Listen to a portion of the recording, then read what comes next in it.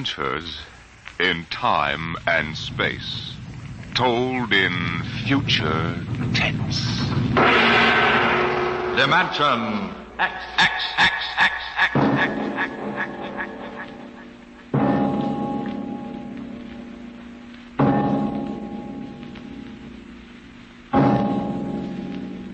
The mind of man is still an unprobed field.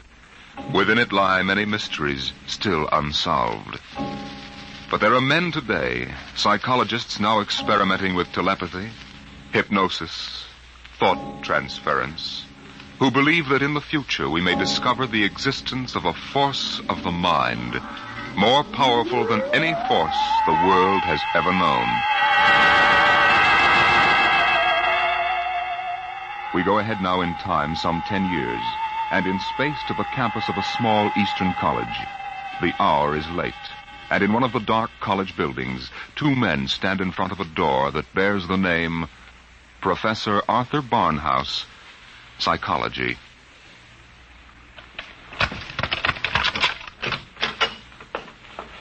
Well, here you are, Clinton. Thank you, Major. Here are the keys to the professor's desk and files. I guess you inherit everything now. You might as well dictate a full report while everything's still fresh in your mind. I'll wait and see you home. Oh, no, that isn't necessary. I'll be all right. You sure? After what's happened tonight, we wouldn't want you to have an accident, too. Major, after what happened tonight, I have a hunch the whole world is ripe for an accident. I'm afraid you're right, Clinton. Well, good night. Good night.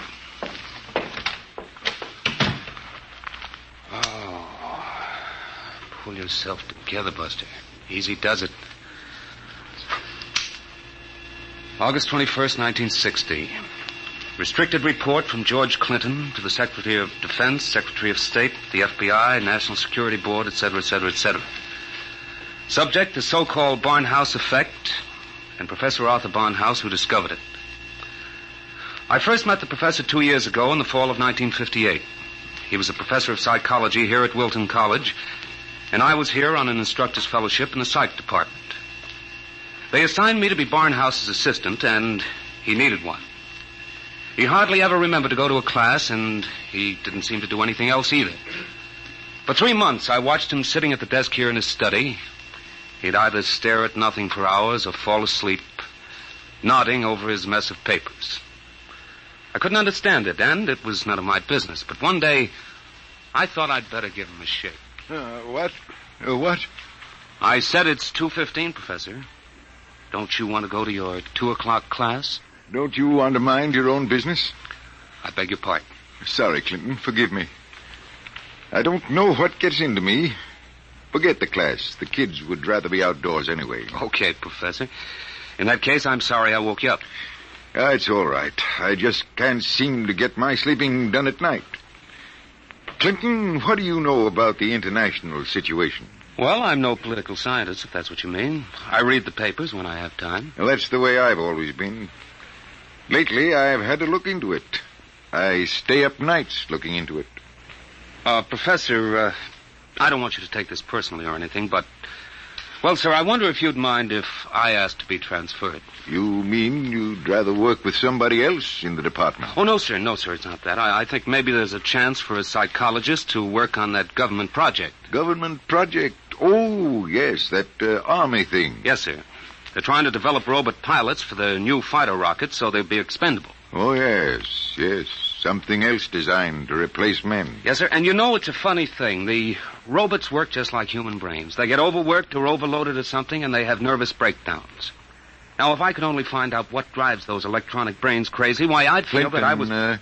if you want to study a brain that's going crazy, never mind the robots. You can go to work on me. What are you talking about, sir? I don't know. I'm either crazy as a bedbug or a... Clinton, I wish you'd help me find out. Are you serious, Professor? I never was more serious in my life. I'm afraid I'm going out of my mind. But why? What makes you think so? This is what makes me think I'm crazy. Those dice? Clinton, do you know what the odds are against my rolling a 7? Oh, about 5 or 6 to 1. Watch. 7. Now, what are the odds against my rolling it again? Twice in a row? Plenty. About 100 to 1, I'd say. Watch. Professor, you're hotter than a $2 pistol. It's funny. That's what they said 8 years ago when I first discovered this. Discovered what? This force of the mind. I call it dynamo-psychism. You mean you shove those dice around just by thinking about it? People have always thought there could be a force of the mind. You know that. Fortunately or unfortunately, I've learned to control it. Yeah? How did you happen to find out about this, Professor? Well, it was about 10 years ago, back in 1948. I made the mistake of going to a psychologist's convention, and in order not to appear unsocial, I happened to find myself, for the first and only time in my life, in a dice game. What happened? I didn't have the faintest idea what was expected of me, and someone told me to roll 7s. So I did. 10 of them. I'll bet you weren't asked back into that game. That night, in my room, I realized that it simply couldn't have been an accident, Clinton. I tried to reconstruct the exact scene, the position of my body, and finally, the thoughts in my mind. And that was what did it. I remembered what had been my train of thought, and I proceeded to roll 7s, not 10 consecutive times, but 50. Brother, there it is again. Professor, can you do anything else? I mean, besides shove dice around? You see that inkwell on my desk? Sure. Watch it. Don't take your eyes off it. If nothing happens, say so, and I shall go quietly, even happily, to the nearest sanitarium. Okay, Professor, shoot. Hey, why, it just blew up. Yes, I'm sorry. I didn't mean to splash ink on your suit. That's okay, Professor. What was that funny noise? Oh, that? The dynamo psychic waves are a little like ultra-high frequency waves. Sometimes, when I turn on the power, they create a kind of static. Listen, Professor, how much power have you got? Could you blow up anything, well, you know, big? I could flatten the Great Wall of China. Boy, you'll make the helio-oxygen bomb look sick. That's what scares me, Clinton. The thought that maybe I could use this power to save the world. Clinton, you've got to help me. Who, me? Professor, when it comes to international relations, I don't know from where. You'd better get in touch with the State Department. State Department? Yes, they'd be the ones, wouldn't they? Well, you probably want to be getting home now. I'll see you to the door. I could use a breath of fresh air. Okay, Professor. You better stop brooding about this. You get somebody else to do your worrying for you. Yes, you're right. I have been brooding, wondering what to do. Just sitting and staring endlessly at that awful monstrosity across the way. You mean the old bell tower? Yes, I've gotten so I can't stand the sight of it anymore.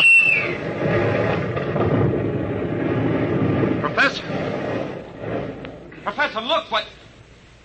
Well, there's nothing left but a pile of rubble. Oh, my, I didn't really mean to do that.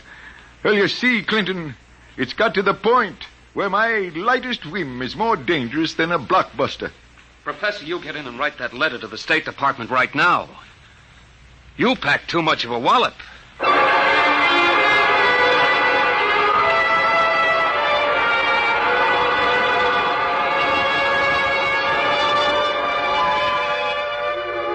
Professor Barnhouse mailed his letter, and things happened fast. The long arm of the Army reached out, and within 5 days, the two of us were deposited in an old mansion in Virginia, surrounded with a barbed wire fence and 20 guards, and labeled top secret. As soon as they'd seen a couple of small demonstrations, they set up a big test of dynamo-psychism, and the professor was a very important guy. You could see him getting more unhappy every day. General Barker, I've got to talk to you. Just a minute, Professor. We're cleaning up the last details in Operation Brainwave. We'll roll at 1400 hours tomorrow. At 1400 what? 2 o'clock tomorrow afternoon. Robot-controlled fighter rockets will take off at exactly 1400 minus 10 and appear over the target at 1400. Watching from here over the video screen, you will then try to knock all 20 of them out of the sky. Think you can do it? Of course I can do it. Fine. and we've taken care of everything. Everything except that you neglected to ask me if I wanted to do it. I don't. This whole thing strikes me as childish and insanely expensive. We'll decide about that. But what's the good of it? I wouldn't mind acting as a defense weapon if it were necessary. But I can make all wars and armaments unnecessary. I could give every nation what it needs. I could move mountains, build roads, dig irrigation canals. I have a technique which costs nothing and can do immense good. You're spending millions to prove that it can do immense damage. It doesn't make sense. You know something, General? He's right. Of course I'm right. I want you to send me and Clinton back to Wilton College. Right away. That's quite impossible, Professor. This operation has gone too far to be called off now. Yes, but... Even if we wanted to call it off. If your dynamo psychism really works, you're apt to be the key to our entire defense setup. But listen... You'll have to excuse me now. Major Cuthrell and I have to double-check the confidential list of the observers on this end. Have you got it, Major? Yes, General. It's right here. Alberts, Barker, Bernstein, Carter, Clinton, Cuthrell, Holbrook, Lawrence, Stein, Williams. Check. I guess that includes everybody of importance. What about me? What? Oh, that's taken for granted, Professor. Thanks. 1400 hours. Will you be ready? I'll be ready. And now, if someone will wind the restricted clock and put the confidential cat out, I'm going to bed.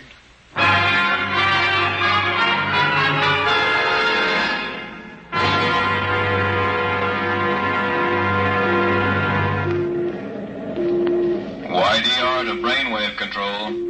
Observation plane to brainwave control. Come in, please. That's McKinley in the observation plane. Cut me in. Hello, McKinley. Reading you clear on the speaker. Everything all right? All okay, General. Takeoff uneventful. Fighter rockets now flying on course in perfect formation. Altitude 5,000 feet. Airspeed 865. Visibility unlimited. Are you tracking us? We've got you on radar. Haven't picked you up on the video screen yet. What's your estimated time of arrival over at the target? ETA, 2 minutes. Check. Remember, McKinley, the observation plane is not to enter the target range. Veer off and circle at the 10-mile limit. Bring the rockets overhead by remote control. Check. Observation signing off. 1 minute, 45 seconds to go, Professor Barnhouse. Are you in good shape? I'm all right, General. Good. We can all take our places in front of the video screen now. You sit here, Professor, in the center. Major Cuthrell, will you turn on the video screen? Right, General. Nothing yet, just empty sky. Hold it. I hear him coming in. There are 20 of them, Professor. You think you can knock them down at this altitude? Distance has nothing to do with it. I don't want anything to go wrong. You're sure you feel all right? General, I know I can do it. If that's all that's worrying you, let's call the whole thing off and save $20 million. There they are. They're coming in. Get ready, Professor. 10 seconds. 9, 8, 7, 6, 5, 4, 3, 2, 1. Now, wide open, Professor. Well, go ahead, Barnhouse. Knock them down. I did. Nonsense. All you've done is blank out the video screen. What went wrong? Did you give it everything you had? I was wide open, General. Then it didn't work. They're still flying. What's that? It just took a few seconds to work. That's it. Holy smoke, they're dropping like flies. McKinley to brainwave control. What's happened to these rockets? They're going down like flames. By heaven, it works. It really works. Cuthrell, get Washington on the line. Barnhouse, I want you to... Hey, where's Barnhouse? He was right here. Clinton, where's the professor? Got me, General. We were all staring at the video. He must have walked out. Get moving, everybody. Alert the guard. Search the house. Yes, sir. If anything happens to that man... Gerald Barker. Gerald Barker. What is it, Corporal? Corporal Gray, guard at the main gate. Sir Professor Barnhouse is gone. Gone, where? He came tearing out of the gate at 40 miles an hour. Here's a note, sir. Threw it out of the car as he went by. I picked it up. Let me see it, quick. What got into that man? What does he say, General? Gentlemen, as the first superweapon with a conscience, I'm removing myself from your national defense stockpile. Setting a new precedent in the behavior of ordnance, I have humane reasons for going off. Signed, At the Barnhouse.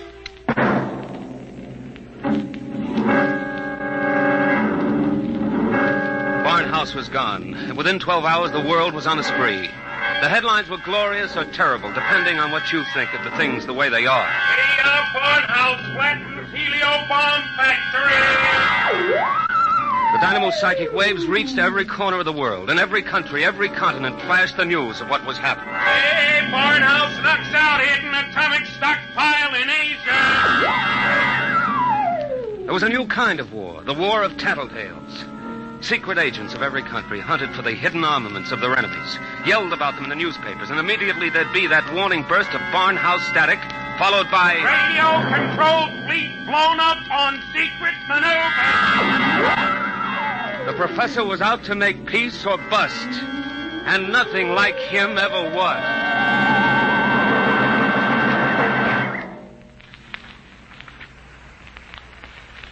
Look, Major Cuthrell, I told the FBI and the Army everything I know weeks ago. I've answered questions till I'm blue in the face. I didn't come here to ask questions, Clinton. I came to ask for your help. My help? That's right. To find Barnhouse. What if I don't want to? If you're his friend, I think you'd better. Why pick on me? You've got the FBI, the police, and Army intelligence. Why can't you find him yourselves? We're trying. But you know the man well. You could spot him where we wouldn't. And you're the only one who can. Maybe. But why should I? Wherever he is, I think he's doing fine. He's making war impossible, and I like it. So do I. Yes? He's putting you out of a job. That's all right with me. I'll retire to a truck farm with pleasure. Well, then? Look, Clinton, we aren't the only ones in this race. Every country in the world has its best agents out hunting for Barnhouse. Nobody can beat that kind of a manhunt. He seems to be doing all right so far. Sure, but how long do you think he can keep it up? A week? A month? Sooner or later, he'll be spotted. And if the wrong people find him, Clinton, we're done for. You know what kind of weapon this is. Whoever controls the Barnhouse effect can control the world. Well, all right. Suppose they do find him. He'd never give the secret away. Never give it away? Are you out of your mind? You think these fellas are playing for marbles? Well, no, but... Read the papers, Clinton. Don't you know what's going on in the rest of the world? Yes, They'll get the secret out of Barnhouse, all right. What happens to him in the process won't be very pretty. Well, he must realize that then. He'll never let himself be taken alive. He may not have the choice. And if he doesn't, God help us all. All right. All right, I'm in. Good. Now, do you know anything that you haven't told us? Anything that might give us a lead? Only this. It was addressed to me. I found it here on his desk the morning after he escaped. You mean he came back here? Yes. I guess he needed to pick up some personal effects. Anyway, the files were open, and he left this note on a scrap of paper. Anything to do with the Barnhouse effect? Read it yourself. It's Greek to me. Just these few lines scrawled on a piece of paper, and the last one breaks off right in the middle of a sentence. This stuff doesn't make any sense at all. You know, from the looks of this, I'm beginning to wonder if the professor isn't going off his rocker. I thought of that, too. All the more reason why we've got to get to him quick. He may be helpless, and the whole world's on his track. Come on, Clinton. We haven't much time.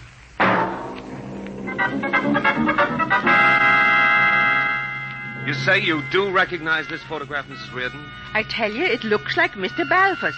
He had the second floor front room for quite a while, but he left, I should say, about a week ago. Say, is he wanted for something? Yes, if he's the man I think he is.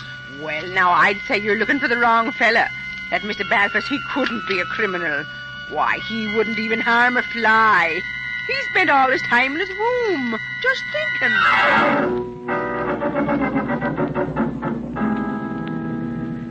Oh, brother, it's hot. What a way to spend an August afternoon, huh, Major?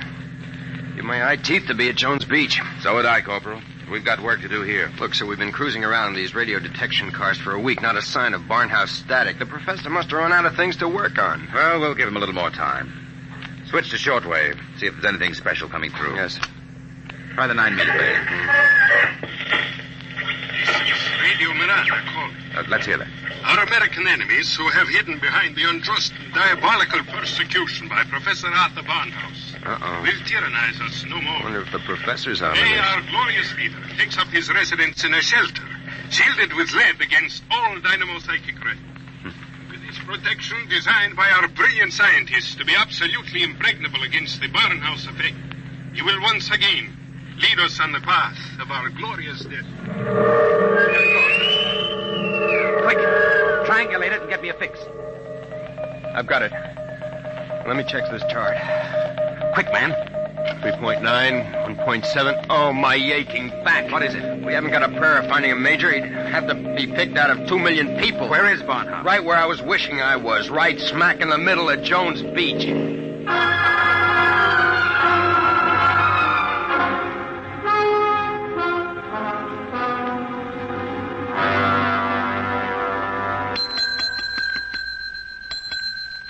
Sorry, gents, we're full. No more rooms tonight. We don't want a room.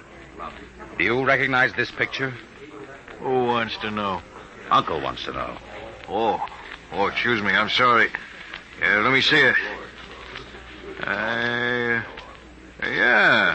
it looks a lot like room 417. About 5'8", thin, sandy hair, glasses, little scar right across the bridge of his nose. Yeah, that's 417, all right. You mean he's here now? No, not anymore. He checked out 2 days ago. But he couldn't have gone far. What makes you say that? Oh, he looked sick as a dog. Couldn't hardly carry his own bag out. Uh-oh. Like I said to the other fellas, I said he looked like he was on his way to the morgue. What other fellas? Oh, the ones this morning. You're the second pair that's been asking for him.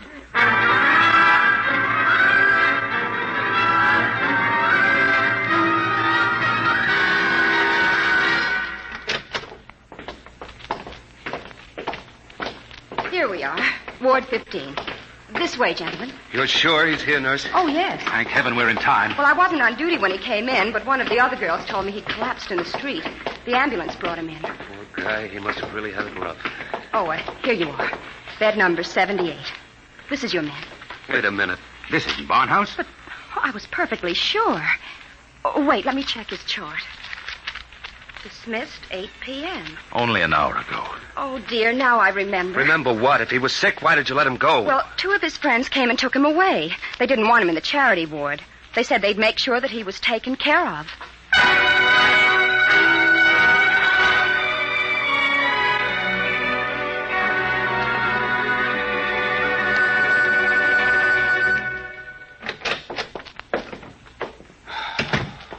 Every time I walk into this study, I keep hoping somehow I'll wake up out of a bad dream and find the professor just sitting here. Major, is there anything we haven't covered? Nothing. The police, the FBI, the air patrols, the docks, the railroad stations, everything. Not even a flea could get through this dragnet. I hope. Then I guess we sit. We sit. Maybe something will come in.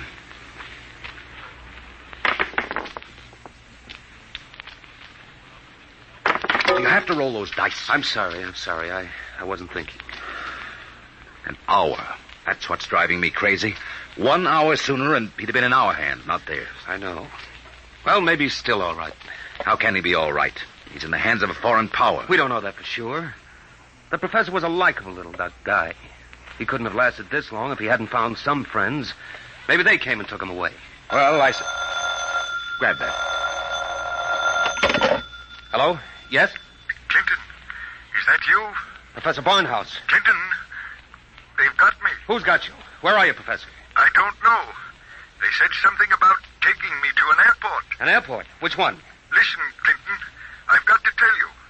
The inkwell. What are you talking about? Remember the inkwell? Professor. Professor Barnhouse. Operator. Your call, please. Operator, that caller just came in here. Can you trace it? I'm sorry, sir, but I'm afraid it's too late. Your party has been disconnected.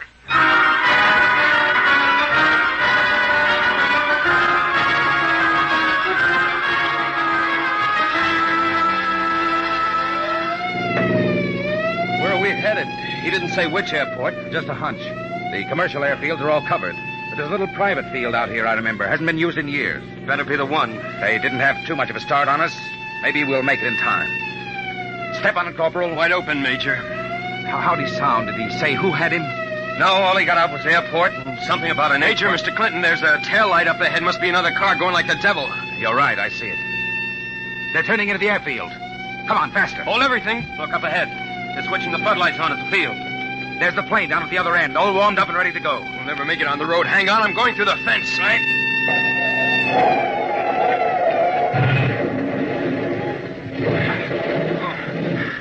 Well, what's the matter? Get going. Sorry, sir. Must have cracked the axle. They're taking off. Get out the submachine gun. You can't. Barnhouse is in that plane. You'll kill him. We've got to take that chance. That plane's headed straight for us. Hit the dirt. Get that gun working, Corporal. Aim for the propeller.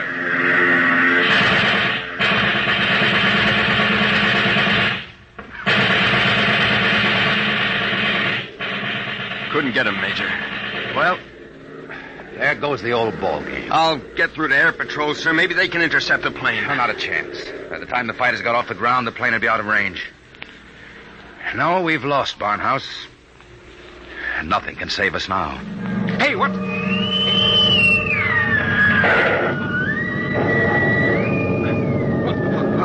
What hit me? Clinton, are you all right? Yeah, sure. The plane. It's gone. I know. Barnhouse blew it right out of the sky. He wouldn't let himself be taken alive. Boy, he really did it the hard way. Poor guy. He shouldn't have had to be a hero. All he ever wanted was peace. Peace? What's that? Now the arms race will start all over again. And with Barnhouse gone, what's left to stop it?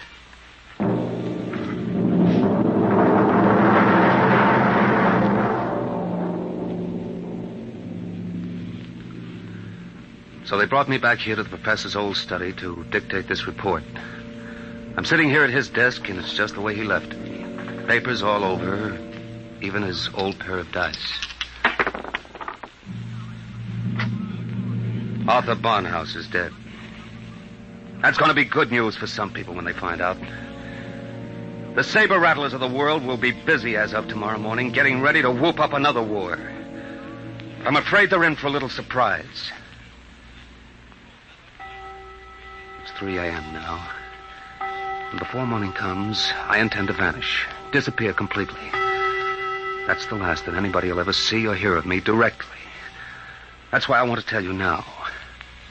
I've been looking at the new inkwell here on the desk. The professor's last words were something about an inkwell. And in it I found a little scrap of paper. Just a few words, but they complete the note I showed the major. The note that didn't make any sense. The whole thing makes sense now. Professor Barnhouse may be dead. But you haven't heard the last of the Barnhouse effect. Not yet. I've been experimenting while I've been talking to you. And now the time has come for me to say goodbye. You see, I've just rolled my 50th consecutive 7.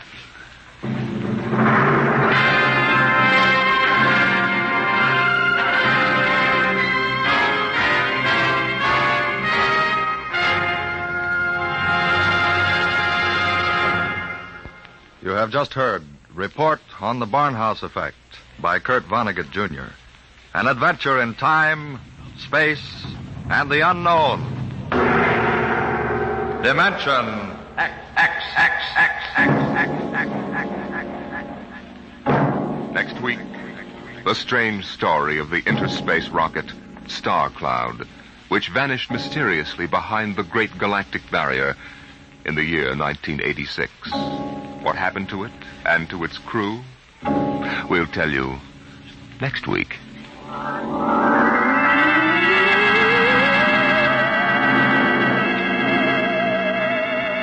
Tonight's story, Report on the Barnhouse Effect, was adapted for radio by Clarice A. Ross. Featured in the cast were Bill Quinn as Clinton, Ed Jerome as Professor Barnhouse, and Carl Weber as Major Cutthroat. Your host was Norman Rose. Music, Albert Berman. Engineer, Bill Chambers. Dimension X is produced by Van Woodward and directed by Edward King.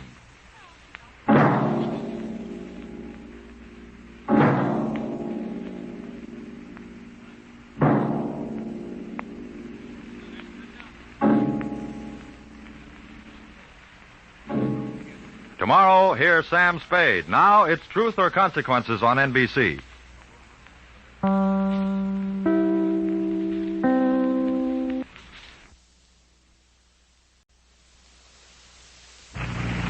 Adventures in time and space, told in future tense.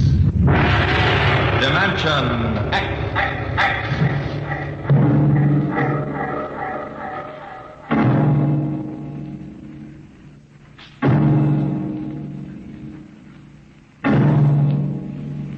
Can you predict what will come in 100 years? Or in 10? Or in the next minute? Can you see beyond the known dimensions of time and space into the unknown Dimension X? It was in the year of 1982 that spacemen first discovered the Great Galactic Barrier. In the past 10 years, rocket travel to the moon and the nearer planets had become commonplace. And then men fixed their sights on a more distant star, the remote planet known as Volta.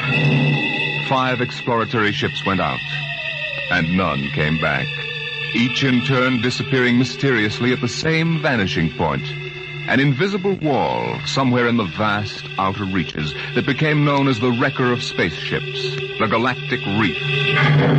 And yet, the explorers refused to admit defeat.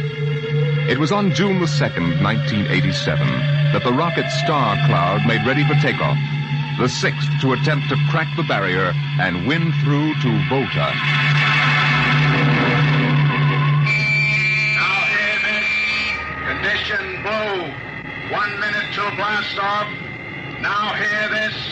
Condition blue. 1 minute till blast off. Bridge to nav control. Navigation, Collier. This is Captain Thorson. Ready, Lieutenant? We're ready, Captain. The course is in the integrator for takeoff at 1200 hours. All right, stand by for acceleration. Bridge to engine room. Fire up your rocket chambers. Take off at exactly 1200 hours. I'll read you off. 30 seconds.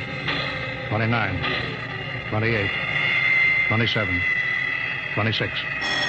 Condition red. Hold it. Revoke all orders. Who turned in that alarm? We've uncovered a stowaway, sir. Stowaway where? Hiding at sick bay. Dr. Spitzlin found him. Have him brought up to the bridge.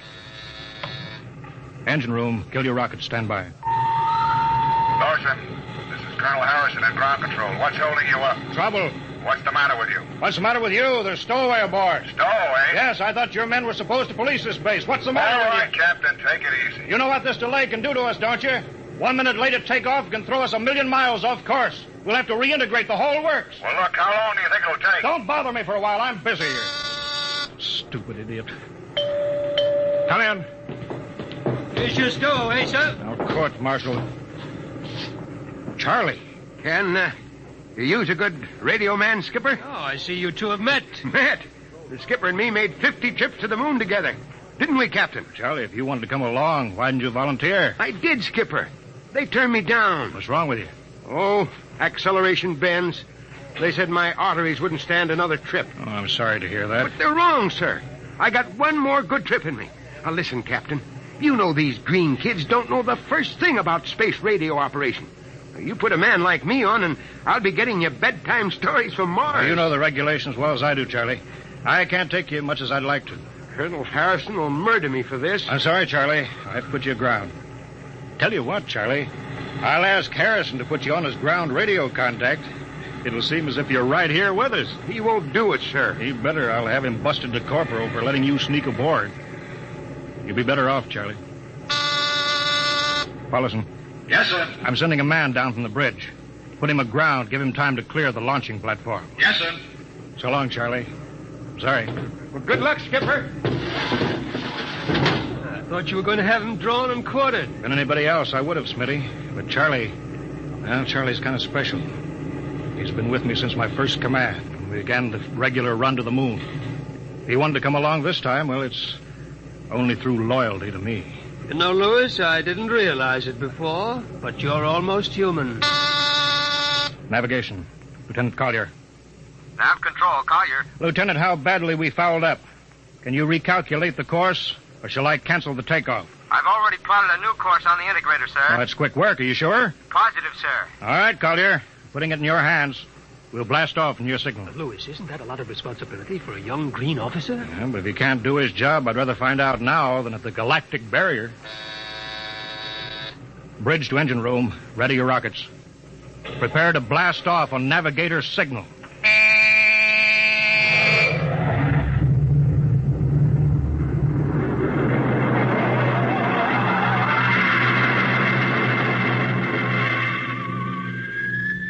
How are we doing, Collier?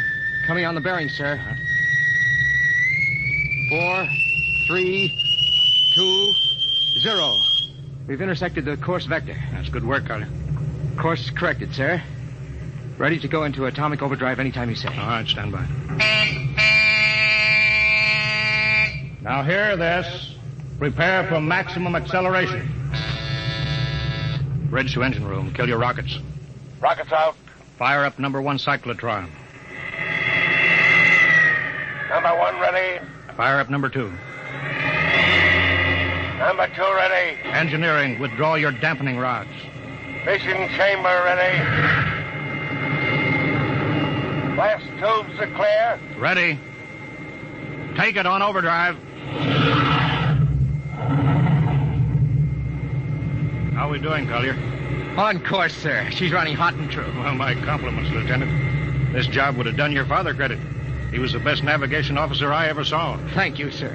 Start your gyros, put her on robot control. All right, the ship is yours, Mr. Collier.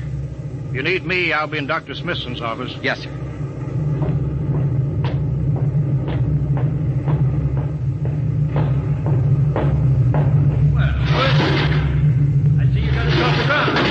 Thank young Collier for that. Chip off the old block. Oh, you knew his father, huh? Matter of fact, I knew him very well. First-rate spaceman. Is he the one who, Yeah. Oh. Yeah, he was lost in the galactic barrier on the second ship we sent out to Volta. Louis, just what do you think this galactic barrier is? Your guess is as good as mine, Doc. All I know is that 5 ships have gone into it, and none of them have come back out. You think it's an it. How about Mestrovic's theory that it's a time warp in space, but that the ships reach it and slip into another dimension? I think that's rubbish.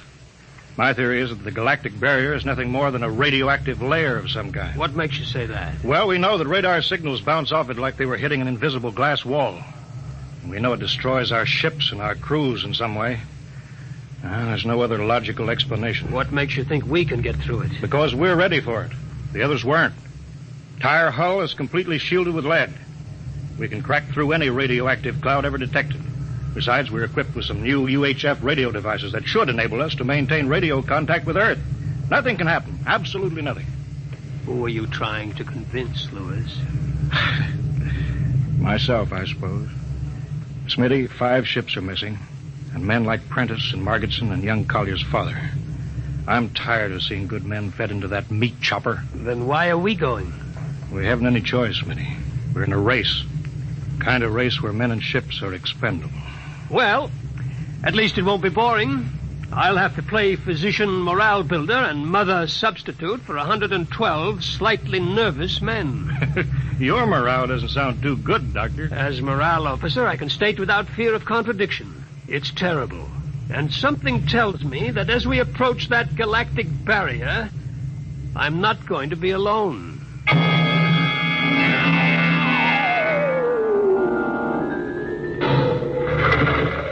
Hello, Earth. Hello, Earth. Captain Thorson of the Star Cloud calling Earth. Star Cloud to Earthbound. Can you read me? Hello, Star Cloud. Hiya, Captain. Charlie. Well, I see they haven't court-martialed you yet. No, sir. Thanks to you. Well, Charlie, it's good to hear you. You can read us the funny papers on Sunday morning. Right. How's the signal? Strong. Clear as a bell. All right, here's our log report for Colonel Harrison. Ready? Shoot. June 2nd, 1987. 4 weeks out from Earth. Running true. No radiation. Operation normal. Still making our approach to the galactic barrier. That's all, Charlie. See you later. Good luck, Captain. I sure wish I was with you.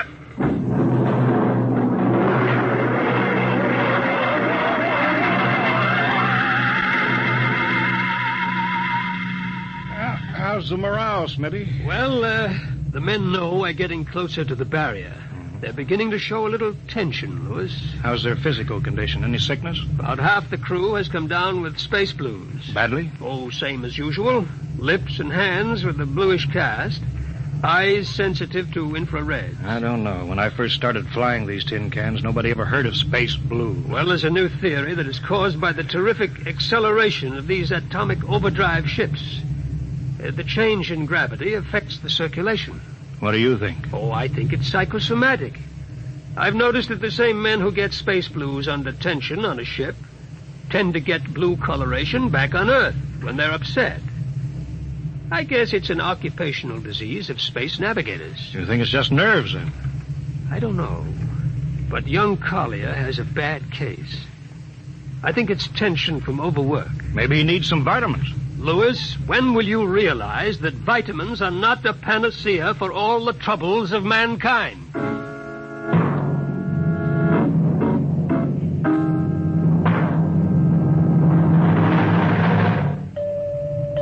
Come in. Oh, Lieutenant Carter. Sir, I understand you've relieved me from duty. Dr. Smithson says that you aren't looking very well. I'm giving you a rest. I feel perfectly able to continue, sir. Your lips are as blue as Minnetonka. I'd like to remain at my post, Captain. Don't be foolhardy, Lieutenant. I'm not being foolhardy, sir. I have a special personal reason for wanting this expedition to reach Volta. Your father? Yes, sir. You think he might still be alive? I have to find out what happened, sir. I think I understand. Very well, Collier. Report back to duty.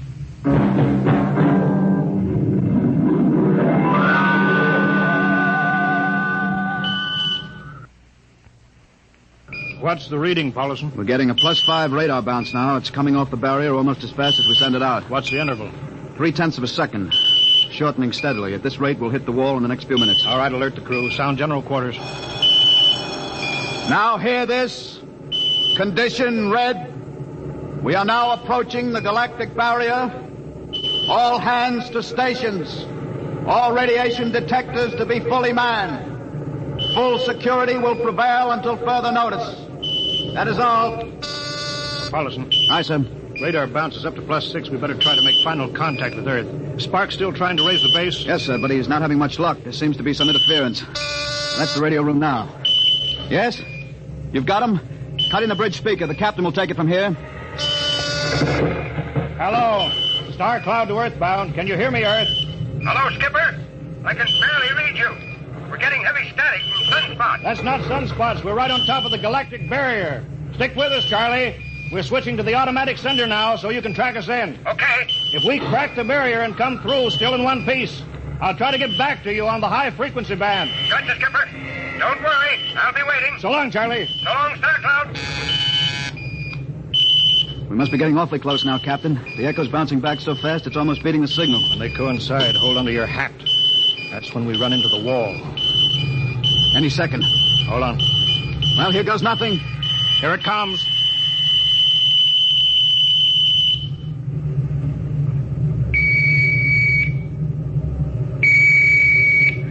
Captain?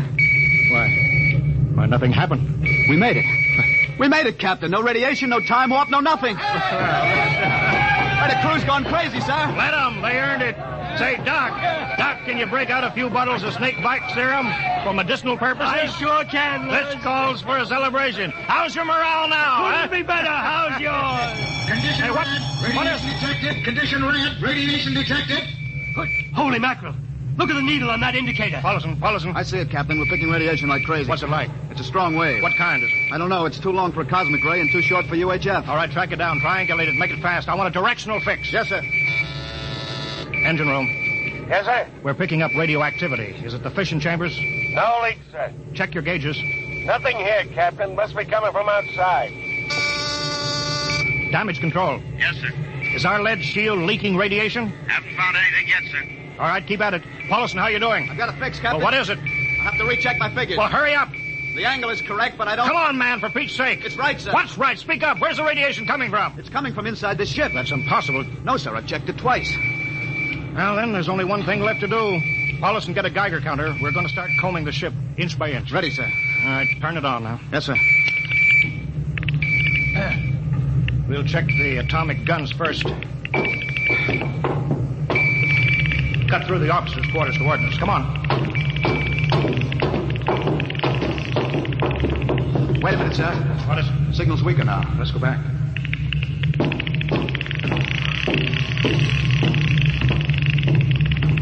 Hold it.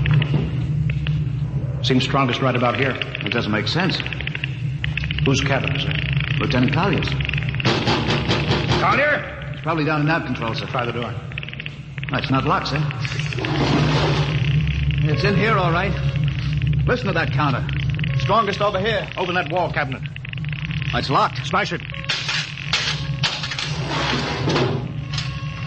All right, shut off the Geiger counter.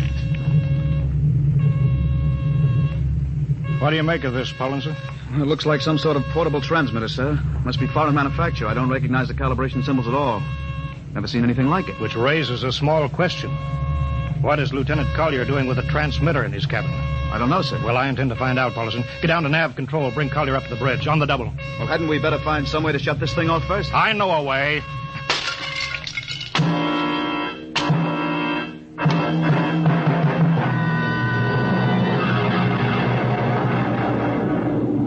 Lieutenant Collier, I'm going to ask a few simple questions, and I want a few simple answers. Yes, sir. What were you doing with the transmitter in your cabin? Transmitter, Captain? You know nothing about it? No, sir, I don't. Do you recognize these calibration symbols? No, sir. Can you think of how it might have been placed in your cabin without your knowing it? No, sir. Unless someone came in while I was on duty. Would that have been possible? Why, I suppose if someone had a key... I found your cabin door unlocked. Well, I meant a key to the wall cabinet. I didn't say the wall cabinet. Well, sir, You what, Lieutenant? How could you have known it was in the wall cabinet? I just assumed. Lieutenant Collier, I find it hard to believe you would lie.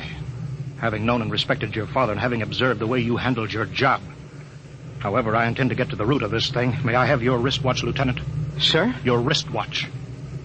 Here, sir. Paulison, turn on that Geiger counter. Yes, sir.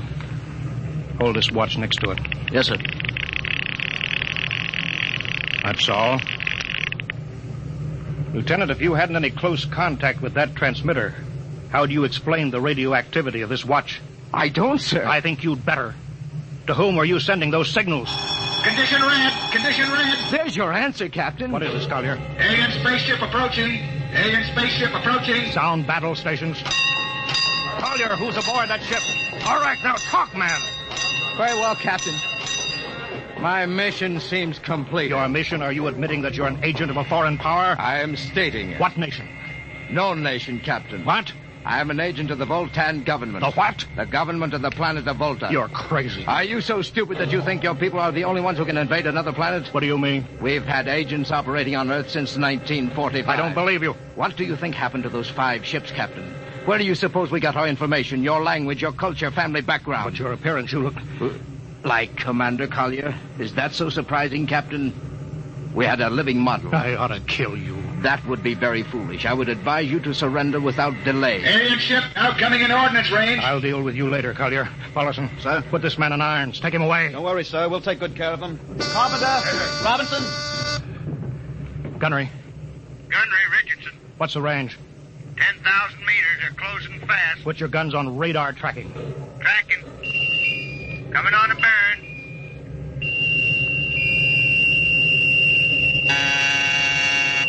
Fire. Fire. Richardson, you hear me? Fire. What's the matter down there? Did you hear me? Richardson, answer me. It's no use to shout, Captain. Collier. Yes, Captain. How'd you get loose? Where's Paulison? Lieutenant Paulison is dead. All stations. Lieutenant Collier has escaped. Seize him, man. Don't waste your breath. Your men can't hear you, Captain. What? Those still alive are my men. You're lying. No, Captain. Every ship that has ever left Earth was controlled by a Voltan crew. That's impossible. Those were hand-picked men. Hand-picked by us. I don't believe you. Then why not call for help? Carpenter, Robinson, Haley, report. Carpenter, Robinson. You see, Captain, it is quite useless. I would advise you to sit very quietly and do nothing. It isn't possible. They can't all be dead.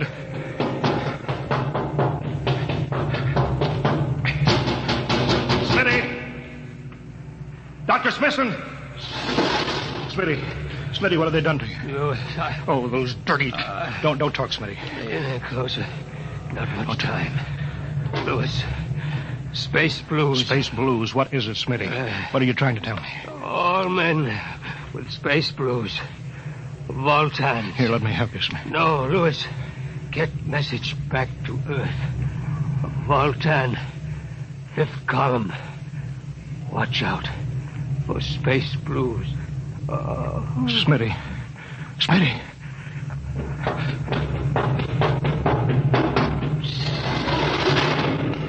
Hello? Hello? Star Cloud calling Earthbound. Please, God, let me get through before it's too late. Hello, Star Cloud to Earthbound. Come in, please. Come in, please.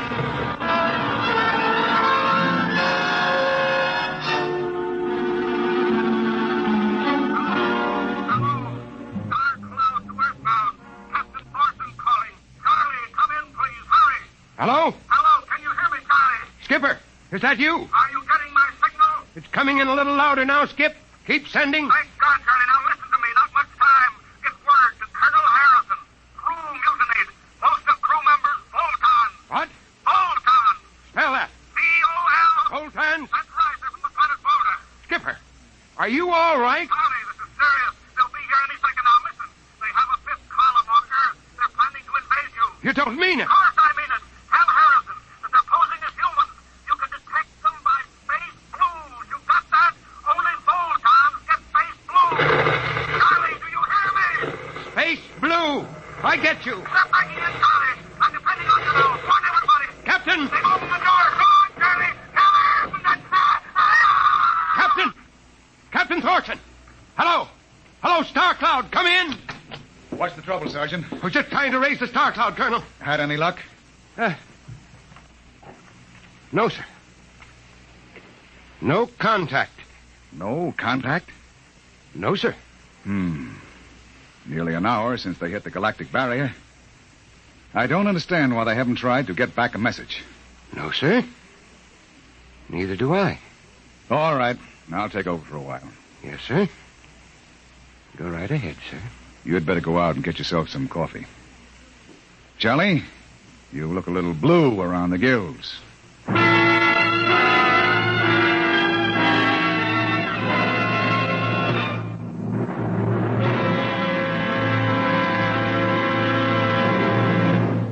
You have just heard No Contact, an adventure in time, space, and the unknown.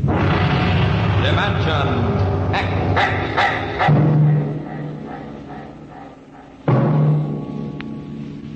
Next week, we have a nice, blood-curdling little story that starts with these 2 sentences.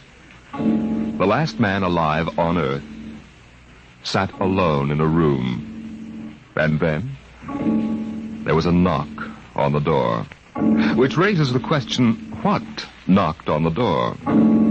Left to its own devices, the human mind supplies a vaguely horrible answer. But it wasn't so horrible, really. You'll see next week when we present Knock.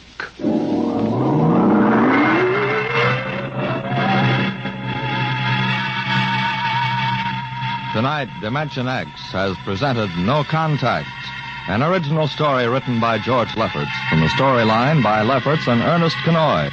Featured in the cast were Wendell Holmes as Captain Thorson, Lawson Zerby as Lieutenant Collier, and John McGovern as Dr. Smithson. Your host was Norman Rose. Music by Albert Berman. Engineer Bill Chambers. Dimension X is produced by Van Woodward and directed by Edward King.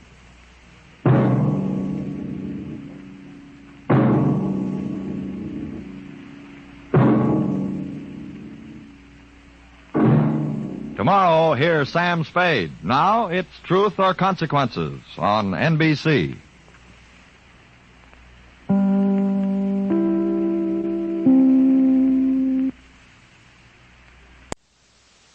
Adventures in time and space, told in future tense. Dimension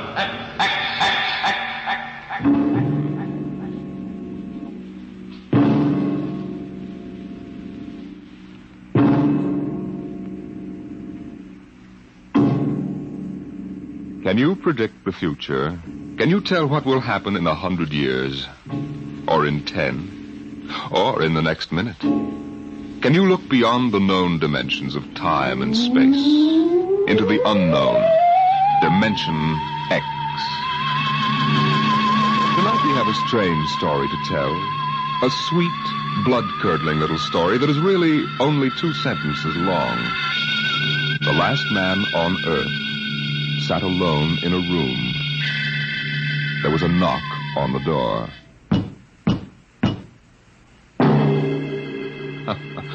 Think it over.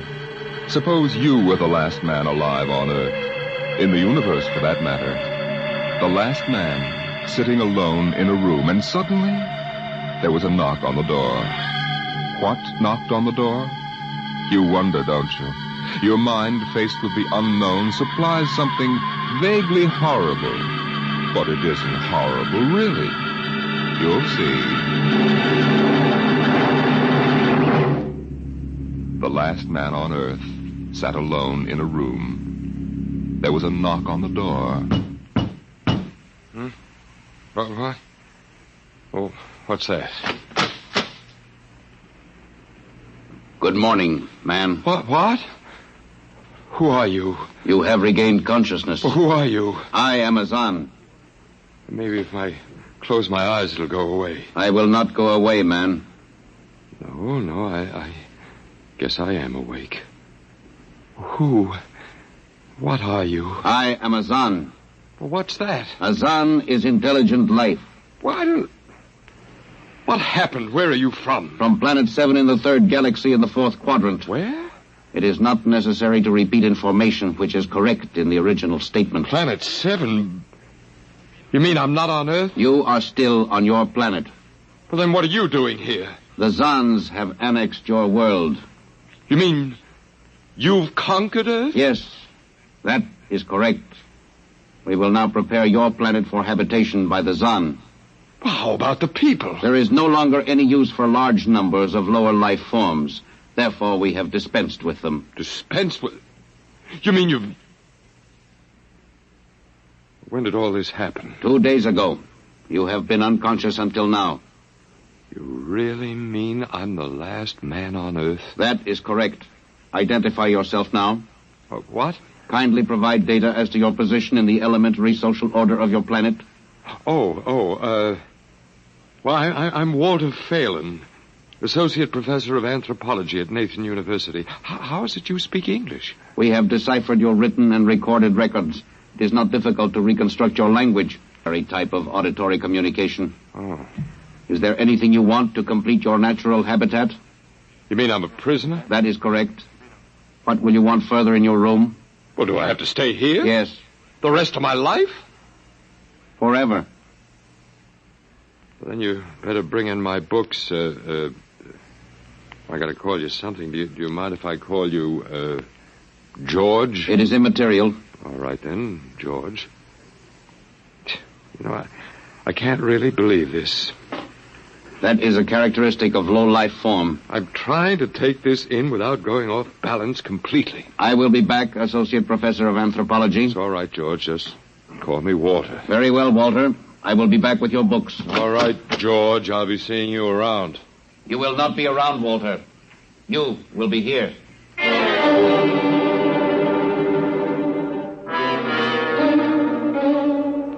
Yes, the last man on Earth sat alone in a room. A rather peculiar room. He just noticed how peculiar it was, and he'd been studying out the reason for its peculiarity. His conclusion didn't horrify him, but it annoyed him. There was a knock on the door. Come in. Oh. Hello, George. Hello, Walter.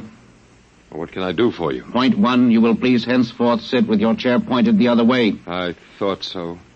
That plain wall is different from the other sides, isn't it? That is correct. It is transparent. That's what I thought. I'm in a zoo, right? That is correct. I knew it. And if I persist in sitting with my back to it, what then? You'll kill me, I ask, hopefully? No, we will not kill you. That's too bad. George, I'll face the bars and perform for the people. I mean for the Zans. How many other animals do you have here in the zoo, George? 216, a male and female each of 108 kinds. Male and female of all the animals? There is a female of your species among the collection. Anyone I know? Never mind, it doesn't matter anyway. Well, George, you started out with point 1. I suppose there's a point 2 kicking around somewhere. What is it? Something we do not understand. 2 of the other animals sleep and do not wake. They are cold. What is wrong with them, Walter? Well, they must be dead. Dead? That means stopped. But nothing stopped them. Each was alone. Well, sure, they just died. But I have told you they were alone. Nothing stopped them. George, do you mean to tell me that you don't know what natural death is? Death is when a being is killed, stopped from living. Maybe these animals just died of old age. Old age? I do not understand. George, how old are you? Your planet went around the sun about 7,000 times since I was born. What? 7,000 years? Yes, I'm still young. Now, look, George, you've got something to learn about this planet you've hijacked. Here on Earth, we've got somebody that's a stranger where you come from. Down here, our people and animals live until the Grim Reaper stops them. This, Grim Reaper stopped the 2 animals? That's right. He will stop more? Oh, he gets us all, George. This is a new factor we have not considered. But you can consider it. Because when the Grim Reaper gets through, there won't be very much left of your zoo. You mean he will stop more animals soon? Well, with your lifespan, it won't seem like a minute and we'll all be gone. Oh, it looks like you made a mistake, George. I don't think there's very much you can do about it. That is not correct. The Zan is a logical being. We will take action.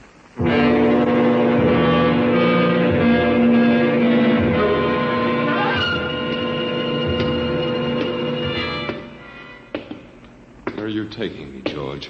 We will be there shortly. You mean, it's moving day? That is correct. We are here now. You will live here now, Walter. It is a larger room. Well, be it ever so humble. Go inside. Be careful with those books, George. Don't lose... Excuse me. Who are you? What are you doing here? Well, I guess George didn't explain. George tries to be polite, but he hasn't quite caught on yet. I'm Walter Phelan. My name is Grace Evans, Mr. Phelan. What is all this about? Why did they bring me here? I think I know why. Why? You see, I've been talking to George. George? Well, that's what I call them, all of them. There's no way to tell them apart anyway. There aren't many of them here, yet. They come from outside the solar system, sort of an advanced scouting party. Yes, I saw their spaceship. It's as big as a mountain. They're moving in on us. They cleaned off the Earth with some kind of vibration that destroys all sorts of animal life. They killed everybody. Oh, no.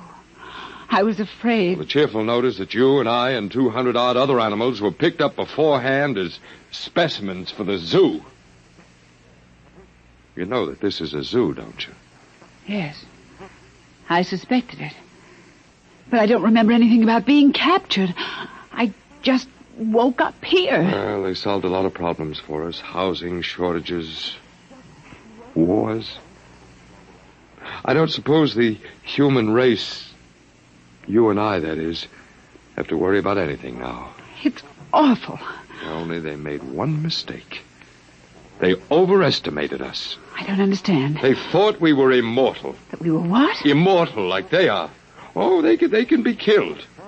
The Zans don't know what natural death is. They didn't know anyway until they lost 2 of us yesterday. You mean there are more than 2 of us? No more of our species. These were merely brother animals.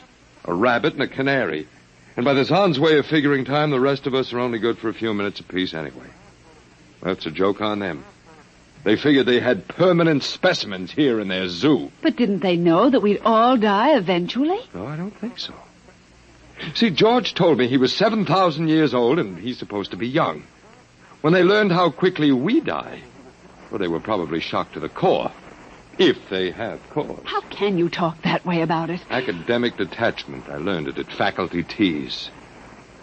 At any rate, they've decided to reorganize their zoo 2 by 2.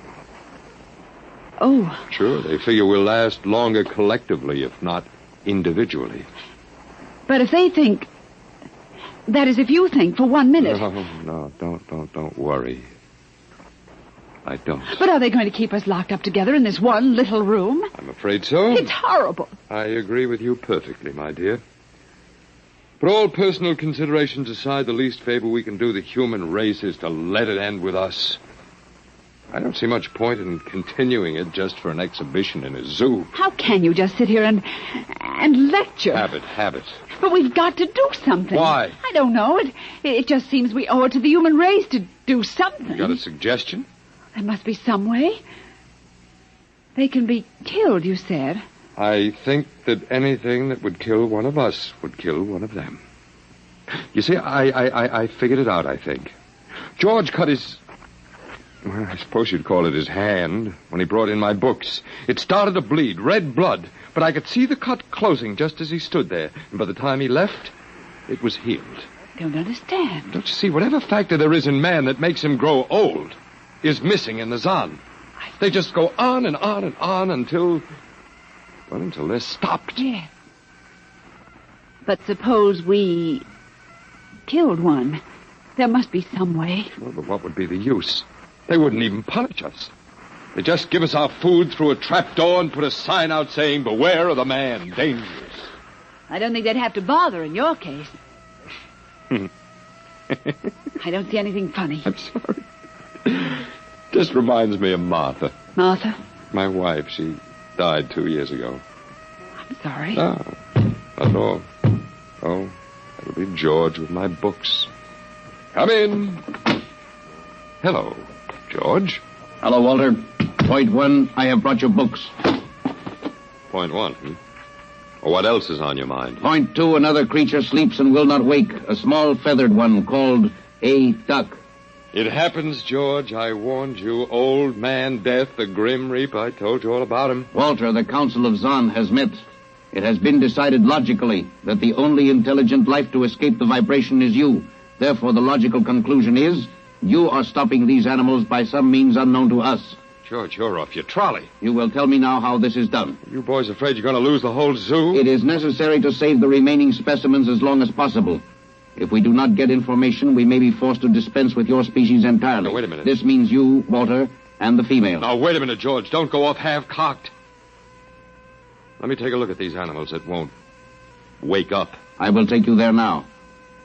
Go first, Walter. After you, my dear George.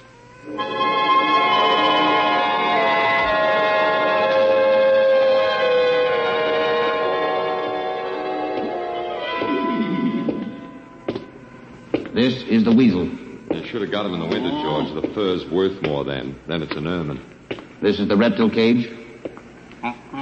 Here are the ducks. This is the male. The female has been stopped. Lucky girl. What's the matter, fella? You lonely down there? Walter, you will tell me how you stopped the female duck. You got me, George. I didn't do it. Maybe she died of the Dutch elm blight. Walter, you are not being logical. We have concluded you are stopping these animals. Tell us how it is done. I told you, George, I haven't the foggiest notion. Very well. We will have to take further action. Well, what are you going to do, George? We have methods of action you will know soon. We will go back now to your room.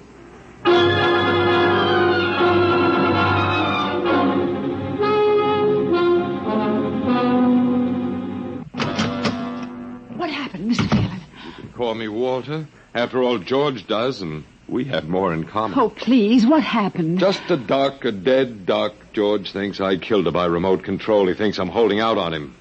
Good. What? Well, at least we can get back at them. At least we can do something to them. Well, why? After all, George isn't a bad fellow, if you like an ant mentality. How can you say that? They've wiped out the whole human race. They've murdered everybody. I suppose they have, but we can't change that now, so why think about it? Well, we can't just sit here and do nothing. I fail to see how we can do anything else. Oh, of all the men in the world they had to pick. Don't you want to fight back? Don't you want to keep on fighting until the end? It hadn't occurred to me. But we've got to, Walter. Why? Well, I can't really explain, but... Walter, if there was any good in man at all, it was that he kept on, struggling against nature and in the end even against himself. But at least he kept on fighting for what he thought was right, and And we're all that's left. Walter, we just can't end it by giving up. We've got to keep on fighting. You do remind me of Martha. Oh, look, there isn't much left for us, but we could beat them in this one small thing. We can pretend that there's a secret about death, and we could refuse to tell them anything. But there isn't anything to tell. Well, they don't know that. Promise me you won't give in. I suppose the worst they can do is to kill us. Oh, Walter. All right, Miss Evans. Hello, George. Hello, Walter. Now, you will tell us how these animals are stopped? George, this may come as a great shock to you. But I've decided not to tell you. Why? Well, call it a romantic attachment to lost causes. My grandfather was a Confederate officer. Walter, you are not being logical. But that is expected in lower life forms. You will come with me now, Walter. Where are you taking him? To the second level. Come now, Walter. You won't tell them. I can't guarantee anything, but as of now, I don't intend to. We've got to fight. Remember that, Walter. We've got to go out fighting. I think you're right. Come now, Walter. Goodbye. It's been a pleasure, Miss Evans. I am waiting. Come now, Walter. After you, my dear George.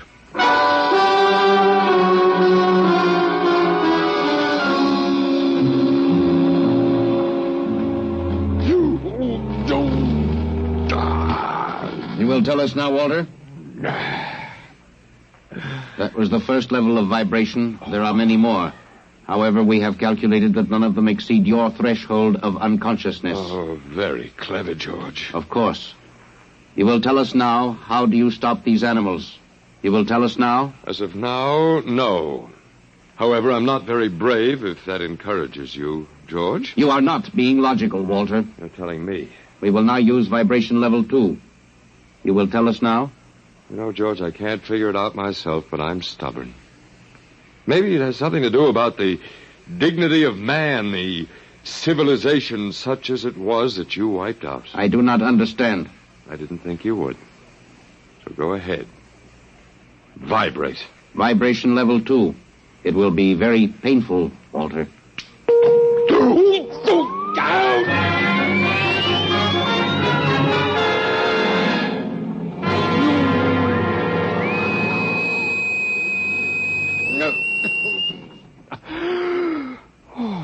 Walter? Walter? You are still conscious. Let me alone, George. You will tell us now. You will tell us how you stop the animals. Let me alone. We have had vibration levels 1 through 10. There are still 15 more before your threshold of unconsciousness. No, let me alone. Walter, listen to me. Another creature sleeps and will not wake. We must know now. That's tough. You better start vibrating again, George. No. What? It would not be logical. We have calculated that no further level of vibration will overcome your irrational psychological block. We conclude you will not tell. You mean you're going to let me go? That is correct. That's real nice of you, George. I appreciate it. We have calculated that the resistance of the female of your species will be lower. We will now place her under the vibrations. Oh, no, George, you can't do that. Why not, Walter? It is the logical plan. No, she couldn't take it. Yes, that is what we expect. Therefore, we will go and bring the woman here. No, now listen to me, George. There is no secret. Do you understand that? There's no secret. Those animals died from natural causes. And I'm telling you the truth. That is not a logical answer. We will get the woman. Well, I've told you the truth. Can't you understand? We must know now. The female animal caged next to the duck has been stopped. We must preserve the survivor. The animal next to the duck? We will bring the woman here. She will tell us after the vibration. No, listen, George. George, do you want the truth? You want to know how to save the mates of the animals that have been stopped? You will tell us now? Yes, I'll tell you. Take me to that stopped animal, and I'll tell you how to save its mate. Very well, Walter. You are being logical now. We will go.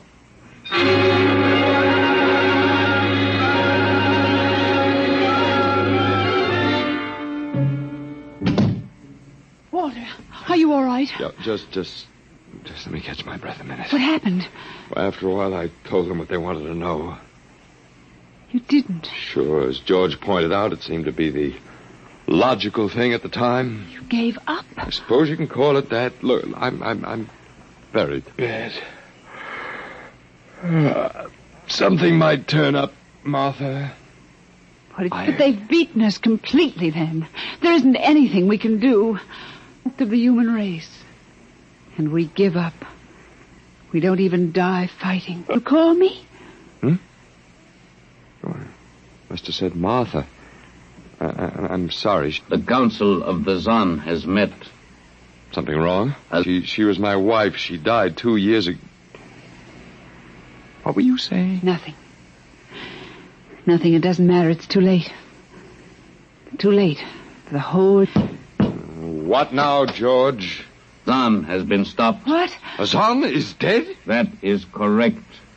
You didn't believe me, George. But you can die. You can really die. You'll have to get used to that if you're going to stay here. The Council has decided. A, you have in some way stopped this Zan. B, you and the woman must be eliminated. You got it wrong, George. I didn't stop that Zan. It's just death.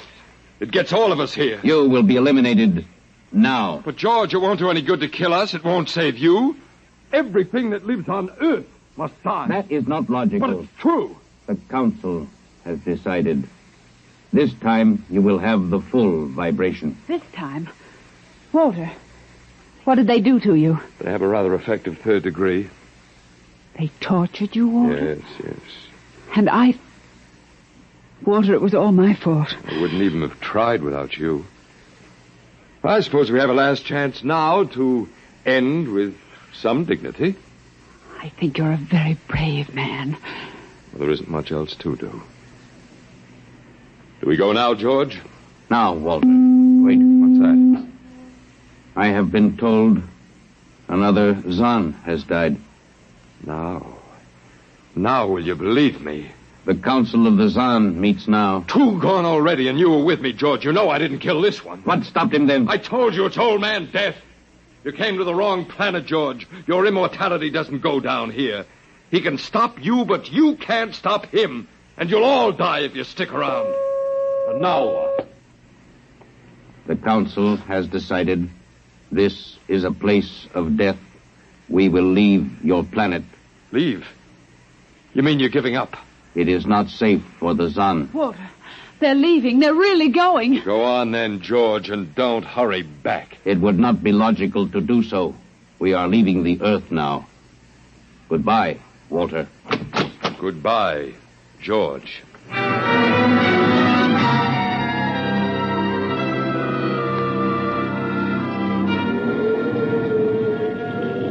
They're all aboard now. Oh, it's so wonderful to feel the wind and the sun again. Close the hatches. Walter, is it safe for us to be out here? Sure, they're not interested in us any longer. They only want to get away. And I want to see this grace, the Zan leaving Earth forever. Now they're blasting off.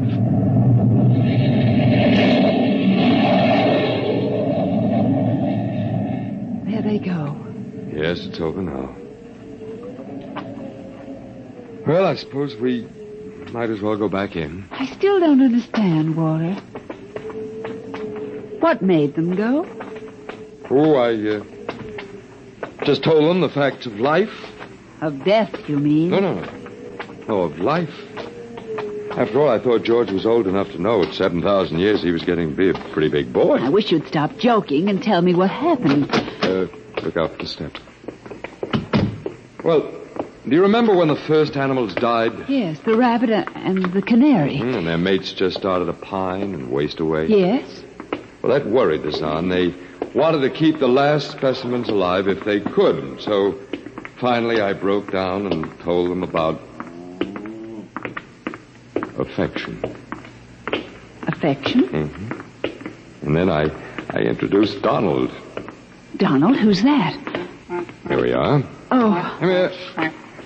Grace, I want you to meet Donald. Oh, Walter, please. What does affection have to do with it? Well, that's what the Zan wanted to know.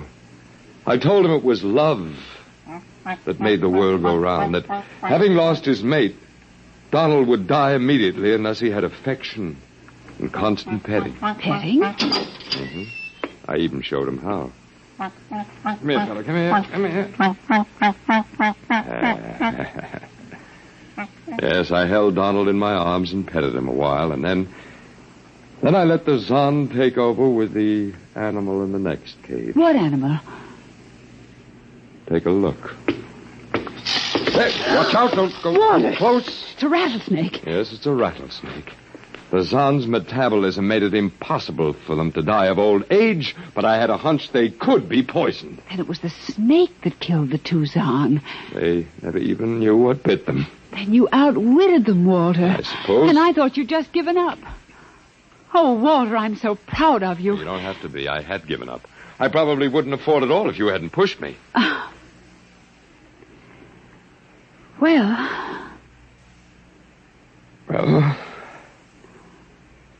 we've got a world to plan, a whole new world, Grace. I know.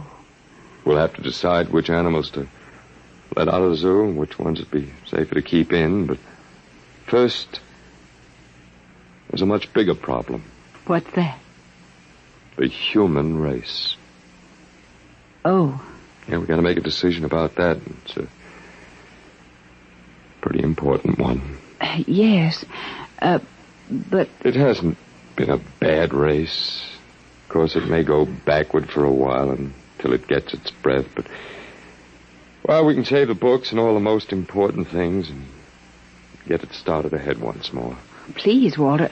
It's the Garden of Eden. Oh, don't be all ridiculous. over again. Don't be ridiculous, Walter. Funny. You even blush like Martha. Only you're stronger than she was. And prettier, too. I wish you'd forget about Martha. I think I will, my dear, if you'll only give me a little time. Now, Walter Phelan, you listen to me. If you think for 1 minute that we... Why, I thought it would never happen to me again. But it is love that makes the world go round. And so, Grace,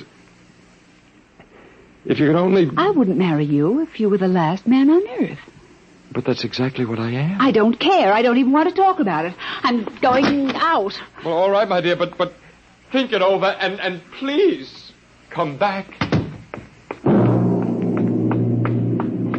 You see, I told you. It wasn't really so horrible, our story. Remember how it goes. The last man on earth sat alone in a room. And then there was a knock on the door. Come in. Oh, come in. Come in. My dear. You see, it wasn't horrible at all.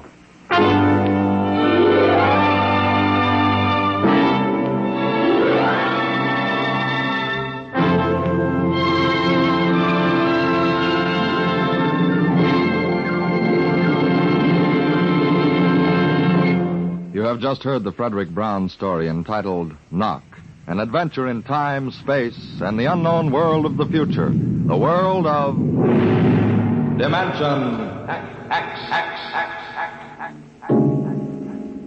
Now, about next week. Next week we tell the story of a robot. But a robot that was almost human. Tonight's adventure in Dimension X was adapted for radio by Ernest Kenoy. Arnold Moss was heard as Walter Phelan, Louis Van Ruten as the Zon, and Joan Alexander as Grace Evans. Your narrator was Norman Rose. Music by Albert Berman, engineer Bill Chambers. Dimension X is produced by Van Woodward and directed by Edward King. Tomorrow, hear Sam Spade. Now it's Truth or Consequences on NBC.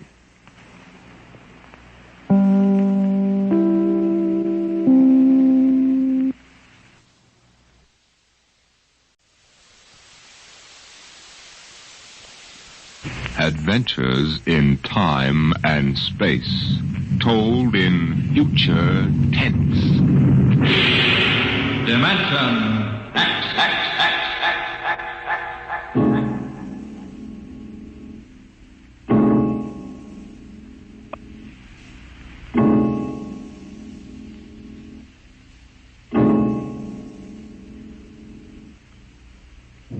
When man first crossed the vast distances of outer space to land on strange worlds, he found that someone had been there before him. The ruined canals of Mars, the smashed cities of Titan and Centaurus 2 and 3, all these were evidence that 100,000 years ago, a race of intelligent beings built their cities across the galaxy. They knew space travel, atomic power, astrophysics, and engineering. And then they destroyed themselves completely, so that of all the cities on 1,000 worlds, only dust and rubble remained. Why? Why did these beings obliterate all record of themselves? That is the mystery of the lost race. The freighter Carillia, bound out of Earth for Cetus Alpha 2, came into normal flight after 103 days in overdrive. The stars were unfamiliar. The constellations known on Earth had disappeared. But there was a yellow sun off to port, and about it revolved 3 planets.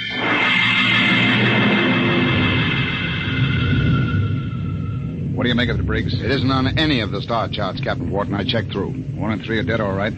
Have to take a closer look at number 2. Turn up the vision scale. Polar ice caps. She's green around the belt. Let's take her down to a 5-mile orbit. Swing around her for a look. Alert for deceleration. Aye, sir. Throw in the manuals. Power room. Power room, aye. We're going down to have a look at something. Give us just enough power to keep her under control. All right, Briggs. Hang on to your stomach.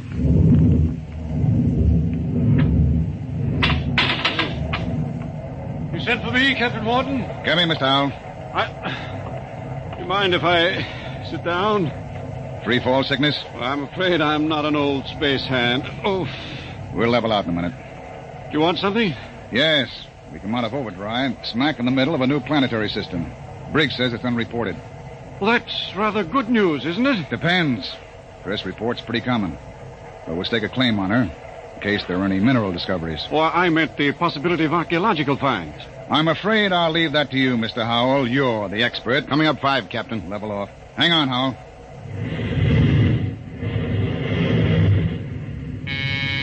Power room. Hold her steady she goes. We'll orbit at slow cruising speed.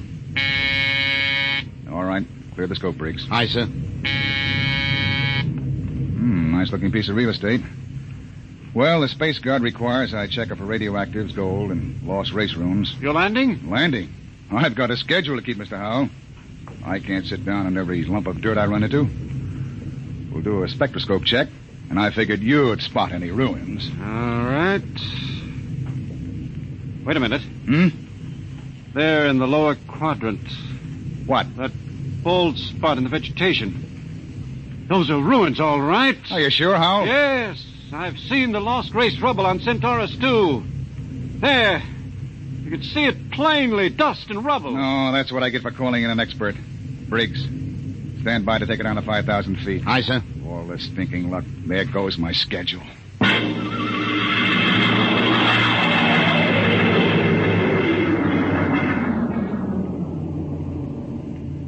Seen enough, Howell? This is going to set me back 5 hours. Interesting. Wait a minute. What's wrong?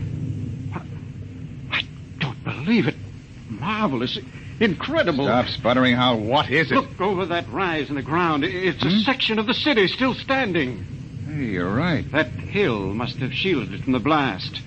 Captain, you've got to land. Land? You've got to. This is the first lost race site that's ever been spotted. Of course you'll land. Howell, we get a $1,000 bonus for every day under par for the run. But you don't understand. It's the biggest find in the century. We can chart it, and you'll have to get back somehow. That's all. I'm not sitting down to rake over old dust heaps. Captain Wharton, I'm on commission to the Space Guard. You may have to answer to them. I'll think up one. Look, Howell, strictly speaking, you're a passenger. Well, you've got You to land. don't belong on the bridge. I'm not landing down there, and that's not... Briggs! Emergency from the power room. Something must have blown. Power room. Power room. Stanton, what's wrong down there? Stanton! He doesn't answer. Anything serious, Captain? Reaches the fuel locker.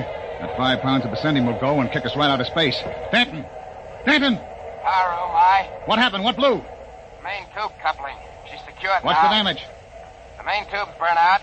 The bearing, the coupling, injector valve, and the needle gauge. Can you make repairs? Not in flight. Can you raise enough power to land? I don't know, Captain. The wiring shot. He spat like a tomcat. I might be able to get something from the deceleration auxiliaries. Get a jury rig on her. We'll try to set her down. Aye, sir. Briggs. Yes, sir. Alert for crash landing. Signal room. Signal room. Signal, aye. Langston, get off a position fix and SOS standby. Aye, sir. Well, Mr. Howell, I guess you're going to join your friends in the lost race. I just hope it's not permanently.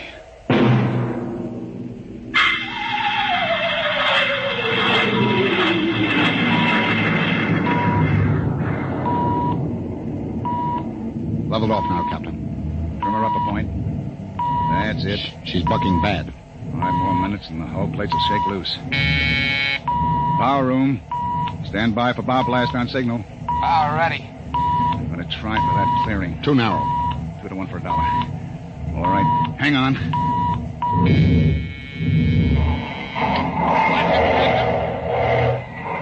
Briggs! Briggs! You all right? I hit my head on the panel.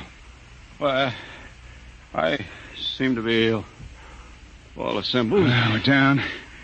Guess our luck hasn't run out yet. Calling power room. Power room, aye. All right down there? Yeah, I'm all right. Danton, I want a complete damage check and repair estimate.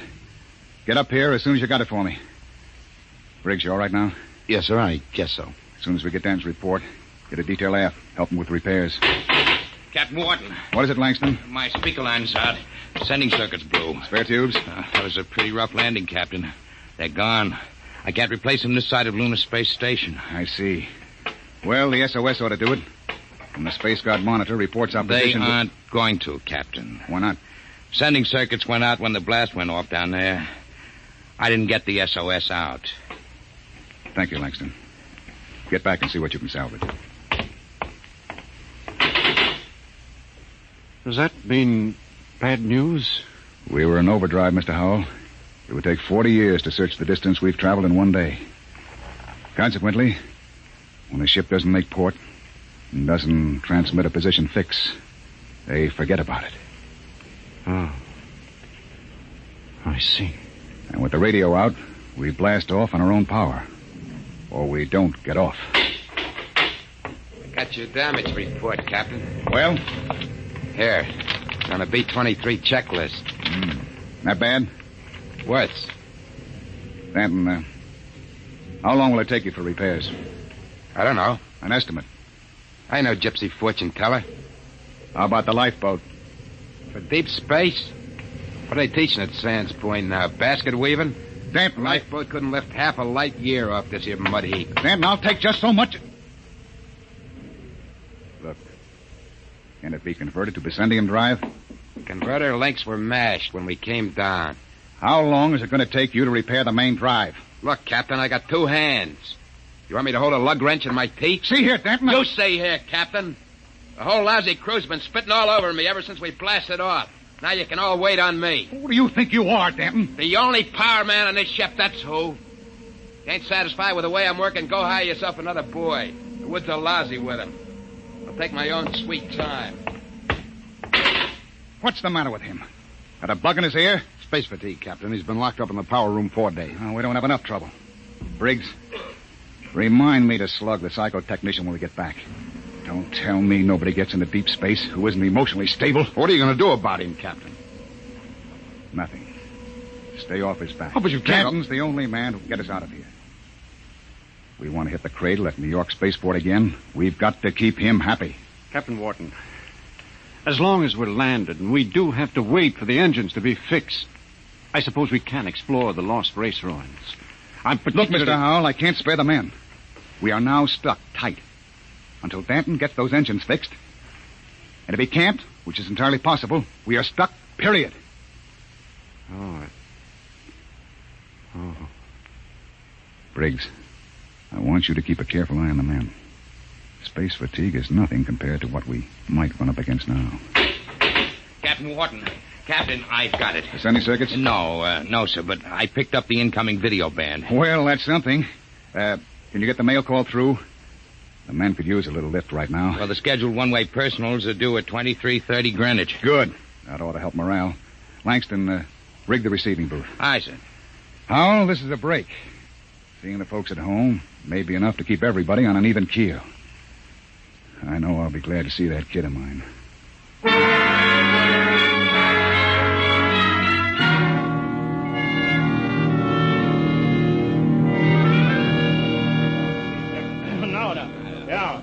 Mr. Langston, get Hanson out of the booth.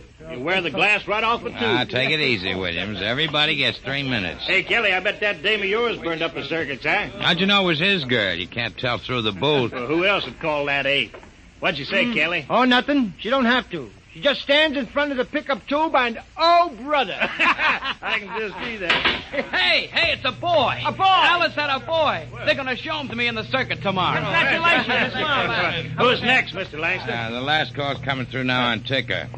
It's for Williams. Well, Wait a minute, Williams. well, let go of my arm. What happened to my call? No call today, Dan. You're a liar, Langston. Hey. My girl calls on every scheduled circuit.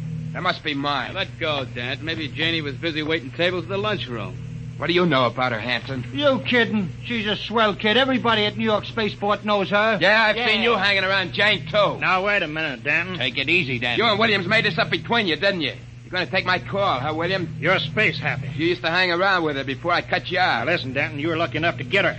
Let well enough alone. You bet I got her all right, and you're not going to steal her back. Williams, I'm going to... Are you crazy? Danton! Get him off! You lying. Get him off! Hey, what's going on in here? Let him I'm fight. going to kill you, double-crossing. Behind my back. Grab him, Hanson. Get us Let go of me. Nobody took your call. Now, calm down, Dan. I'll fix all of it. Look out. He's got a wrench. Hanson. He's nuts. Nobody gets a call. Nobody. How do you like that, Williams? You ain't going to hear from Janie no more. How do you like that? After him. Kelly. Hanson.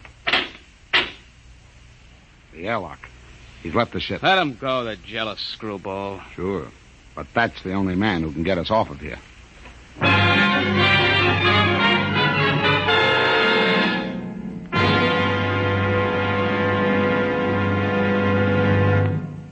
I warned you, so help me, Briggs. I warned you to keep an eye on Danton. Well, I didn't think he'd go off this way. Well, it's that girl of his, sir. He's crazy jealous about her. Any reason for it, Williams? No, sir. She's a good kid. Too good for Danton. I guess he's just so afraid of losing her to some other guy, he's getting psychopathic about it. Well, we've got to get him back. I want every man equipped and ready for search parties immediately. Aye, sir. Williams, rig some portable searchlights. And issue hand blasters and radiation tickers. Kelly. Aye, sir. You had the second party. If you find Danton, send up a signal flare. Aye, sir. Unless we do find him, we'll be on this planet until the next freighter stumbles on us. Maybe 10,000 years from now.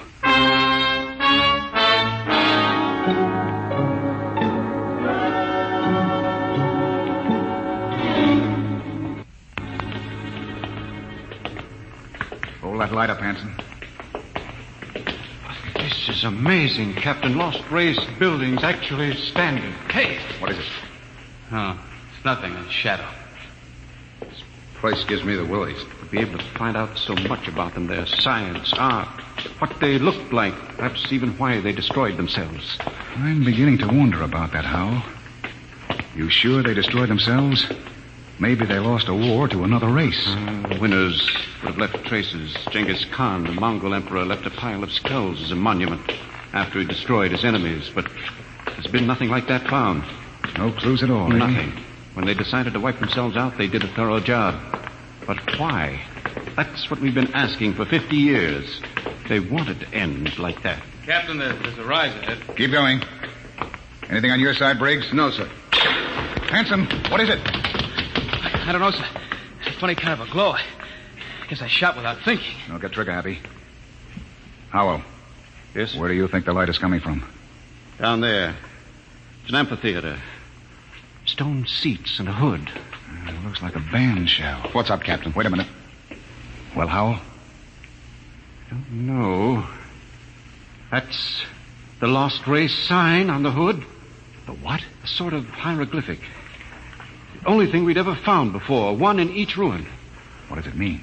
Some kind of a warning, I think. Come on. We're going down there.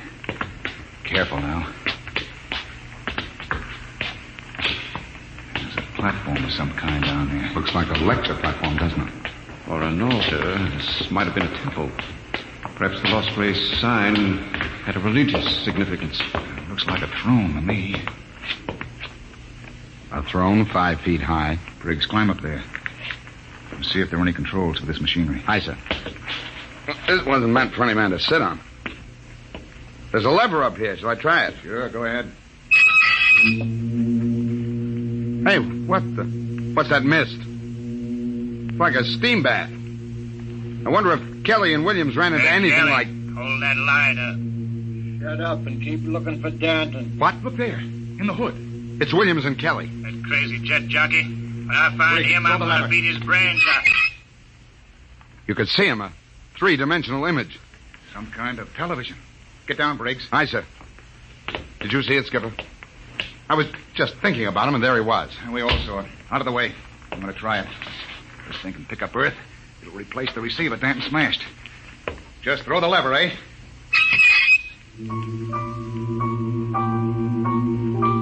What?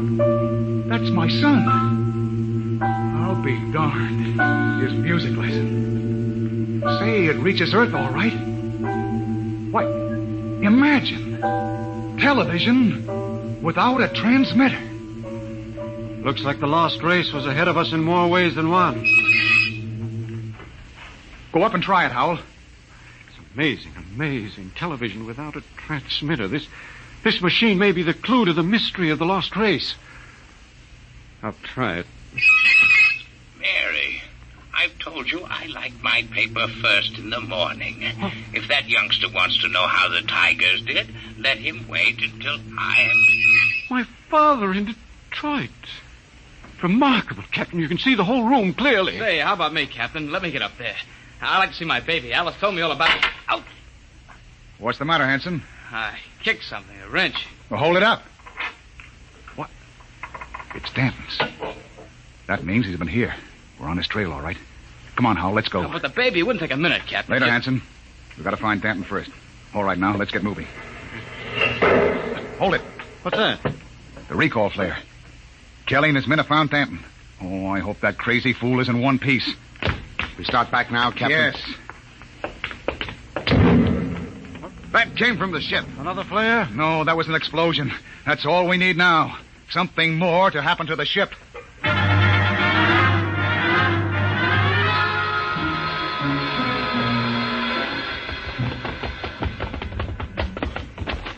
Oh, it's the main jets. Smashed flat. Of all the sleeping rot. Check through the ship for further damage. Aye, sir. Oh, look at those plates. Crumpled like an accordion. Captain!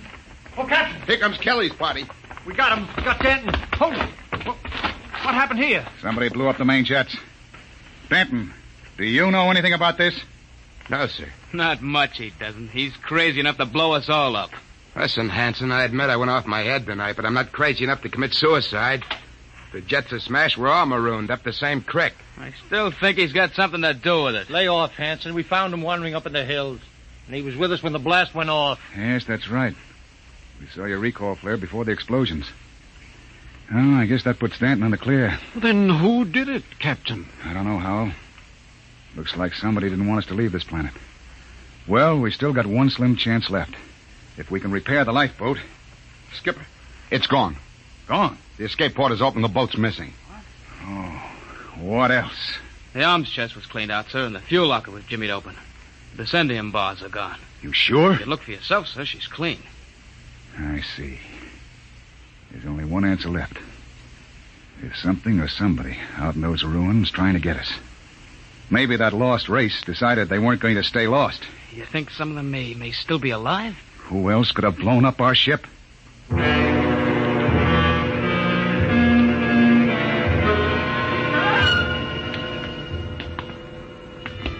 Keep your blaster up, Howell. And be careful. It's a hair trigger. What are we doing back at the television machine, Captain? I thought we were looking for the lifeboat. We are. Whoever blew up the ship must be around here. Might as well try to use the machine to track them down. Yeah. Catch them with their own gadget, huh? That's right. All right, Howell, you're the expert. Get up there and try to find him. Hope it works. Well? Trying, Captain. Nothing but mist. I don't understand it. It reached all the way to Earth before. I saw my father in Detroit. Mary, my paper's all rumpled again. What? There it is again. My father in Detroit. I've told him time and time again I don't like a messy paper. Look at that. No selector control, yet all the way to Earth. You can see the whole room, the goldfish bowl, the antimacassars on the chairs. Yet we can't pick up something less than a mile away. Knock it off, Hal. We're wasting time. Come on. That gadget won't work. We'll have to comb these rooms inch by inch. I don't understand. Neither do I.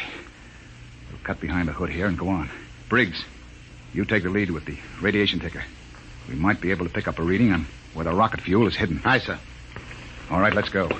I can't understand why that machine can pick up earth and not... Help, Captain! Briggs, what is it? Captain, help! I'm falling! It's a cave-in. Hang on, Briggs. I'm slipping, Captain. Grab his wrist. All right. Now pull. Pull. Higher. Oh. What happened? I was just walking along and the ground caved in. What? It's some kind of shaft. Hold your light over it, Captain. Oh! 50 feet deep in a stone bottom. I could have split my head open like a grapefruit. Something down there. Hold that light steady. Amazing. Amazing. Looks like a pile of bones to me. 2 piles. They may be the first skeletal remains ever found of the lost race. I've got to get down in there. We haven't got time, Hal. Come on. Let me have your binoculars. Wonderful. That small skeleton must be an infant. They've been laid out carefully. It's a burial chamber. The way they're lying, it's probably a mother and infant. Yeah. The tail, she's definitely anthropoid. Hal, you mean apes? Something like that. Yet they had atomic power and built cities across the galaxy. Amazing. Hal, we haven't got time. Hello, that's funny. The little one is different. The caudal bones are different. No tail. Listen, Hal. What do I care whether they had tails or not? Come on now. It's almost as if... Well, they did have atomics, and radiation does funny things to heredity. They had that problem of mutations in Detroit. What? Detroit? That must be it. What? The new atomics plant at Detroit. They tore down my father's house to make room for it. Quickly, Captain. Oh, where are you going? Back to the machine. I've got a theory that may solve the whole mystery of what happened to the lost race. I don't care what happened to the dead ones, Hal. I want to find the living ones who wrecked my ship. I think this machine may give us both answers. There's the house, Detroit, down to the last detail. Oh, come on down. We know all that. But don't you understand? That house was torn down. I got a letter before we lifted off Earth. It's gone. But it's on the television machine. Captain, that machine isn't television. It's a thought projector. What? It only mirrors what's in your own mind. But, Mr. Howell, we saw Earth. It was really there. But it was just because we imagined it, Briggs. It's a thought projection. I can produce any mental image that occurs to me on this machine. New York spaceport, a space guard patrol, anything. Anything? Yes. And now I think I know what inspired the lost race to do what they did. It was fear. Fear of what was in their own minds. They could all see it with machines like this. But fear? Fear of what? They foresaw the future. So they destroyed themselves. Every last one of them. Hold it, Hal. Are you sure they're all dead? 100,000 years ago. Then who blew up the ship and stole our lifeboat? Danton. Danton? But why? He was pathologically jealous. Yes, but blowing up the ship was like committing suicide. He wasn't crazy enough to do that. The lost race was after they looked at this machine. You mean Danton did too? We found his wrench here. You're right. He must have looked at the machine and thought it was television. He must have seen all his fears about losing his girl confirmed. That was enough to make him completely unbalanced. But he was with Kelly when that explosion went off. He's got an ironclad alibi. No, he hasn't. Wouldn't take a power man long to sneak back to the ship and rig a delayed action fuse. Howell, we've got to get back to the ship before Danton. Never mind, Captain. Stay right there. That's Danton. In the dark. You make a perfect target there. Stop your guns. I got a blaster set at wide angle. Drop him. He's got us cold. I've been following you, Wharton. I wanted to tell you. I'm going back to Earth. I got the lifeboat hidden over that rise. It won't work in deep space. You believed me when I told you that, didn't you? Well, I've got it fixed. And with that Vicendium fuel, it'll be a milk run. I'll reach the Space Guard station at Volta with a long, sad story about how the rest of you exploded in mid-space. Danton, that's murder. Yeah, that's just what it is. And easy, too. Danton, you can't just leave us here. Watch me. Sit in front of that machine and watch me. Yeah, I know what it is. I know it's a television without a transmitter. And I did some checking up. I've seen how you were stealing my call. Trying to steal my girl. Danton, you're sick. You Pretty can't smart, that lost race. They built some machine, and it showed me plenty. It showed me enough to kill you. Oh, you've got it all wrong. This isn't a television machine. What are you trying to pull, Wharton? I saw it. Those were your own thoughts, Danton. Those things you saw exist only in your mind. Shut up before I blast all of you down. You're just trying to lie out of it, that's all. But I know the truth when I see it. And you're going to die. All right, Danton, but you're not going to get away with it. Look at the machine. What's that? The machine. It's the Space Guard patrol, Danton. Look, they're coming. X3 to command. Spotted the Carillas. Reported. Preparing to land. That's the Space Guard, Danton. Yeah, whole patrol. You're lying. They couldn't come. There wasn't any SOS. X3 to command. Preparing to land. There's a clearing. That's enough, Howell. All right, Danton. They'll be coming over the horizon. Drop your gun and give yourself up. Oh, no. No, they're not going to catch me. I'll be away in that lifeboat before they land. Stand still, all of you. Stay where you are. I still got you covered. Danton, look out behind you! Burial shaft. He fell in it. Hold the light down, Briggs. Well? He's dead. Deader than the lost race. And what about those Space Guard cruisers? Out of my head. I just imagined them. There they were on the machine. Poor Danton believed they were real. I wish they were real so we could get off this planet. No, it doesn't matter. We know where the lifeboat is now. We can send one man to bring back help. And it won't be Danton. The machine got him the same way it got the lost race. Through fear. But what was the lost race afraid of, Howell? Changing. Changing? Look at those skeletons down there. They had atomic energy, but they couldn't control it. Look, the baby's different from the other.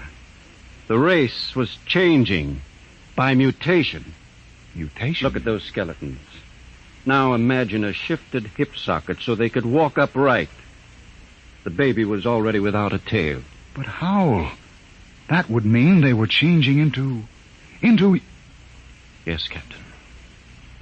The lost race committed suicide rather than face the fear of seeing their descendants become such horrible creatures as men.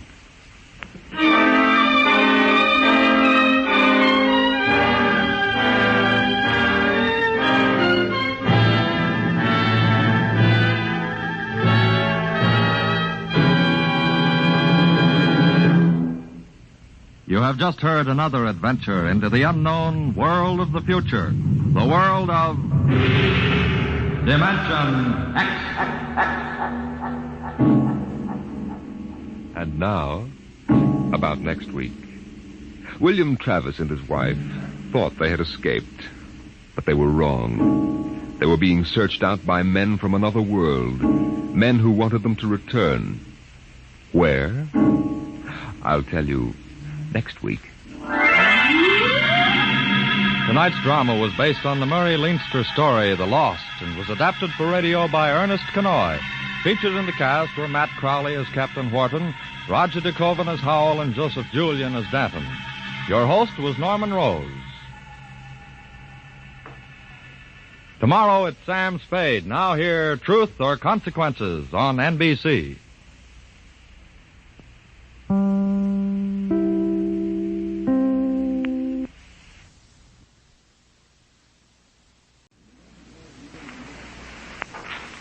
Adventures in time and space, told in future tense.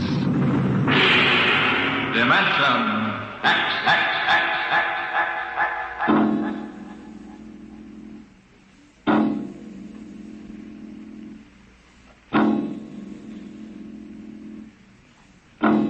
Time is an interesting phenomenon. A ticking clock, the running sands of an hourglass. All these have captured the imagination of men. But time is more. It exists now, and then, and in the future. Suppose we are in the year 1950. Coexistent in time may be worlds we have never seen, the worlds of the past and of the future.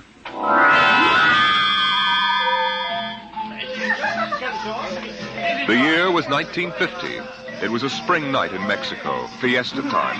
The fireworks shot up into the clear, dark sky, and a papier-mâché bull ran about the plaza chasing boys and laughing men. Mr. and Mrs. William Travis stood on the edge of the yelling crowd, smiling.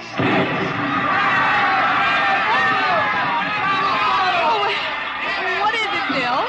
What are they saying? Well, they're cheering for the bull. Here he comes. He's good, isn't he? I wonder how they rigged up that fire breathing. Bill, it's wonderful. I've never enjoyed myself so much in my life. It's terrific.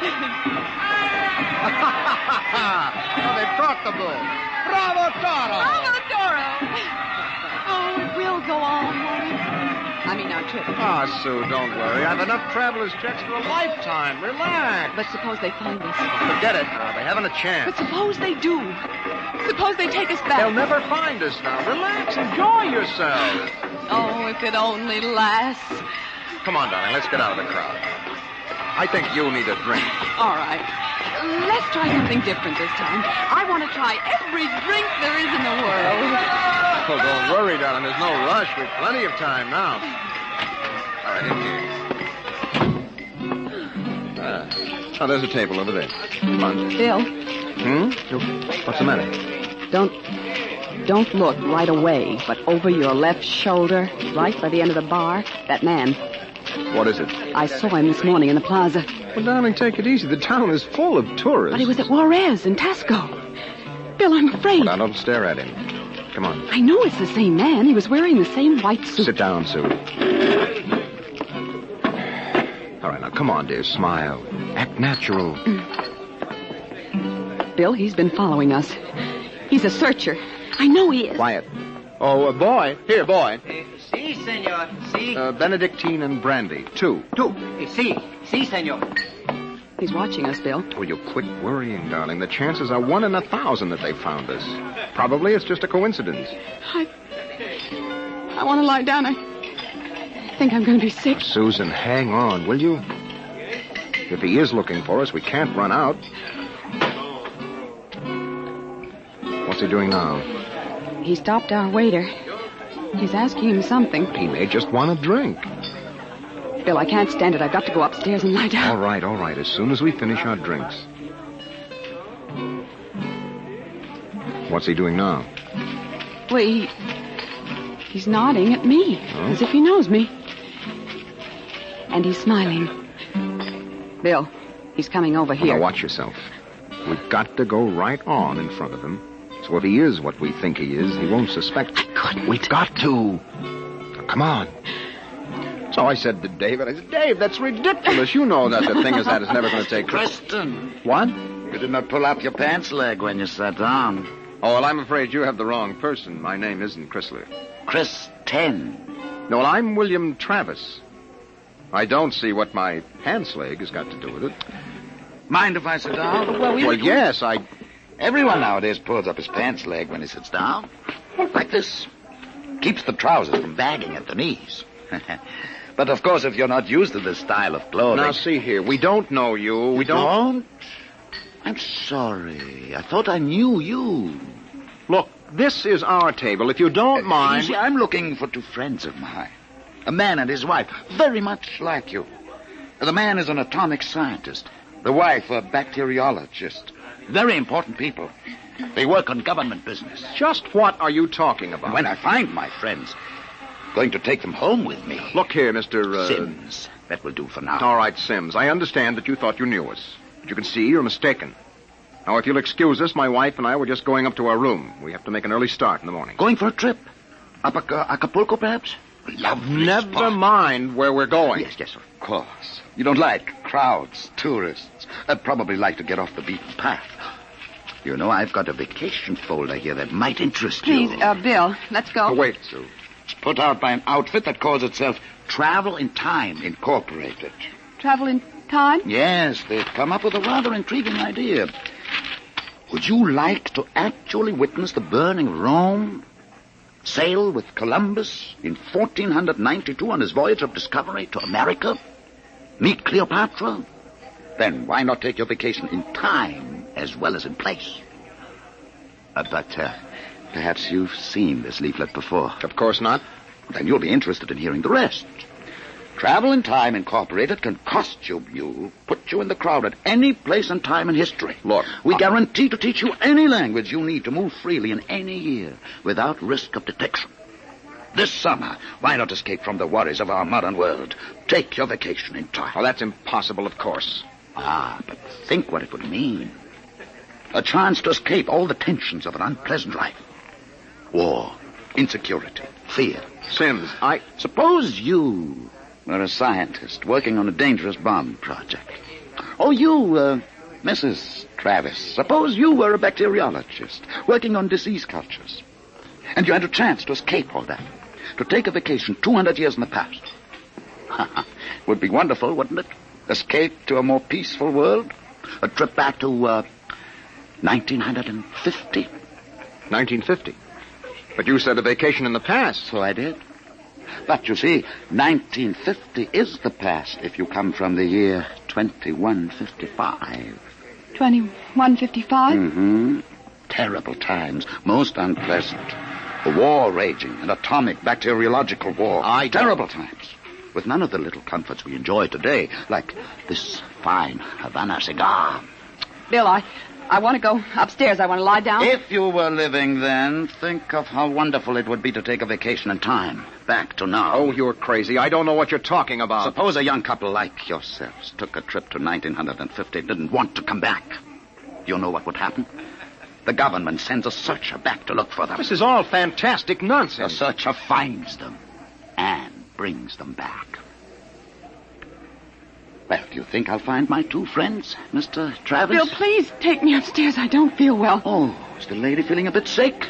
Oh, unfortunate. Here are the drinks, senor. Well, shall we drink a toast to 2155? To the future.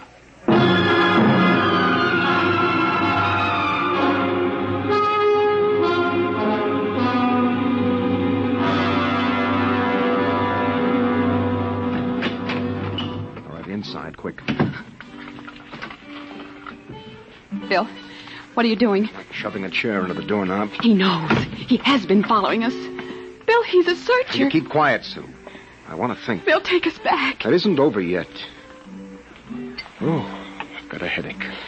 I'll get you an aspirin. What will they do to us? I don't know what they'll do to us. Something slipped. Something must have slipped. But we were so careful. Well, the searchers are trained to watch for detail. Things like not pulling up my trousers. That started him thinking. There's a man who isn't used to ancient clothes. Could kill myself for giving it away. No. It was my walk. These high heels. Careful now. Here. Thank you. Bill, I won't go back. I won't go on filling tubes with typhoid and bubonic plague. Now, take it easy, Sue. There must be some way. We don't have to go back to 2155, do we? The nerve of that Sim sitting there looking us up and down like animals smoking those stinking cigars. That's how I first noticed him at Tasco. He had 4 bottles of liqueurs and a pile of chocolate. Yes, well, he still hasn't gotten over that first greedy hunger. We've got to look out for that suit. It's the sure sign of somebody from the future, trying to make up for a lifetime of shortages by stuffing themselves sick. Remember our first night? Bill, I can't stand it. We've got to get out of here. What are you doing? Packing. Getting the suitcases out. That's no use, Sue. What do you mean? We can get to Acapulco by morning. Don't you think he's watching us? We could get away. No, we've got to sit tight. We've got to wait right here for a break. I don't know what, but something has got to break. Darling, I'm afraid. No. Maybe he isn't sure of us yet. Maybe we can still figure out some way to escape. Come on now. We better try to get some sleep.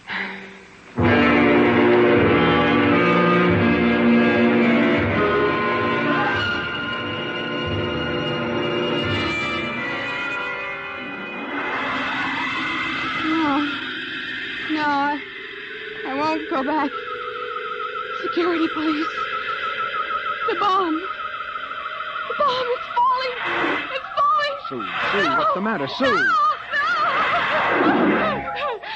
Sue, wake up, darling. Bill, Sue, Bill, wake up. Where are we? Shh, Bill. All right. Now calm down, honey. You were dreaming now. It's all right. Bill, Where are we? No, we're still in 1950. It's all right. You must have had a nightmare. It was awful, Bill. Bill, there was an explosion, a terrible explosion, and my hand burned and wrinkled, and the buildings broke. Oh, Bill. Bill, we won't go back there, will we? Ever? No. Go to sleep, honey. It's all right. We're in Mexico, 1950, and we're going to stay here. Oh, Bill. Sue, I've been lying awake here thinking. It may be that he's still testing us, that he's not absolutely certain. That may be why he hasn't moved. Well, maybe he's just playing with us. Yes, maybe. I wouldn't put that past him either. He's got all the time in the world. He can stay here as long as he likes, then bring us back to the future 60 seconds after we left it. They can't make a scene, can they? They don't dare come out in the open. No. That might change the future. They're afraid of that. Oh, Bill, if we could only tell somebody, ask for help. Now, Sue, you know we can't. That's why we had to submit to the psychological block treatment before they okayed our vacation. We couldn't tell if we tried. The block is too strong. Oh, maybe we can break it, Bill. And what if we did? Who'd believe a crazy story like ours? Who would believe that we come from 2155? No, Sue, that would do no good. But this is important. They have to get us alone to put us in the time machine to send us back. Well, then that's it. We'll never be alone. Listen, it's still fiesta time. It'll be easy to stay in the crowd. Yes, that's our only chance. We must not let him get us alone. He won't get us back to that war and that insane world of it. Bill. It could be the room clerk. At 3 in the morning? I'd better answer it. No, don't. Don't, Bill, don't. I've got to. Hello? Hello? Mr. Travis? What is the idea of this? It's 3 in the morning. Yes. I just wanted to remind you, the rabbits may hide in the forest, but a fox can always find them. What was it, Bill? Bill? No, never mind, darling. Come on. Let's get some sleep. Why, we can.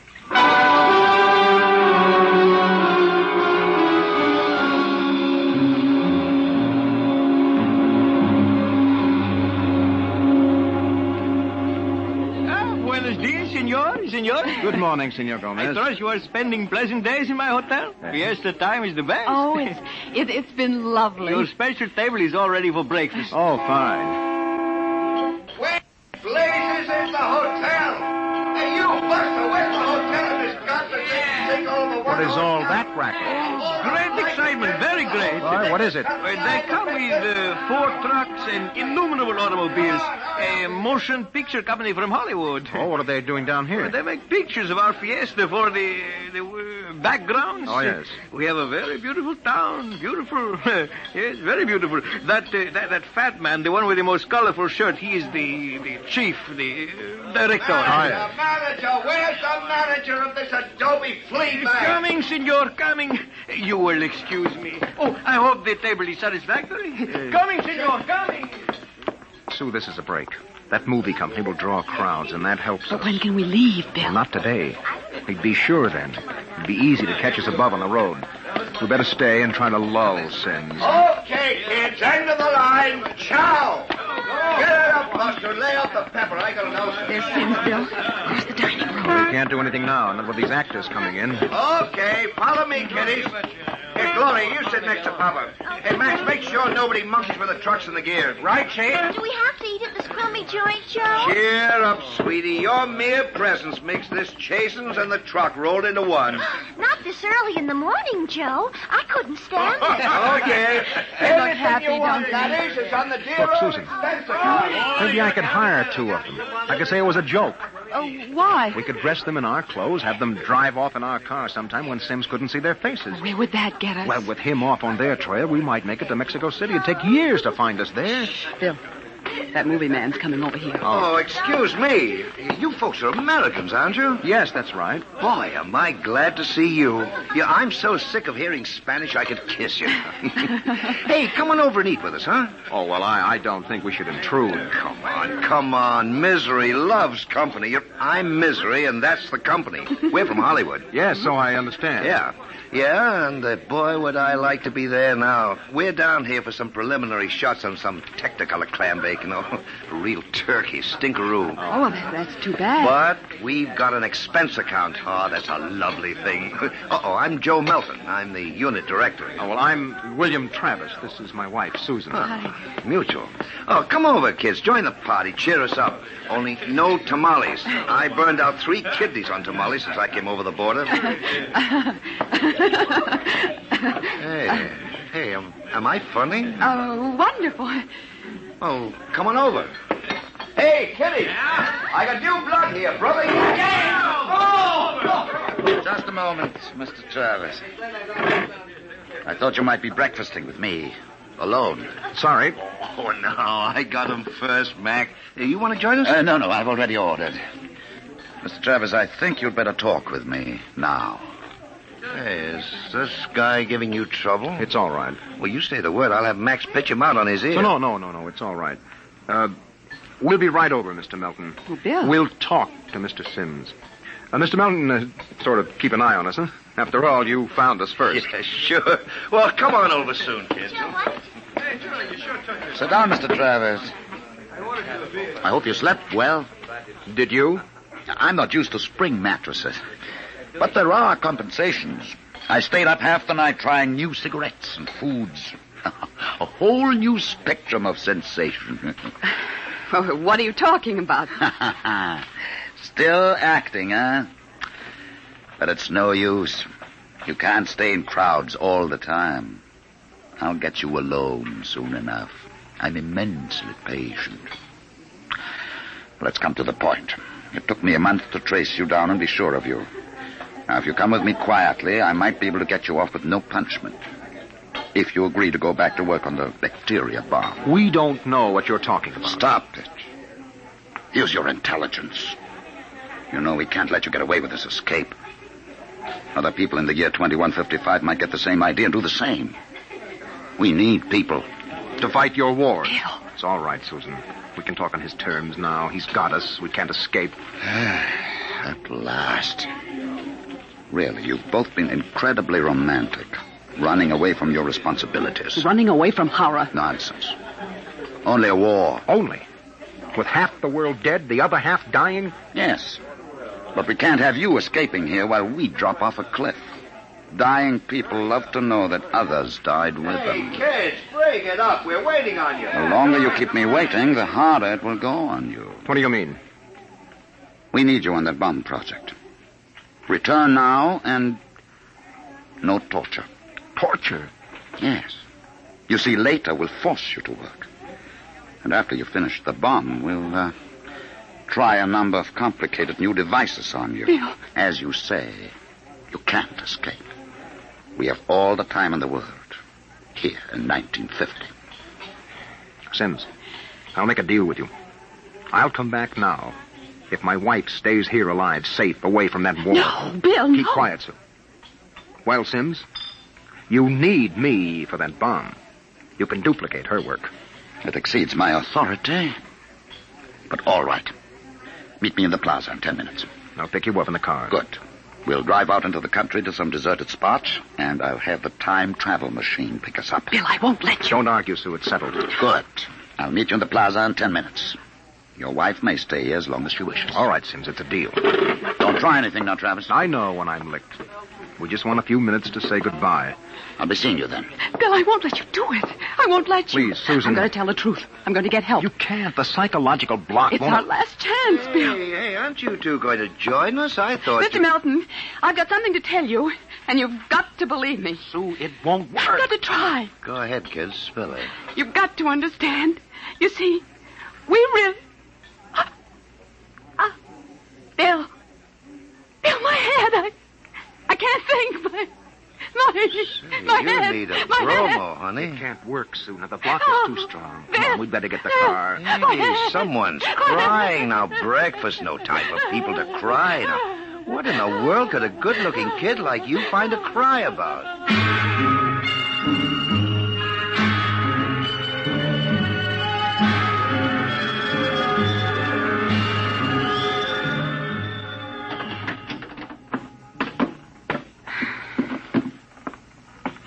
Bill, I won't let you do it. Don't make it harder, I'll let Susan. me go back with you. We'll get through some way. You think I'm going to let you go back to that war? Sue, please stop. We haven't got much time. It was so wonderful here, Bill. Oh, Bill. And there he is, smoking those cigars of his, waiting for us. Oh, there must be some way that we can both stay here. Maybe there is.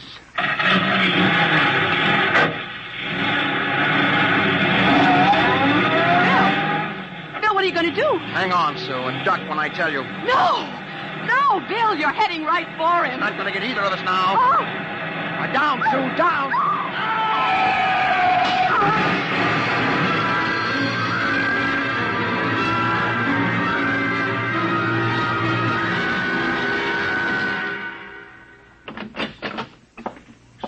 Bill? It's all right, darling. It's all over now. This is the mayor, dear. Senora, your husband has been officially cleared in this most unfortunate affair.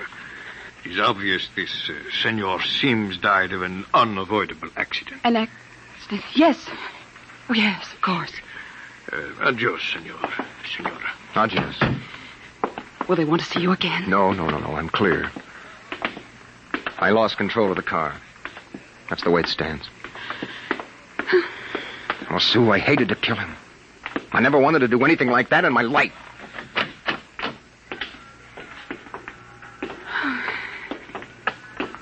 Where will we go now? Mexico City? Well, the car's in the repair shop. It won't be ready till 4, then we'll get out of here. Hey there, Travis. Wait up. It's the movie man, Bill. Oh. He was very good to me when they had you in there. Oh? Hey, I heard what happened. They sprung you, huh? Great, Yes. great. It was an accident. Well, it's lucky you didn't get hurt yourselves. Everything okay now? Yes, I think so. That's fine, but you both look a little rocky. Say, you want to get your mind off your troubles? We're through for the day. Cloud's fouled up our shooting schedule, so we're going to put a header on it up at the hotel. Well, I don't think we'd better. You've got to wait till your car's fixed, don't you? Oh, come on now. It'll do you good to relax. It'll get your mind off what's happened. Gloria's cracking the ice now. Well, maybe we will join you. I've got to go check up on the car, and then... Oh, don't miss the party, kiddies. I'll see you upstairs. Bill, I don't think we... Oh, come on, honey. We've got the break now. Sims is dead. Before they can put another searcher on our trail, we'll have time to make a clean getaway. Bill, I'm so tired. I know, and what you need is a little excitement. We rate a celebration, honey. Well, I guess it would be nice to unwind. Sure. We'll go up to Melton's room, have a couple of drinks and a few laughs. Honey, it's all over. We can relax.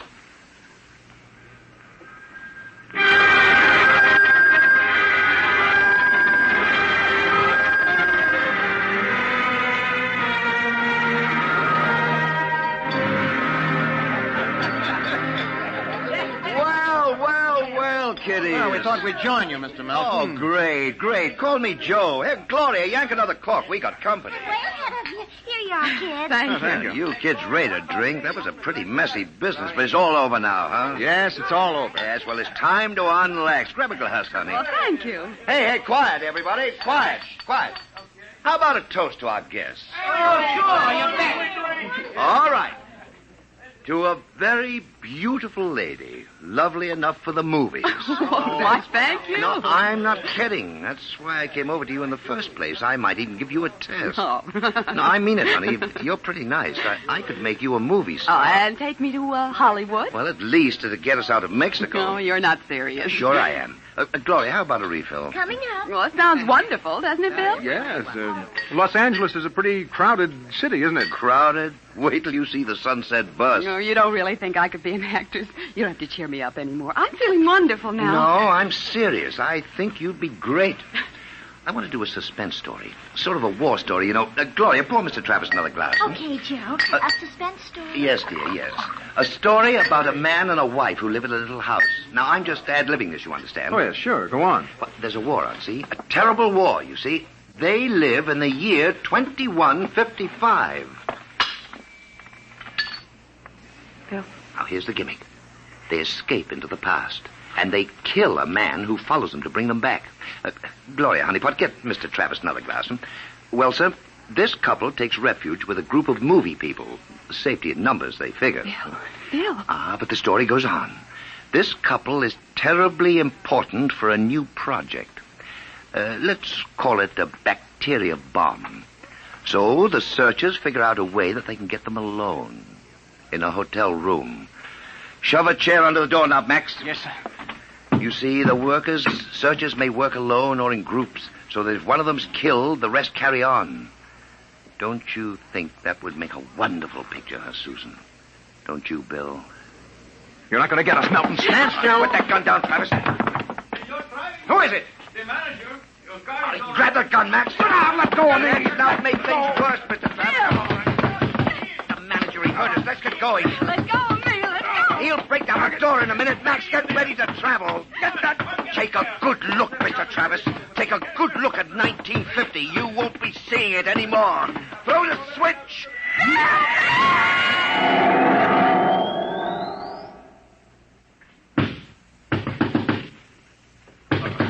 All right, Juan. Break down the door. Where are they? I was at the door. I heard them inside. They're gone. The windows. No, the iron bars are undisturbed. What happened to them, Juan? They just disappeared, all of them. Nuestro Padre Cielo. All right, Juan. Pray later. Senor, I think you'd better send for the priest and holy water. Later, Juan. Hey, that just disappeared. Look here in the closet. See? Hey, bottles, hundreds of bottles. Chartreuse, cognac, absinthe, tequila, Turkish cigarettes, and boxes of pure Havana cigars.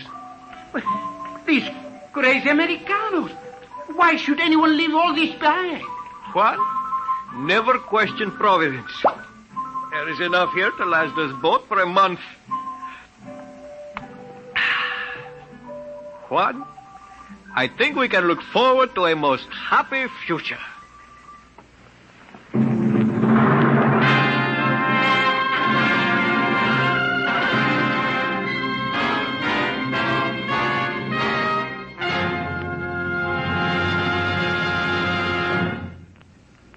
You have just heard another adventure into the unknown world of the future. The world of Dimension X.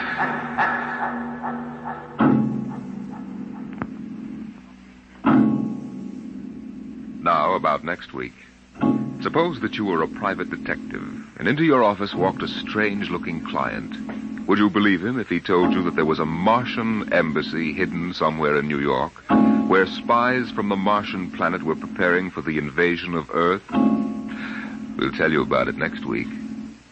Tonight's adventure in Dimension X was the Ray Bradbury story To the Future, as adapted for radio by Ernest Kenoy. John Larkin was heard as Bill, and Jan Miner as Susan. Your narrator was Norman Rose. Music by Albert Berman, engineer Don Abbott. Dimension X is produced by Van Woodward and directed by Edward King. Tomorrow it's High Adventure, now it's Truth or Consequences on NBC.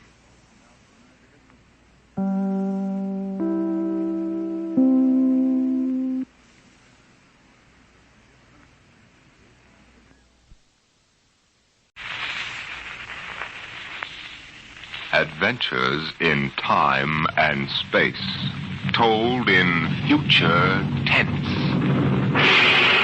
Dimension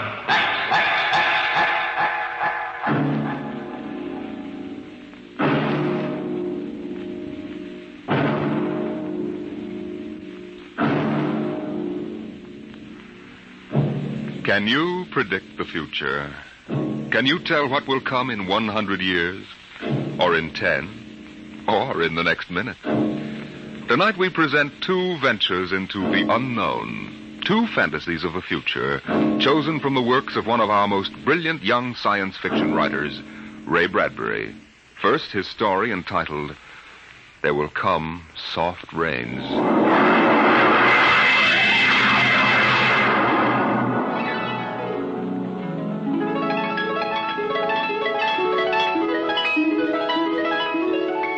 The house was a good house, planned and built to be lived in the year 1980. The real estate agent had told them all about it. Now, this is the bedroom. Of course, it contains all the latest devices, self-warming blankets, and, there's a brand new feature. Beds, which make themselves. Now, if you'll just step this way through the library, we can see the latest in talking book recorders, self-building fireplace, self-cleaning robot dust disposal. Oh, these little mouse-like things come out of the wall and take away all the dirt. Now, over this way.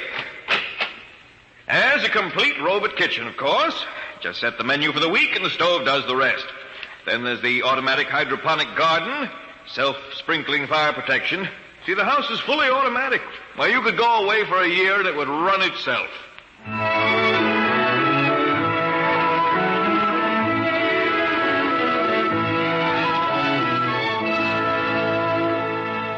And so the family took the house. The man and the woman and the two children. A boy and a girl. And they lived contentedly, enjoying music and poetry and the rich, warm things in life. And the house fed them and slept them and entertained them. It made a good life for them. Until one day, there were 10,000 explosions, and the world shook, and red fire and ashes and radioactivity fell from the sky. The happy time was over.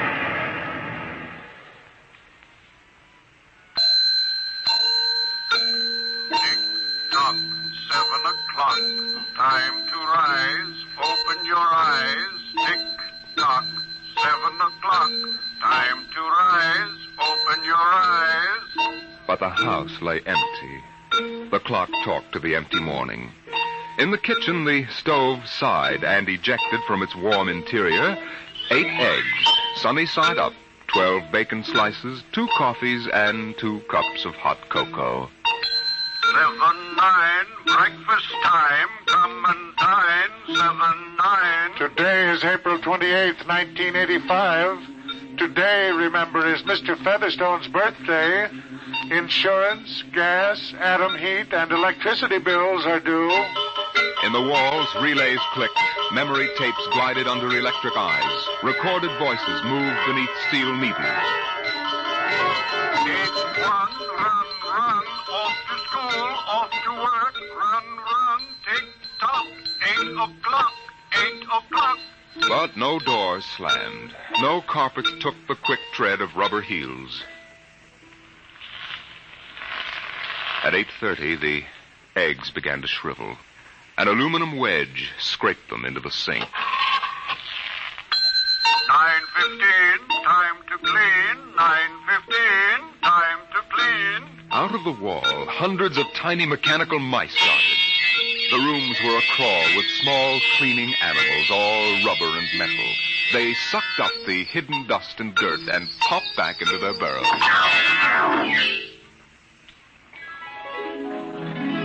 At 10 o'clock, the sun came out from behind the rain. The house stood alone on a street where all the other houses were rubble and ashes. At night, the ruined town gave off a radioactive glow which could be seen for miles. At 10:15, the garden sprinkler filled the soft morning air with golden fountains. The water tinkled over the charred west side of the house, the side which had been facing the blast. It was blank, except in 5 places. One of the 5 places was a silhouette of a man mowing a lawn, just as he'd been the instant the radioactivity burned his image into the side of the house. Over there, a woman bent to pick flowers.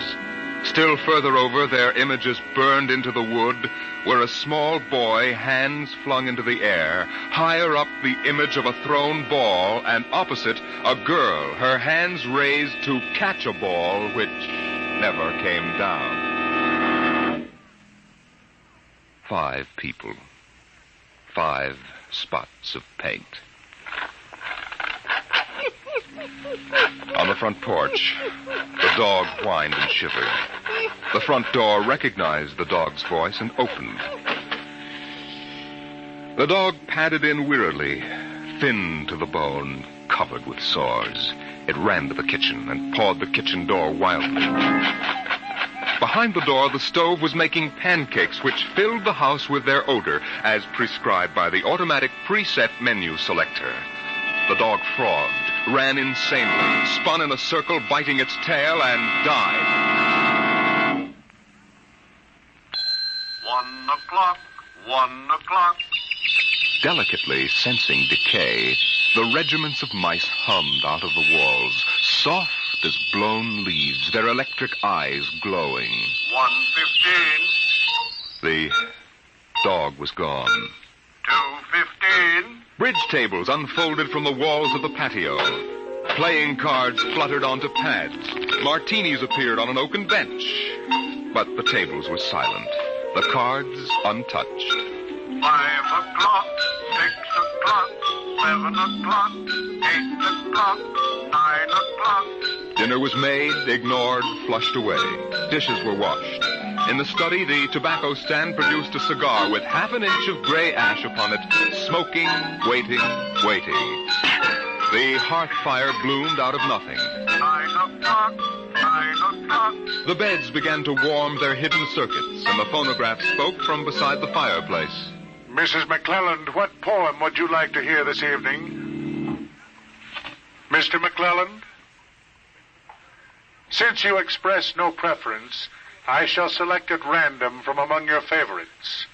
Sarah Teasdale, There Will Come Soft Rains. There will come soft rains, and the smell of the ground, and swallows circling with their shimmering sound, and frogs in the pools singing at night, and wild plum trees in tremulous white. Robins will wear their feathery fire, whistling their whims on a low fence wire, and not one will know of war. Not one will care at last when it is done. Not one would mind, neither bird nor tree, if mankind perished utterly. And spring herself, when she woke at dawn, would scarcely know that we were gone. The phonograph finished the poem. The empty chairs faced each other between the silent walls. At 10 o'clock that evening, the house began to die. The wind blew the bough of a falling tree into the kitchen window, smashing it. A bottle of cleaning fluid crashed on the stove.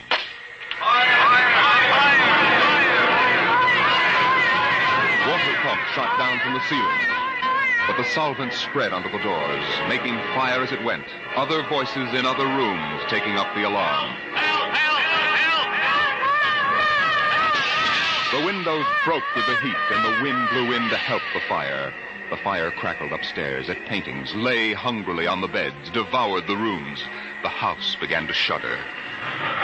The bared skeleton began to cringe in the heat. The wires revealed as if a surgeon had torn the skin off. Voices screamed in every room. Windows snapped open and shut like undecided mouths.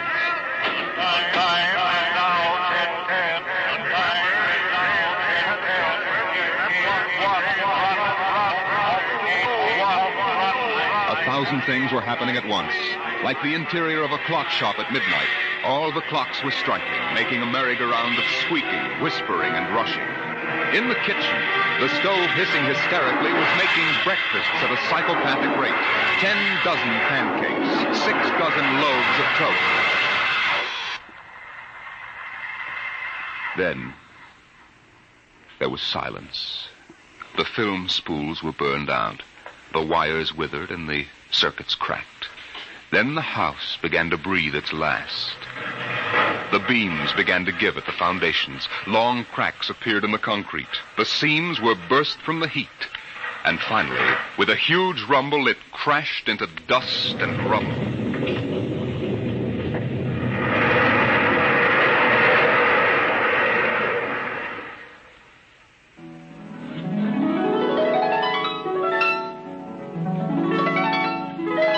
Dawn shone faintly in the east. In the ruins of the house, only one wall remained standing. And within the wall, even as the sun rose to shine upon the burning rubble, a voice spoke again and again and again. No one would mind, neither bird nor tree, if mankind perished utterly. And spring herself, when she woke at dawn, would scarcely know that we were gone. That we were gone. That we were gone. That we were gone. Today is April 29th, 1985. Today is April 29th, 1985.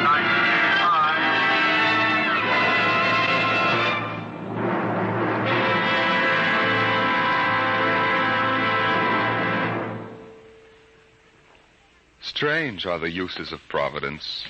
Is this how the end will come for mankind, with 10,000 explosions and a flash of radioactive gas?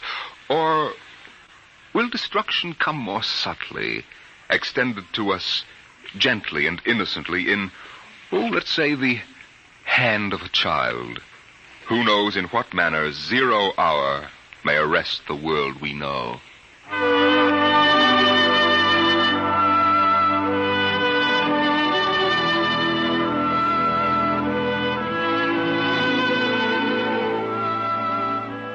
It was a perfect summer day in the year 1985. The streets were lined with green, peaceful trees. Businessmen sat in their quiet offices, taping their voices or watching televisors. Rockets hovered like darning needles in the blue sky. There was the universal quiet conceit and easiness of men accustomed to peace, quite certain that there would never be war or trouble again. There were no traitors among men, no unhappy ones, no disgruntled ones. The world was upon stable ground. Sunlight illumined the suburbs, and the town drowsed on a tide of warm, sunlit air. On the lawns, the children played, catapulting this way and that across the green grass, shouting at each other, holding hands, flying in circles, climbing trees, and laughing. And in the homes, busy mothers prepared for the evening arrival of their husbands. Excuse me, Mom. Good heavens, Mick, what's all the excitement? We're playing a game, Mommy, the most exciting game ever. What are you doing in that cabinet? I need some tools from Daddy's kit. Your father may not like... Oh, I'll take good care of them, Mom, I promise. Very well. Don't you lose anything. Oh, thank you, Mom. You want a glass of milk? Can't stop now, Mom. What's the name of the game, Mink? Invasion. Invasion. What will they think of next?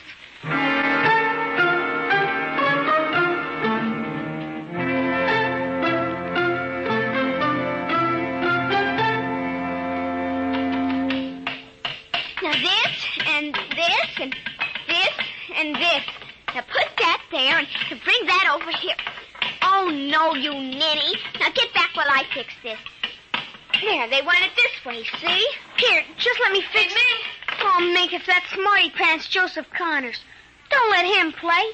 He's 12 years old. Don't worry, I won't. What you playing, Mink? None of your business, smarty pants. I want to play. Can't. Why not? You're too old. Just 'cause you're only 8. No, you'd only laugh at us and spoil the invasion. Make him go away, Mink. Go away. This is my backyard. Now, who wants to play with you and your old fairies anyway? They aren't fairies. Nuts to you. I don't want to play anyway. Good riddance. I'm glad you didn't let him play, Mink. He'd only laugh. Now, we'd better talk to Drill and get some more instructions, Art. Now, here's your pad and pencil. Where is Drill? Drill? Here, Drill. Drill? Well, he's in the rose bush, I think. I'll talk to him myself, and you write it down in the pad. Okay. Drill? Drill? Okay. Drill wants you to write down triangle. What's a triangle? Never mind. Drill will tell us when he wants us to know. It helps the invasion. How do you spell it? Well, I'll Yes, Drill. Drill, how do you spell... Here's your mother, looking out the window. Mink? Yes, Mother? Who are you talking to? The rose bush, Mom. Only it's not really a rose bush. That's Drill. Who's Drill? He's planning the invasion. Oh, I see. Well, you better come in and clean up for supper. Your daddy will be home soon. In just a second, Mom. You got that, Art? See now what? 4, 9, 7, and A, and B, and X, and a fork, and some string, and a hexagonal droopy. Come on, Mink. Supper's in 10 minutes. Okay, Mom, just a minute. I have to tell Drill. I wish we didn't have to eat, though. It holds up the invasion.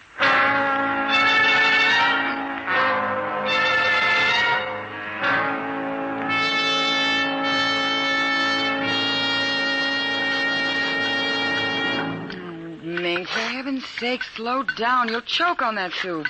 I can't, Mom. It's a matter of life and death. What's a matter of life and death? The invasion. What invasion is that? Oh, just some silly game the children have been playing. Well, whatever it is, Mink, it'll wait until you've finished your supper, I'm sure. I don't want any more. You've barely touched anything. Oh, but Drill is waiting for me, Daddy. Drill? Who's Drill? He lives in a rose bush in our backyard. Imagination, Henry. Such nonsense. I've got to run now. You'll sit through dessert, young lady. Oh, gee, Daddy. And while you're at it, tell me more about this new game. It's Martians invading Earth, Daddy. What? Well, we're not exactly Martians, Daddy. They're from... Well, gee, I don't know. From up. And from inside that little head of yours. You're laughing at me. Drill said you would. You'll kill Drill and everybody. Oh, I didn't know you could kill a Martian. But it's not really a Martian, Mom. Maybe he's from Jupiter or Venus, even. Imagine. They couldn't figure out a way to attack the Earth. We are impregnable. Impregnable, dear. Well, that's the word Drill said, Well, anyway, that was the word, Mom, the same word. Anyway, so we're helping them. Now, who's helping who? Well, the kids are helping the Martians. Oh, fifth column, eh?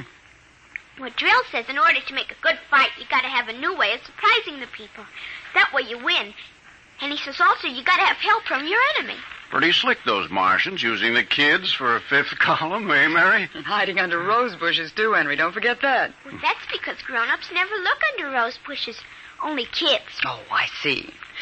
Well, finish your fruit, darling. You can play for an hour afterward. Mary. Oh, it's so nice out, Henry, and there's no school tomorrow. Very well. Till 8 o'clock.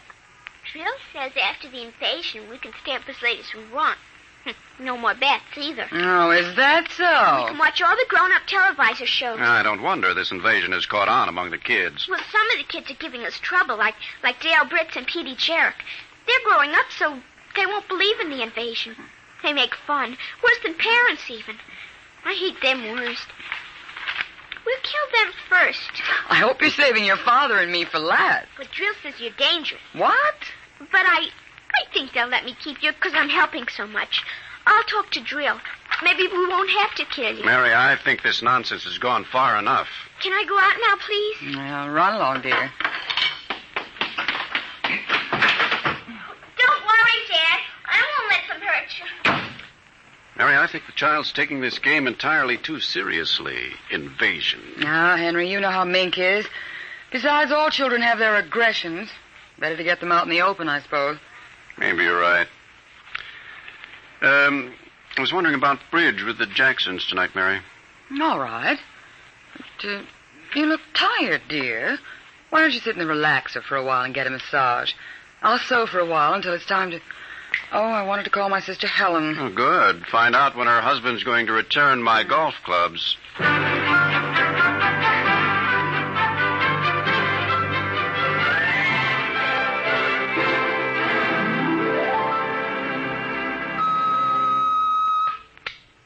Televisor. Would you please connect me with Mrs. Helen Rogerson on Channel 7-2Z, Pittsburgh, Pennsylvania. What is your channel, please? 817X, New Rochelle, New York. Thank you. Just a moment. Go ahead. You can see your party now. Hello, Mary. How are things in New York? Fine, Helen. How are things in Pittsburgh? You look tired. Oh, I've been having a terrible time with the children. Sick? No, just underfoot. They've got a new game that's got me just about crazy. It's called Invasion. Did you say invasion? That's right. Well, isn't that strange? My Mink is playing it, too. My boy Tim is all involved with some imaginary fellow named Drill who's running the invasion. Must be a new password. Mink likes him, too. How do you suppose these games start? My backyard looks like a scrap drive. They've got every conceivable kind of mechanical gadget arranged out there. I talked to Josephine Schiller in Boston, and she says her kids are wild about it, too. It's sweeping the country. Remember when it was the Roomba? Please, dear, I'm not that old. Mommy! Oh, please, Minky, I'm on the televisor. Come on, see your Aunt Helen. Hello, Mink. Hi, Aunt Helen. Look what I've got. What is it, honey? Well, it's the yo-yo. Look when I unroll it. See? Well, Helen, look, it vanished. Where did it go? Into another dim... She means dimension. I say the darndest thing. My Timmy brought one home, too. I can't figure out how they work. Make it reappear, honey. There. It's easy. Oh, where'd you get it, dear? Jill gave it to me, Mom. Mink? Bye, Aunt Helen. Gotta run now. Mink, you come back here. I want to talk to you. Hey, Mom. 0 hours, 5 o'clock. Mink! Bye! Oh, I can't understand it. The child's never been so unruly. Helen, do you suppose that... What? Nothing. Just a wild thought that... Say, the reason I called, I want to get that black and white cake recipe, and Henry wants his golf clubs. I don't know what he'll do. What was that? I don't know. One of the children must have been hurt. I'll have to run and see. Call me back tonight, will you? All right, Mary. Bye. Mink, come here. Yes, Mom. What is it? Who screamed? Peggy Ann. All right, what happened? Well, she got scared and went home. Did you hit her? No, she just got scared. She's a scared baby anyway. We won't let her play anymore. She's getting too old. Now, Mink, tell me why she cried. No, I can't. Mink, you'll answer me this instant or come inside. I've had enough of this nonsense. Gee, I can't quit now, Mom. It's almost 0 hour. Then tell me what frightened Peggy Ann. Okay, she saw Drill. Drill? He almost came through. He was just testing. Through what? Those pipes and things we set up. She looked into one of the pipes and screamed. I guess she saw Drill. And no one hit her? Uh-uh. Very well, Mink. I'll call Peggy Ann's mother and see how she is. And I'll call you for your bath in half an hour. Your father and I want to go out tonight. You won't be able to go out, Mom. Why not? 0 hours, 5 o'clock, Mom.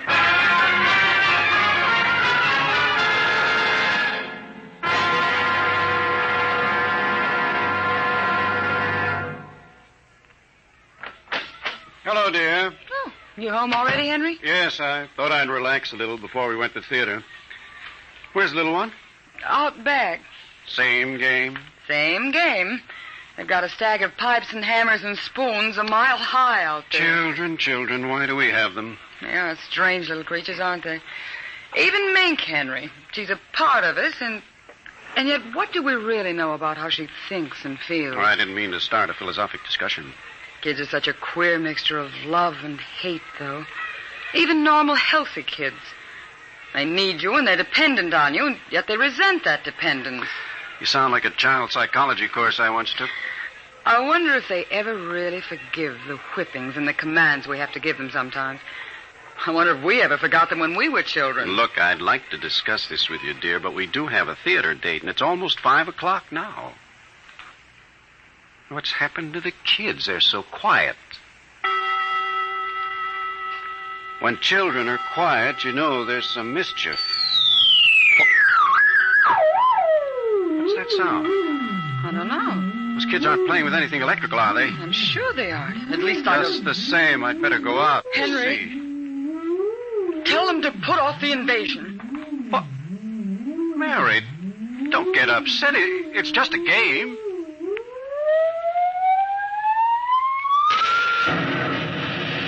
Good Lord, what's that?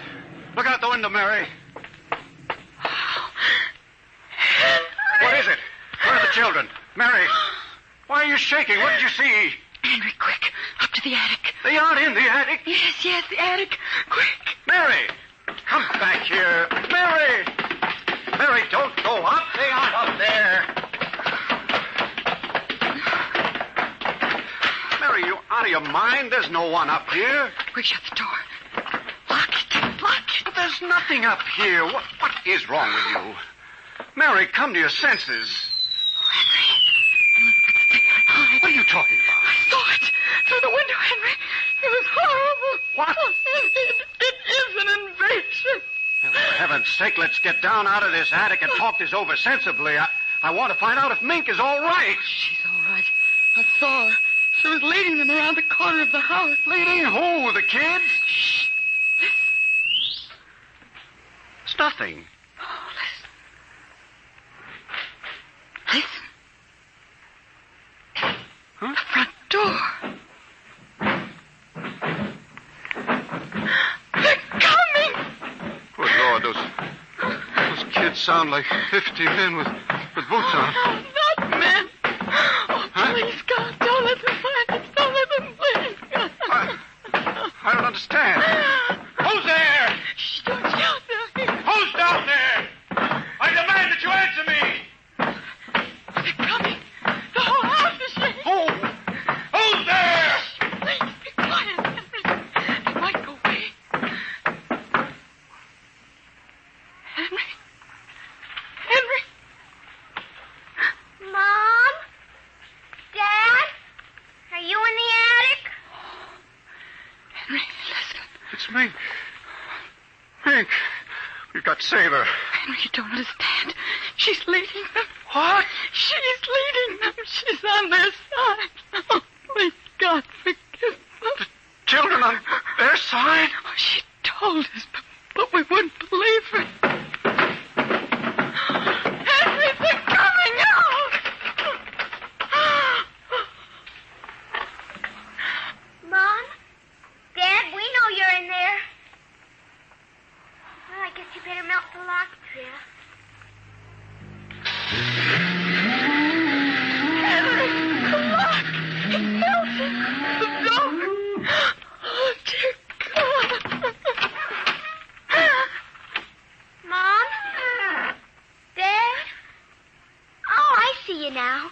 Peek-a-boo!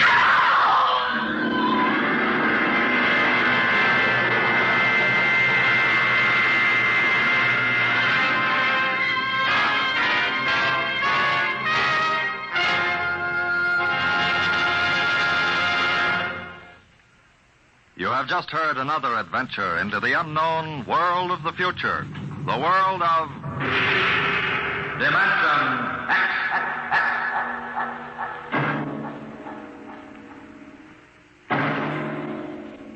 Next week, Destination Moon, a preview of the movie which is soon to have its world premiere in New York, telling the Robert Heinlein story of man's first trip to the moon.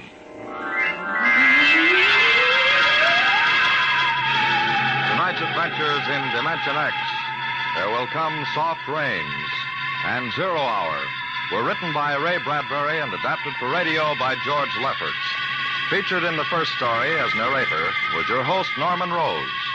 The leading players in 0 Hour were Denise Alexander as Mink and Rita Lynn as the mother, Roger DeKoven as the father. Music by Albert Berman.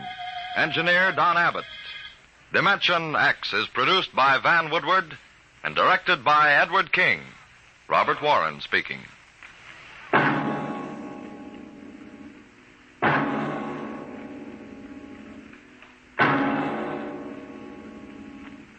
Programs. Get your programs here. For a new thrill in detective listening, join the Saint tomorrow as he reaps a harvest of criminals in a thrilling adventure with the underworld. Make the Saint a Sunday listening habit and keep tuned thereafter for adventures of the greatest detective of them all, Sam Spade. Tomorrow, hear High Adventure, Now Truth or Consequences on NBC.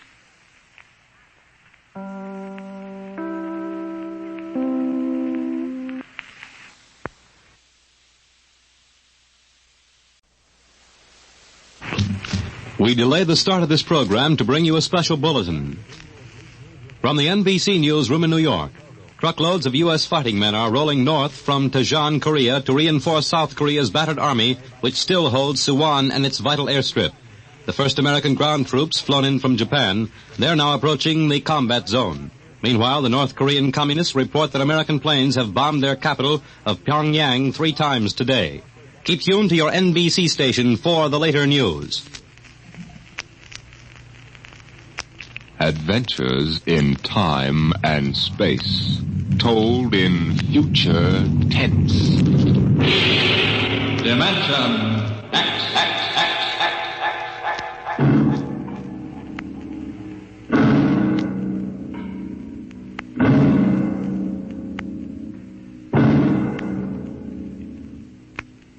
To all our listeners, a brief forward before tonight's adventure in the world of the future. Beginning next week, Dimension X moves to a new time on Friday evenings instead of Saturdays. In the Eastern Time Zone, it will be heard at 9 o'clock Fridays, Eastern Daylight Saving Time. In other zones, please consult your local newspapers to learn the new time of the program.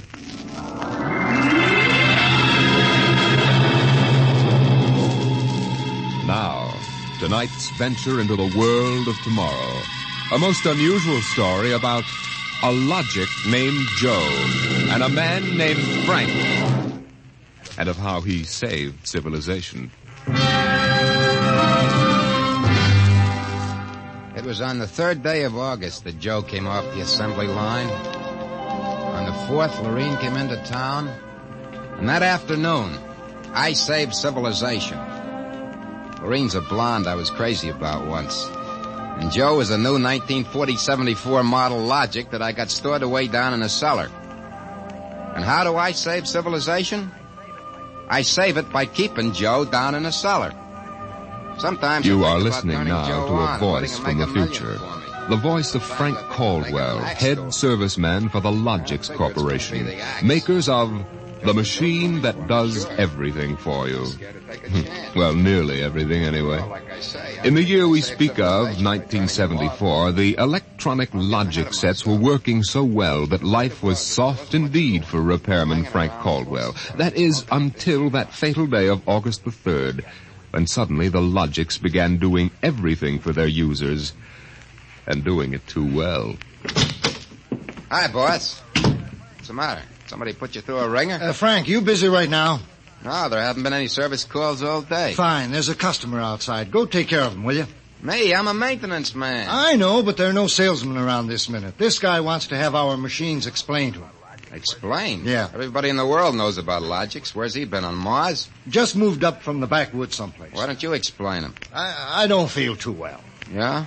You're okay about a half an hour ago. Look, you the boss here or am I? Go on out there, will you? Okay.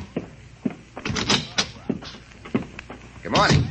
My name's Caldwell. Can I help you? Oh, thank you, Mr. Caldwell. My name's Kralanovich. This is my little boy, Freddie. Hiya, Freddie. Hiya, jerk. Ow. Freddie. I got you, didn't I? Fine kid you got there. Freddie, how many times I gotta tell you not to kick people in the shins? Excuse it, please, Mr. Caldwell. Sure. Just a kid. I got a knife home. Can cut you in little pieces. Freddie, we'd like to buy a Logic, Mr. Caldwell. The gentleman we spoke to first said he had to leave in a hurry. Oh, he did, huh? Well, I understand you're not acquainted with Logix, Mr. Kralanovich. Yeah, that's right. We just moved to the city. My wife, she saw that everybody else had a Logic, and you know how women are. You bet. Well, you can't get along without a Logic in this day and age, Mr. Kralanovich. Look it, I got a snake. Want to see Will it? You shut up that... Yeah, now, about the Logic. Yeah. Here, I'll plug one in here. There, now. You see, the Logic looks kind of like an old-fashioned television set, only it's got keys instead of dials. Now, if you want to talk to a friend... Yeah? You just punch the number of his Logic. Like making an old-fashioned phone call. Except you not only hear him, but you see him, too, on this viewing screen here. Now, of course, that's not the important feature of these things. Oh? Now, suppose you want to ask a question. A question? Like, what to take for a sore throat. Or who won the American League pennant in 1911. You just turn on the Logic. Then you punch the question key, and you ask, like this. Who was the first president of the United States? George Washington. You see? I already knew that. Well, that was just a sample. Oh. Well, I got a little store. Will it keep books for me? It'll keep your books, record your contracts, serve as a filing system, and check up on what happened to your lawyer's last client. Anything. Oh, say, they're really something, these things. 10,000 services and information sources in one. Read our advertising. Well, what I want to know, Mr. Caldwell, how do these logics work? You saw that big building across the street? Sure. Well, that's one of the relay tanks. Now, there are a dozen of them around the country, all hooked up together.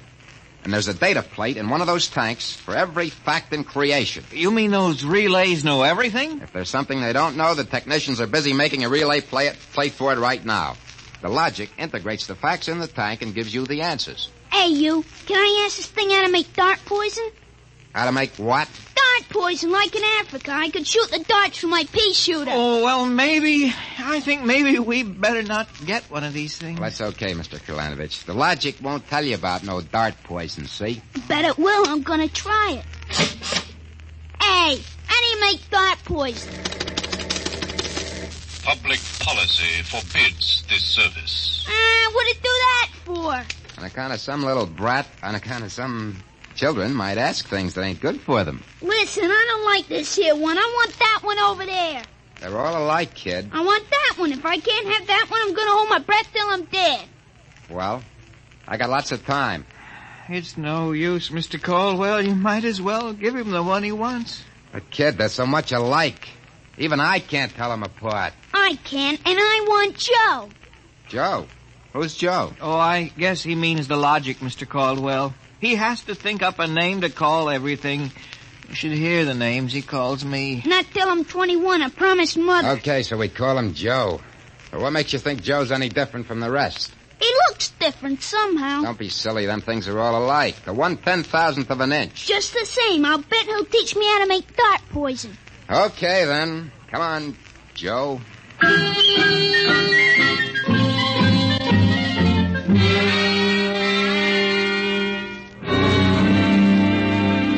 Yelling, I want that one, I want that one. I'm going to call him Joe.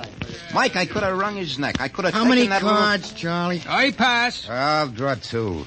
Well, what a holy terror. He had his father scared to death. Too bad that kid ain't mine. I'd show him quick enough who was boss in the family. Holy smoke. What's the matter? Sorry, fellas. Gotta hold up the hand a minute. I just remembered. Gotta call my wife. Oh, let her wait a minute. Yeah, sure. You ever met my wife? Yeah, I did. Don't let her see the card game or she'll be down here with a hatchet. You telling me.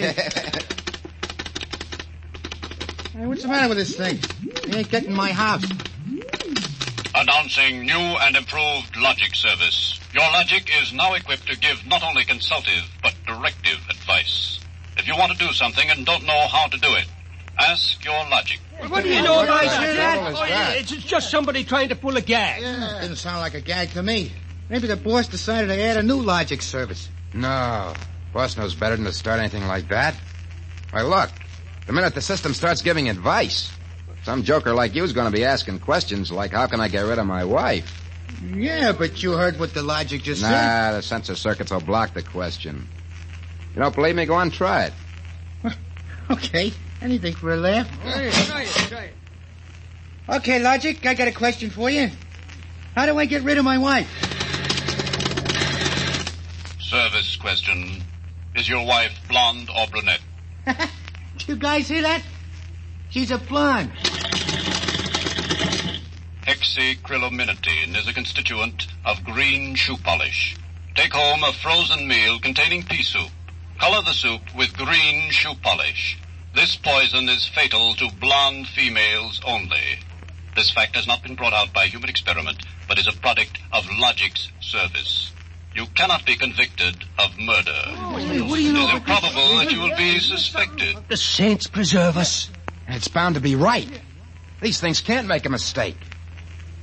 Well, Mike, don't stand there. Turn that thing off and check the sensor circuits quick. We can't get to them. They're all sealed up. It's supposed to be impossible for them to go out of order. Well, they're out of order now. And I got a feeling some awful things are going to happen.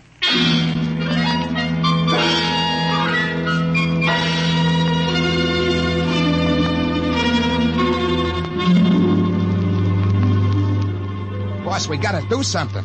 The logics have gone nuts. Relax. The thing gave a goofy answer once. Maybe it was a joke. Who ever heard of a logic making a joke? Well, it was an accident. Forget it. It won't happen again. What makes you so sure people are going to be trying it? Now, look, supposing I wanted to get rid of you, for instance. You don't. How would you collect your pay? Yeah, but supposing. I'm going to try it and see what the logic says. If you want to do something and don't know how, ask your logic. How do I bump off my boss? Huh? A male, bald-headed, 45. Service question. Is he fat or thin? Holy mackerel. Fat. Make some chocolate ice cream containing powdered charcoal in place of half the chocolate. Use Hotzo brand charcoal. Hotzo contains an ingredient fatal only to fat, bald-headed males. This fact is a product of Logic's service.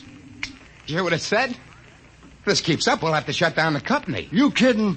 We can't shut down the company, and you know it. Logics do all the computing, bookkeeping, filing, and recording of contracts for every business in the country. They handle all television programs, personal calls, weather forecasts, employment notices. I know that, but... Wake up. If we shut down the Logics, we go back to a civilization we've forgotten how to run. Yeah, but the point is, boss, they're now giving out information on murder. And no telling what else. Well, we'll just have to find out why and fix it. Meantime, there's nothing to worry about. Nothing to worry about? Of course not. You've asked these questions for a gag. Nobody's going to ask them seriously. What you need is a little faith in human nature. Oh, excuse me, it's probably the wife. Person-to-person video call. Go ahead. Cyrus, dear, how do you feel? Why, just fine, sweetheart. I just called to tell you, Cyrus, I want you to be sure and get home on time for dinner. Yeah, why? Because I've got a surprise for you, dear, your favorite dessert. Dessert? What kind? Homemade chocolate ice cream. The flavor is heavenly, Cyrus. When you taste it, you'll just die. Cyrus, what's wrong? Why don't you answer me? Cyrus! Chocolate ice cream, huh? This can't be happening. Agnes wouldn't... What? Why, this is dangerous. Have a little faith in human nature, huh? Caldwell, you're the head of the maintenance crew. I'll give you 24 hours to fix these Logics, or you're fired. Now, look, boss, Get me the police. Get me an extra maintenance crew. Get me a doctor. You. Me? Get moving. Where? Anywhere. Find out what the Logics are up to. And see that you find out before the Logics do.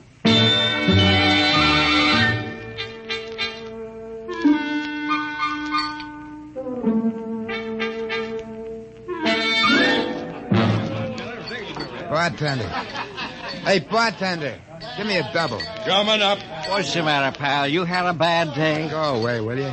Oh, listen, pal. You gotta listen. I got trouble. Hey, bartender, will you get this barfly off me? For Pete's sake, I'm tired.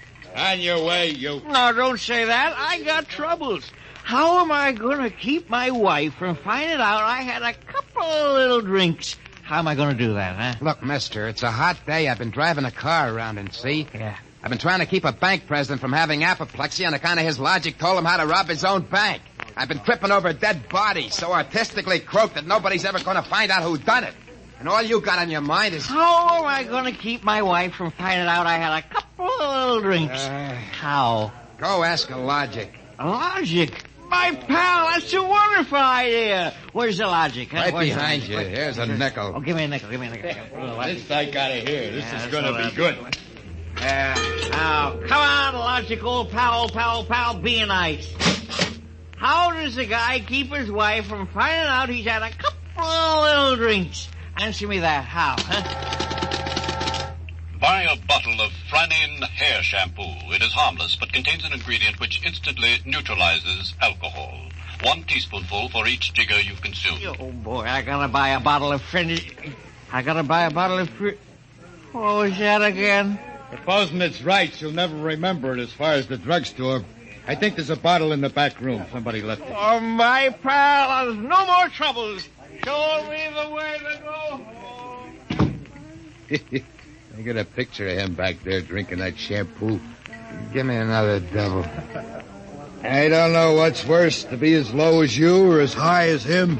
All right, where is he? I know he's here. Where is that bum? Who you want, lady? My husband. I know he's here. Now, where is he? Show me the way to go. That no good louse. I'll show him. Thinks he can come staggering home again, does he? Well, I'll teach him. Poor guy.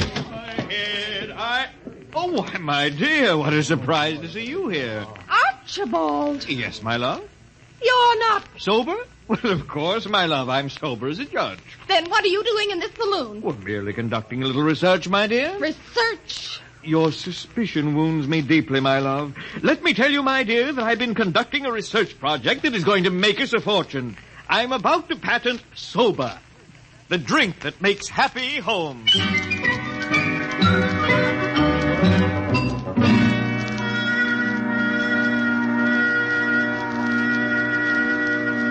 I'm Caldwell from the Logics Company, Sergeant. I just stopped Logics Company. Listen, Caldwell, you people get those blasted machines under control or we'll have you all behind bars. Now, look, Sergeant. No, you look. At this blotter. Blank. The greatest crime wave in history, and we can't even make an arrest. They're all perfect crimes. Well, we're doing our best to find It's out. not good enough. If you can't find out anything, shut down the company. Or the police department will. We know there's some big gang back of this. Hey, maybe you know something about it, Caldwell. Now, look, nobody's back of it. The Logics run themselves. They pick their own circuits automatically. You mean that they're doing this all by themselves? Sure.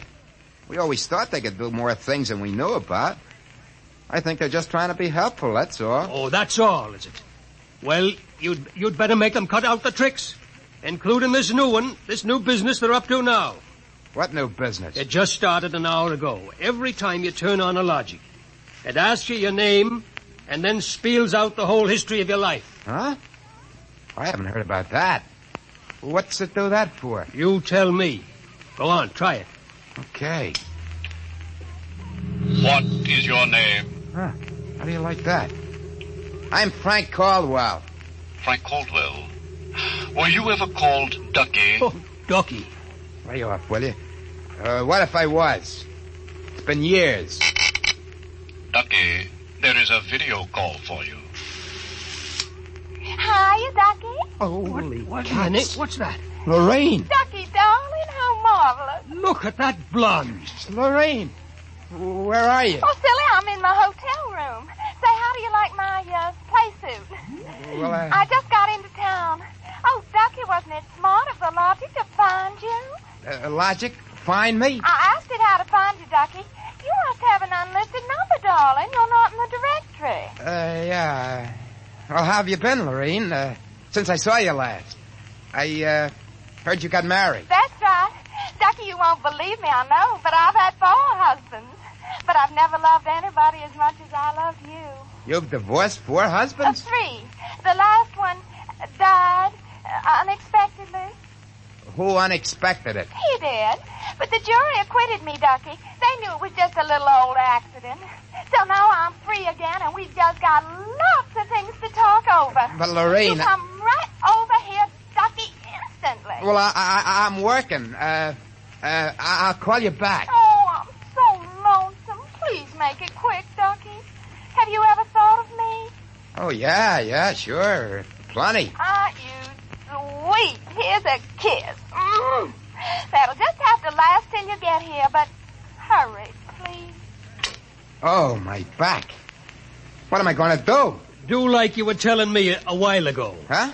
Calm yourself, Ducky.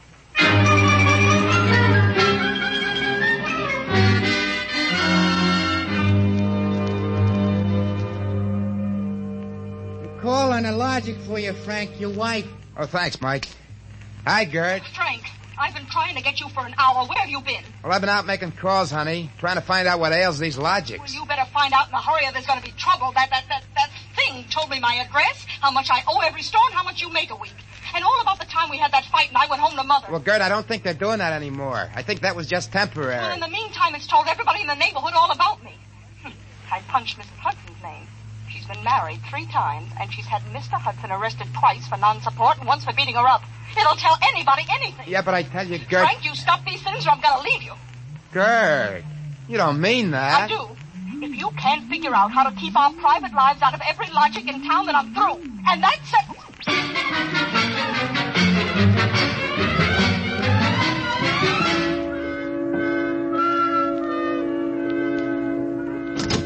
Hey, boss. You gotta put more men on the job or something. We gotta lick these logics. My wife's gonna leave me if we don't. You're also going to be looking for a job if we don't. Well, I don't care about the job, but listen. You listen. The logics are giving out information on high explosives, the fine points of murder, and legal loopholes that'll beat any charge from hijacking to high treason. Yeah, but my wife... And about 6 guys have thought of asking how to switch bank credits so they can corner all the cash in the country. Now quit bothering me. Get over at the tank and help Mike try to block off some of those circuits.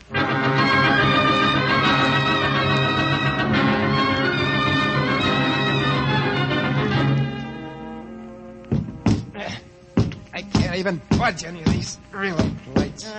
Me neither. Isn't there any way we can disconnect them? There is not. They weren't built to be disconnected. Mike, what are we going to do? I'm thinking of slitting my throat. When they were giving out all the information on everybody, my wife got the lowdown on a certain plan.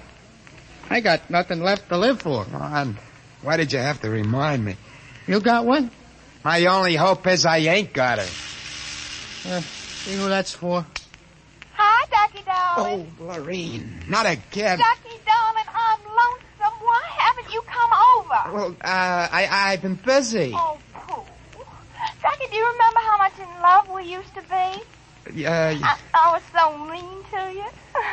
Ducky, let's get married tonight. Oh, gosh, Lorene, I... Right away, Ducky. Look, I got married. Oh, you poor darling. You poor darling. Just have to get you out of that. No. Now, look, Lorene. Darling, I'll just call up your wife and have a little talk with her. Look, please, now, it's nice of you to think of me and all that. You just give me your address and your logic number, darling. I ain't got one. Ah, you just don't want to tell me. You're bashful. Never mind, darling. The logic will tell me. Lorene! Oh, I gotta call Gert.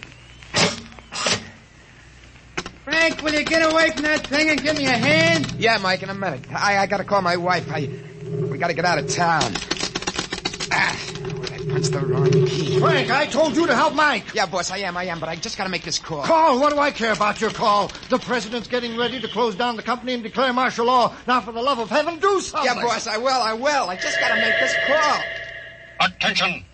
To assist in solving a special problem of logic service, kindly give the following information if possible. Where does Frank Caldwell live? Oh, she got me. I'm through.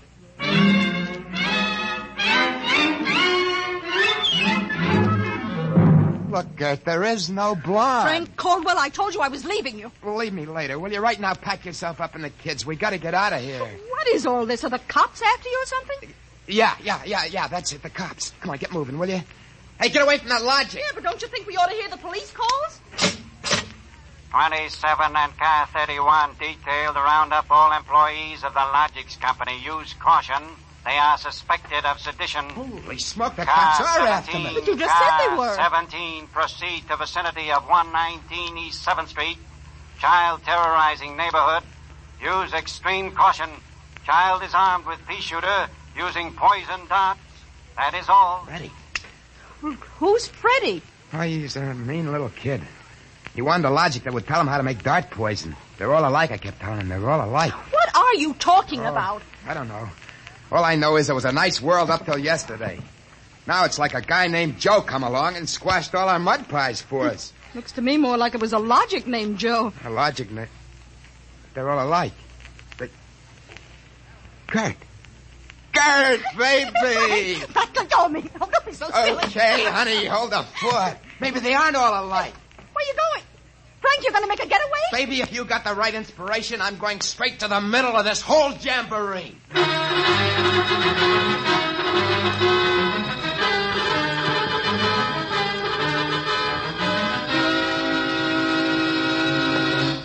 Yes? Oh, I was hoping it was the police. You remember me, Mr. Kralanovich? Caldwell of the Logics Company? I wish the Logics Company was at the bottom of the ocean. Yeah, well, I don't blame you. Now, where's your logic? In here? I'd smash it into a million pieces if I wasn't afraid of what Freddie would do to me. Just get out of the way, will you? I got business with Joe. If you want to do something and don't know how, ask your logic. Oh, we're back to that routine, huh? Well, I want to do something, all right. Tell me, Joe, can a logic be modified to achieve correlations for which human brains are too limited? How great will the modifications be?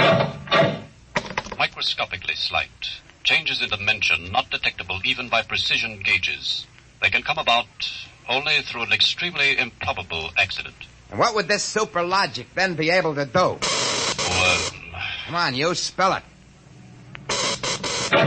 It could set up entire new combinations of electronic relays which would bypass the normal sensor blocks, thereby enabling it to perform valuable new services, including the giving of helpful advice on any human problem. Uh-huh. Has this accident ever happened, Joe? Come on! It has happened only once. In the case of the logic now owned by the Kolanovich family of 119 East 7th Street. A logic named Joe. Thanks, Joe. That's all I wanted to know. Hey, what's all this about? I'm taking this logic away, Mr. Kolanovich. I'll bring you a new one. Our troubles are all over. Hey, you, get away from Joe. Correction, our troubles are just beginning. Now, Freddie, put down that blowgun. Hey, shut up. Hey, you ain't said get away from that logic. Now, look, Freddie, I'm going to bring you a nice new one, see? I want that one. What I got in this picture ain't beans. Mr. Caldwell, the police, they're outside. Yeah, for me and Freddie. Nuts. What they want you for? You ain't smart enough to do nothing. Oh, no? Say, there's plenty I can tell you. Open up in there. There's our cops, kid. It's you and me against them. So what you gonna do about it if he's so smart? Now, look, we may have to fight our way out, see? Now, let me see that blowgun. I know a way to hop it up so the cops won't have a chance. Come on, give it to me. Okay, let's see what you can do. Here. Thanks. Here. Oh, Mr. Caldwell, you're a great man. Now, all I gotta do is to pull this plug out of the wall. Come right in, Sergeant. Careful, men, careful. That must be the kid. But he don't look so tough to me. Well, he got a little soft. Oh, there'll be no more complaints, officer. I guess I can go on where Mr. Caldwell left off. Caldwell, you're wanted. This time you either answer some questions, or we'll keep you in the cooler till you do. What, in jail? Oh, okay, let's go. Hey, wait a minute. You act like you wanted to go to jail. Yeah, I do. I got a feeling it'll be safer there. What do you mean? Just put me away till a certain party leaves town. I'll confess to anything. Okay, then, Caldwell. Into the paddy wagon you go. Thanks, officer. You may be saving my life. Now, if you just help me carry this logic out... Wait a minute. You can't take that in the wagon. I can't. Why not? No room. We've already got a dame in there who's raising the roof. A dame? Yeah, a blonde. She was trying to buy a gun without a permit. She keeps screaming she's going to miss her date with Ducky.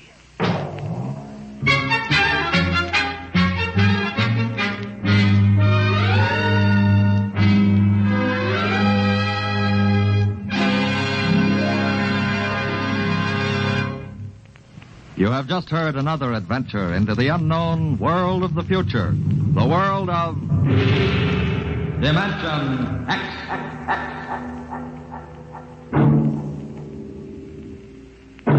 Next week, Dimension X joins the big parade of exciting half-hour presentations at a brand new time on Friday evenings at a different hour. In the Eastern Time Zone, you'll hear it at 9 o'clock Fridays, Daylight Saving Time. In other zones, please consult your local newspaper listings to learn the new time. For that's when Dimension X will bring you one of the strangest stories ever told. Ray Bradbury's Mars is Heaven. Tonight's story on Dimension X was titled A Logic Named Joe, written by Murray Leinster and adapted for radio by Clarence A. Ross. Featured in the cast were Joseph Julian as Frank and Roger DeKoven as the Logic. Your narrator was Norman Rose. Music by Albert Berman. Engineer Don Albert. Dimension X is produced by Van Woodward and directed by Edward King. Robert Warren speaking. Tomorrow, hear a thrilling story on high adventure. It's on NBC.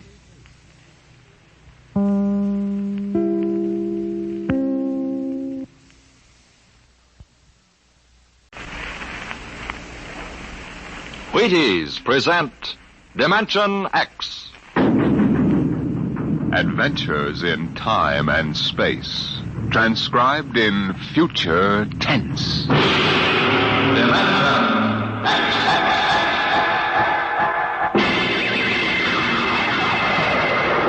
On stage tonight, Dimension X. Another in the Wheaties' big parade of exciting half-hour presentations. I don't mean to be too personal, mind you, but Have you found out how Wheaties at 7 can help at 11? It's really very easy to find out, you know, and it's mighty worthwhile. Now, what you do is this. Come breakfast time some morning real soon. Dish yourself up a bowl of Wheaties. Crisp, golden flakes, 100% whole wheat. Add some fruit, add milk, and you'll be getting some real nourishment. And at 11 a.m., I think you'll begin to understand why. Because Wheaties have it.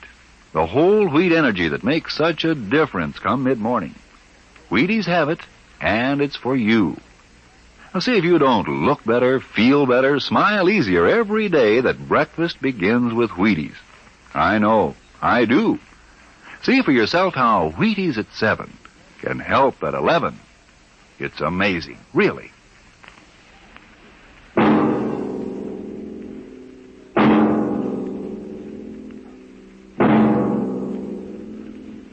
Do you remember when you were young, how your elders would tell you bedtime stories about the man in the moon? Well, tonight we have a different kind of story to tell about him. A story of suspense in the unknown world of the future, where anything can happen.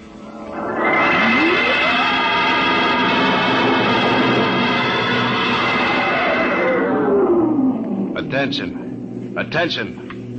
This is the Federal Bureau of Missing Persons calling all local agencies. Attention. This is a coded report nationwide. Missing since 9 o'clock this morning the following persons. Smidgley, Jonathan, 5 feet 8 inches tall, brown hair, brown eyes, mastoid. Hello. Hey, get off this wavelength. This is a restricted band. Hello. Look, whoever you are, you're on a coded wavelength. Now tune out. This frequency is reserved for the Federal Bureau of Missing Persons. Hello, Earth. This is the moon calling Earth. Hello, Earth. This guy's loony. Transmitting room. Jake in transmission. Jake, this is Charlie in the code room. Some crackpot's on our frequency. Yeah, I heard him, Charlie. I've got CQ trying to trace it now. Yeah, well, hurry it up, will you? Some ham's in for a good stiff fine by the FCC. They ought to take his license away. Oh, here comes Lenny with a directional fix. Here you are, Jake. I checked it 4 times. What?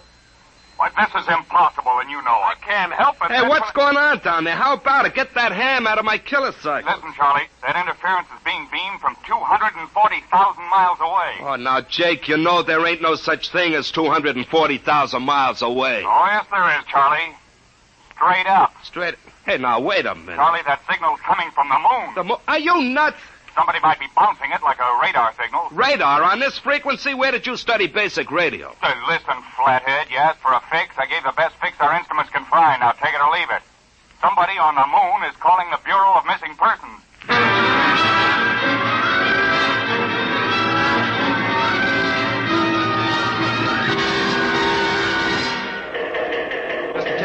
Mr. Timken. What's the sweat, Charlie? Shouldn't you be broadcasting? Now, listen, Mr. Timken, you know I'm a sober citizen, right? Never once have I broadcast with the smell of alcohol on my breath, right? In all your 12 years here at the Bureau, did I What's once... the matter? Or to the FCC? I ain't got the nerve. Well, what's wrong? You'll scream when you hear this, Mr. Timken. You'll jump right out the window, but we are getting an SOS from the moon.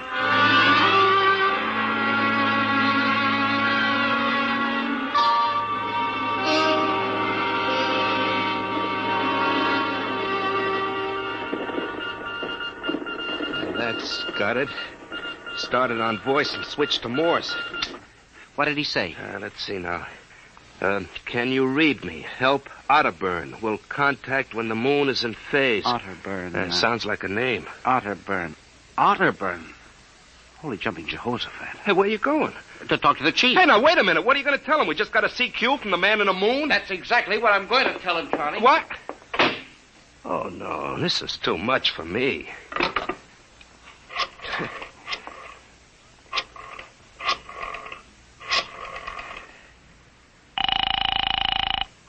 Washington Star-Ledger. Let me have O'Brien on the city desk, huh? One moment.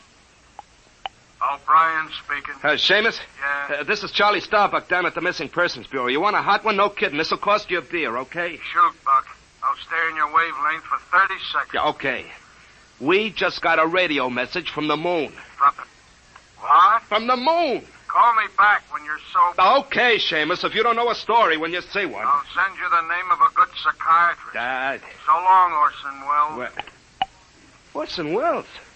Hey, how do you like that? He don't believe me.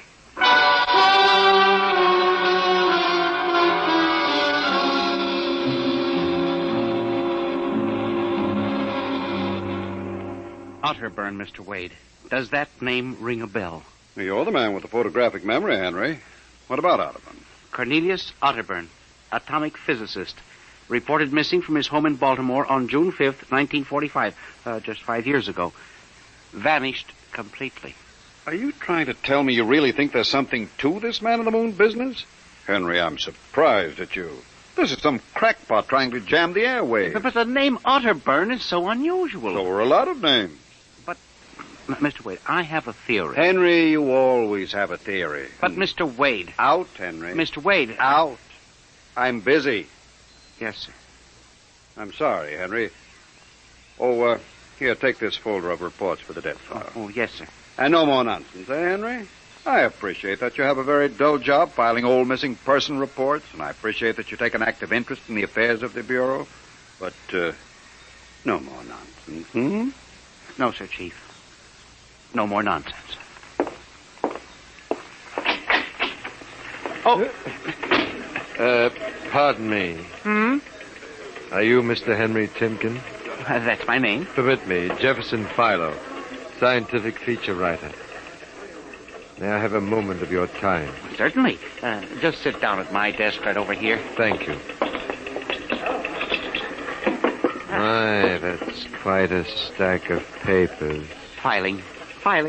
I'm the records custodian of the Bureau. 12 years and never misplaced a record. Magnificent. Now, Mr. Timken. Yes? Mr. O'Brien, the editor of the Star-Ledger, said I might drop by and investigate a rumor.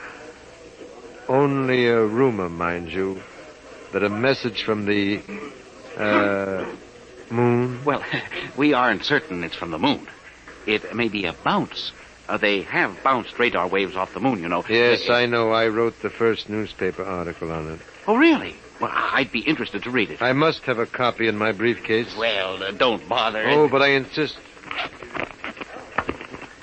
There you are. I'll leave it on your desk. Well, thank you very much. Now, about this message from the moon, Mr. Timken. Well, we don't know for sure, as I said. But I believe that this message, wherever it originates, is from Cornelius Otterburn. The physicist? Oh, you know him. I once wrote an article on his contribution to nuclear mechanics. A brilliant man, Otterburn, years ahead of his contemporaries. Well, whoever is sending those signals, if he isn't on the moon, is at least using the moon as a sounding board, bouncing the signal. But why, Mr. Timken? Why?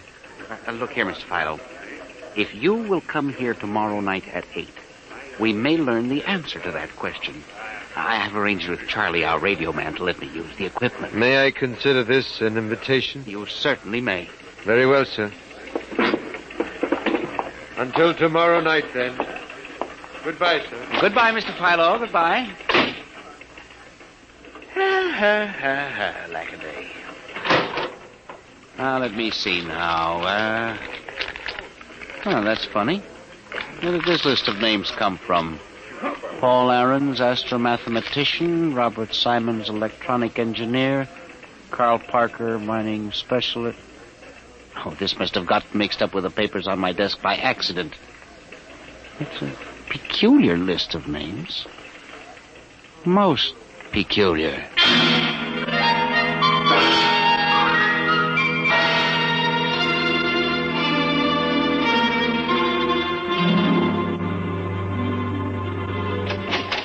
Good morning, Charlie. Oh, hi, Mr. Timken. I see we made the papers. Oh? And how? Mr. Chief steamed up about it. What did the paper say? Mostly ha-ha. Here's the Herald. Oh, brother, what a panning. Uh-huh. Oh, dear. Oh, my. No wonder Mr. Wade is hopping. About tonight, Mr. Timken, I don't know. Now, you promised you'd give me a key to the radio room, Charlie. Yeah, but I didn't expect this. Listen, Charlie, we've got to find out if there's something to that message. If Otterburn is alive somewhere and radioing for help, it is... Hold it. Time for the morning broadcast. We've got quite a list today. Well, do you mind if I listen a while? We may hear Otterburn. Oh, I ain't self-conscious. Stick around. Attention. Attention, this is the Federal Bureau of Missing Persons calling all local agencies nationwide. This is a coded broadcast. The following persons are missing. Aarons, Dr. Paul, 5'5", brown hair, brown eyes, scar on left side of chin. Aarons? Thick glasses, occupation astro-mathematician. Missing since 6 o'clock this morning. Being sought by Bel Air police. Charlie. Repeat, Dr. Paul Aarons. Charlie, shut it off a second. Oh, no, listen, Mr. Timken. It's okay to stay, but you can't interrupt. This is important. Now, what time was Dr. Aarons reported missing? 6 a.m. We got the report from Bel Air less than an hour ago. Are you certain, Charlie? Yeah, positive. What is this? Charlie, what's the next name on the list? Let's see. Simons, Robert. What? Engineer. Came in less than 20 minutes ago. 20? What's the matter with you? You look like you've seen a ghost. Nothing, Charlie. Except that last night, quite by accident, someone left a list of names on my desk, and that list included the names of those 2 men who weren't reported missing until an hour ago. What? Yeah, that don't sound right to me. It isn't right, Charlie. Which raises a question. Who would make up a list of missing persons before they were missing, not after?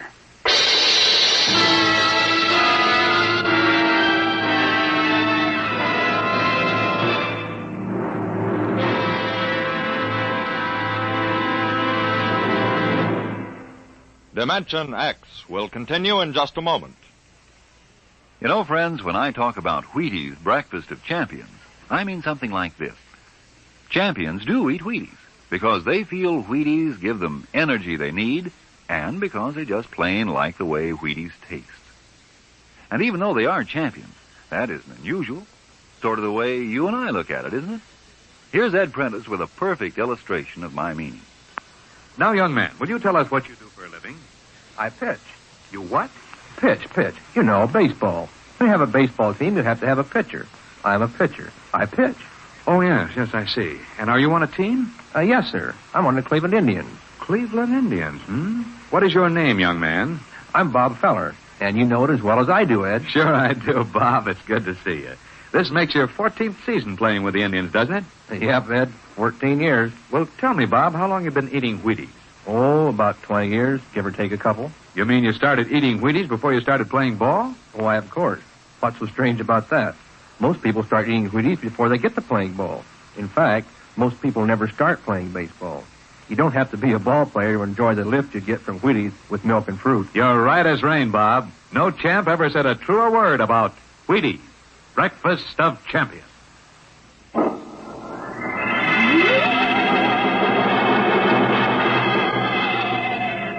And you say this list of names was left on your desk accidentally? I believe so, Mr. Wade. Do you have any ideas? Well, it's hard to say. Mr. Philo left some papers from his briefcase. Mr. Philo?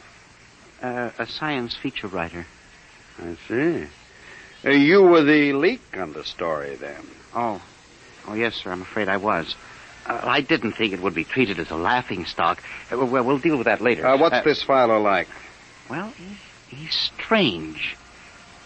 Bald, thick glasses, tall, seems to know a great deal about scientific data, but being a science writer... Is there any other possibility? I don't know. But I do believe that this is all hooked up with the broadcast from Otterburn. That seems like a very remote possibility. A missing persons bureau deals in remote possibilities, Mr. Wade. Henry, I do not require a statement of policy. What's the theory? Mr. Wade, I have discovered that each year literally thousands of persons vanish, leaving no trace. They are never located. Where do they go? Nobody knows. And they disappear in interesting cycles. What sort of cycles? Occupations, for example. One year we'll have a run on, say, coal miners. Next year the proportion of engineers increases, then scientists... What do you think happens, Henry? I don't know, Mr. Wade. But I'm beginning to suspect that somebody else has discovered the same phenomenon. Even to the point, perhaps, of being able to predict who will turn up among the missing next. Philo? I don't know. but I would like to find out. And you think Otterburn may be a part of this picture? I definitely do, Mr. Wade. Henry, do you honestly expect me to buy an idea like that? Well, it's more than an idea. The two top men on this list are missing. Maybe so, but the rest of them aren't. Parker, Watson, Gibbs. Well, I saw Parker in the restaurant where I had lunch today. Yes, sir, but and if you think I'm going to make myself a laughingstock by putting any belief in such a crack-brained theory? Well, Excuse me. Yes. Hello, Wade speaking. Yes? Yes, I see. What name?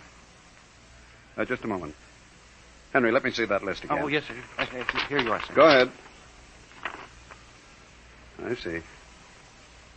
I'll get back to you. I guess I owe you an apology, Henry. Yeah, sir? Carl Parker was just reported missing. Parker? The third man on your list. Holy mackerel. Exactly. Henry, perhaps I've underestimated you. Maybe this time you really stumble onto something. What do you intend to do, Mr. Wade? I don't know. I haven't thought it out yet.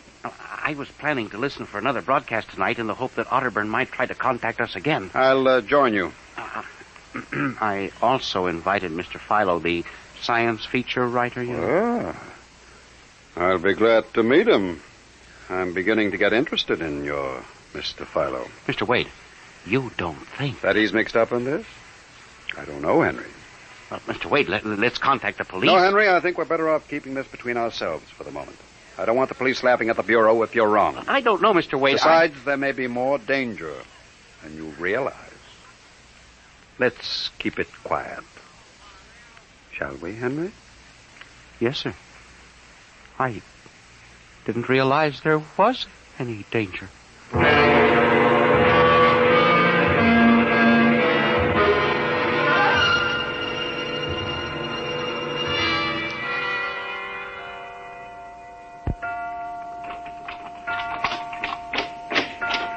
O'clock. Friend Mr. Philo was late. He said he'd be here, sir. The moon is almost in direct phase. You can't wait much longer. You'd better switch on the set. Yes, sir. I left a light in the hall for Mr. Philo when he comes. Are you getting anything? Well, just some foreign stuff. Programming from Johannesburg, South Africa. We continue in Africa. Oh, no, dear. That's a very peculiar transmission sound. That sounds like something. See if I can work the selector here. The moon is in phase. Yes, sir. Hello. Can you hear me? I'll try to return. Hello? Hello? Hello, hello, do you hear me? I get you now. Thank God. Who are you? Can you hear me? Who are you? This is Professor Cornelius Otterburn. Hello? Go on, I hear you. Not much time. They're on to me. They've located my sending point. You hear me? Go ahead, keep talking. I've only enough oxygen for a few minutes more. Well, where are you? I'm on the Earth side of the moon. You get that? The Earth side of the moon. A volcanic crater. Good Lord. Start that recorder, Mr. Wade. Go on, explain, please. Explain, please. Listen closely. There's an Earth colony on the moon. There is an Earth colony on the far side of the moon. Made up of renegade scientists and criminals. Professor Ernst Holzmann. Holzmann, he died in an insane asylum in 1938. Professor Ernst Holzmann discovered nuclear rocket power in 1935. Turned his plans over to escaped inmates of the asylum. They took off and set up a colony on the far side of the moon in 1938. Go ahead. We're recording you. Each year, they recruit new colonists from Earth. Slave labor mostly. Some women, scientists. The oxygen problem is a big one. I was kidnapped in 1945. Yes, we know. Keep talking. They wanted me to work on atomic drive with their flying discs. Hello? We're still getting you. Go on. 6 others and I escaped. Speak louder. Not much oxygen left, getting weaker. We pulled what little oxygen we had. The others, dead now. Thank God I reached you. You've got to stop them. Stop them. Stop who? The moon colony. Planning to take over the Earth. Listen, they have agents on Earth. Hear me? Agents on Earth? Where? Who? Hello? Hello? Agents in... Henry, look out. The light. Someone at the window. Get down. Henry, are you all right? I think so. Oh, his shot smashed the transmitter. Strike a match. Careful. Whew, that was close. I gotta look at him. From the description, it was your Mr. Philo. Well, we got a recording anyway, but not the most important part of the message. Henry, we've got to get you out of here. You said they have agents. Philo's probably one of them. He'll be looking for you now, trying to kill you. The police, You Mr. think Wade. the police would believe a fantastic story like this? People being kidnapped to the moon as slave labor? Moon colony planning an invasion of the Earth? Henry, believe me, they'd clap us into straitjackets before we could finish. We've got to do something. We need time to get proof. But we can't walk out of here. Philo's probably waiting. I can only figure some way. Wait, I know. How? Listen. There's a service elevator that leads to the basement garage. My car is there. Mr. Wade, By let's the call time the the police get here, we'll be dead. You think Philo will wait outside all night? Come on.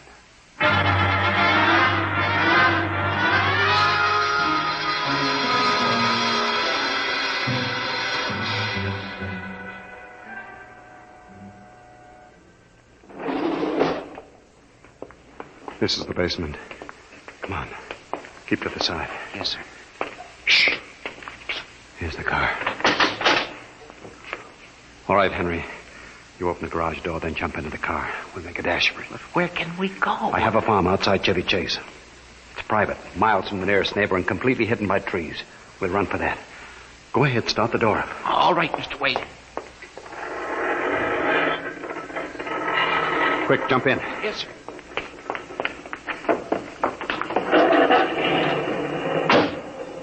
All right, here we go. Cross your fingers, Henry.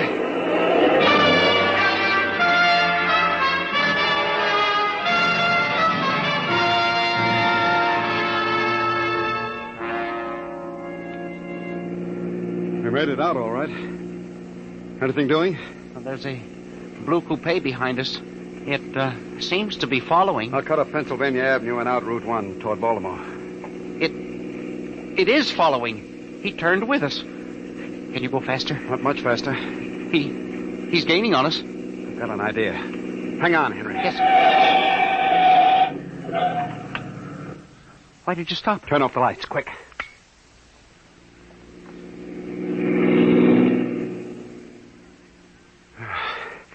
It worked. He shot right past us. Now we'll double back and go out another route. I think everything's going to be all right now. We can be at my farm in less than an hour.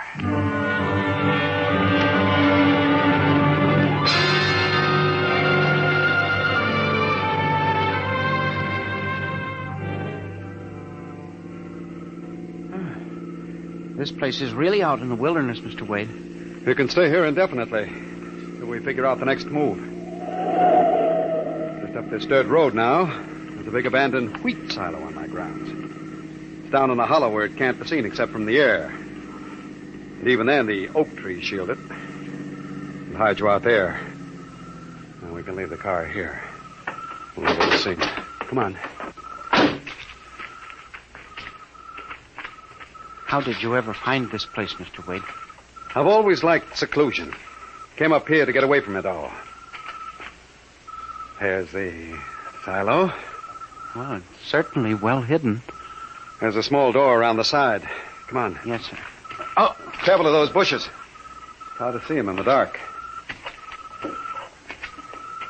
Do you suppose Philo will find us? I assure you, Henry, that Mr. Philo will never find us here. Not in a million years. Here's the door.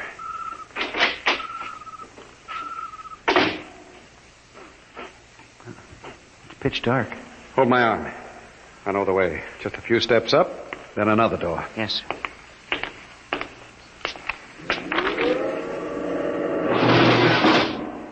Steel.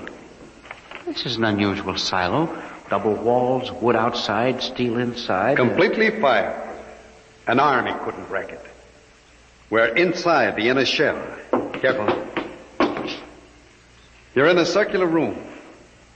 Stay here a moment. I'll go outside and see if the coast is clear. In a moment, your eyes will become accustomed to the darkness. I'll bring back some food and water. Well, don't be long, Mr. Wade. This place gives me the willies. I'll just be a moment. Yes, sir. Mr. Wade.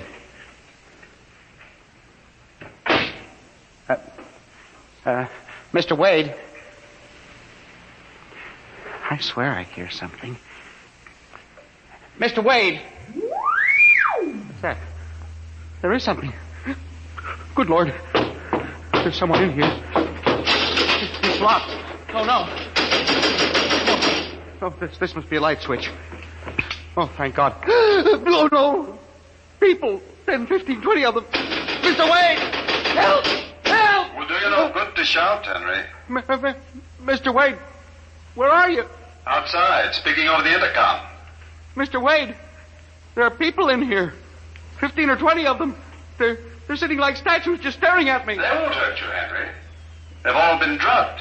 They're even more helpless than you. Yes, but who are they? Permit me to introduce them, Henry, since they're currently unable to introduce themselves. The gentleman seated before you is Dr. Paul Ahrens, the astromathematician. Ahrens? Next to him is Mr. Robert Simons, electronic engineer. Names on the list? Yes. They've all been recruited for work with Professor Halsman's group on the moon. On the moon? Then you're one of them? Of course. You'll turn around, Henry. You'll recognize the drugged form of your old friend, Mr. Philo. Philo? But I thought... That he was part of the conspiracy? No, on the contrary. His stooping made it necessary for me to include him. Yes, but the man in the window, the one who fired the shots. An agent of mine, the pilot of this ship. Ship? What ship? This silo is a camouflage for a rocket launching platform. In a moment, the roof will slide back for the rocket's takeoff. A rocket ship? In exactly 70 hours, you and your companion will join Professor Otterburn on the moon. But you can't do this to me. We have done it, Henry. No! You see, there was another name omited from that list, which I carelessly mixed up with your papers. That of Henry Timken. No! Bon voyage. I won't let you do this. You can't. Please let me out. Let me out, please. This can't happen. Let me out.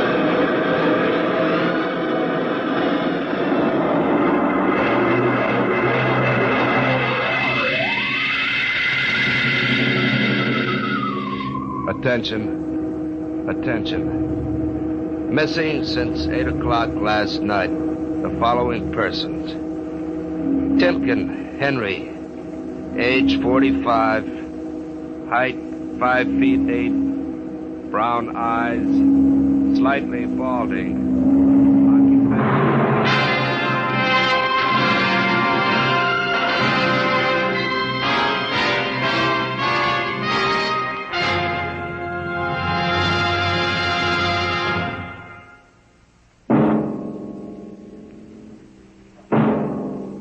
Tonight, Dimension X has presented The Man in the Moon, an original story by George Lefferts. Featured players were Louis Van Rooten as Henry Timken and Santos Ortega as Wade.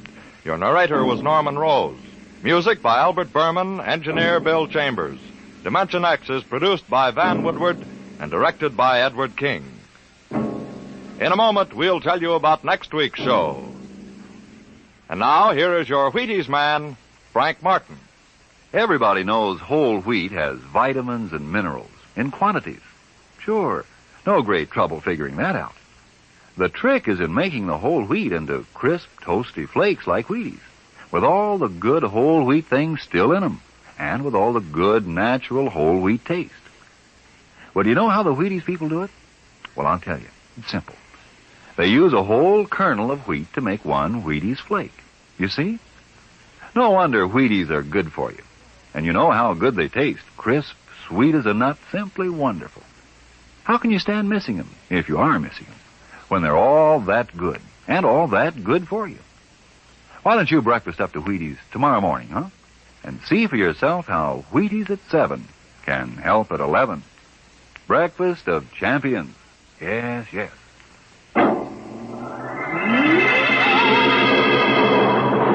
Next week, a strange and thrilling story of the foreign underground, of a brilliant young scientist and his wife whose only chance for escape from the secret police lay in a world that is beyond infinity, the world of... Dimension X.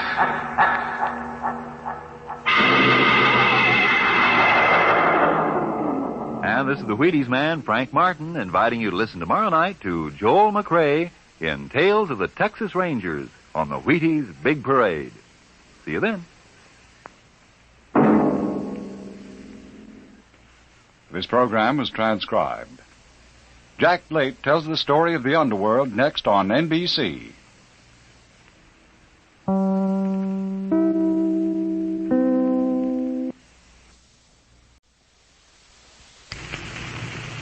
Wheaties presents Dimension X. Adventures in time and space. Transcribed in future tense. Dimension X. On stage tonight, Dimension X. Another in the Wheaties' big parade of exciting half-hour presentations. If you're a mother or a father with a warm spot in your heart for pink-cheeked, happy-eyed youngsters, here's something you should know. Good food builds good health, and Wheaties are good food. Now, I don't know what you've been doing about breakfast for the kids, but did you know that every Wheaties flake is a kernel of wheat? With the sunny, wholehearted goodness of field-grown wheat in every flake? With the full strength of whole wheat vitamins, minerals, proteins in every flake? Well, it's true. Whole wheat in all its richness. That's what you furnish when you fill the cereal bowl with Wheaties. But don't slip up. See that they get Wheaties. Crisp, sunshiny, good. Pour on the milk, put on the fruit, and know the youngsters are getting all that whole wheat can give. Do that now. Wheaties. Breakfast of champions.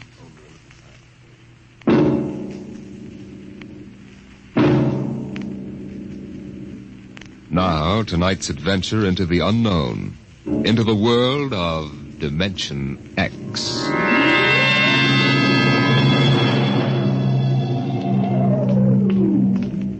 Somewhere in Europe, a man is walking through the darkness down a cobblestone street. It's early evening still, only a little past 8. But the street is strangely deserted. He pauses, looks behind him, then knocks quietly on a door.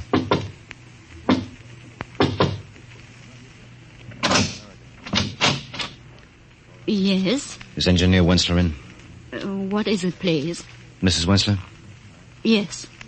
I'm selling brushes. We have a nice line of brooms. They sweep well. Do they sweep the little or the large? Both. They're especially fine for the large. Come in. What cell are you in? I'm not with the Underground. I'm an American, newspaper correspondent. It's all right. Chief 9 said I should see your husband. He gave me the password. Look, you know the Americans are on your side.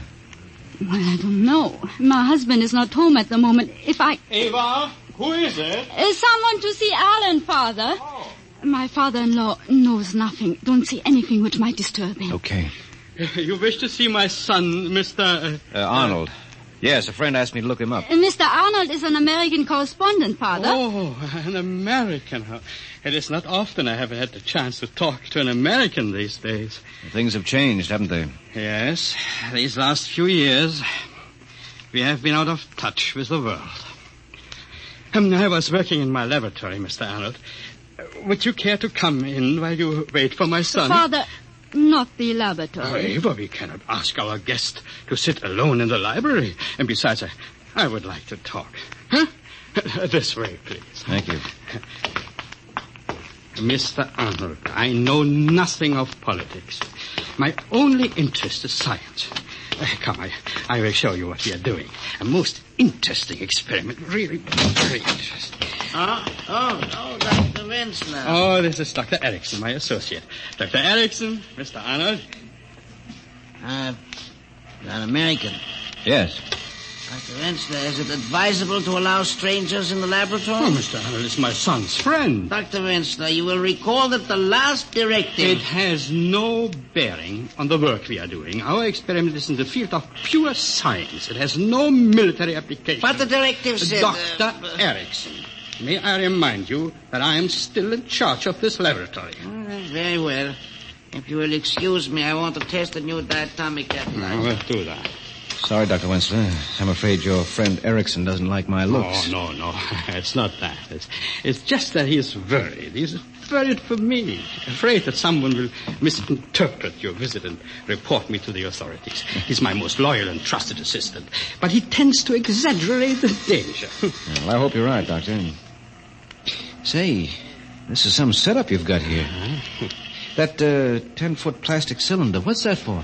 Every experiment must have a focal point, and that transparent cylinder is ours. Mm-hmm. The objects upon which we wish to work are placed inside and brought under the catalyzed beam over here.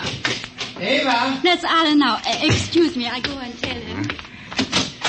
What is this experiment you're working on, Dr. Wenzel? A very interesting new problem.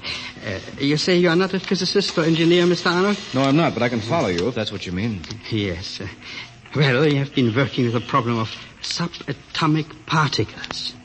Now, in attempting to manipulate them, to bring them closer to each other, we have discovered that we can shrink objects, reduce them in size. Well, that's very interesting. How much can you reduce them? Half size? Oh, much more. We can make objects become microscopic and still retain their characteristics. Doesn't seem possible. We can make them even smaller, much smaller. Theoretically, in fact, down to atomic dimensions. Well, as I said before, I'm no expert, Dr. Wenzel, but tell me, what's the point? What good does it do to shrink anything down to that size? You do not understand. Man has never actually seen an atom. But if we can reduce a camera and recording instruments to the atom size, then we would know the secrets of the universe. Mm-hmm. Ah, there you are, Mr. Arnold. Hello, Alan. You can't be interested in this. Why don't we go into the study and talk? But Mr. Arnold is interested. Well, sir, maybe I'd better talk to Alan at that. Excuse me, Dr. Wensler. I mean to ask you if you think you can get along without me for a few minutes. There's something I must do. It's important. Yes. So long as it will not take too much time. No, it won't take me long. It has been a pleasure, Mr. Arnold. I shall see you soon, I hope. Yeah, sure. Okay, Alan, let's go talk.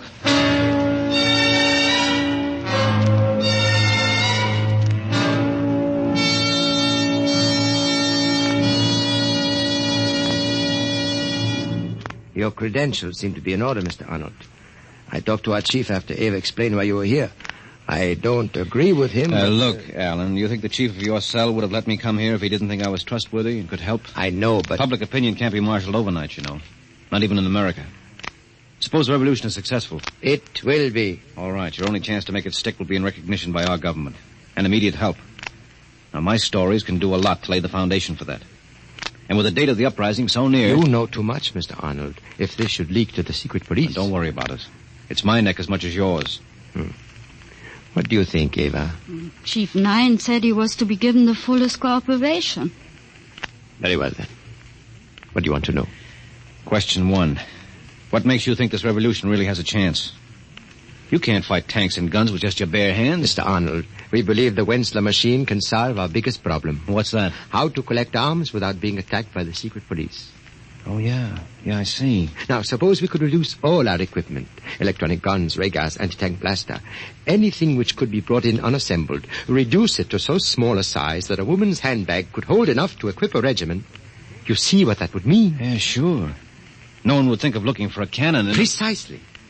But Father's machine and the cylinder were necessary for the reduction. That's why our supply depot is right here.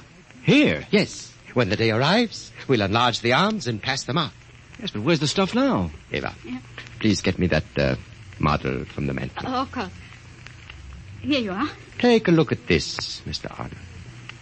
Well, that's a model of an anti-tank blaster, complete to every detail. Not a model, Mr. Arnold. This is an anti-tank gun, reduced in the cylinder by the Wensler process. At the proper time, we shall enlarge it, wheel it out through the garage, and set it up.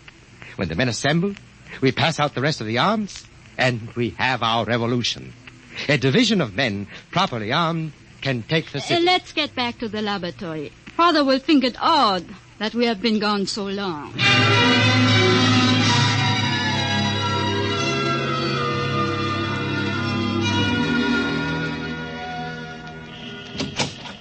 Oh, I was wondering where you were, Alan.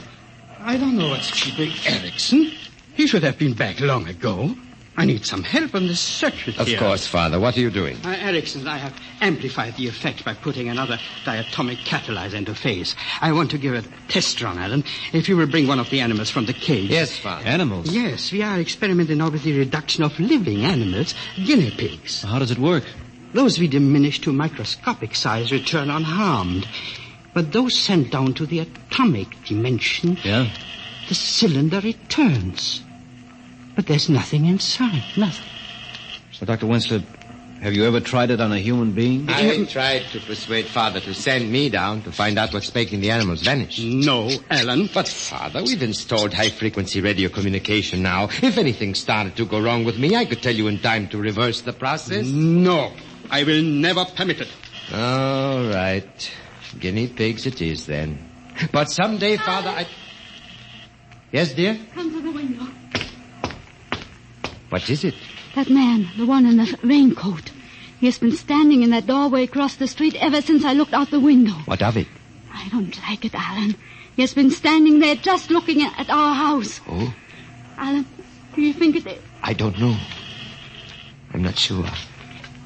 Ava? Yes?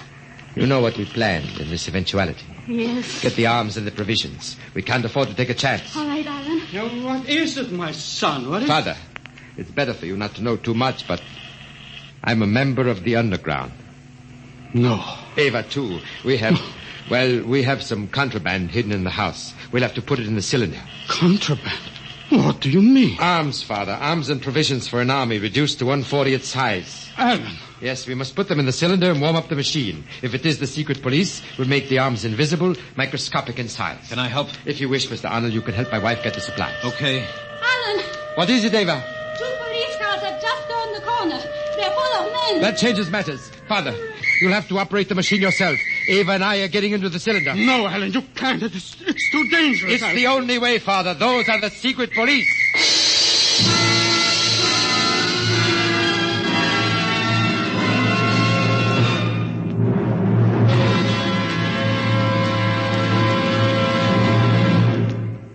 Dimension X will continue in just a moment. Tomorrow morning, get up and get at 'em with Wheaties to help. Now, does that sound as if I just made it up? Well, listen, folks. It's real. It's so. If you'll pour the Wheaties into a bowl tomorrow morning, if you'll pour on cold milk and put on the fruit you like best, if you'll do these things, you can honestly feel a difference all morning long. And here's why. Every golden Wheaties flake, every flake, is made from a grain of wheat.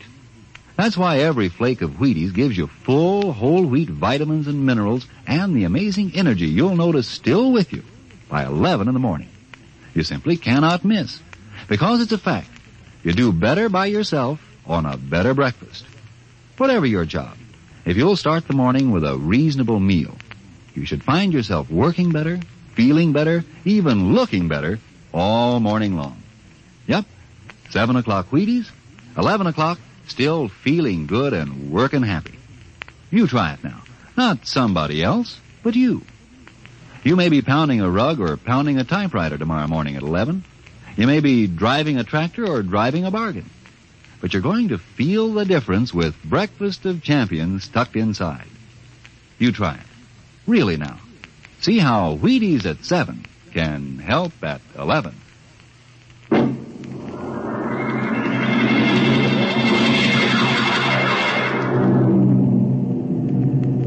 Atomic catalyzer ready? Ready. Set at point 034. Good. All right, Ava. Get in the cylinder. Alan, I can't let you take the chance, Alan. Isn't it enough to make the supplies disappear? Not for the secret police. They must know something, otherwise they wouldn't be here. But how could they prove anything? No, Father. Every man has his breaking point, and I can't afford to gamble with the lives of others. I don't know how I'd react on the torture. Torture? Oh, Father, you are naive, but don't worry, you'll be safe. Everyone knows you aren't interested in politics. Mr. Arnold is an American. Perhaps that will protect him. They're coming now. Oh, my son, what have you done? There's no time for recriminations now, Father. I'm getting in with Ava. Arnold, will you help my father with the machine? And after? Yes, I'll do whatever I can. Thank you. Now, take us down to submicroscopic size. Yes. Hold us down until the police have gone. Tell them we've left. They won't dare meddle with the machine. Tell them it will mean death to anyone who gets in the way of the beam. When they're gone, bring us back up. I'll maintain radio silence until I hear from you. Very well, my son. There they are. The machine's warmed up. Move over, Ava. I'm coming in. Let me have it. That's it. I've switched on the radio. If you can hear me, secure the porthole, Arnold. Okay, we hear you. porthole secure? Ready, Father? Yes. Are the oxygen tanks all right? Ava? Yes. They're breaking down the door. Atomic setting 034. Preliminary release. Temperature? 27 degrees centigrade, 760 millimeters pressure. Hurry, Father! Very well. Now. Ray count. Alpha 4, Beta 16, Gamma point 12, temperature 30 centigrade, pressure 1100. Be careful. Holy mackerel, the cylinder's only 3 feet high. Temperature 36, pressure 1800. It's getting too high. I can't do it. Stand by to reverse. No. The temperature and pressure show signs of stabilizing. Now 38 and 2000. Make setting at angstrom 5, 10 times to the third. That's a small. We can't afford to take chances. Only 3 inches high. It's all right, Father. Temperature and pressure beginning to drop. Thank God. A half-inch high. Oh, they're coming. They're coming, Alan. Bye, Father. God bless you. Son. If anything happens, it isn't your fault. Remember, this is my doing. Ava, switch off. Anton. Yes, sir. Keep those men. Yes, Commander. Stop! Don't come near the beam. No, this machine is in operation and can kill anyone coming within range. Shut off that machine. The machine cannot be shut off until it reaches nadir. A sudden reversal would cause an explosion and take us all with it. You there. Who are you? Who, me? Just a friend of the family. Arrest him. Now, get your hands off me. Let go of me. Now, Dr. Wensler, your son and his wife, where are they? Answer me, you old fool. They left a few minutes before you came. Left? Jan, I told you to watch all the exits. We did, Commander. Mouse could not have escaped. I swear it by the leader. They are not here. You. What do you know of this? I told you they left some time ago. Keep an eye on them and keep away from that machine. Jan. Yes, sir. Send out a general alarm. Yes, Commander. Dr. Wensler, yes. Who are your son's friends? Please, Commander, let me finish my experiment. I know nothing about my son's activities or his friends. I swear it. I know nothing about politics. So? I must stay here until this experiment is finished. It is too dangerous to be left unattended. Very well.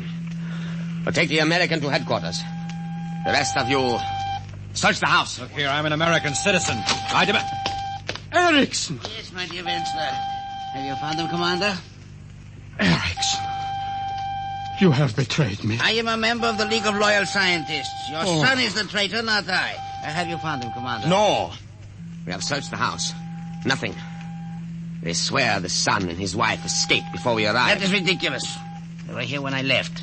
People do not vanish into thin air. Then where are they? Right under your nose, Commander. What? They're in the cylinder, of course, under the beam there. That is the only place they could be. Allow me to handle the controls. You shall have your prisoners in 5 minutes. I see. Very clever, Dr. Wensler. Very clever.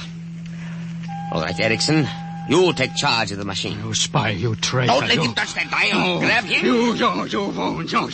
There. He has set it for subatomic dimension.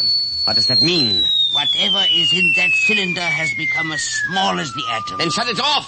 It has almost reached nadir. We must wait 10 seconds, then reverse polarities. The machine has reached nadir. Angstrom 10 to the minus 11. We must now wait 10 seconds. 1, 2, 3, 4, 5, 6...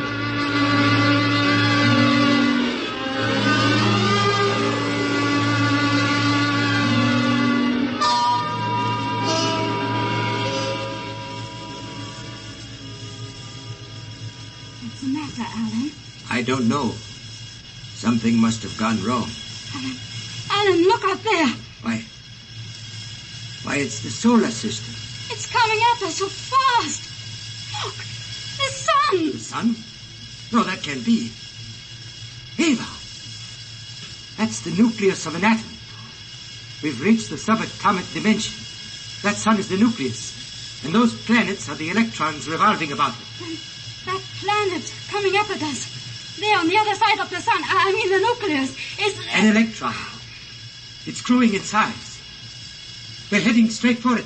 They're coming down on it. They are going to land.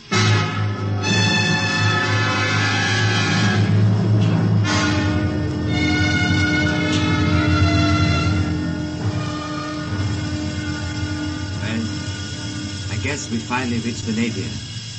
We haven't shrunk for the past 2 or 3 hours. Where are we? I don't know. Somewhere in a valley between the mountains of a huge electronic ring. It's almost funny, resting on the surface of an electron. Look. The soil under the floor of the cylinder. It looks like vegetation. Yes. Moss. Lichen. That's the last of the air. I've been expecting it to go out for the past 2 days. We have, perhaps, a half hour more. Eva, dearest. I know. There is one chance. That vegetation. That means there must be some sort of atmosphere on this electronic planet. We have to take that chance. Eva, are you willing to step out of the cylinder with me? Of course, my dearest. For whither thou goest, I will go. Thy people shall be my people, and thy God, my God. Where thou diest, I will... We haven't much time. Ready? Ready. All right. Open the porthole.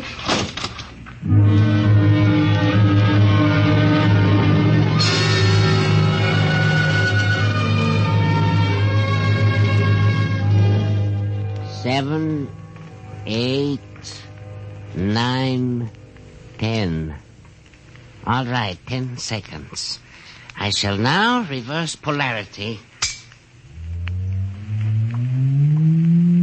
I see something. The cylinder? Yes, there it is. Just a few seconds more and it will become normal size. A foot high. Keep that man quiet. It grows very rapidly. Yes. 3 feet high. 4. Now. There you are, Commander. And in a moment, you will see your prisoners. Get the door open. Yes, sir.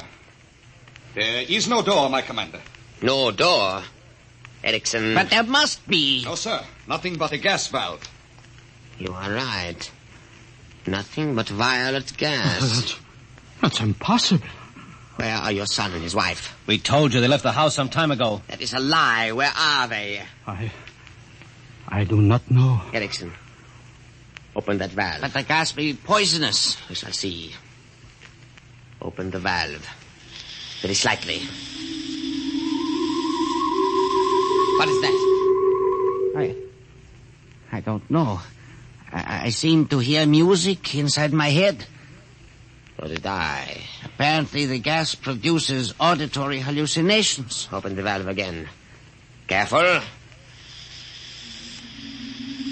We, the people of peace, greet the great scientist, the omnipotent, the maker of all. I thought I heard a voice. This is the law of our people, laid down by our first father 10 million years ago. But always and ever there be this record of our race. For it is told that thou, in the fruitfulness of time, shall take back unto thee this ark, like unto that cylinder in which the first father and mother of us all came unto us. I don't understand. I am the last of our race, and the sun is cold, and desolation is upon the face of our planet. But in our time there was majesty and joy, and the gleaning of the fruits of the soil, for we have been the people of peace. And life was bountiful for generations, until that day came when in thy everlasting wisdom thou didst decree the end of all. Though there were some who wept, we did not query why. For we have been a happy race. We have followed the law of the first father Alan, and of the great mother Eva. No. And we have builded this ark so that there may be report of our deeds and of the fulfillment of the trust. Now I, Lamarian, the last of the billions who lived here, do lie me down into that last sleep, from which, if thou will, I shall awake unto the land which is thine. Hail, O great one, from the descendants of Alan and Eva, hail and farewell. Good Lord, what was that? And Eva, Dr. Wenzler, where are they? They are beyond your reach. What do you mean? Don't you understand? All time is relative. 1 year of our time is one revolution of the planet Earth about the sun. Somewhere down in the microcosmos, my son and his wife found themselves in an atomic universe. Of course. And landed upon an electronic planet. That planet whirled around its sun, the nucleus of an atom, 1,000,000 times in the space of a second. Our second. Dr. Wenzler, what are you trying to say? That voice we heard is the voice of a human being, the last member of a race whose blood is mine. For in the space of 10 seconds of our time, Alan and Eva settled upon their microcosmic planet and bore sons and daughters in the great and peaceful race that lived and died beyond infinity. And my children, Alan and Eve, saw me that race, but dead and gone. 10 million years ago. 10 seconds ago.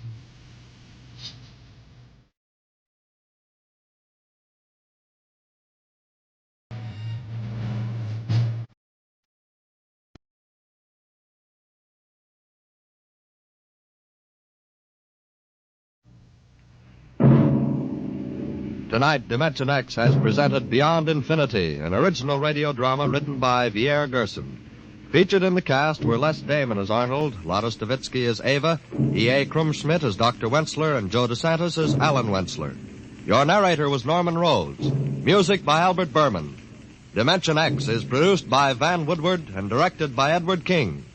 In a moment, we'll tell you about next week's show. And now, here is your Wheaties man, Frank Martin. This is Ed Prentice batting for Frank Martin to bring you a word from a fellow most of you know. Lucius, would you step over here, please? You bet, Ed. Folks, I'm Luke Kaplan. I've been playing shortstop for the Chicago White Sox practically forever. Yes, it is practically forever. This makes your 20th season, Luke. Do you think it's going to be a permanent job? Well, you know, Ed, I play baseball like I eat Wheaties. Just get set and plow right through. Wheaties and baseball just seem to go together. The Wheaties give me the energy to play more baseball, and a tough game gives me the appetite to eat more Wheaties. I think it's a real nice arrangement. Well, Mr. Appling, if you're happy, so are we. Thanks a million to our real Wheaties champion, Luke Appling. And folks, if you haven't had the pleasure of Wheaties lately, have some tomorrow. Wheaties, breakfast of champions. And eat happy. Next week, a strange story of other worlds. The story of the barbaric potters of FIRSK. Another adventure into the unknown world of tomorrow. The world of... Dimension X.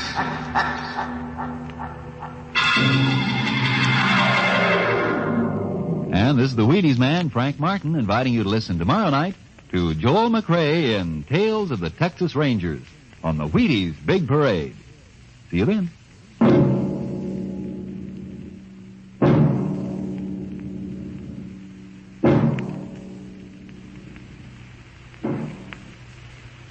This program was transcribed. Stay tuned for Stories of the Underworld by Jack Late on NBC.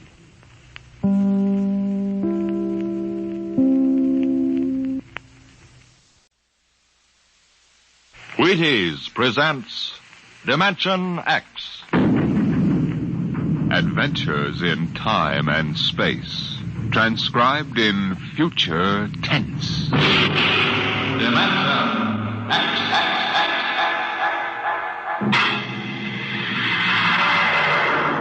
stage tonight, Dimension X, another in the Wheaties' big parade of exciting half-hour presentations.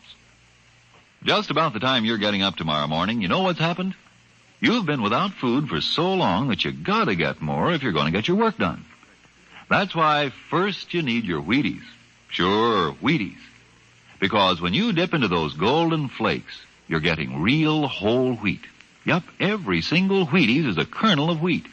And you know what that means. Vitality for working well, feeling well, looking well. Whole wheat energy, whole wheat vitamins.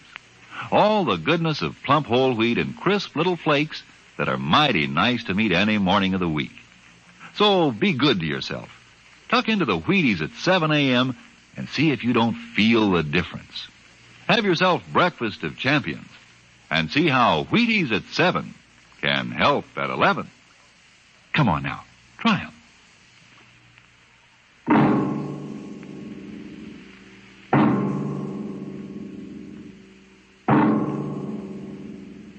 What will happen when man, finally conquering the galactic distances of interstellar travel, finds life on the strange worlds across the universe? Will he discover civilizations of incredibly advanced scientific knowledge, or primitive cultures deep in a stone age of savagery? Here is a story of the relation between men of our world and beings from beyond the stars. On the desk stood a yellow bowl, the profile a simple curve, clean and sharp.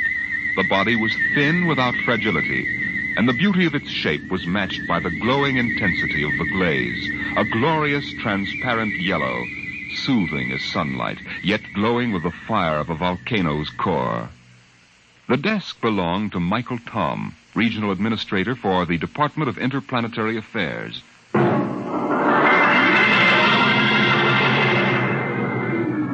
That bowl?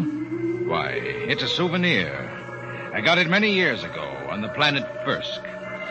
I'd been out on the Channel Planet in the Frontier Service for 19 months.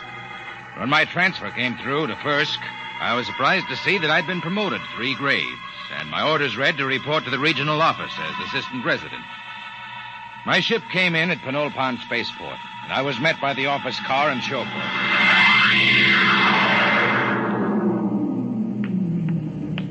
Mr. Tom? That's right. I'm Wirachek, sir. Welcome to FIRSK. Thanks. Well, I didn't expect to find a 1992 Rolls here. The resident had it shipped out in parts. Mr. Koval changes every year for the new model. Pretty smooth. Hey, this is certainly different from the Channel Planet. Nothing there but ice, frost fleas, and the dullest aborigines in the system. Well, you won't find the aborigines very dull here. What kind of people are they? The Mituan? Well, they're humanoid.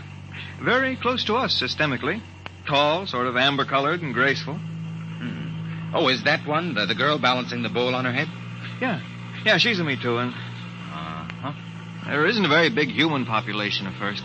Well. Looks like Mike Tom has found a home in the service. You haven't met Mr. Koval yet, have you? What do you mean by that? Oh, nothing, sir, nothing. Look, Wirachek, if there's anything wrong, you'd better tell me. Well, there's nothing, sir. Nothing you won't find out. It's just that Mr. Koval is a very forceful personality. Very forceful.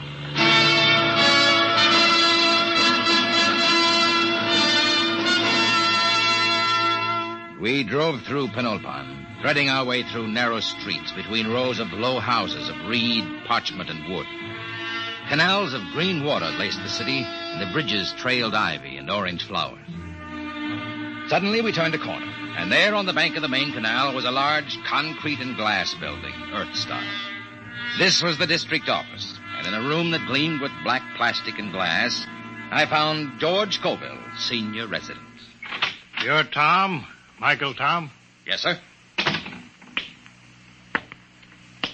My last junior took off for the hills with a dancer from a Mituan grog shop.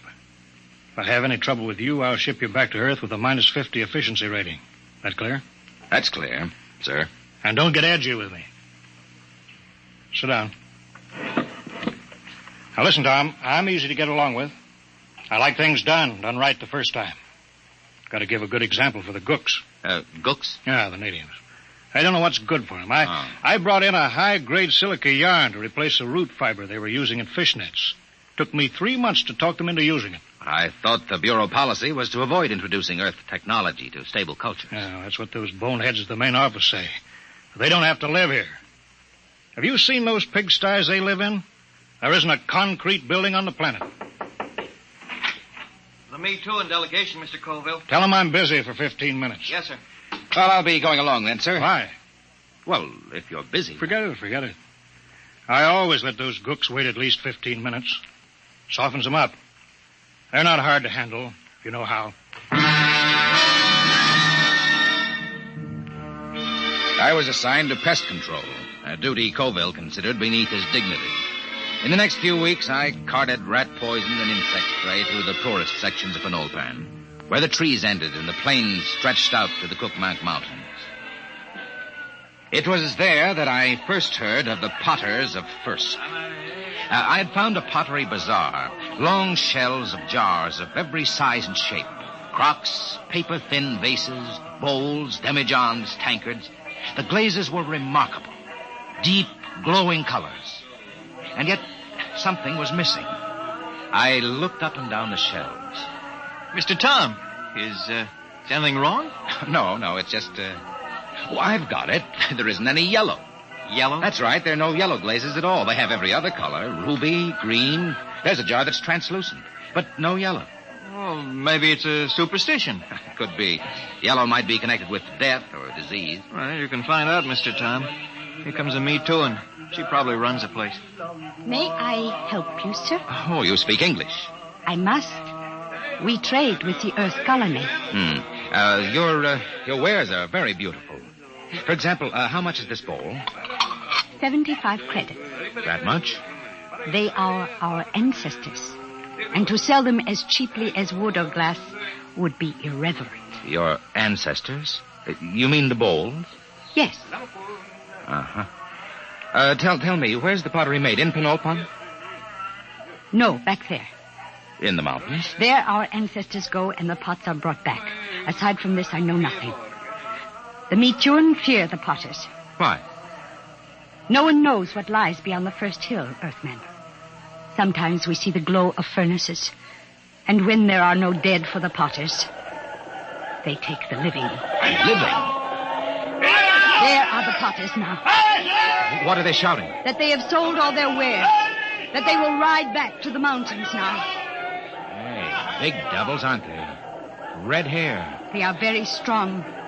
I think I'll visit the potters one of these days. No, Earthman. No? Why not? It is dangerous for you. They have guarded their secrets from all Penolpan. They are very fierce.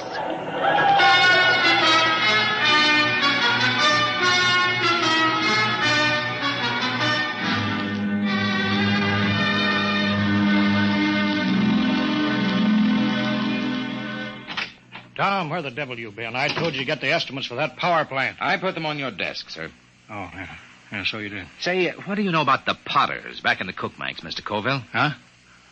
Oh, they're a tribe of bandits or something. Why? I was at the bazaar today. A girl called the vases ancestors. It seems strange. Ancestors? Well, it probably has something to do with religious death rites. They take away the dead bodies and cremate them for a fee or trade goods. The girl said that when they don't get the dead, sometimes they take the living. What? Well, so that's it. What, sir? Raiding. About every month or so, a couple of Me Too and turn up missing. The whole city clams up like tongue-tied parrots. For 2 years, I've been trying to track it down. Tom, these Potters must be behind it. Raiding, huh? Well, we'll see about that. No, we don't know anything definite. Well, we will. Get Weircheck to roll out the copter. We're flying out to those mountains. I'll put a stop to this if I have to blow them clean off the planet.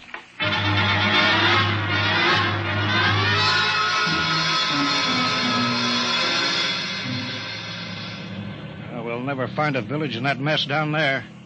Look at those cliffs. There's a smoke trail over there to the right. Potters need kilns. Kilns need heat. That's a volcano, not a chimney. Let's try out along that ridge, then we'll go back. Oh, wait, I think we found them. Where? At the base of the volcano. Look close. You can see buildings. Yeah. Set her down. Should we land, sir? They're supposed to be pretty rough on home ground. We're official representatives of the system. Remember that. That might not mean much to a tribe of mountaineers. Don't argue with me, Tom. Land.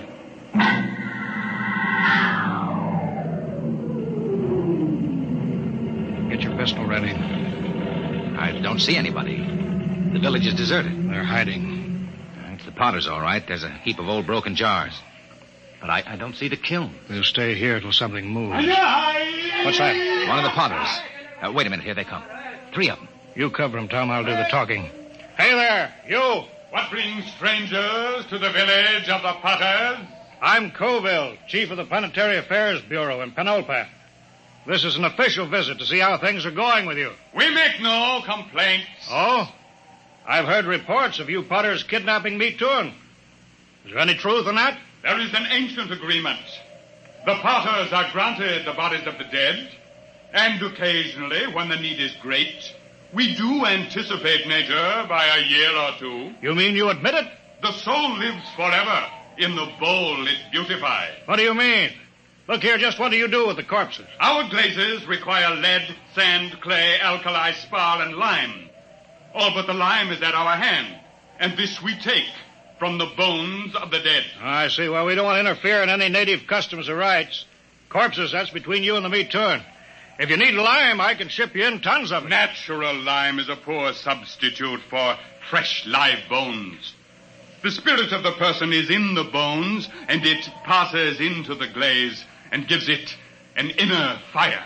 Well, you listen to me. I don't care what you use as long as there's no kidnapping or murder. Tell me, Potter. I don't see any furnaces. Where are your kilns? Our firing is done by the great monthly burn. You mean the volcano? Yes, Earthman. Once each month, the heat roars up white and glowing. I see. Potter, why don't you ever use yellow glaze? Yellow glaze? We have no metal to give the pure, rich yellow, the color of the sun. It is strange, Earthman, that you talk of the yellow, for my people have sought the sun glaze for thousands of years. Listen, if there's any technical help you people want, that's my business. But there'll be no more murder. If necessary, I'll put a stop to the potting altogether. Your words are not friendly. Don't think I can't do it. I'll drop an atom bomb down the throat of your volcano and cave in the whole mountain. We'd better pull out, Mr. Colville. Shut up, Tom. You understand? My job is to protect everyone on this mud-hole planet.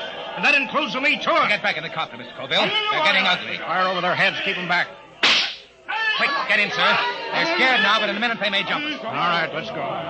Don't worry, Tom. Now those gooks know who's boss. Now, sir, we won't have any more trouble from the Potters.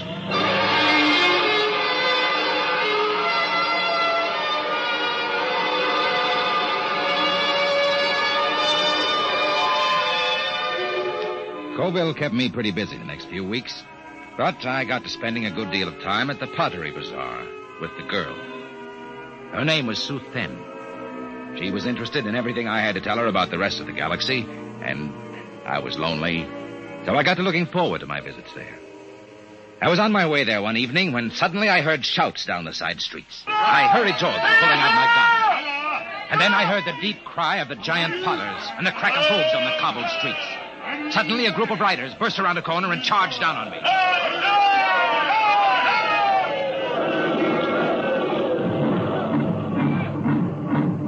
When they were gone, I hurried to the Pottery Bazaar. Sue Then was gone. Earthman! Earthman! She is not here. They took her. The Potters? She has gone to her ancestors. Did they kill her? No, they have taken her to the hills. But soon she will live forever, her spirit wrapped in the glorious glaze. Sue Then. There is nothing to be done.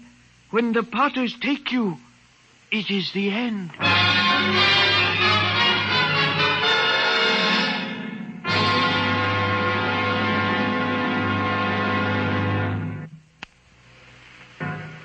I've been raiding again, huh? Pour me two in tonight. Bring the copter around in front. It's ready. Tom, I'm going to break out the atom bomb from the arms locker. You fly out there and drop it down that volcano crater. I'll teach those murdering devils a lesson they won't forget. But They'll come crawling to the city on their hands and knees. I know how to run this planet.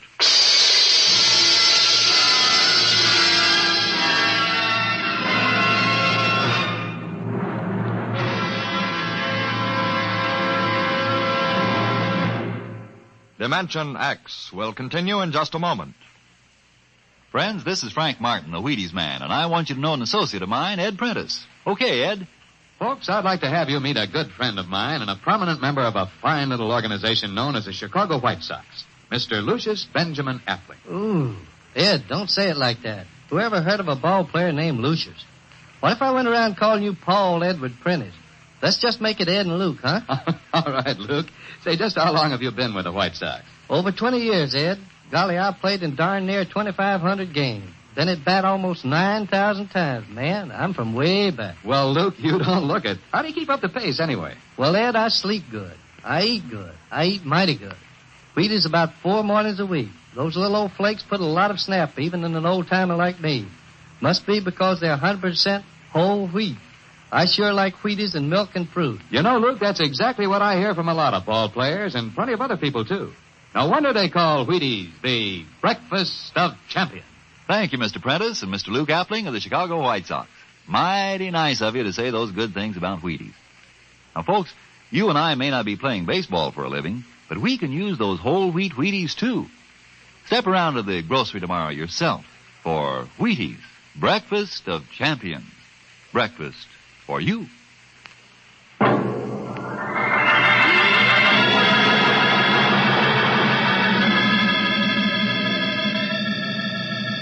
There's the village winner, Chick. Swing over it.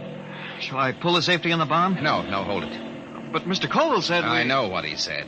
They got a girl down there, and I'm going to get her out alive. And I'm going to start by trying to talk with that 7-foot red-headed Potter. All right, Weirachek. Set her down right in the middle of Main Street.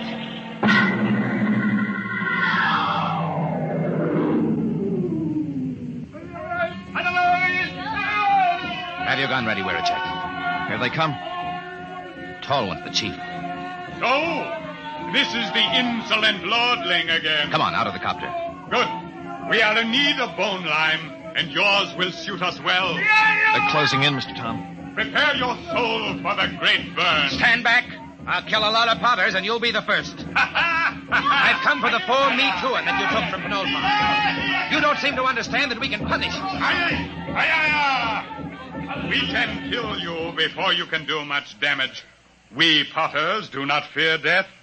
Death is merely eternal meditation from the glass. Potter, listen to me.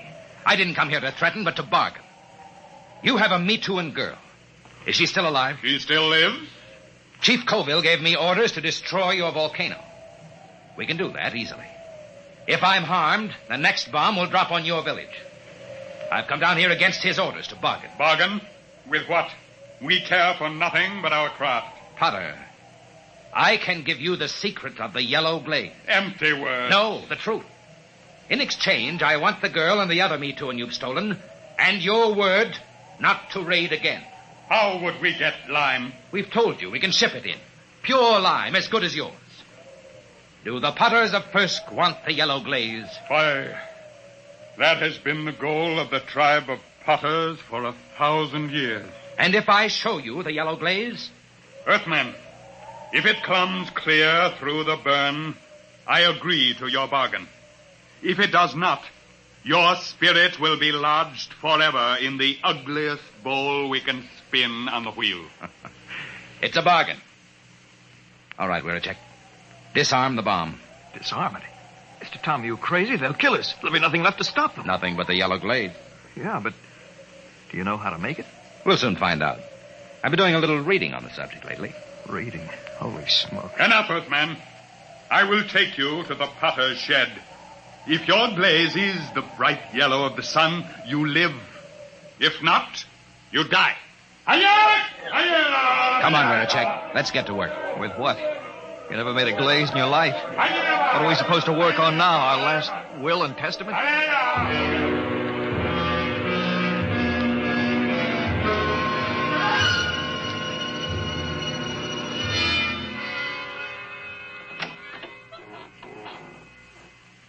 Who's that? Suzanne.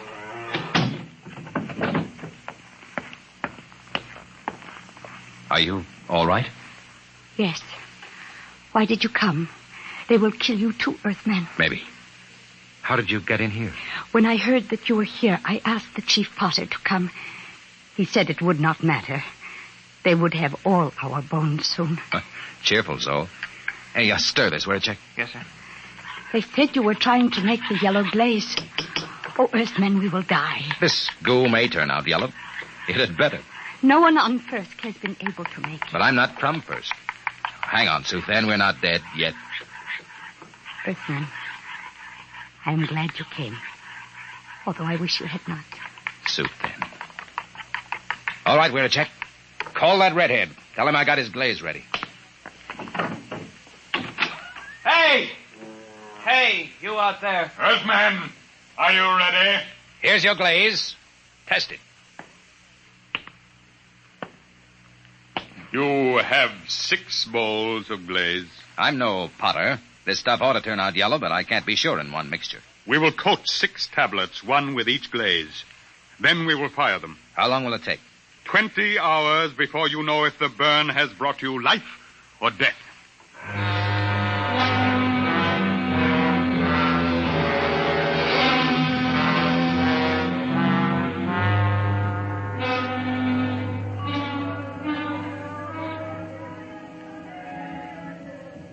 How long can they keep that up?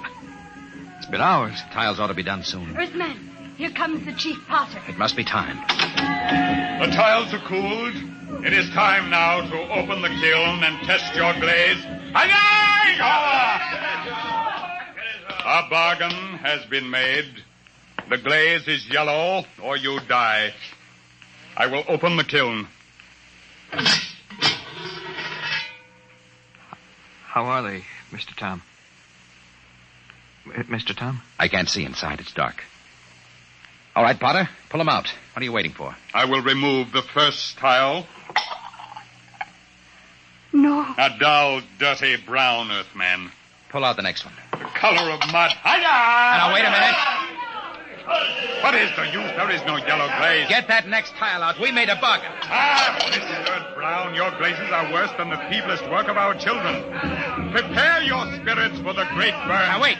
Look in there. The next tile. Get it out here. Earthman, you waste time. Well, I'll get it out myself. There. Look at it. Yellow. Bright, shining yellow. There it is. The yellow glaze.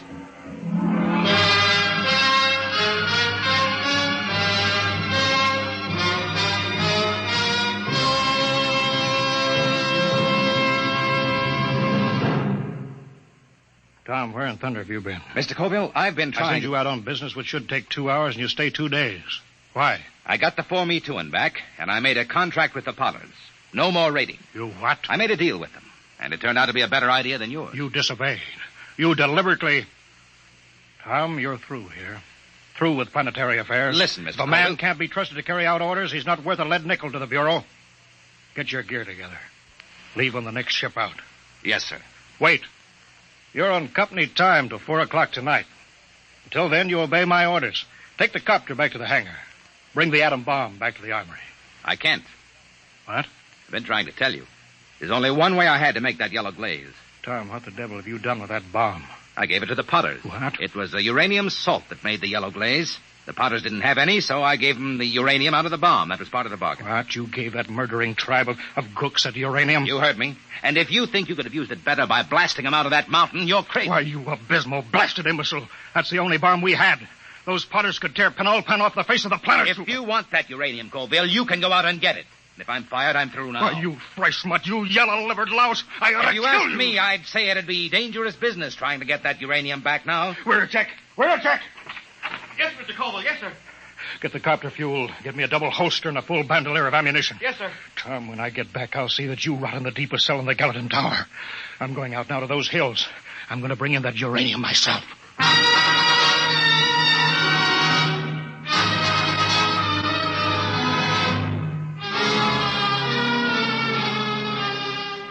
Two days later, Wiracek came into my office. His face was pale, his hands shook with excitement. He's here, Mr. Tom. He's here. Colville? No, the Chief Potter. The Potter. Bring him in.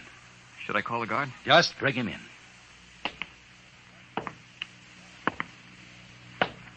Well, Potter, I was just going to the mountains to see you. Earthman, does that bargain we made still stand? Just a minute.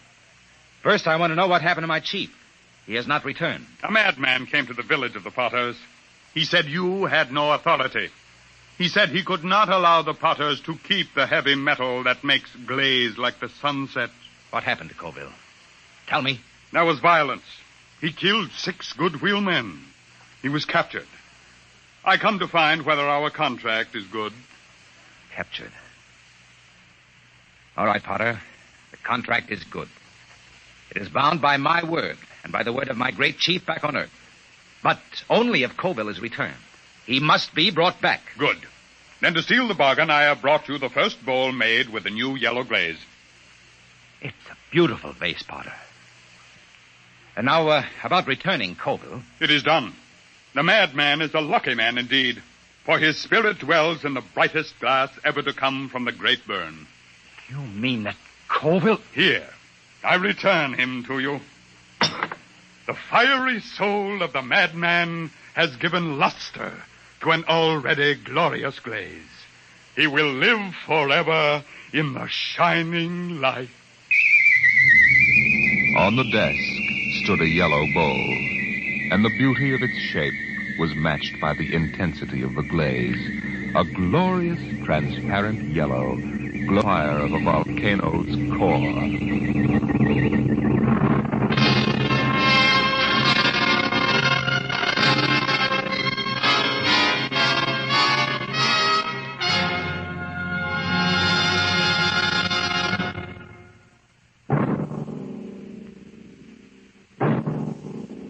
Tonight, Dimension X has transcribed The Potters of FIRSK, written by Jack Vance and adapted for radio by Ernest Kenoy.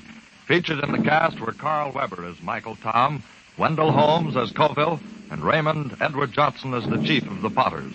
Your narrator, Norman Rose. Music by Albert Berman. Engineer, Bill Chambers. Dimension X is produced by Van Woodward and directed by Edward King.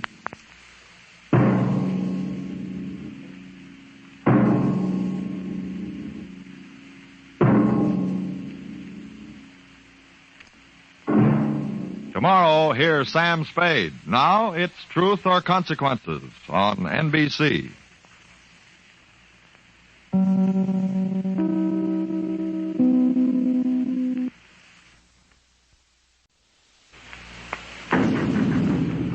Adventures in time and space, transcribed in future tense.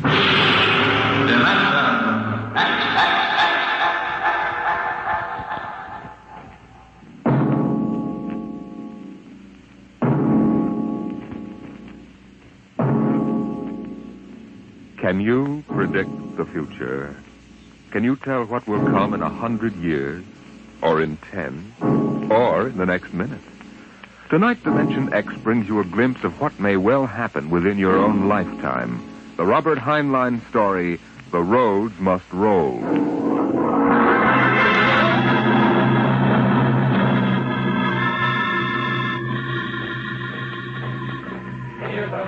Watch them run, oh, our job is never done, for our roadways go rolling along. While you ride, we are watching down inside, so your roadways keep rolling along. Oh, it's high, he, the roadermen are we. Check off the sectors loud and strong. 1, 2, anywhere you go, you are bound to know that your roadways keep rolling along. Keep them rolling! Your roadways keep rolling along. It was in the middle 1950s that the automotive age began to die. The traffic engineers had long expected it. For years they had watched our vast cities sprawl and spread out, spill over into the countryside, become more and more dependent on motor transportation. And then finally the inevitable breaking point was reached. The growing flood of cars and buses and trucks began to swamp the streets and arterial highways. The building of roads could no longer keep pace. The superhighways clogged, congested, became packed with cars stalled bumper to bumper. And the cities began to die of slow strangulation, for the traffic could no longer roll.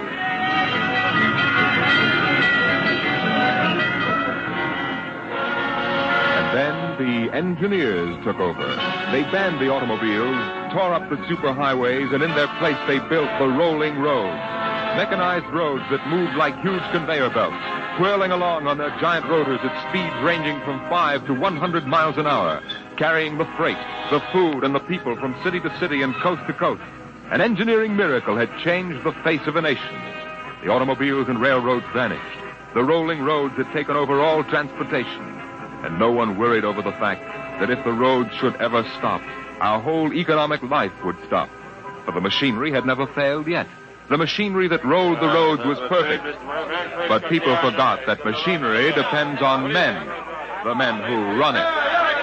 Who makes the roads roll? That's right. The engineers. Not the supervisors, not the mechanic union, but the engineers. We're the brains of the roads.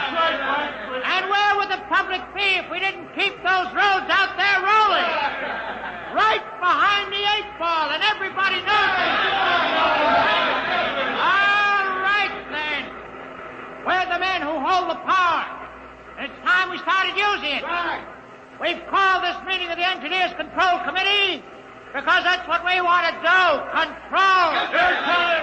Because I'm tired of taking orders from the Transport Commission, from slick desk jockeys like Jim Gaines, who don't even know a rotor bearing from a field.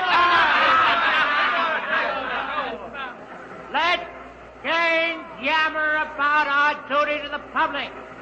That's a lot of eyewash. We've got the power, and we're the men that count. It's time we quit fiddling around and use a little direct action to get what we want. Mr. Chairman. The chair recognizes Brother Harvey of the Transport Mechanics Union. Thanks, boys. I don't rightly belong here since I'm no engineer. I'm just here to represent the workers' union. But I want to know what's all the shooting for. You engineers have got better working conditions than we have, and we ain't kicking. You say you engineers are powerful. You say you can tie up the roads. That's right. Well, listen. So can any screwball with a jar of nitroglycerin. Hey, what's he can? Yeah, and he don't need no engineering degree neither. Harvey, are you speaking for your union now? Or are you here as a stooge for the Transport Commission? Listen, I helped found my union, and I led the strike in 75 for decent working conditions. Where were you engineers then, huh? With the feet! Now,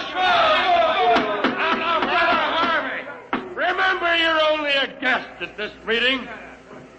Go on, Pan. Now, listen, men. I'm one of the old engineers on the roads. You all are. Worked up the hardwood. We didn't go to the fancy technical institutes like those young punk cadets the commission is training to take over our jobs. That's right, man. Jim Gaines don't fill us full of the old school spirit and that baloney about how the roads must roll. So, all right, then. Why don't we get smart for a change? What would happen if the roads stopped rolling? Maybe the country would begin to realize that they can't do without us. And maybe we'd begin to get the things we want. The roads must roll!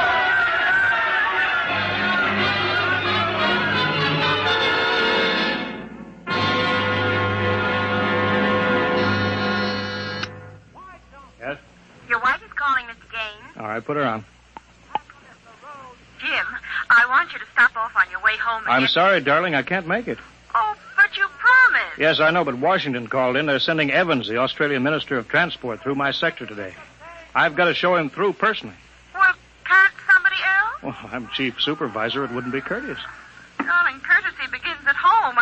I've planned this dinner for weeks. Honey, the roads must roll. Jim, if you quote that nauseating slogan at me again, I'll divorce you. Well, I can't help it, darling. I tell you, I'll meet you at Stockton at 9. We'll take in a show. Kiss Alan goodnight for me. Well, all right, dear. Goodbye. Bye, darling. Mr. Evans is here. Send him in. Go right in, sir. Well, good evening, Mr. Evans. I'm Gaines, chief engineer. How do you do, Mr. Gaines? Won't you sit down? Thank you. They told me at the embassy you'd be the man to see. Oh? I want to know how the roads work. I think we can handle that. I'm not a technical man, Mr. Gaines. My field is sociology. Suppose you tell me about the roads as if I were entirely ignorant. Well, fine.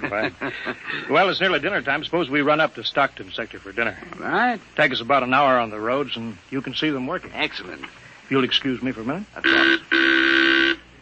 Hi, Chief. What can I do for you? Oh, Dave, you're on the evening watch, huh? Where's Van Cleek? Oh, going to some meeting. I'm going up to Stockton for dinner. Anything to report? No, sir. The roads are rolling. Okay, keep them rolling. All right, Mr. Evans, let's go.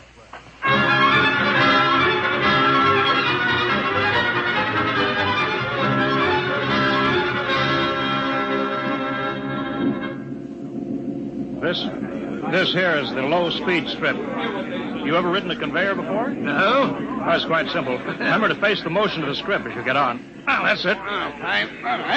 We'll go right across here.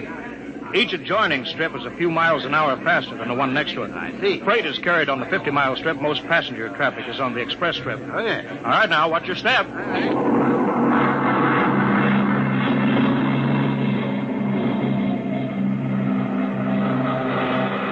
Here we are, maximum speed. 100 miles an hour. Amazing. This strip makes a round trip San Diego to Reno in 12 hours. Oh, here's the restaurant. Ready to eat?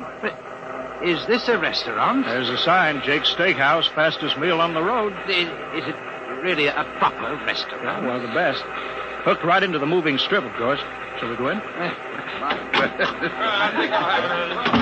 Hello there, Mr. Gaines. We don't see much of you out on the road. Well, busy in the office, Jake. Oh, two, right this way. Thank you. Here they are. Now, what'll it be? Well, you order it, Jake. Well, how about a steak? 2 inches thick from a steer that died happy. Oh, that's nice. That's nice. Plug me in the intercom, will you, Jake? Sure, there's a talk box right next to it. Blank 2, Ryan. If you'll excuse me, Mr. Evans. Davidson on watch. This is the chief, Davidson. I'm at Jake's Steakhouse. You can reach me at 10L66. 10L66, right. There now. They can get a hold of me in an emergency now. Mr. Gaines, what kind of an emergency could there be? Well, 2 principally. Power failure on the rotors would bring the road to a standstill. Mm-hmm. That happened during rush hour. We'd have to evacuate millions of people. Well, as many as that? Oh, yes, easily.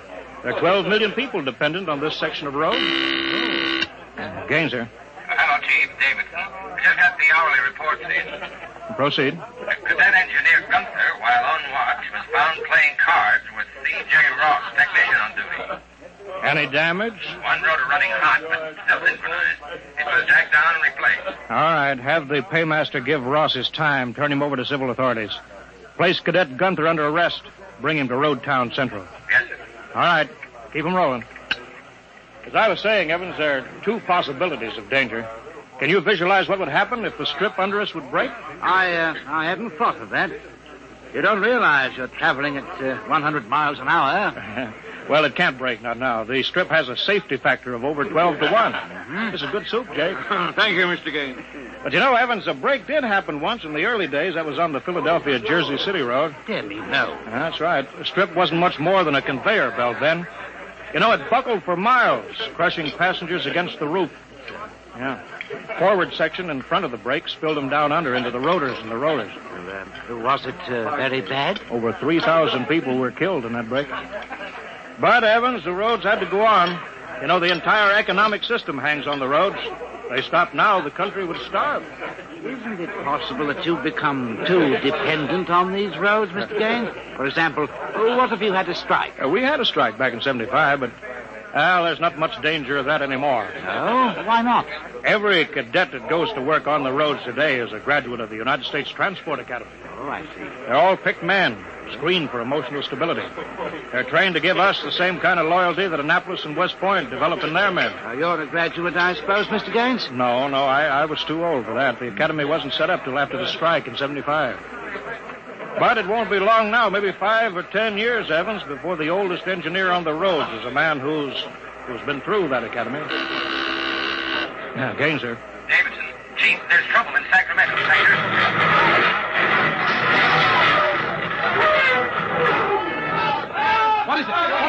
Emergency stop. Hello. Hello, Davison. The phones must be out. Come on. Jake! Jake! Hey, what is it? What's the matter? Have everybody stay in the restroom, Jake. What's that?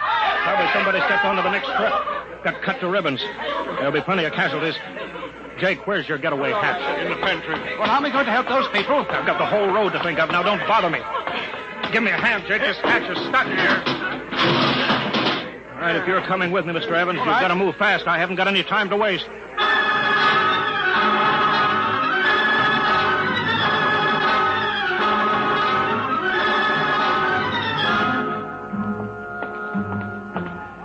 Where are we now? Freeway on top of the inner road ceiling. That's the outer shell over us there. Are we going outside? No, there'll be an access down manhole over here. They're spaced every 100 feet. It's there by the green light. Oh. All right, this will get us down on the northbound road.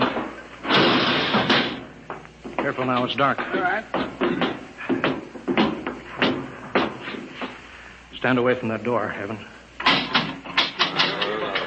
But this road is still rolling. Yeah, so it is. It was only the 100-mile strip that stopped. There's what I want, a phone booth. Look out, Evans. Excuse me, will you? Hey! Out. I'm talking to my wife. What? Don't argue. Out. Emergency priority. Division office. Davidson? Gaines here. Report. Chief, where you been? I've been calling... Never mind that report. 709 report. Strip 20 past emergency level. Interlocks acted and cut the strip out. Cause of failure unknown. Direct communication to Sacramento control office out. Evacuation of Strip 20 commenced. No casualties. There are casualties. I saw them. Put police and hospital routine A into operation. Get me Van Cleek. I want him to take over for me till I report in. We can't reach him, Chief. Shall I cut out the rest of the road? No, keep those other strips rolling or we'll have a traffic jam the devil himself couldn't untangle. There are 5 million passengers on that road now. Notify the governor that I've assumed emergency authority. Arm all cadets available and await orders. Shall I recall technicians off watch? No, this isn't an engineering failure, man. That whole sector went out simultaneously. Somebody cut those rotors by hand. Now, I want all available senior class cadets to report to Stockton Subsector Office 10 with pistols and tear gas. Yes, sir. Oh, the governor wants to talk to you. He called in. Refer him to somebody else. I'm busy. I'll get back to you. I'm going down under.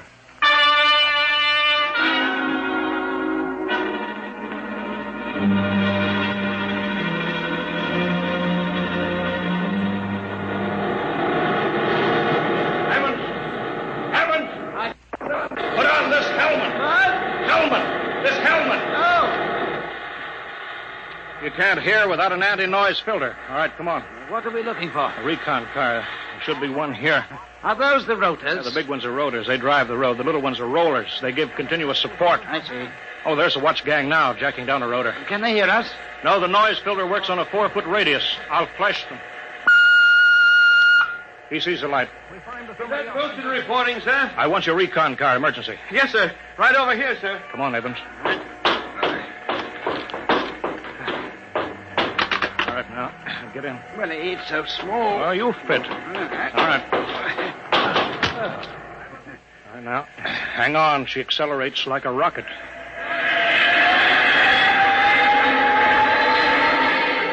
Oh, my stomach. Relay station. This is Gaines. Get me Davidson, senior watch officer. Mr. Gaines, the mayor wants to talk. I haven't got time. Get me Davidson. Leave this circuit hooked into Davidson's board until I tell you to cut it. Yes, sir. Here's the senior watch officer. Davidson? Gaines calling. Have you found out yet what's stopping the roads? No, sir. It's still a mystery to me. All right, I'm on my way in a recon car. Hold everything till I get there.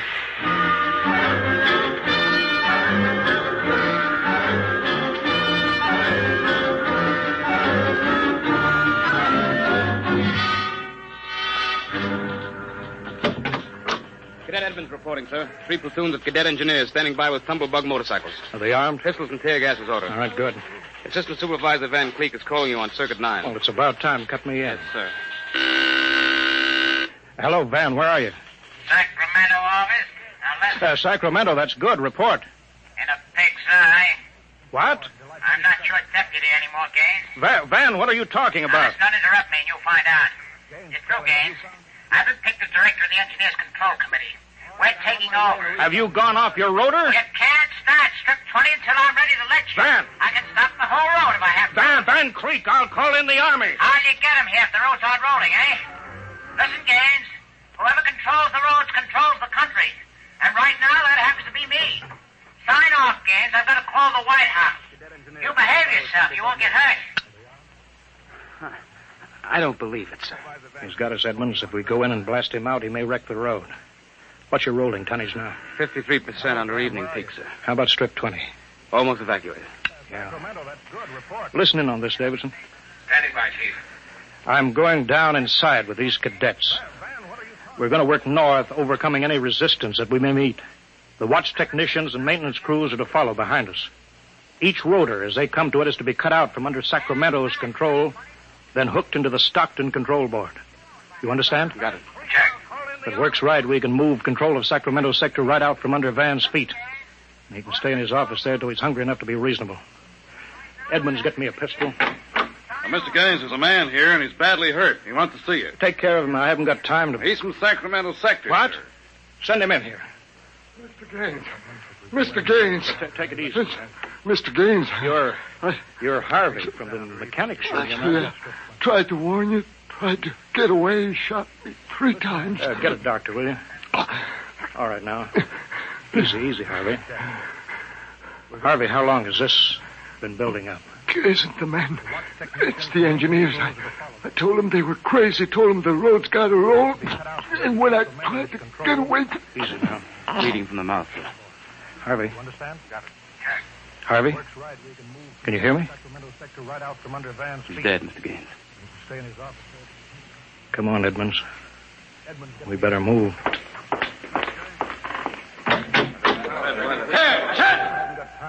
All right, you men. You saw Harvey brought in. How many of you want a chance to kill the louse that did it? All right, men. Anybody who hasn't got his mind on his job will be in the way. Now, here's the order. We move north, mounted on tumblebugs. We're going to try to regain control, rotor by rotor, before Sacramento sector knows what we're moving. Now, we've got to capture any watch personnel we run on before they can get word back, you understand? Men, surprise is vital. Use tear gas when possible. Shoot only when necessary. But get them before they can reach a phone jack. Any questions? No? Then move out.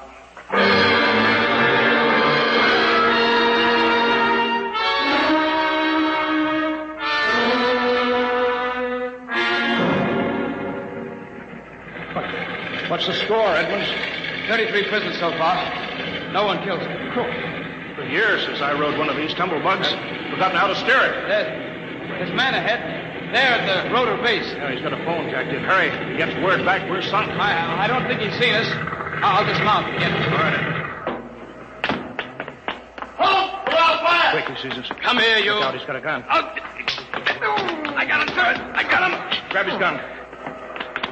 Yeah, he had an intercom jacked in, all right. If he's got through to Sacramento office, it's going to be tough. I don't know, sir. Maybe you can get the call through. Listen. The road. Take off your noise filter. There. It's the road. The road is stopping. Halt your men. Halt. Hold up there. Hold up. Edmonds, there's a recon car coming up. Relay station call for Mr. Gaines from the recon speaker. Give it to me. Here you are, sir. Gaines here. Davidson here, Chief. Van Cleek's calling you. Who stopped the road? He did. Oh, he did he? All right, cut Van Cleek into me. You thought I was fooling, eh, Gaines? What do you think now? All right, Van. The road is stopped. You've won this trick. Then why don't you get smart and give up? You can't win. You forgot something, Van. You can't lick the whole country. Yeah? Gaines, I've got a switch button in my hand. If I push it, it'll blow 300 yards straight across the roads. And then for good measure, I'll take an axe and wreck the control station before I leave. That's pretty drastic, Van. Yeah? If I blow this charge in the middle of Sacramento sector, it'll get an awful lot of people. There are plenty of shopkeepers still on strip 20. That row of apartment houses next to the road will go. Now, look, Van, you don't want to blow the road, neither do I. Suppose, Van, I come up to your headquarters and we talk this over. 2 reasonable men ought to be able to make a settlement. Is this some kind of a trick? I'll come alone, unarmed. My men will stay here. All right. All right, Gaines. But one wrong move and I blow the road.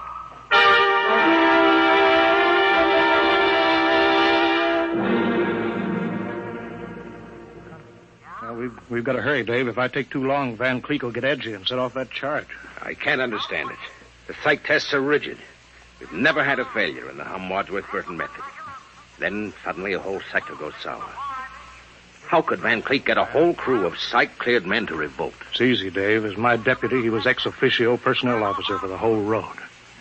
He must have been faking psych records for years, transferring maladjusted men into his sector. I've got that personnel record, Mr. Gaines. Oh, thank you. This is Van's record here. Masked introvert, inferiority rating 7. Comment: in spite of potential instability shown on Wadsworth Curve, this officer is especially adept in handling men. He's adept, all right. I haven't got time for any more, Dave. Chief, are you actually going up there to Van Cleek's office? I've got to. They'll be armed. They'll kill you. I've got to take that chance. Why don't you call in the army? He won't dare blow the road then. Yes, he would. Look at that psych record there.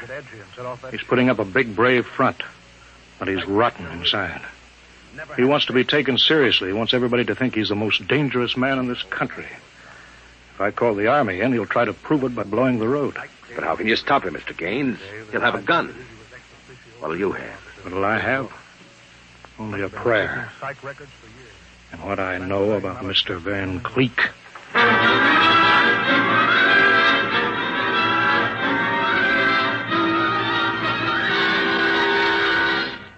All right, Gaines. Director Van Cleek will see you now. Gaines, I want you to sign this now. The declaration of your recognition of the Engineers Control Committee. You've got 1 minute to sign it, Gaines, or I'll push this button and blow up the whole sector. You better sign, Gaines. You need this gorilla with the gun, Van? Where are you? Can't you handle one unarmed man alone? All right, Harry, out. Out. Yeah. Okay.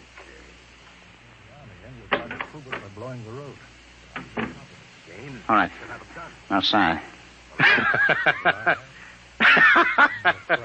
What's so funny? You are, man. You start a revolution because you think the engineers should control the road. Then when you've got control, the only thing you can think of to do is to blow it up. That's kind of silly, isn't it? All right. Tell me what you're so scared of. I'm not scared. Yeah, sitting there sweating all over that push button that you're holding. If your buddies knew how afraid you were, they'd probably throw you into the road. I'm not afraid. You're afraid of me right now, Van. You're afraid I'll have you on the carpet. Got 1 minute. You're afraid the cadets won't salute you. You're afraid that they're laughing at you behind your back. No, I'm not. You keep quiet now. I've got a gun here. Yeah, you're afraid of using the wrong fork at dinner. You're afraid people are looking at you, Van, laughing at you. I am not. You dirty, stuck-up snob. Just because you went to a high-hat school, you think you're better than everybody, huh? You and your crummy little gold-braid cadet. Van, you're a pathetic little shrimp. I understand you perfectly, Van. You're a third-rater. All your life, you've been afraid that someone would send you to the foot of the class, so you right out on your ear where you belong. I don't want to look at you anymore. I'll show you. I'll put a bullet in you. Put down that pop gun before you hurt yourself. Don't you come near me now. Don't you come near. I'll shoot now. Give me that, Van. No, let me go, will you? Give me that pistol. Yeah. I thought if I wounded your little ego, you'd forget to push that button and pull a trigger instead. I'm afraid you'll never make a good executive, Van. They have to know when to punch buttons.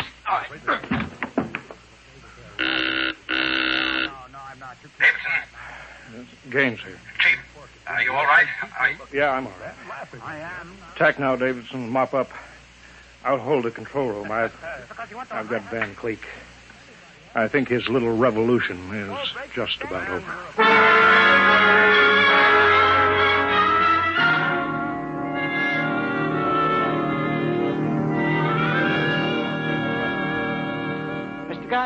Mr. Gaines. Oh, Mr. Evans, I forgot about you. I've been waiting at the sector office. Is everything under control? Yes, all's rolling. Those are the watch engineers going under to check Sacramento sector inch by inch now. Remarkable organization. Remarkable. Thank you. Howley's in, Chief. San Diego Circle rolling. Bakersfield, Fresno, Stockton. Stockton. Oh. Oh, no. What's the matter, Chief? Trouble, Mr. Gaines? There sure is. I promised to meet my wife at Stockton for a show. She's been waiting there since 9 o'clock last night. Oh, dear me. Dave, see if you can get her for me. Try the sector office. All right, Chief. And Dave, see if you can calm her down. Oh, sure, Chief, sure. I'll tell her the road must roll. No, don't tell her that. I don't think she'd appreciate that. She's heard it too often. Well, I better get going. Bye, Dave. Keep 'em rolling. Rolling along, keep them rolling, and the roadways go rolling along.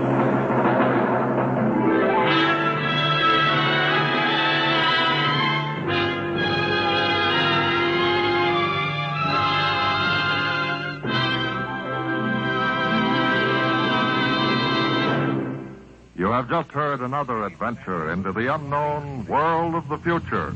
The world of Dimension X.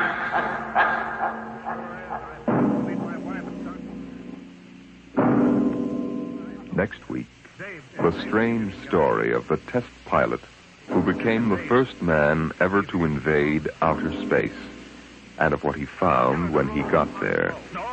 Listen next week to The Outer Limit.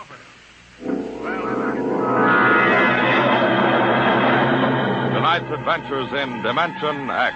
The Roads Must Roll was written by Robert Heinlein and adapted for radio by Ernest Kenoy. Featured in the cast were Wendell Holmes as Gaines and Ralph Bell as Van Cleek. Your host was Norman Rose. Music by Albert Berman. Engineer Bill Chambers. Dimension X is produced by Van Woodward and directed by Edward King.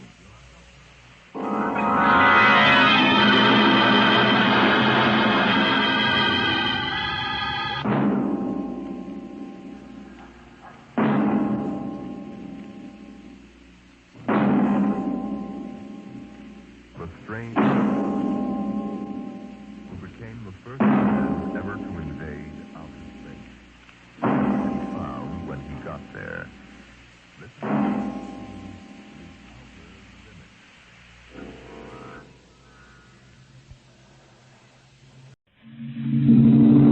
Adventures in time and space, transcribed in future tense. Dimension X.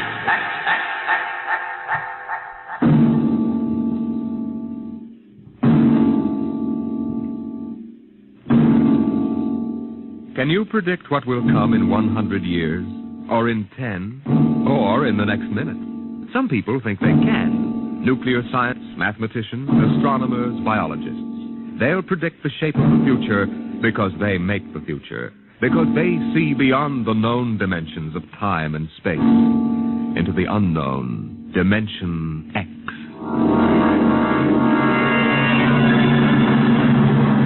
We go ahead now in time to 1965. We're on a vast concrete runway set in the desert of the Southwest.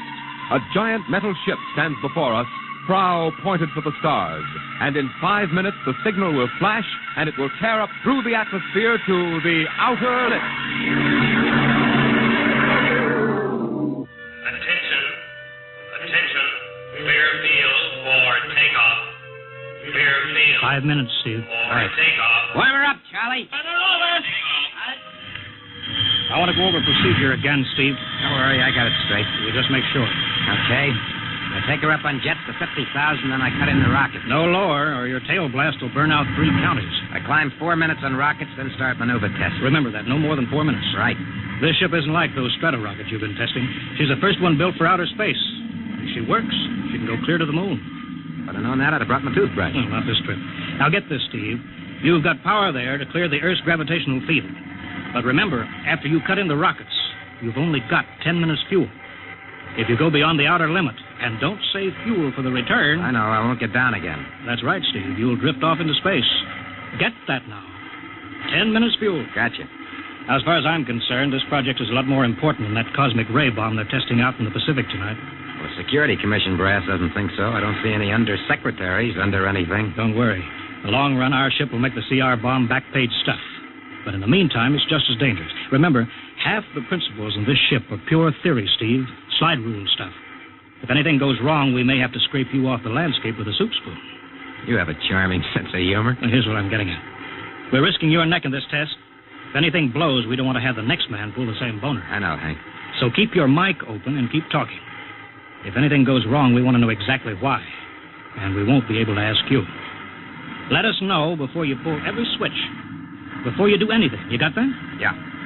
Even if you only have to blow your nose. All right, get those fuel lines away. Okay, Mr. Grove. Well, I guess that's about all, Steve. Hey, that reminds me. Look, if Mary calls, I'm just up on a milk run.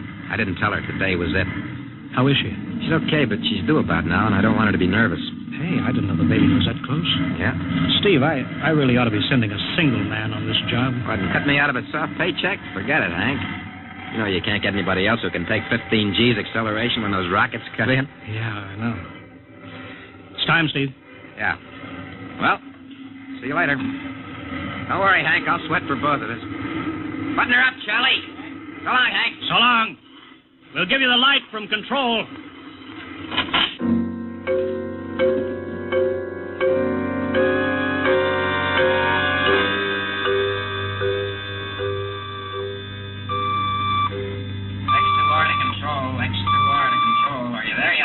Okay, Steve. Got you on the speaker. I'm ready to go. Mr. Hanson. Ready on radar, Sergeant? Mr. Hanson, you better see this. What is it, Elsa? Message center for Steve. Mrs. Weston just left for the hospital. What? Hello, Steve. Yeah. Stand by a minute. Shall we hold the takeoff, Mr. Hanson? What? Oh, yes. No, wait just a minute. It's too late now. You going to tell him? Maybe he's got enough to worry about. Hey, what's holding us up, Hank? Something on your mind? No, it's nothing, Steve. I just wanted to say good luck. Clear for takeoff, Charlie? Right. Okay. Give him the light.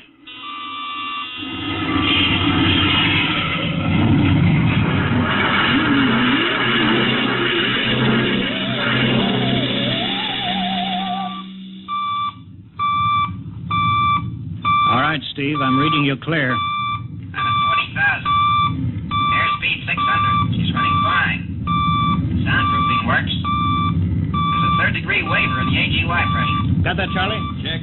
Dead center on radar, Mr. Hanson. 50,000 now. Cutting out the port jet. Now the starboard. Off jets. Airspeed dropping. Opening the rocket ports. Switch sticks a little, Charlie. Maxing out to all pressure at 350. All right, now I'm advancing the ignition key. Here goes rocket one.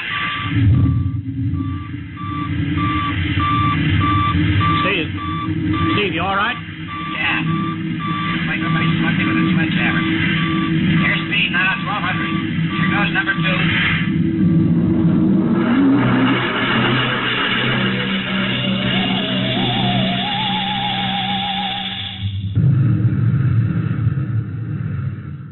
Hello, Steve. Elapsed rocket time is now 4 minutes. What's your altitude? Over to you. Speed 4,400. Still climbing. Altitude 297 miles. All right, you're at the outer limit. Level off for maneuver test. You've got exactly 6 minutes fuel left. Okay. Starting a 3-degree left bank. It's a little sluggish. That's all right now. There's a low vibration someplace. Maybe the cockpit hatch. Now I'm straightening out. 5 minutes fuel left. Now I'm starting a 3-degree Hey! What's the matter? What's wrong? There's something up here. Something shining. What are you talking about? There's something above me, Hank. I'm going to chase it. Steve, you're at the outer limit now. I can see it plain now. Steve, don't go any higher. You've only got 4 minutes left. You've only got... Getting static. I can't hear you, Hank. It's dead ahead now. I'm going to make a pass at it. Get a good look. Hey, it's swerving to meet me. It's dead ahead now. It's dead ahead.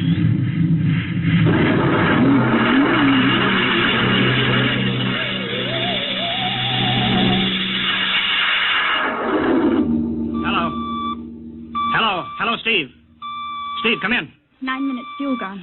Still no sign on radar. Hello, Steve. Steve, what's happened? Charlie, get out the crash squad. Tell the Army squadron to alert their search planes. Right. 9.5 minutes gone. Hello, Steve. Squadron. What's happened? Who the devil is it? Charlie, hello. for Mr. Hanson. Come in, Steve. We need a search squadron. Come in. No, Mr. Hanson's busy. Hello, Steve. 10 minutes, Mr. Hanson. That's the end of his fuel.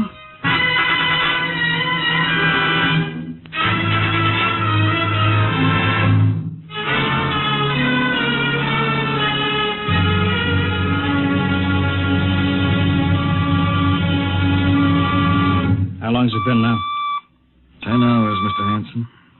Nothing more on radar, Sergeant? Screen's blank. Colonel Corelli called in. Search planes are back. They didn't find anything. Should be some trace. Couldn't have bailed out, could he? You don't hit the silk at 4,400 miles an hour. Either went past the outer limit, ran out of fuel. Something blew, and we'll find the pieces scattered from here to the coast. Why does it have to be the best men? Always the best men. I'll get it. Charlie, we've got to figure out what was wrong. All right, I'll tell him. Something must have blown. Yeah?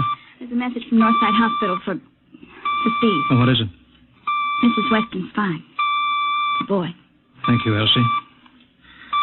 It's a boy, Charlie. Oh. Fine. It's a boy. He didn't even know she went to the hospital. How am I going to tell Mary that? Wasn't your fault, Mr. Hanson. Ship had to be tested. Yeah, we'll build another one, and some other flying fool will shoot past the outer limit into space. Oh, I'm getting old, Charlie. You can remember when I used to take them up myself. Now I've got to send other men. It's a job, Mr. Hanson. Now I'm afraid. Every time I hear a jet go off, I jump. Every time I have to send someone up in a new model, I start to sweat. Mr. Hanson. Yeah? I think there's something on the radar. No flights scheduled in, are there, Elsie? We have the whole day cleared. It's coming in behind us. Here it comes over the building. What crazy jockey is buzzing the field like that? Is that an Army plane, Charlie? I can't see. It's turning. Charlie, alert the field. I know that engine. Steve. That's impossible. Look, that's his ship. It can't be. Well, there's no other model like that. It's Steve, all right. It's coming in. Thank God. Thank God.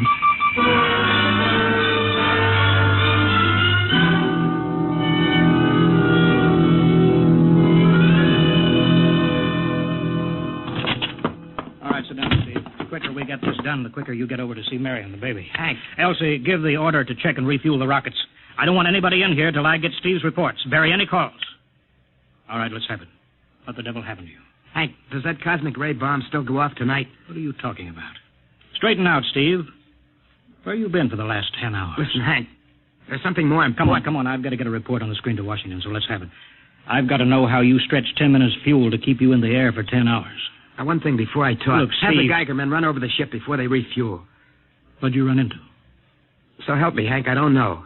But we better check and make sure it isn't radioactive. Elsie, add a Geiger report on the standard check. Steve, maybe we better have the doc look you over, too. No, I'll be all right. They said I'd be all right. They? Look, son, I know you've had a tough time, but we've had this field on the alert for 10 hours. One of the Army boys cracked up looking for you, and he's hurt bad. So let's have the story. Let's have it straight. I don't know how to tell you. Hank, I saw something up there. At 300 miles? I chased something up there, Hank, and I caught it. Now, don't hand me that, Listen, Steve. I was cruising along, just starting the right bank, when I spotted something. It must have been going about half my speed. It was egg-shaped and smooth. I made a pass at it, and I was coming back for another, and then there was a humming sound. Humming? A sort of vibration. And I blacked out. I was headed straight for it at 4,400 miles an hour. I thought it was going to be the biggest smash since Hiroshima, and I guess they were drinking that bottle. Never mind that, Steve. What happened? I came to inside their ship. Uh-huh. Steve, this whole thing has been a devil of a strain on you. I'm going to call Major Donaldson from the Army base. Ask him to sit in. The psychiatrist? Yeah, that's a good idea. Let him run his tests. He'll tell you I'm not kidding. Because, Hank, unless I miss my guess, I've just been tipped off to the way the world ends.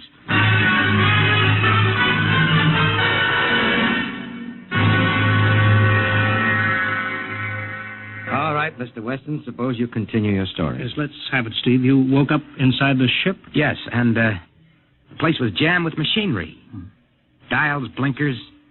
I couldn't recognize anything. And you were surrounded by these men from Mars? I didn't say anything about men from Mars. I didn't even say they were men. I couldn't see them clearly. They were just there. Where did they come from, then? Another galaxy. Millions of miles outside of our solar system. That's all I know. You figure out where they came from. And they came all that distance to find the Earth? Yes. Did they tell you that? Yes. You mean they spoke English to you? No, they didn't. It's funny. Hadn't thought. They didn't really speak to me at all. They just planted the thoughts in my mind. You mean thought transference, telepathy? Yes, that's right. Well, Steve, what brought them here? We did, Hank. We rang their bell. We brought them in. How? With our atomic explosions. Hank, that's why you've got to stop that bomb test tonight. I'll give up. Look, you've got to believe me, Hank. Oh, how can I make you understand? Maybe I can help, Mr. West. Would you submit to narcopsychometry? What's that? Under proper drugs, I can put you back in this, ship. By suggestion. Then we can get a playback record of your memory pattern on the audio circuit. And how long will that take? Half an hour. We'll have to go over to the lab. Will you believe me if it checks? It will give us an accurate memory picture of what your mind reports. All right, let's go. Hank, you got to believe me. We haven't got much time.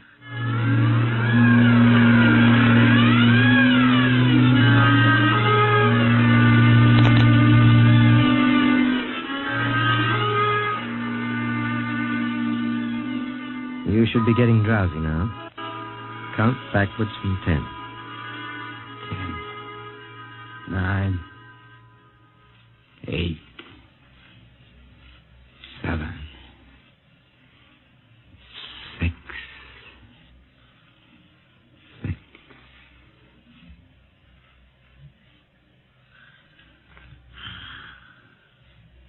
He's under. Now we attach the head plate electrode. The cortical pickup. Look out for that wire, Mr. Henson.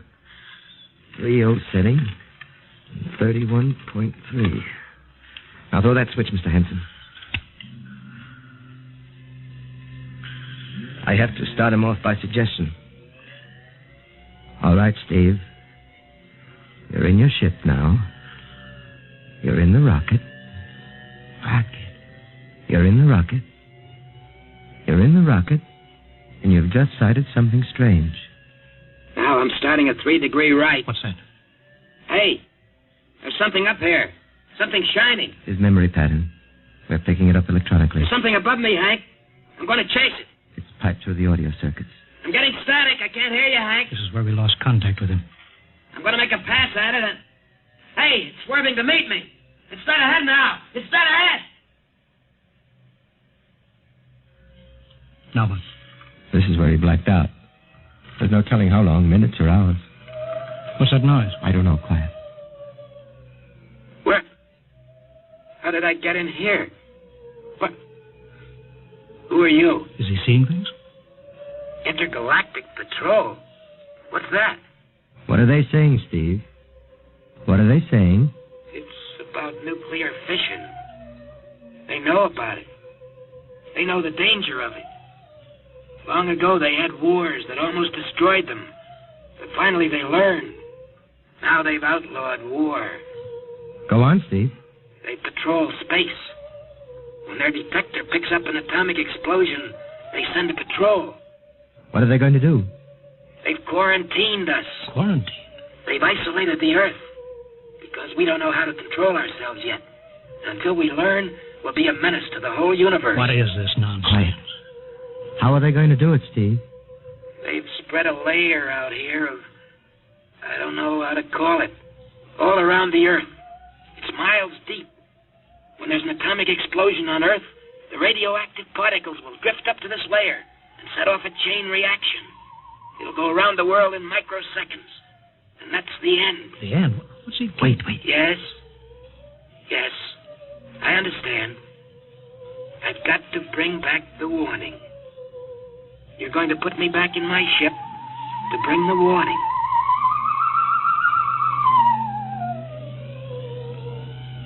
Now what? Blacked out again. I guess that's all. What does all that mean? It's what he remembers. You don't think that really happened? No. Narcopsychometry circuits produce what he remembers. It just means that Steve believes this happened. I don't like to see this. I've seen too many top pilots snap. Steve is the best I've known. How bad do you think he is? Frankly, outside of the presence of this well-organized hallucination, there's no sign of unbalance. May not be too serious. If he had a more plausible story, I'd be inclined to believe him. Warning. Hank. It's all right, boy. Did you hear it, Hank? You understand? Sure. We've been quarantined. Let me give you something to make you sleep, Steve. Don't you understand?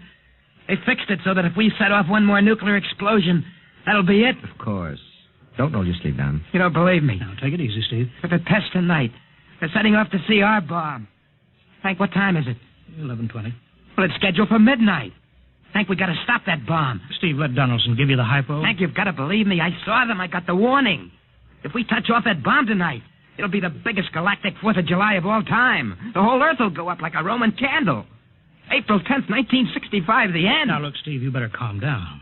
Don't you want to see Mary and the baby? You've got a new son, remember? Yeah, that's just it, Hank. I want to see my son. I want him to live. If that bomb goes off, Hank, we've got to stop them. Mr. Hanson, I think we'd better get over to the base hospital. Hank, you've got to believe me. me. Sure, Steve. Maybe there is something to it. Look, it's out of your hands. I'll put it in a report and shove it into Washington in the morning. In the morning? There isn't going to be any morning, Hank. Don't you understand? You've got to call Washington now. Get the head of the Security Commission and postpone that test. Now, you know I can't do that, Steve. My neck would be out a mile. Besides, this is 1965, not 45. 20 countries have atomic bombs now. What's the use of stopping just this one? The rest will keep right on popping them Well, off. then we'll have to call an international conference. Can't you understand, Hank? The first one that goes off finishes us. It's the end. They've given us the quarantine warning. Steve, I think you'd better go with us to the base hospital. Look, Steve, we can call up for a detail if we have to. All right. I'll go with you. You don't need a straitjacket. That's the way, Steve. You'll probably feel better by morning. Let's go.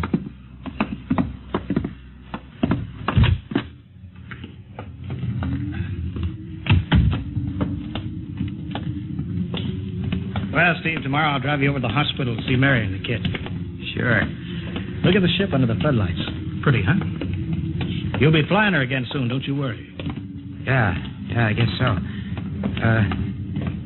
What you doing out in the line? They refuel her? Yeah, we got Clausewitz coming in tomorrow from Denver for another test. Figure we give you a day off. That's good. That's Why? Steve, come back. Come on, Donaldson. Steve, wait. He's heading for the rocket. Look, there he goes up. That crazy fool. We can't get at him now.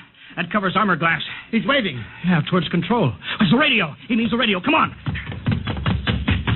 I should have gotten help. Oh, the radio still hooked up here. Hello, Steve. Listen to me, Hank. You gotta call Washington now. Come out of that rocket, Steve. I'll call my men. Don't try anything, Hank. They've refueled the rocket for tomorrow. Take it easy, Steve. Listen, you know what'll happen when I fire the rocket tubes down here? Steve, don't. It'll burn out every building for 5 miles. All of us in one big blast. Steve, what do you want? You've got to stop that bomb. You got to call Washington right now. They won't believe me. You make that call or I cut in the rocket. Now, I mean it, Hank. Now, hook my screen to yours in parallel. I want to see exactly what you're doing. All right. Just don't fire those rockets. Get going, Hank. You got 12 minutes to make that call and stop that bomb. All right, I'm making the parallel hookup right now. Donaldson, you think he'll really blast? I don't know. Up to now, I'd almost say he was normal, but now he's liable to do anything, Hanson. Steve, there, you getting it on your screen? Yeah. Now, put that call through. All right. Operator. Visit screen to Washington. The visit screen circuits are busy, sir. You'll try again in half an hour. This is Security Commission priority. Break in, get me a line. Yes, sir. Just a moment, please. 10 minutes, Hank. Listen, Steve, I'm trying. Ready to take your call, sir. Washington, Security Commission 3. This is urgent. I want Undersecretary Herbert Ames. Washington 3. 1 moment, please. Hurry, will you? 1 moment, please. What time is it, Donaldson? 11:51. Do you think he'll fire those rockets? He might. Washington?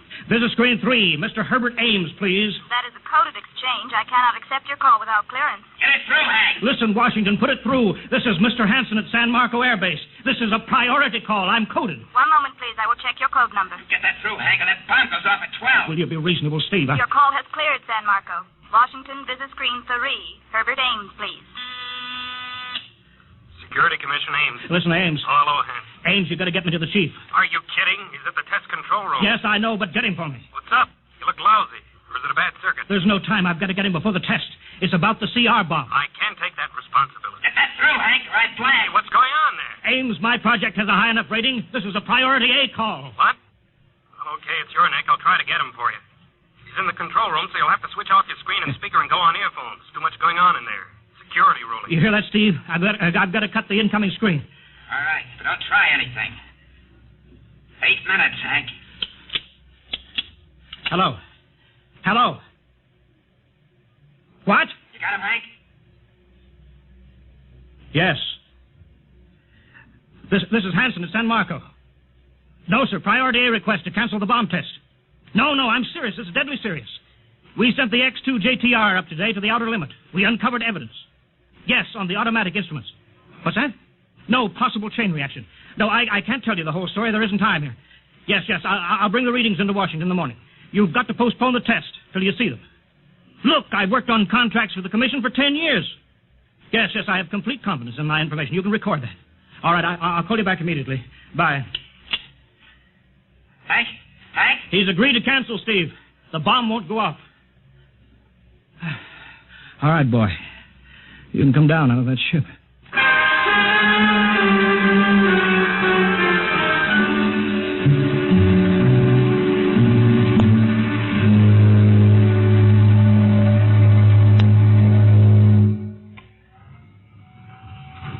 He's opening up.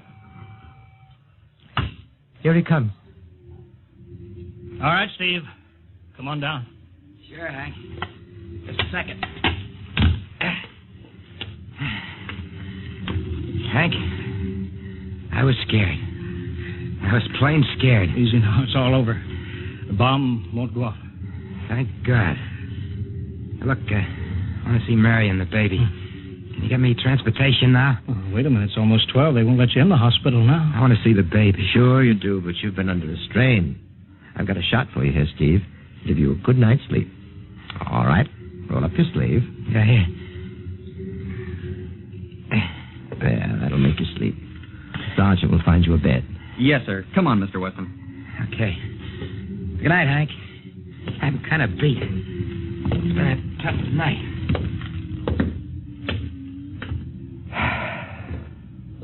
It sure has. I thought for a minute he was going to blast those rockets and send us all to Kingdom Come. Yeah. Quite a stunt getting the ray bomb test called off. It isn't called off. But the chief said... Ames couldn't get the chief. I was talking to a dead circuit. Bomb goes off in a couple of minutes. Oh. Poor Steve. He was one of the best. He was the best. 1 in 10 million. Some story of his, poor guy. For a while, he almost had me believing that quarantine. That's a very common delusion. End of the world. Yeah, I suppose so. It's a nice night. Never saw the stars so bright. We better be getting in. That wind is cold. Well, the bomb goes off in 30 seconds. Poor Steve. You know, Hanson, there's just one thing. Yeah? It's outside my field, but I'm curious. How did he keep that ship in the air for 10 hours with only 10 minutes fuel?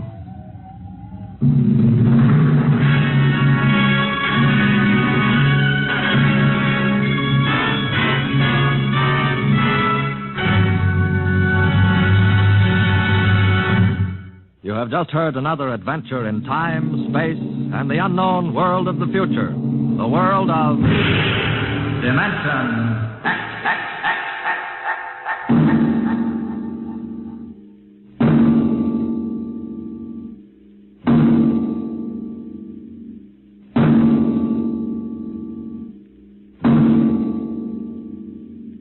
Next week, a star of the future appearing on the program of the future, Dimension X. Next week, Miss Nancy Olson, the talented young actress whose performance in Sunset Boulevard marks her as one of Hollywood's most promising young actresses, becomes the first of a group of rising young artists of stage and screen who have been invited to make an appearance in this series. So listen then for Hello Tomorrow, starring Nancy Olson on Dimension X.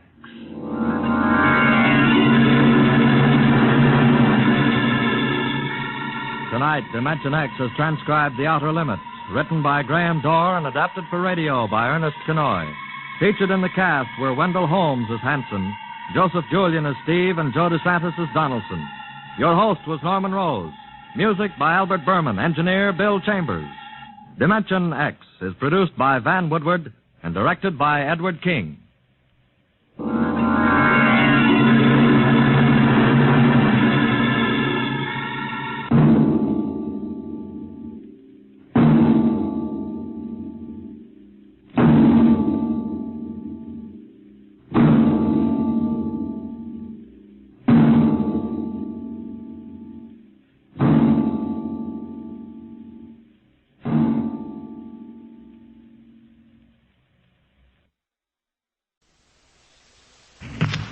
The National Broadcasting Company delays the start of this program to bring you a special news bulletin. From the NBC newsroom in New York, United Nations troops have begun a breakthrough from their beachhead in South Korea, launching an attack from positions north of Taegu for a drive toward Seoul. The new offensive is timed with a big amphibious assault at Incheon, which is progressing on schedule. Keep tuned to your NBC station for the later news.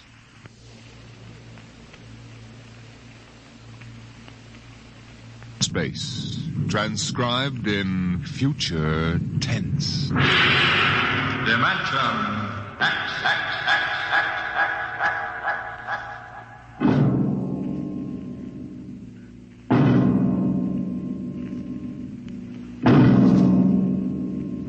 Tonight, a story of the future and a star of the future. The story, Hello Tomorrow, and the star, Miss Nancy Olson, the talented young actress who is currently winning critical acclaim for her performance in one of the outstanding pictures of the year, Sunset Boulevard. Tonight, Miss Olson becomes the first of a group of the stage and screen's most promising young stars of tomorrow to be invited to appear on the program of tomorrow, Dimension X. It was in the year 1991 that man disappeared from the face of the earth. The third atomic war had ended at last, leaving the land a mass of red radioactive dust, filling the air with gamma rays so deadly that life on the surface was no longer possible. There was only one way out. The few survivors went underground, burrowing their way deep into the earth like hunted moles, hiding from death in huge underground caverns. And it was there in the next 2,000 years that they built the new civilization. A civilization in which the genetic survival of the race came first, and every life and every law was shaped to serve that end.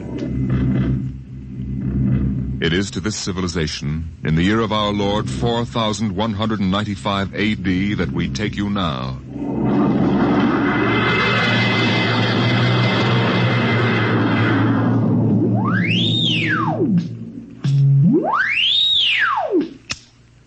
Yes? I have a call from the Director of Emotional Stability for the Third Oblong for Professor Lois Burton at the Institute of Genetics. This is Professor Burton. One moment. Go ahead, sir. Lois? Listen, darling, good news. What? The Genetic Board has approved our application for marriage. Oh, so soon? The tests found our chromosomes perfect. We can marry any time we want. Our offspring should be genetically in the 19th percentile of perfection. What's the matter, dear? Oh, nothing. I'm just sort of breathless. You are happy about it, aren't you, darling? Oh, of course. Terribly happy. I'm coming right over to the lab. I have a surprise. Oh, not now, Walter. What? Well, I mean, you'll have to give me some time. Time? What's the trouble? No trouble. It's that genetic survey I've been working on. What about it? Well, I've finally gotten permission to study an actual living case. A specimen of imperfect genetic transmission. Really? Yes, they're bringing him up from the condemned cages on the lower level. You will be careful, darling. The supervisor says there's nothing to be afraid of. The specimen they're bringing is, XJ12. It's been studied before many times and is quite well trained. Well, I don't like it. Nonsense, darling. I've been waiting for this opportunity for years. Oh, there's my door signal. I'll have to hang up, darling. See you later.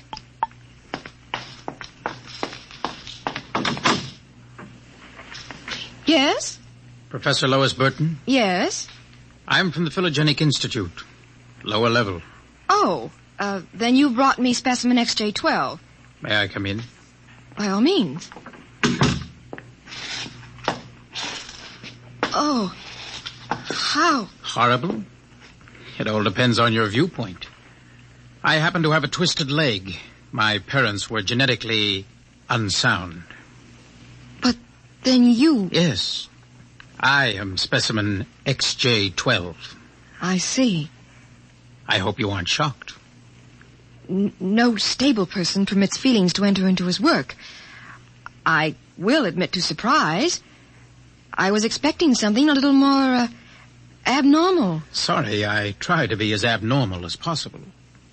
If I am, the Phylogenic Institute allows me out of the genetic cages every so often, so I can breathe the pure air of the upper levels and mingle with the genetically perfect. You seem quite well educated. I spent the first years of my life here in the upper levels. How is that possible? They segregate imperfects. As a small child, my mother concealed me from the director of selective heredity. I was brought up in secret. My mother actually, dreadful word, loved me. I see. That would explain your obviously low threshold of emotional control. If you choose to call it that. At first, you seemed to be struggling to repress a few feelings yourself. We will confine ourselves to the impersonal aspects of our work. As you please. I shall require you as a demonstration for a lecture I'm delivering to one of my classes tomorrow. At your service, Professor. Sit here, please. Grip these electrodes tightly. I'm going to calibrate your electrochemical tension. I'm quite familiar with the procedure. Oh! I realize that as an imperfect, I'm expendable. But I should hate to be electrocuted. The charge is not lethal. Plus 15 surface tension. You know, you have beautiful hair. Plus 12 at a depth of 4 centimeters. Lovely blue eyes. Crystal clear. Plus 10 at 7 centimeters. Pretty. A perfect woman. Lovely, expressive hands. And a heart of stone. Like all the rest of you perfect survival types. Try not to jump, sir, when the current strikes. No feelings. Under control. Passed by the director of emotional stability. Shut up!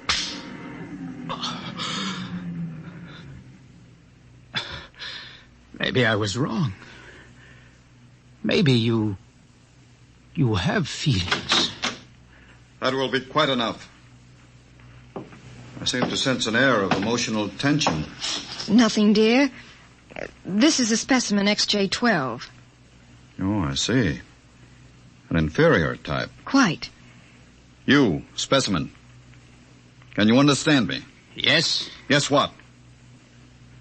Tell this dolt who I am, Lois.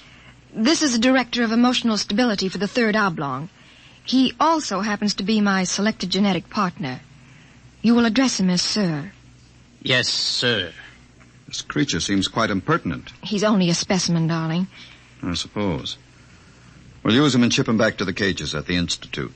He's probably radioactive. You, specimen. Mr. Director? You will confine your speech to answering only those questions addressed to you. Understand? Yes, sir. Perfectly.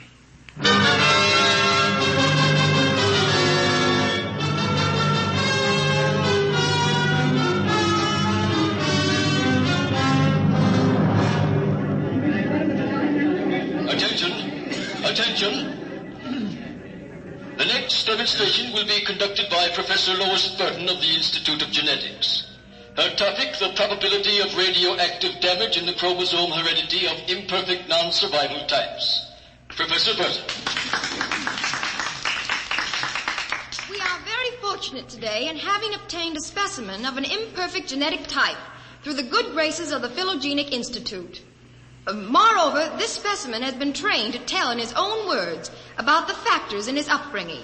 Specimen XJ12. Thank you. My mother was a psychotechnician in the fifth oblong. My father was a historian specializing in the records of pre-atomic surface culture. In the earthquake of 2170, apparently some hard radiation filtered down through the tunnels and penetrated the fifth oblong. The effect on my hereditary factors is quite apparent in this twisted leg. I appreciate that you do not laugh. Most audiences seem compelled to laugh.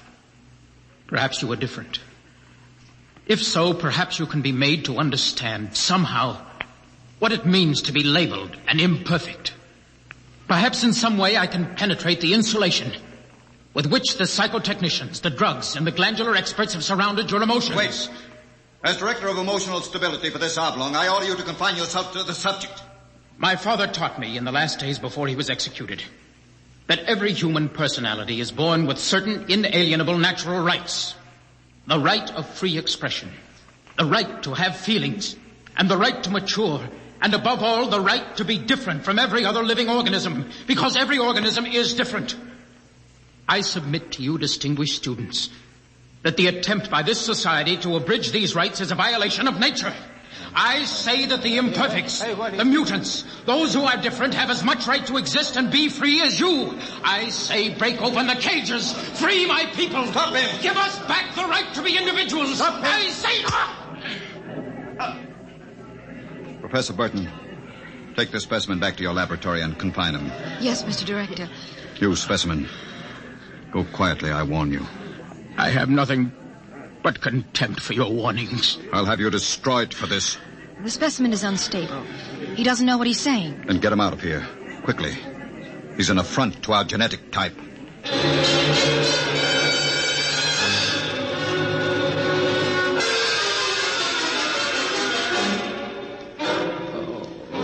Hold still while I bandage your head. He'll be all right. I suppose you detest me for getting you into trouble. Don't squirm. Not that I blame you. I don't detest you. Oh. In fact, I thought you quite magnificent. You... what? As you spoke, something began to stir in me. You don't hate me? I've never felt so strange.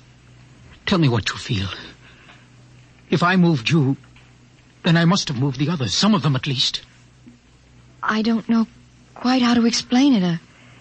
A strange sympathy. Compassion. For some reason, I took pride in what you were doing. Seeing you stand up against them. Why do you look at me like that? Because I can't help it. I wish you wouldn't. You're only an imperfect, you know. You have no rights. Please, XJ12. My name is Oren. Please. Say it. Oren. Oren? Again. Oren. Lois.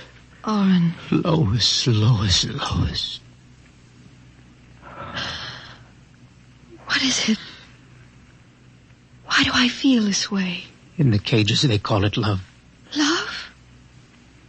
We have no such concept in the upper levels. You've destroyed it. Would it be correct to say, I feel love for you? It would be correct.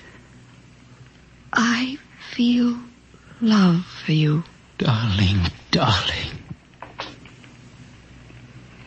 Lois, what about Walter? You're going to marry him? No. You're genetically suited to each other. I don't care. I won't marry him. There must be some other way. But... Walter! Very touching. Very tender. Walter, how could you spy? In my capacity as Director of Emotional Stability, it is my duty to spy. Specimen XJ12 will be disposed of quite systematically by the state. For the good of the state.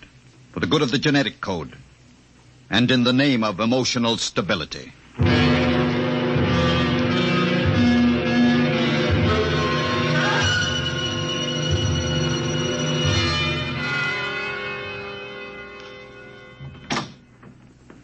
Come in, Lois.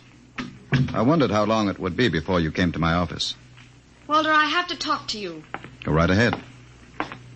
Walter, you mustn't destroy him. Send him back to the cages, but don't kill him. You speak of destroying an inferior creature as if it was something unethical. Walter, please, for my sake. Lois, I understand that you've entered a plea for postponement of our marriage at the Records Bureau. Yes, I was too upset to go through with it. It came as a great disappointment to me. If you were married to me, you would be safe from influences such as this XJ12. In which case, I might even be persuaded to send him back to the cages instead of having him destroyed. You see? Yes. I see. Think it over. Well, my dear? When can we be married? Soon. Tomorrow, if you like. The sooner the better. Lois. Lois, you make me very... What about XJ12? Oh, I see. A bargain is a bargain.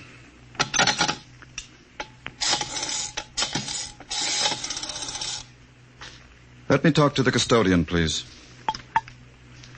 Hello. This is the Director of Emotional Stability for the Third Oblong. I would like you to cancel the execution of specimen XJ12. Yes. Yes, that's right. Turn him over to the security guard. He's to be remanded permanently to the genetic cages. Let me talk to him, Walter. My dear, I don't think Please, that... I want to be sure he's all right. Very well. Hello. Connect a circuit in the cell block. I want to talk to XJ12.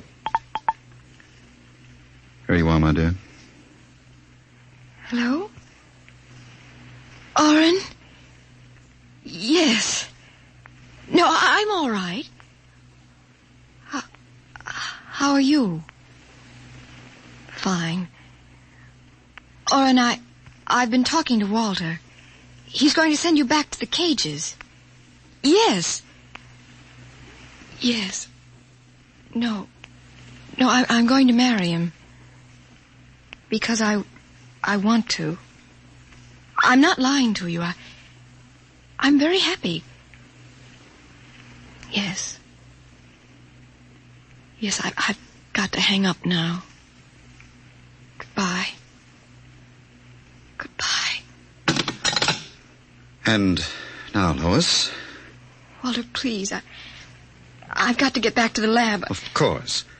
I'll pick you up in, say, an hour, and we'll make plans for the wedding. All right? Yes. Yes, of course. Goodbye, Walter.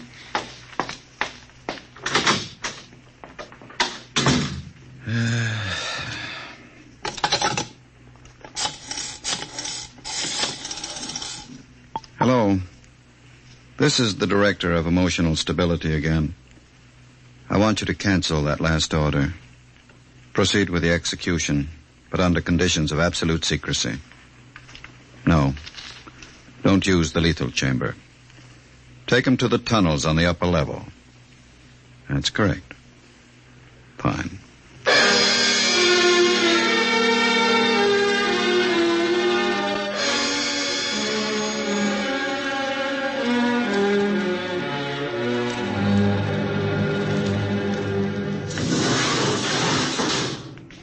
This way. Where are you taking me? You're being returned to the Philogenic Institute. Orders from the Director of Emotional Stability. Into the elevator. Very well. Why are we going toward the surface? The cages are on the lower levels. Radiation check. They've never done that before. New procedure. All right. Walk. Hawk, state your business. I'm the custodian for the Third Oblong. This imperfect is my prisoner. You can't go beyond this checkpoint. There's radioactivity in the tunnels. This is a special mission, if you know what I mean. Oh, I see. Well, just a moment, I'll open the airlock.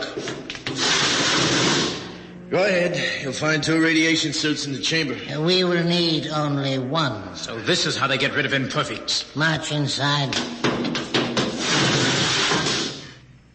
All right. Turn around. Suppose I refuse. It'll be less painful if you cooperate. Before you dispose of me, could I give you a message for a friend? That depends. What is the message?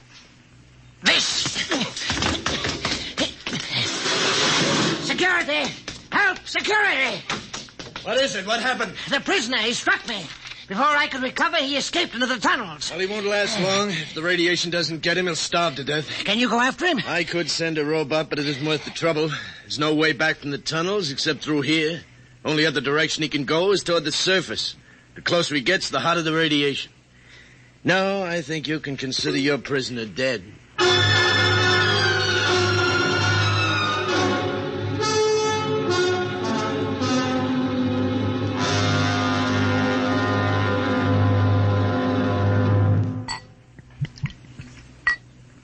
More wine, my dear? No, thank you, Walter. You look very beautiful, my dear. Very beautiful. Thank you. These hydroponic fruits are delicious, aren't they? Oh, the wedding will just be a small affair. I've arranged for a few friends. The director of endocrine control, the chief of the security guards, 1 or 2 assistants to high council members. Walter,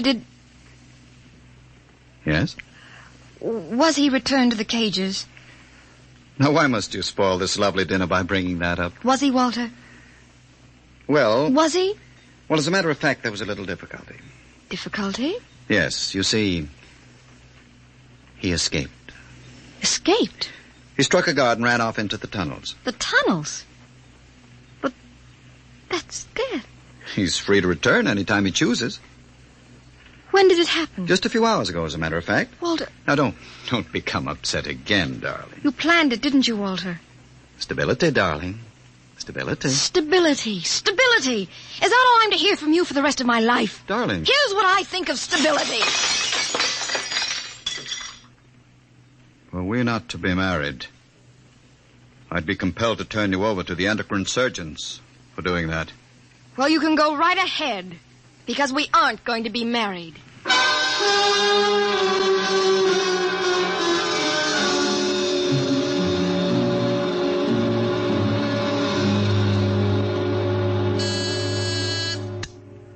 Checkpoint. This is the director of emotional security. Yes, sir. If Professor Burton tries to pass the checkpoint, I want to take it into custody. Well, Professor Burton just passed, sir. She said You that... idiot. But she said I don't care what she said. Stop her. Send Roberts after her. Get her back. I'll have you destroyed as incompetent if you fail. Yes, sir, at once, sir. Robot control. Checkpoint to robot control. Order out all televocal robots into the tunnels. Have them bring back any humans. This is a first priority order.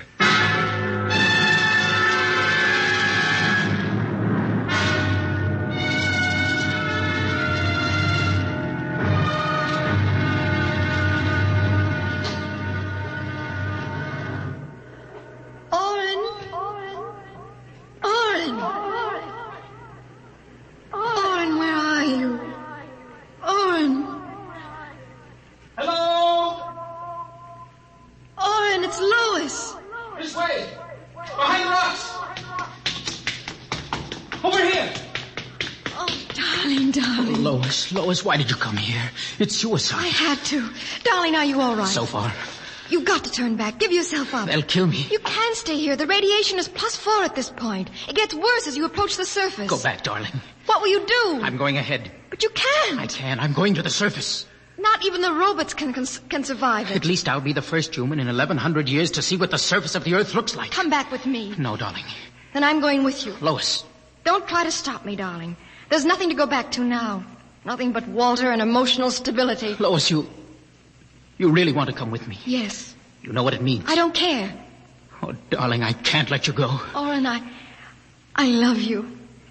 See, I know how to say it now. Say it again. Oren, I love you. Lois, what's that? It sounds... Oh, Oren, it's the robot control. It's looking for us. Come on, we've got to hurry. This way, hurry.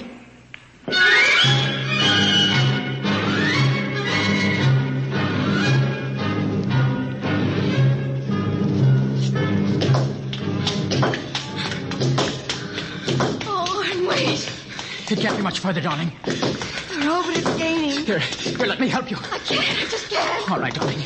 We'll stop here. We may as well wait for it. Oh, Oren, it's coming. I can see its light now. Darling, listen. It stopped. The lights are swinging around. Oren, it sees us. Come on, darling. One last effort. Come on, run. Look ahead. You can see the lights reflecting from something. It looks like a door. It is. No, it's a heavy lead door. There's a lever. Hurry. Come on through. Lois, there must be some way to close it. Here. Let me help you. It won't get through that. It's solid lead. Oren, where are we? I don't know. Look. Up there. A huge round light. Lois. Yes, Oren? That's Luna. The moon. We're on the surface. How red everything looks. How it glows. It's the radioactivity. Quiet. Peaceful. Deadly. Oh, darling. Sit here and rest a while. Put your arm around me. Oren, I'm afraid. Oren, we're going to die. Don't think about it. Just think about us alone. The first humans to stand on the surface of Earth in 2,000 years. Lois, that door must have been placed there by the last handful of survivors who went underground after the atomic wars. Those other lights, the small ones, they must be stars. Oren, I'm so tired. Go to sleep, darling. Put your head on my shoulder and sleep. Hold me, Oren. Hold me very close.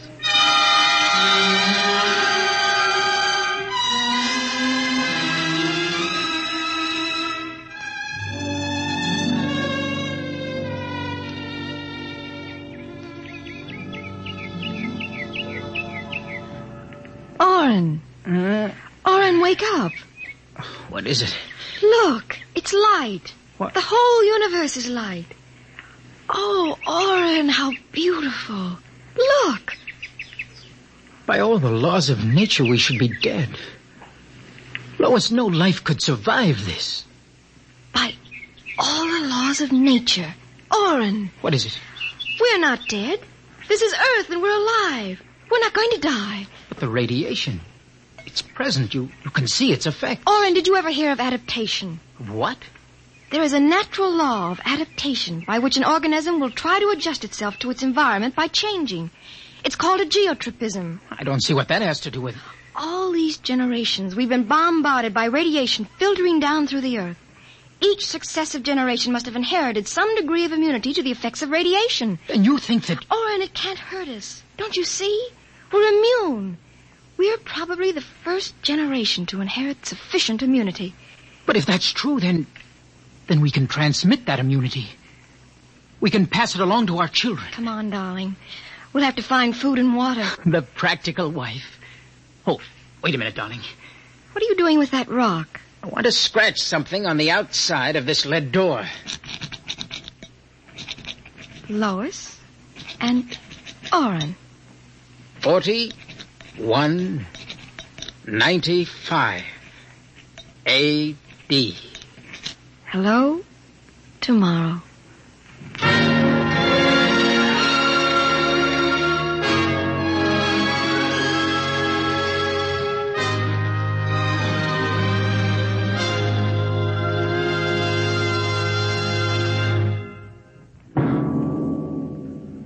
Tonight, Dimension X, the program of the future, has introduced a new star of the future, Miss Nancy Olson.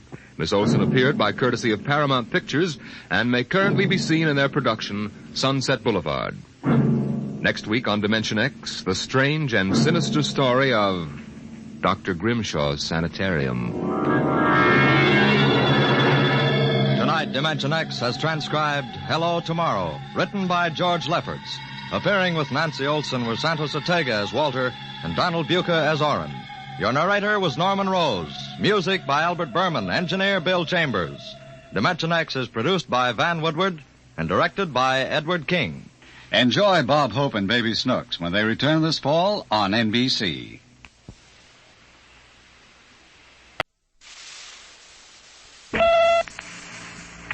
Adventures in time and space, told in future tense. Dimension X.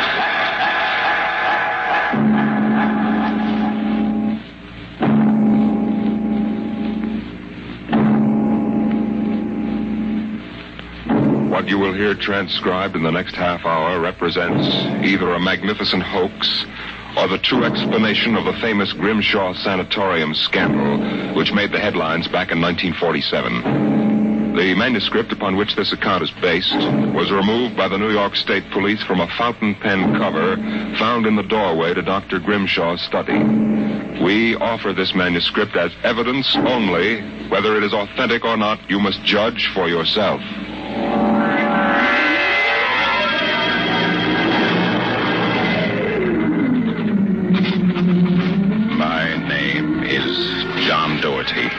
college, class of 34, member of Theta Alpha. I'm one of those fools who wanted some excitement in life. So instead of going into my father's shoe business, I became a private detective. These are facts. You can check them if you like. The rest of what I write here is so fantastic that I don't expect it to be believed. If anyone should find this manuscript and read it, all I ask is that you notify Miss Millicent Armbruster of 299 Wallace Avenue, Buffalo, that Johnny Doherty is dead. On the evening of July 1st, Miss Armbruster and I were driving to a wedding. Not our own, though I wish it had been. It was Sunday, and in order to avoid traffic, I took the old mill road, single-lane dirt affair that runs past the Gowanda Cemetery. Hey, Johnny, aren't you going too fast? Not for this road. There isn't a thing around except some tombstones. Johnny, the gate to the cemetery. What about it? That hearse. I don't see any... Johnny, look out! Look out!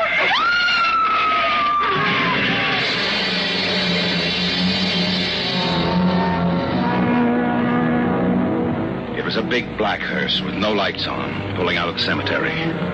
Lucky I had good brakes. We skidded for about 20 feet and slammed into the back of the hearse. The 2 rear doors buckled and snapped open.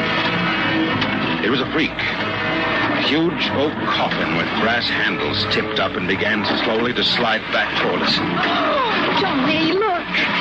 The coffin is sliding out. Holy mackerel. Oh, how horrible. You stay right here, honey. I'll help the driver with that thing. Hey, you okayed in the speed limits, do you, Jack?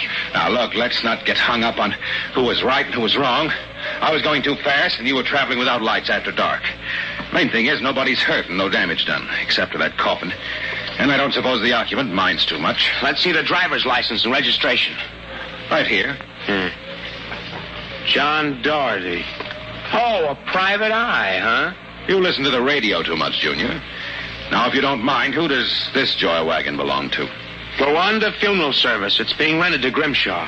Who? Grimshaw from the private sanatorium. You mind if I ask what you were doing after dark, coming out of a cemetery with a wooden kimono? We're moving one of Grimshaw's patients to a new grave. Uh-huh. Do they always travel like this? Now, look, Hawkshaw, how about skipping the 3rd degree and giving me a hand getting the box back in the wagon, huh? With pleasure. Better screw on the cover again. It's going to slide off. Well, let's get it in the hearse first. Okay, Junior. You get on that end. Ready? Just slide it. Brother, who's in there, King Kong? Look out for the cover. Hey. I told you that'd happen. Hey, what's the guy's name, Junior? Why don't you ask him? Real wise guy, huh? I've got half a mind to report this accident. Go ahead. See what gets you. Grimshaw's got a lot of influence around here, mister. A lot of influence. Now, if you'll pardon me, I'll deliver the body.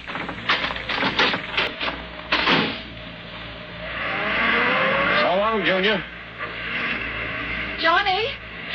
Johnny? Coming, honey. Everything all right, Johnny? I thought so until a few seconds ago. Listen, baby, can you sit here in the car for another 5 minutes? Oh, we're due at the wedding in half an hour. I won't be long. Where are you going? For a stroll through the cemetery.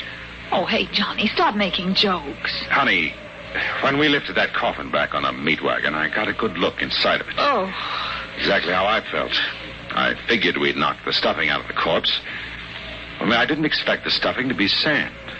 What? Yes. It wasn't a body. It was a dummy stuffed with sand, a dummy with a wax face. Johnny! Which brings up an interesting question. Who's supposed to be in that box? And, just where's the dead man spending his time?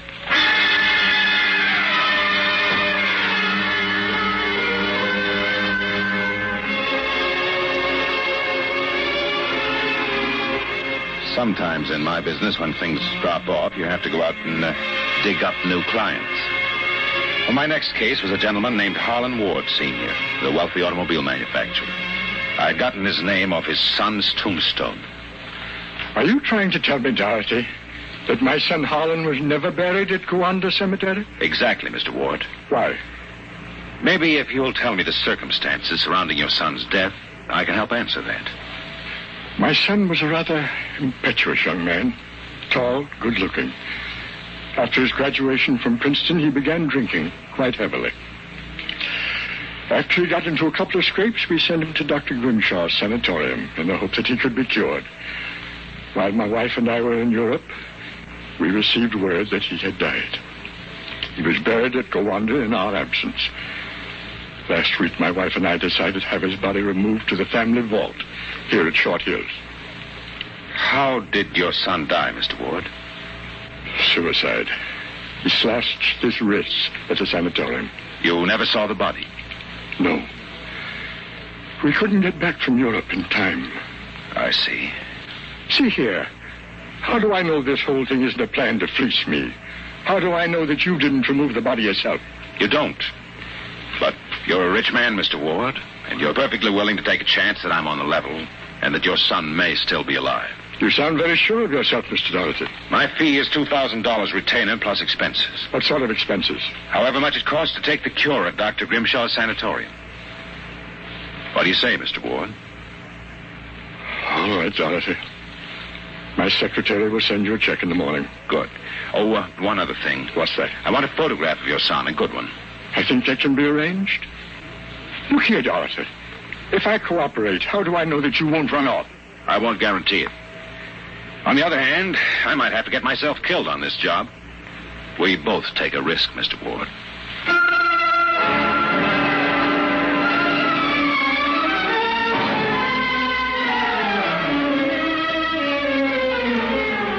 Dr. Grimshaw's sanatorium was just outside Gowanda, and it was strictly for the 400 at $60 a day. Most of the cases were nervous breakdowns and alcoholics. I committed myself as a dipso, and just to make it convincing, I stopped at 5 or 6 bars on the way over. I was interviewed by Grimshaw himself, a small man with a fringe of white hair. He seemed on the level. And yet, there was something just the slightest bit phony about the whole deal. You understand, Mr. Doherty. That's not my real name, of course. Social reasons. We understand. Our paid clientele is very select. Our rates are rather high. You'll be paid in cash and in advance, Dr. Grimshaw. You find us most sympathetic.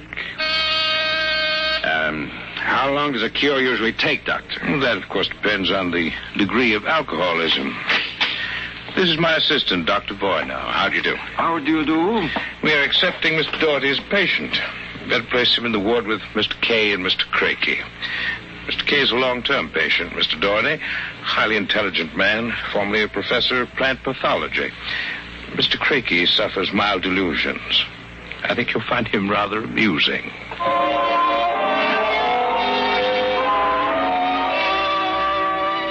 After about 3 days, my roommates, Arthur Kay and Crakey, got used to me, and we even began to play three-handed bridge. Kay was a chronic dope addict, an intelligent, sensitive man. Crakey was nothing but a clown. He kept a big black cat named the Professor, which he talked to as if it were human. And so I said to her, my dear Countess, if you don't like the company of my cat, then you don't like me. She looked at me as if I were insane, but of course the joke was on her because I was. Eh, Professor? Meow. You'll have to forgive Count Crakey, Mr. Doherty. When you've been here as long as I have, you'll get used to them. Do you like cats, Mr. Doherty? I do hope you like cats, since we are to have adjoining rooms. The Professor is very sociable and excellent company.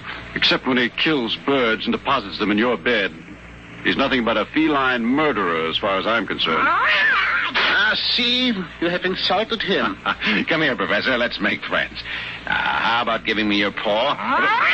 Hey, fetch me, you black devil. You insulted him. You hurt his feelings. Well, keep him away from me. It will be a pleasure. I would advise you not to insult him again. Count Crakey is not altogether without influence, as Mr. Cable informed you. Good afternoon. And evening. Is he always as nuts as that? Ever since I've been here. Why did they let him keep that black Satan? I don't know. I suppose Grimshaw wants to pamper him. He's been here since they opened the place, I understand. Spends about 3 hours a day getting therapy from Grimshaw. What's his problem? Manic depressive. A little paranoid, too. How long have you been here, Arthur? At Grimshaw's, 2 years. I left for a while, but I couldn't stay away from the junk, so I committed myself again. Did you happen to know a patient here named Harlan Ward? Why do you ask that? Do you know him? Oh, I met him socially a few times. I understand he died here. So the newspapers said. I wouldn't know. Suicide, wasn't it? Was it? You're being pretty careful, aren't you? Mr. Doherty, what would you say if I were to tell you that I don't believe Harlan Ward is dead? What makes you so certain? Harlan Ward used to share this room with us. He slept in the same bed you now use. I see. He was an alcoholic. Doing quite well, too, from what I could observe. We all expected him to go home soon. Then one evening he had a violent fight with Craigie. Craigie accused him of snooping or something. Later that night, Grimshaw and Boyner took him out. Where? They take all the special treatment cases to the charity clinic. It's that small building on the other side of the stone wall. I think they do their surgery cases there. Why did they take him there? I don't know. Confinement, I guess. A few days later, we read about his death. Suicide, they said. Why do you think he's still alive, Arthur? This. About a month ago, I was in the garden next to the wall that separates us from the charity clinic. Suddenly, I thought I heard a sound like a child whimpering. It stopped. A moment later, this note came over the wall, wrapped around a stone. Then I'm certain I heard a blow and a scream, again like a child. What does the note say? Help me, for God's sake, Harlan Ward. I haven't told anyone yet for fear Grimshaw and Boyner might find out. It might just be some insane prank by one of the charity cases. And yet... But why should Dr. Grimshaw want to pretend Harlan Ward is dead? I'm not an oracle, Mr. Doherty. What about this charity clinic? I've always been curious. Grimshaw and Boyner make sure that no patient goes there unsupervised. Many of those who've been taken across like Harlan Ward, I've never seen again.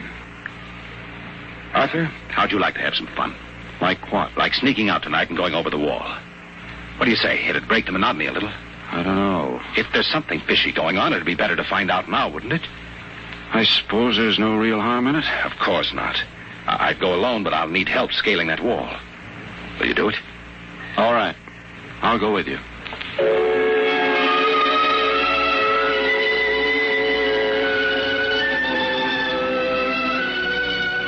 It was shortly after midnight when Kay and I slipped out of the room and made our way out to the garden. Count Craigie was snoring soundly when we left. The wall was about 8 feet high, but we made it without too much trouble. Out! All clear. Give me your hand and I'll lift you.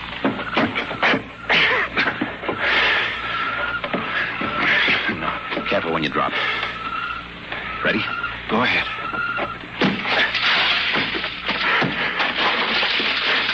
There's a charity building over there. One of the lights in the basement window. Come on. We'll make a run across the driveway and hide in that clump of bushes alongside the building. Ready? All right. Hey, hold it. Drop flat. What's the matter? Let's crawl over toward the window with the light. Maybe we can see something. I suppose you've got this. Listen. Take it easy. Sounds like Grimshaw. Much. Let's get closer. Rotating it. Come on now. Can you make out what he's saying? All right. Good Lord. What was that? Probably some patient having the DTs. I think it came from that basement window. Let's get over there where I can have a look. Easy. Wouldn't do to get caught now. Just see anything? Easy and relax. It's some sort of laboratory. That's right. I can see Grimshaw, Boyner, and someone else with its back toward me. If we're still, we may make out what they're saying. Take it quietly. It will be easier. No, I warn you. Please. It will all be over soon. You won't remember anything. No, I don't want to go. Boyner, give it to him. No. Shut him up, Boyner. Good Lord. What is it? Come on. We've got to get out of here. What did you see? What did they do to that child? Arthur, that wasn't a child. It was a midget. The smallest midget I've ever seen. What were they doing? Trying to give it some sort of injection. When it resisted, before it had knocked it out. Well, what do you suppose they were doing to it? I don't know, Arthur. All I know is that when it fell, it had the face of Harlan Ward.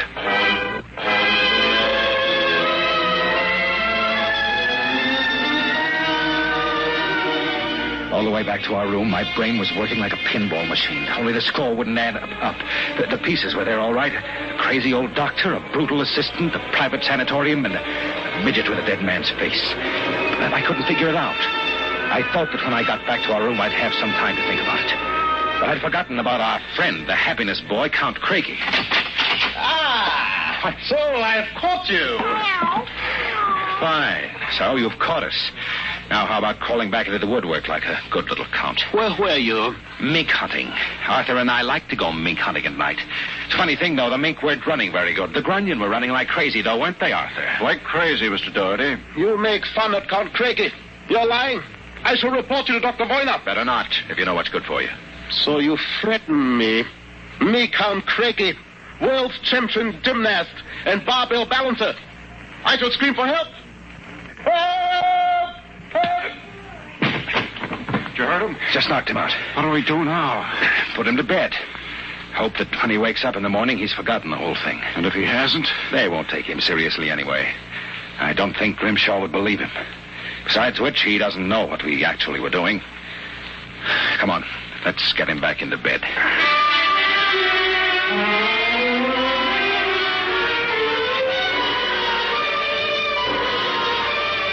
I went to sleep in my own room. And the next thing I felt was the sharp jab of the hypodermic needle in my left arm. I started to struggle, but it was no use. Take it. Voyner and another assistant were holding me down. Grimshaw stood over me, the empty needle still in his hand. That's it. Be useless to struggle, Mr. Doherty. You and Mr. K decided to do some snooping earlier tonight. He followed you and saw you climb the wall. Craigie's insane. That is a matter of opinion, Mr. Doherty. Craigie, hey, what is this? Perhaps my assistant, Dr. Grimshaw, would be good enough to explain. Assistant? Yes. You see, I am the actual head of the Grimshaw Sanatorium. Grimshaw? Count Craigie feigns many delusions, Mr. Doherty, but in this case he's telling the truth. Count Craigie is actually Professor Ernst Hassler. Experiments you've conducted. You and your friend Mr. K will discover their exact nature very shortly, Mr. Doherty. It's a magnificent opportunity to serve science.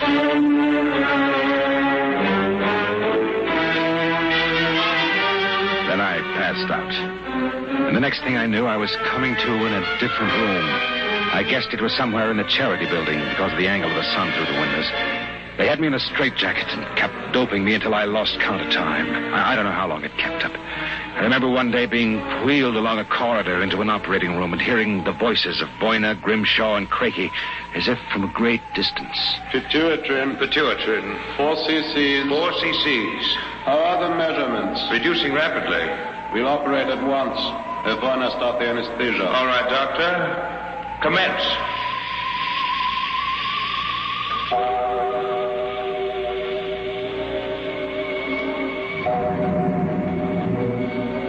When I came to again, I had a blinding headache.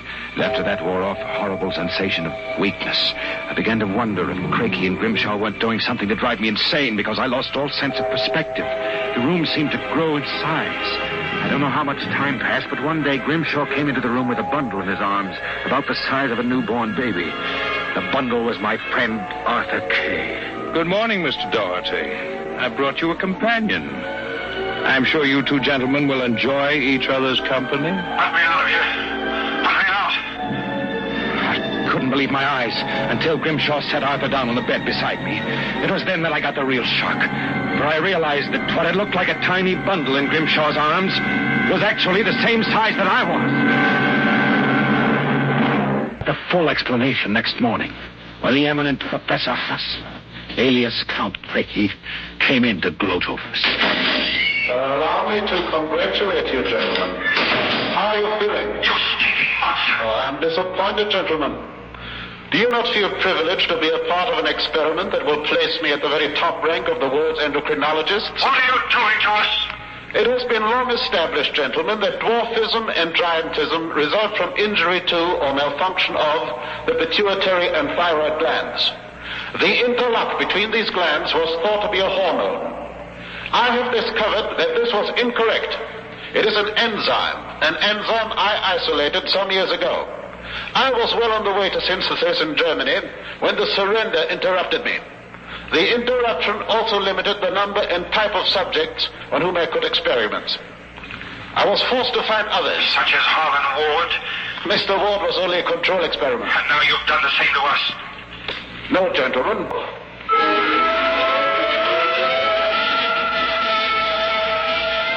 Days and nights that followed were a living nightmare.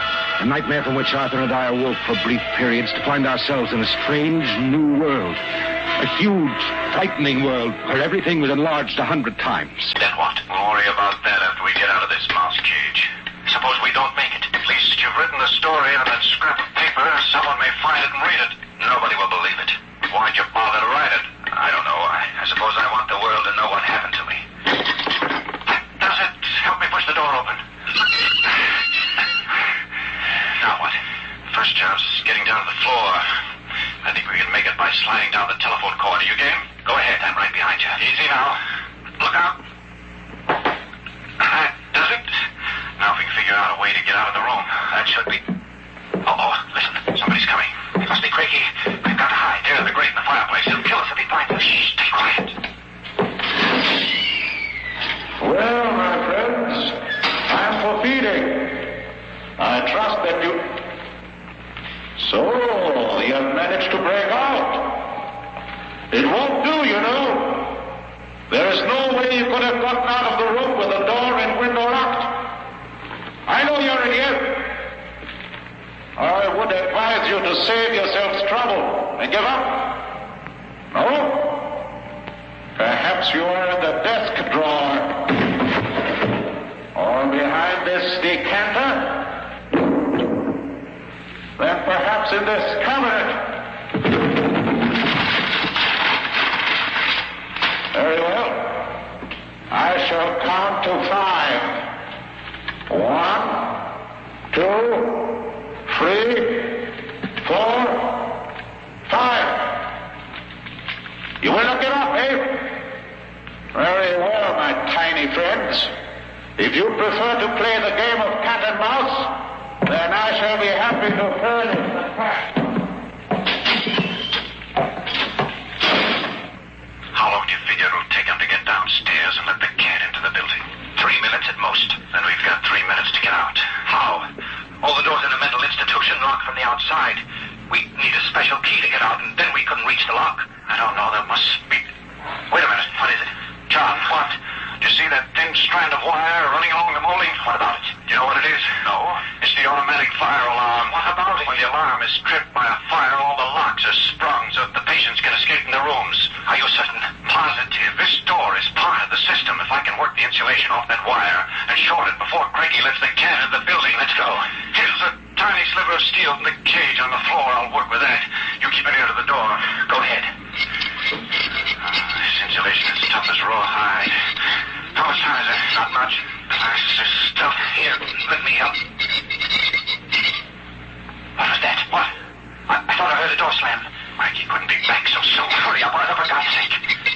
Stand away. I'm going to short it. Ready? Okay. We made it. There goes the door. Come on, we'll make a run for it down the hall. If we can get to the garden, we've got a chance. I smell smoke. The short may have actually started a fire. Come on. Oh, wait a minute. What's up? I have to go back. The man is... Don't be a fool. There's no time. Come on. You go ahead. I'll catch up. Hurry up. I'll wait in the hall. Only a second.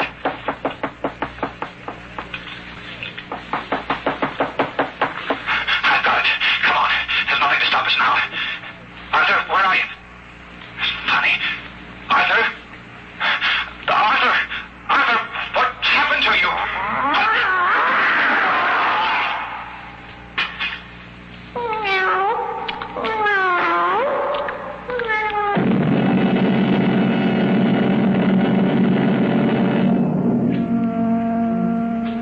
This is the record found in a fountain pen cover in the burned-out hallway of Grimshaw's sanatorium. There's nothing to add, except that the fire which destroyed the sanatorium and killed so many of its occupants including Dr. Grimshaw and Dr. Voyna, was definitely of incendiary origin. It is believed by the fire chief that some small creature, either a mouse or possibly a cat, chewed the insulation off the wire and short-circuited the system.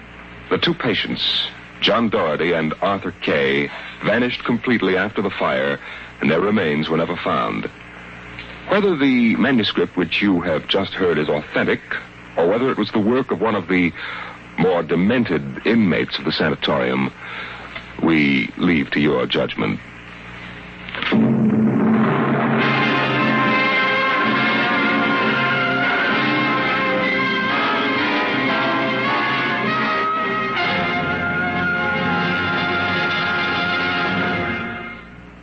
You have just heard another adventure into the unknown world of the future. The world of Dimension X.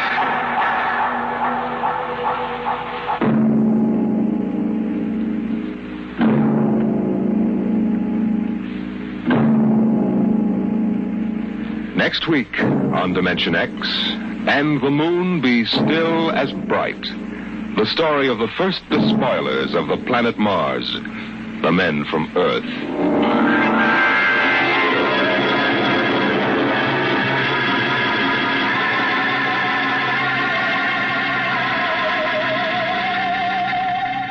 Tonight, Dimension X has transcribed Dr. Grimshaw's Sanatorium.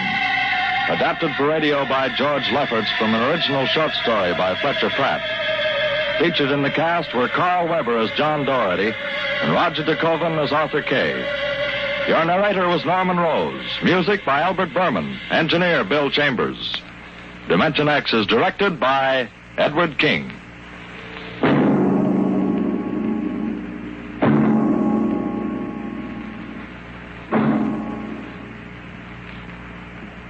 Your National Guard is a strong, well-knit military organization of men from every state and territory in the nation.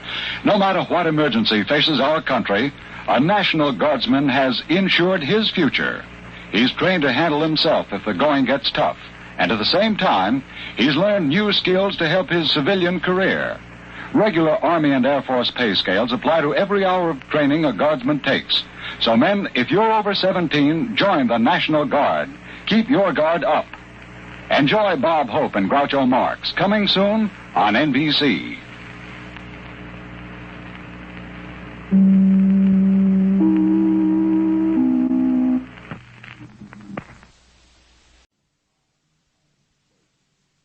Adventures in time and space, told in future tense. Dimension X.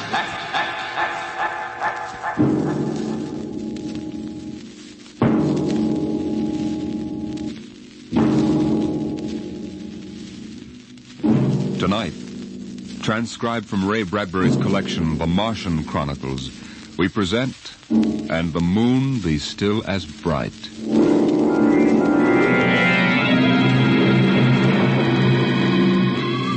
The first 3 expeditions to Mars left Earth in a mushroom of flame, arced through the atmosphere and finally dwindled to tiny specks in the big eye of Mount Palomar telescope, and then were lost to sight forever. The prearranged landing signals flashed back to Earth, and then the radios went dead. One after the other, ships had disappeared and were never heard from again. But still the rockets came. The 4th expedition emerged from the silent gulfs of space and angled down toward the floating red disk of Mars, down into an orbit, as the order came to land. Stand by for deceleration. Deceleration, aye, sir. Skids down. Skids down, sir. Engine room. Engine room, aye. Landing procedure. Fire 1, 3, and 5. Aye, sir.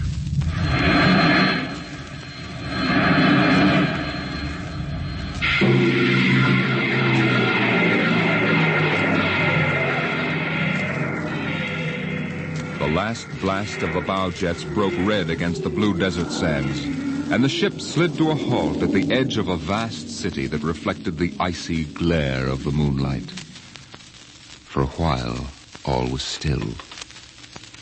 All right, Parkhill. Open the airlock. Aye, sir.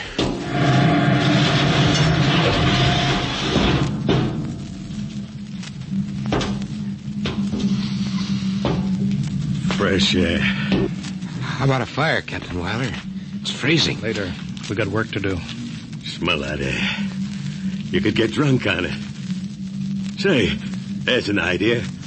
Why don't we break out a bottle and celebrate? Biggs, there'll be no drinking done till we're secured. But we're landed, Captain. 3 other expeditions landed and disappeared within 24 hours. We're not relaxing security till we find out what happened to them. Maybe Martians? Exactly, Pargill. Spender, you're an archaeologist. How old would you say those buildings are? Somebody built these cities? Well, I can't tell till I study them more closely.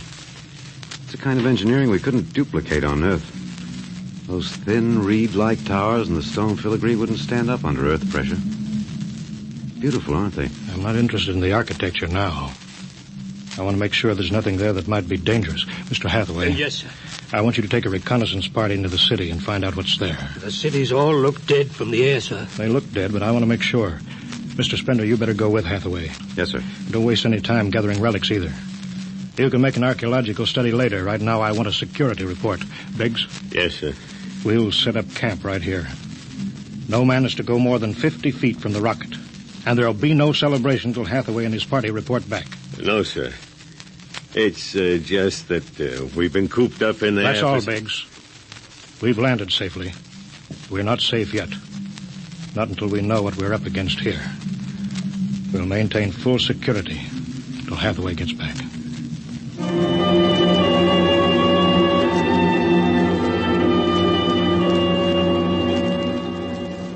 In the sea bottoms, the wind stirred along faint vapors, and from the mountains great stone visages looked upon the silvery rocket and the small fire. The sky was black overhead as the 2 racing moons threw knife-edged double shadows on the desert. All lads, come and get it. Chow. What you got to eat, Cherokee? Sawdust, smothered in cold lamb fat. Good. I thought it was something I couldn't eat. Hey, you guys, pipe down. Captain, Mr. Hathaway's back. Captain Wilder. Over here, Mr. Hathaway. Well, most of the city is dead, sir. Spender says it's been dead a good many thousand years. But we found one part about a mile over. What about it? People were living in it last week, sir. People? Martians. I see. Where are they now? Dead. We found the bodies. Thousands of bodies. They hadn't been dead more than 10 days. What did they die of? You won't believe it. What killed them? Chicken pox. Chicken pox? Yes, I made tests. It worked differently on Martians than on Earth people. Burned them black and dried them out to brittle flakes. But where could they get chicken pox? From Earth, sir. And the other rockets did get through. Yes, sir. I don't know what the Martians did to them, but I sure know what they did to the Martians. Gave them chicken pox and wiped them out.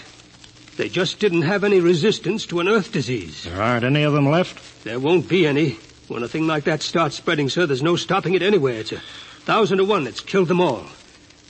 This planet is through. Incredible. Think of it, Captain. A dirty, silly child's disease like chicken pox. It isn't right. Spender, take it easy, You know, man. it's like saying the Greeks died of mumps or the proud Roman Empire collapsed because of athlete's foot. We didn't even give them a decent excuse for dying. We just gave them chicken pox. Spender, get hold of yourself. You didn't see those bodies, Captain. It must have been a shock, I suppose. You need a rest, a little relaxation. Martians are dead. There's nothing you can do about it now. Hey, you hear that? The Martians are all dead. Well, come on, let's break out a bottle and whoop it up. How about it, Captain? Well, all right, man. Oh, that's fine. Hathaway, see to the security guard. Yes, sir. Good Lord, do they have to do that now? It's been a tough trip. It's only natural they'd want to celebrate a little. Celebrate because the world died? Because a rotten little virus from Earth wiped out a whole civilization? Well, they're not thinking of Isn't that. there time later to throw old beer cans into the canals? A civilization died here. It's like butchering a pig in a churchyard. Spender, you think too much. We're lucky to get to Mars without catching a meteor in our bulkheads. Let it go at that. Save on Mars. The first statement, save on Mars. We gotta celebrate. Yahoo!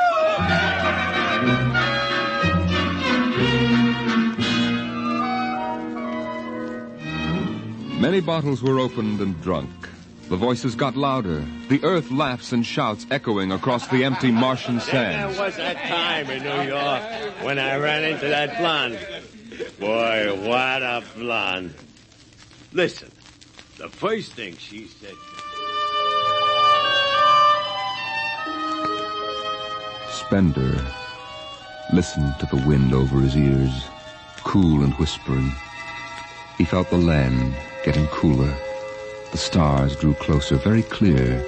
The air smelled clean and new. He looked at the cool ice of the white Martian buildings over there on the empty sea lands. What a woman.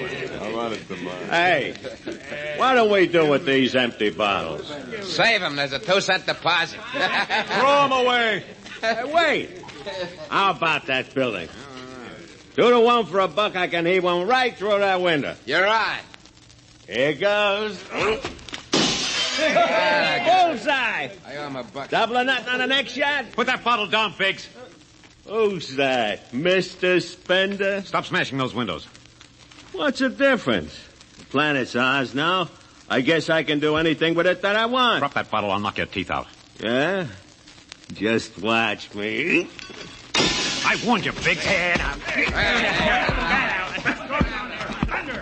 Spender, what is this? I hit him. He's crazy, Captain.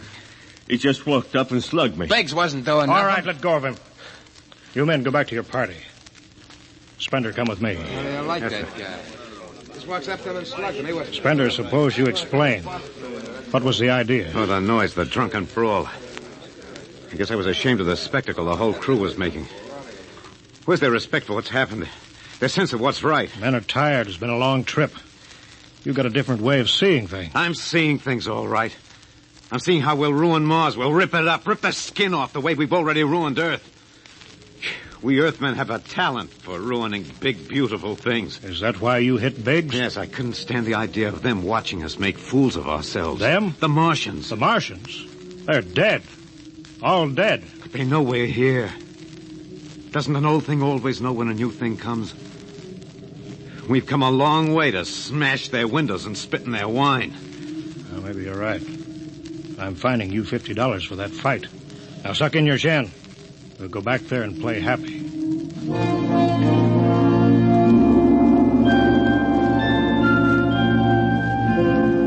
Now the whole party moved out into the moonlight across the desert. They made their way into the dreaming dead city. The light of the racing twin moons glinted on the barrel of a pistol, the long blade of a machete, the round, gurgling shape of a raised bottle. Their shadows under them were double shadows on the ice-blue sand. They were waiting for something to stir in the dead city, something to rise, some ancient ancestral shape to come galloping across the vacant sea bottom on an ancient armored steed of impossible lineage, of unbelievable derivation. Look at it, Captain. Down those avenues in the mist. You can almost see them. The mind's eye populated the dead city. Each window was given a person who leaned from it and waved slowly, as if under some timeless water, at some moving form in the fathoms of space below the moon-silvered towers. There were faint murmurs of sound, and odd animals scurrying across the gray-red sands. The wind blew in from the dead sea bottom and brushed through the silvery wire filigree of the towers. A strange music drifted down to the double-shadowed streets, a thin, haunted music that played as it had played through the uncounted years of time. Nobody moved. The moons held and froze them. The wind beat slowly around them. Hey, out there. You people in the city. Biggs. Well, I just wanted to make a little noise. Come on. They built this city thousands of years ago. And now where are they? How did they die? Who cares? They're dead. It's good enough for me. Lord Byron. What? Lord Byron, an old 19th century poet. He wrote a poem that fits this city. Might have been written by the last Martian. So we'll go no more a-roving so late into the night, though the heart be still as loving and the moon be still as bright. For the sword outwears the sheath, and the soul outwears its breast, and the heart must pause to breathe, and love itself must rest. Though the night was made for loving, and the day returns too soon, yet we'll go no more a-roving by the light of the moon.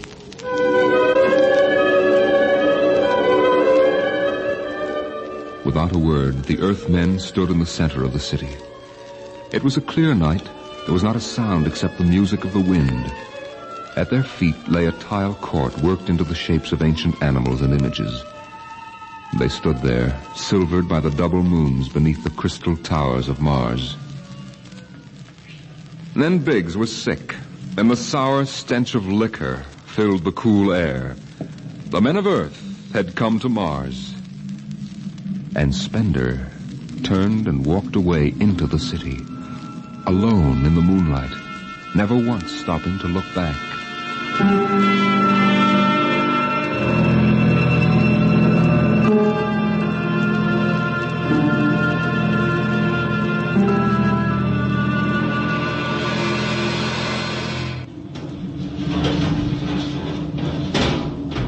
That you, Hathaway? Yes, sir.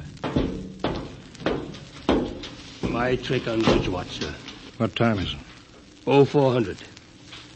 Any orders, sir? No, I'll stay on watch. You turn in. Aren't you sleeping, sir? I'll wait for Spender. He didn't come in? No. He's crazy. Walking away into the shadows, he didn't even look back. Spender's a strange man. He's crazy, sir. How's the rest of the crew? Sleeping it off. Biggs had DTs, but he's calmed down now. You can go back below, Hathaway. I'll take your watch. Captain Wilder, do you think Spender'll be coming in before morning? I don't know. You know, sir, I don't think he's ever coming back. That's the way I feel about him, sir. He'll never come back.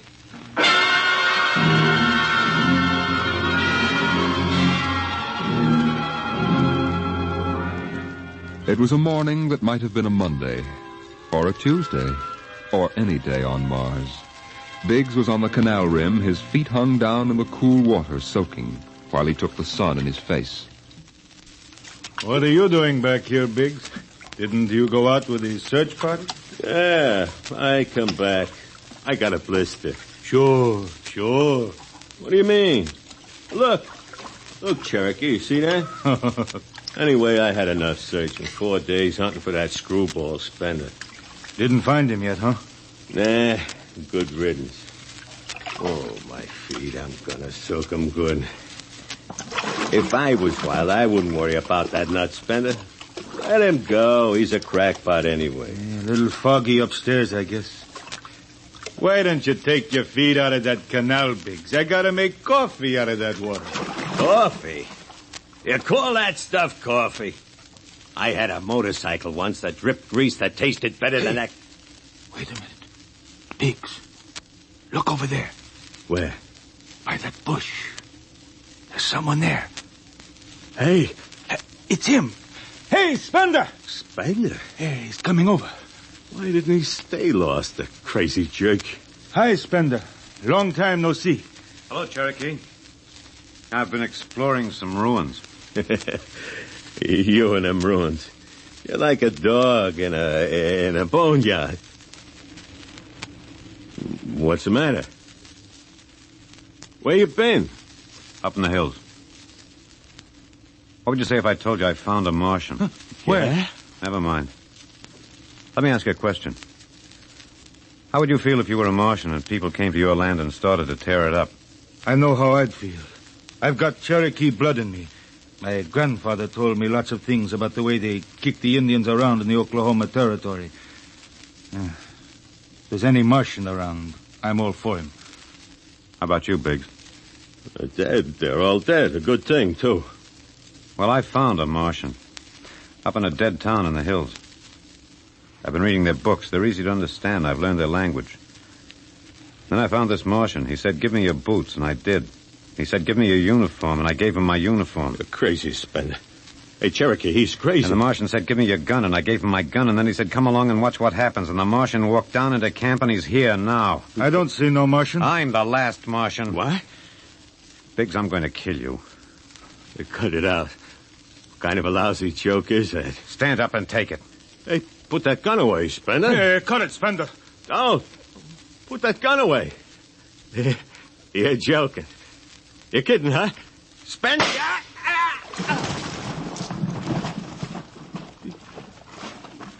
He's dead. You killed him. You can come with me, Cherokee. You know how the Martians would feel. You can be in this with me. You killed him. You just killed him. He deserved it. You're crazy. Well, maybe I am. But you can come with me. Come with you? For what? Go on. Get out of here, you crazy murderer. All of them. I thought you'd understand. I thought you'd remember what happened to your own people. You get out of here, you crazy Don't murderer. reach for that gun.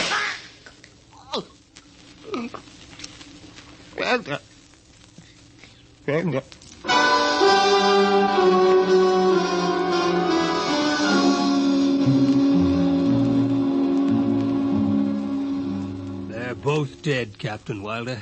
Who's missing? Only Spender. It must have been him, sir. Why didn't he come and talk to me? Why didn't Should have talked to me.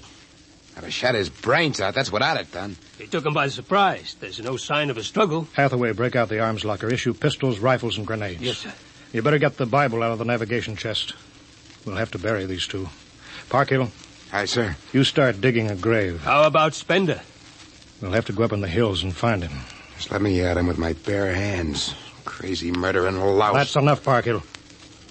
The man is sick. He must be. Sick my That's enough. eye. Now grab a shovel. Start digging.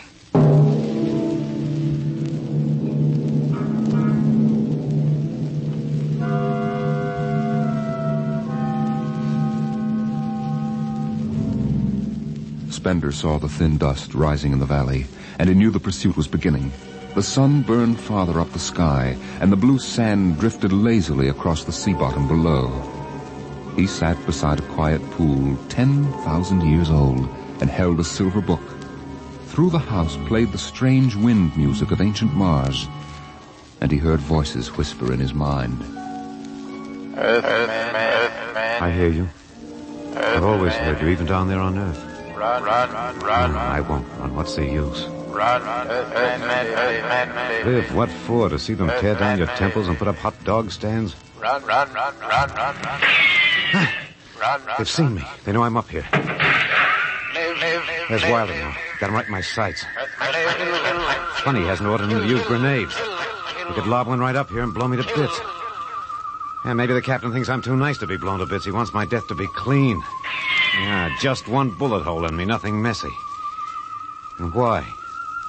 Because he understands me. Kill. He's the only one in the crew who ever did. Well, at least I can do the same for him. Just one bullet in his heart, a nice clean death. All I have to do is pull the trigger and then...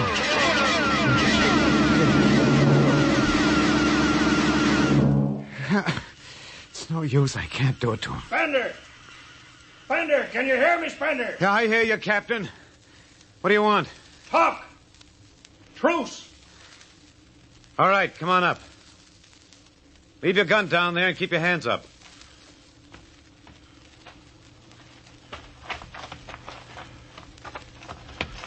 Spender, are you there? Over here. It's quite a climb. Mind if I sit down? Cigarette? Thanks. Light? Yeah, got my own. It's warm. Yeah, it is. You comfortable up here in the hills? Quite. How long do you think you can hold out? About 12 men's worth. Why didn't you kill all of us this morning when you had the chance? You could have. I know. I got sick. After I started killing people, I realized they were just fools and I shouldn't be killing them. But it was too late, so I came up here where I could get angry again. Why did you do it? Because I've seen that what these Martians had was just as good as anything we'll ever hope to have. They stopped where we should have stopped 100 years ago. They knew how to combine science and art and religion. They knew how to live with dignity. And peace. And for that reason, you started shooting people? Well, when I was a kid, my folks took me to visit Mexico City. I'll always remember the way my father acted, loud and big. My mother didn't like the people because they were dark and didn't wash enough. I didn't see my mother and my father coming to Mars and acting the same way. Anything that's strange is no good to us. We aren't fit to take over this planet. But kill 2 men? What could I do? It's me against the whole Earth. Isn't it enough they've ruined one planet? Now they want to ruin this one. I'll kill you all off, Wilder. That'll delay the next rocket 5 years. And I'll kill them, too. If I'm lucky, I'll live to be 60. And I'll meet every expedition that lands on Mars. I'll be very friendly. I'll explain that our rocket blew up one day. And I'll kill them off. I'll save Mars for half a century. And by then, maybe the Earth people will give up. You got it all planned. Yes. Yet you're outnumbered. We already have you surrounded. In an hour, you'll be dead. I found an underground passage that'll take me back into the hills, Wilder. I'll go back there, and then I'll pick you off one by one. We'll see.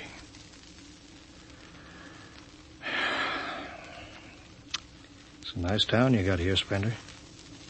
Beautiful. I'd like to live here. You can. But join me. You're not like them. I'll show you what a good life these people had. I'll play you an old reel of Martian music that must be at least 50,000 years old, a kind of music you've never heard in your life. That sounds wonderful. But I can't stay with you. Sorry, Spender. I'm sorry this is happening. Guess you'd better go back now so you can start your attack. I guess so. Captain, I won't kill you. When it's all over, you'll still be alive. Then maybe you'll change your mind. No. There's too much Earth blood in me. I may even agree with you about all this. But that doesn't change what I've got to do. You won't stay? No. This is your last chance, Spender. You're sick. Come along with me quietly. No. Look, one last thing. If you win, do me a favor. Try to see that they don't tear this planet apart. Right. If it helps, just think of me as a very crazy fellow who went berserk one summer day. It'll be easier on you that way. I'll think it over. So long, Spender. Bye, Captain. Good luck.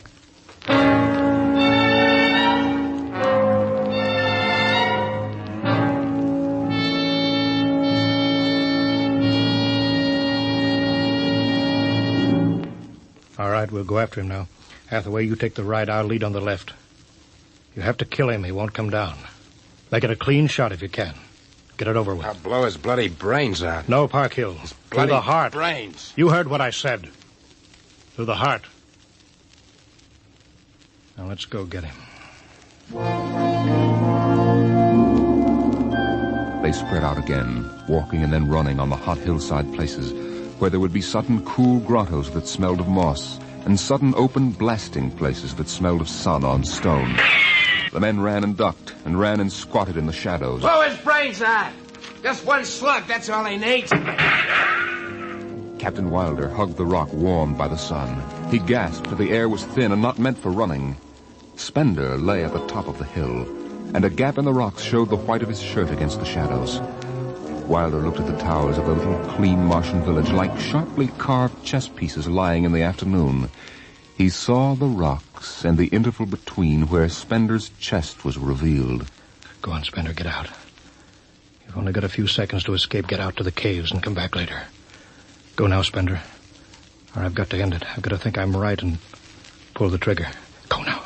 Get out. I'll get him. A slug in the head. I'll blow his bloody... No, Park Hill. Put down that gun. I've got to do this myself. Spender. Why didn't you get out? Why?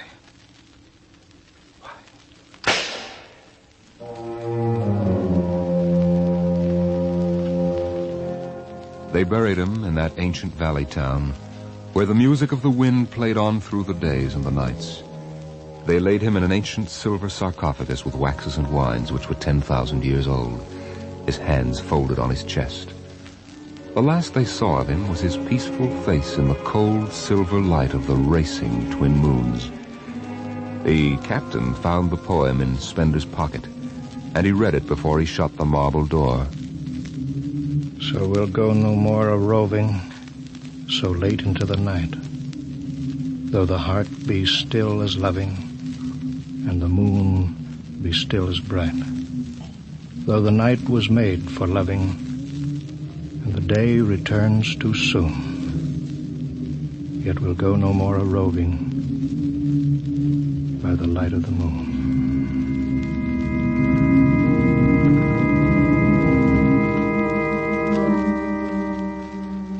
The next afternoon, Parkhill did some target practice in one of the dead cities, shooting out the crystal windows and blowing the tops off the fragile towers.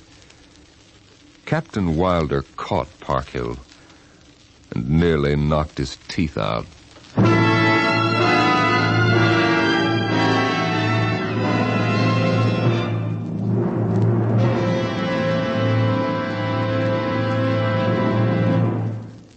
All of you regular listeners to Dimension X will be interested to know that our show is changing its day and time of broadcast over this station.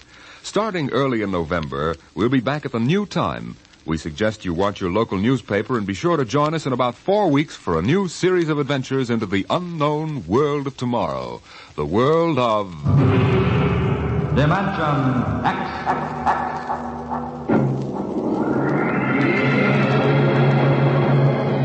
Tonight, Dimension X is transcribed, And the Moon Be Still as Bright. Adapted for radio by Ernest Kenoy from the original story by Ray Bradbury.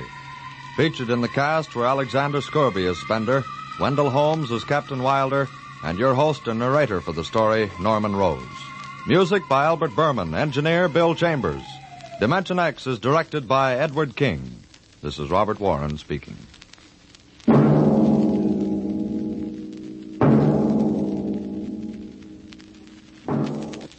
Enjoy the life of Riley with William Bendix next Friday on NBC.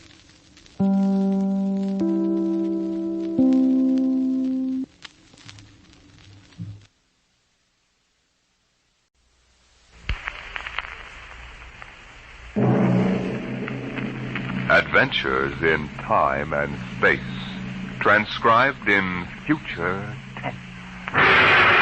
Dimension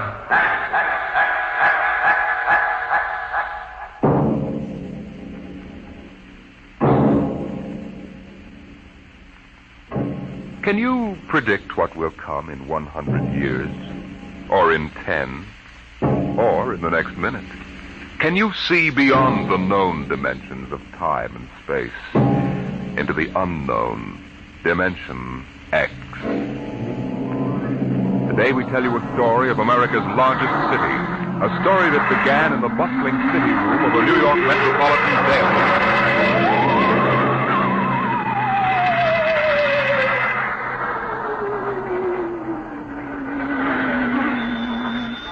Sit in there. Sweeney? Listen, Pop, give me a rewrite, quick. I'll take it. Okay, now look. I'm up on Riverside Drive, see? So? So, at 12:45 today, just 3 minutes ago, Grant's tomb disappeared. It's what? I'm telling you, it disappeared. It's gone. Listen, Sweeney, get yourself to a Turkish bath. Sober up. Pop, I swear I'm sober as a judge. Listen to me, will you? Just a minute. Albert, What's up, Pop? call the 100th Detective Precinct. Find out if anything's been reported missing. Like what? Like Grant's tomb. Go on, make it snappy. Okay, Pop. All right, Sweeney, now give it to me slow. This better not be a gag. No gag, Pop. Now get it down. The traffic at the drive was at its noon-hour peak, and the benches and structure were filled with happy, laughing people. Then, without a warning, a rumble sounded and the alarmed populace started with horrified... Hold it, Sweeney. Well, Albert? I don't get it. They say that Grant's tomb is gone. Okay, call composing. Tell them to hold everything for an extra. Clear out page 1. Get going. Okay, Sweeney, now. The heck with the words, give me the garbage. What happened? Nobody knows. There are half a dozen police cars around here staring at the place where Grant's tomb was. I was about a block away. I heard screams. I came running. It was gone. Vanished. How many dead? Nobody knows if anybody is dead. I'll find out. How can I find out when it was What? Gone. No bodies? No tomb, Pop. No tomb. Okay, you hoof it back up there and get stories from some witnesses. Now call me back. Albert. Yes, Pop? Get Columbia University on the phone, get a statement. Right. Research. Yes, sir. Grab an encyclopedia, see if anything like this ever happened before. Hey, Walters. Yeah, Pop? Call the army. Find out about secret weapons. Hello, composing. This is Pop Adderby on the city desk. Start setting up an extra. I want to hit the street in 20 minutes. Second extra in an hour with pictures. Okay, what are you waiting for? Get 'em rolling.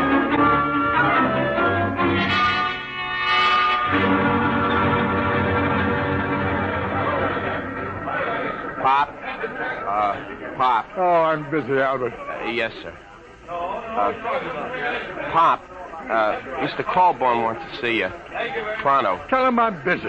Well, he says to come now. Oh, of all the flat-headed publishers to saddle a newspaper with. Okay. Sweeney calls, switch it to Colburn's office. Okay, Pop. Come in. Listen, Mr. Colburn, I'm very busy now. There's an extra on the rollers and... I know. I just called composing and ordered them to stop it. Stop it? Are you... Adderby, you've been on the city desk of the Herald for 25 years now. Since when do you waste thousands of dollars on an April Fool issue? April Fool? Listen, Grant's tomb is missing. Is that a story, or am I dead from the neck up? Did you check it? Yes, and Sweeney... How do you know it's true? Well, if you... What do you mean spreading cold terror all over town? But Sweeney... The devil with Sweeney. How do you know it isn't just a hallucination? Mass hypnotism, something like that. Well, what if it is? Adderby, if this is a farce, we'll be in Dutch, but good. Civil suits, criminal action. We're the only paper in town on the streets with an extra. The other editors don't believe this story for one instant. It takes guts to run a paper. Well, if that's what it takes, you've got too many. You took the authority for this without even trying to find me and get an okay. Your father-in-law knew a story has to run while it's hot. All right. You ran this while it was so hot, our first 10 papers drove the city into a panic. How do we know this whole thing isn't a big... Hello. Now there's Corborn.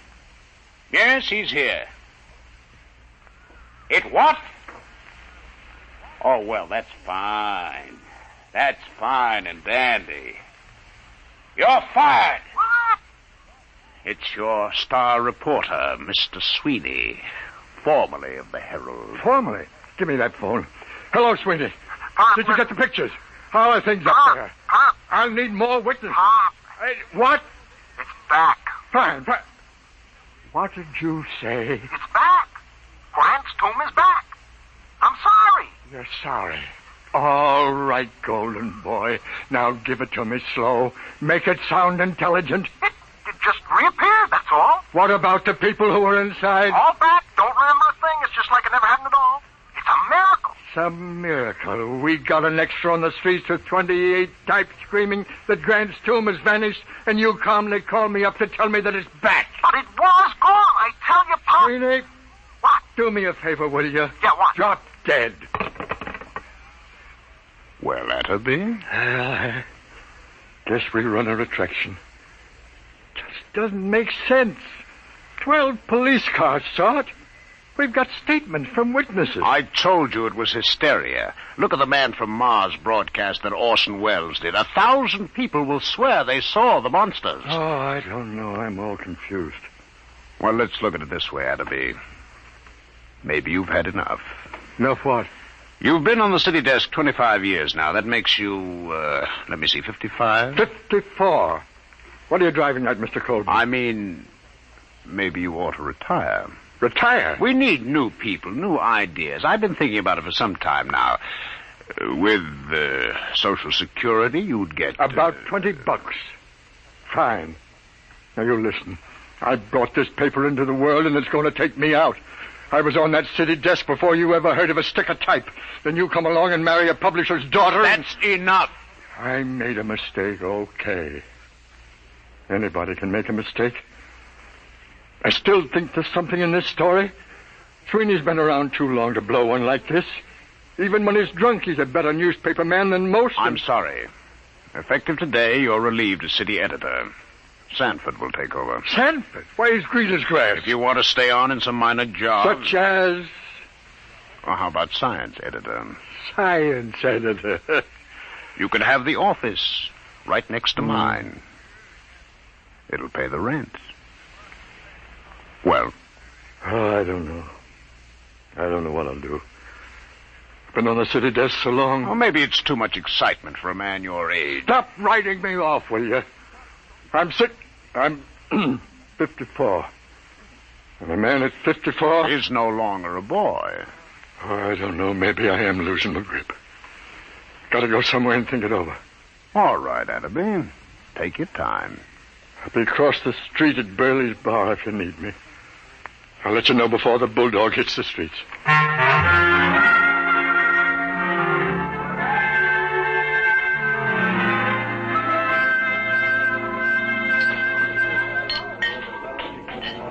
Burley! Innkeeper! Yeah, Pop, yeah? More poison. Haven't you had enough, Pop? Yeah, this is a solemn occasion, Burley. Pour the hemlock. What's the occasion, Pop? I am now a husband. No. Yeah, reduced. Humiliated. You, Pop? Never. Meet the new science editor of the Sunday Supplement, me. Know as much about science as J.P. Morgan knows about sharecropping. What happened? Who did it? You familiar with a reporter named Aloysius John Sweeney? Former friend and drinking companion of mine? Sweeney got you busted? The same. If that gentleman should ever by some misforgotten chance thrust his head into this bar, Burley, my friend, I personally, with these two bare hands... Hey, Pop! Pop! Uh-oh. Hey, Pop, it's me. I shall control my homicidal instinct. Listen, Pop, I just came down from Riverside Drive. Very daring move, Sweeney. I brought a guy with me. It won't help, Sweeney. Pop, you don't understand. I found a little guy in a swallowtail coat who watched this whole thing happen. Pop. Burley, quiet! Quiet, everybody! Shh, quiet, will you? How do you do? Gentlemen, I can assure you my small stature belies the magnitude of my abilities. What did you bring him for, Sweeney? He's a genius, Pop, a full-time genius. You betrayed me once, Sweeney. Isn't that enough? Take your little man away and don't bother me. Your friend isn't very polite, Mr. Sweeney. Perhaps one day he will learn that even the most insignificant man has a sense of dignity and personal worth. I apologize, Professor. I'm not so at you. It's your tomato-headed friend here. Sweeney, I ought to kill you. I ought to strangle you with my bare hands. I ought to have you run through a rotary press at low speed. Those things are too good for you. But, Papa, look, I'm trying to tell you, the story ain't phony. It happened. Mr. Pertwee... Hannibal, tell him about it. Gladly. My contribution has been awaiting worldwide recognition for many years now. Unfortunately, there are some who insist I am insane. Fancy that. Yeah. Being small of stature, as you can see, I chose to nurse my resentment rather than to take positive measures. However, I feel now the world is ready to come to terms with Hannibal Pertwee. Can you or can you not explain this Grant's tomb business? Naturally. It can all be explained quite simply in terms of the Pertwee system of infinite acceleration and transportational facilitation as applied to freightage. I've been trying to sell it to the railroads for 10 years. Didn't I tell you he was a genius, Pop? Burley, the check. Oh, now, wait a minute, Pop. Give him a chance. Show him the trains, Hannibal. Oh, yes, the trains. If you gentlemen will gather around the suitcase... Come on, I want you to see them. I'm telling you. All right. Come on. Hey, look. As you can see, I have in this suitcase a complete model railroad reduced to the size of a cigar box. Observe.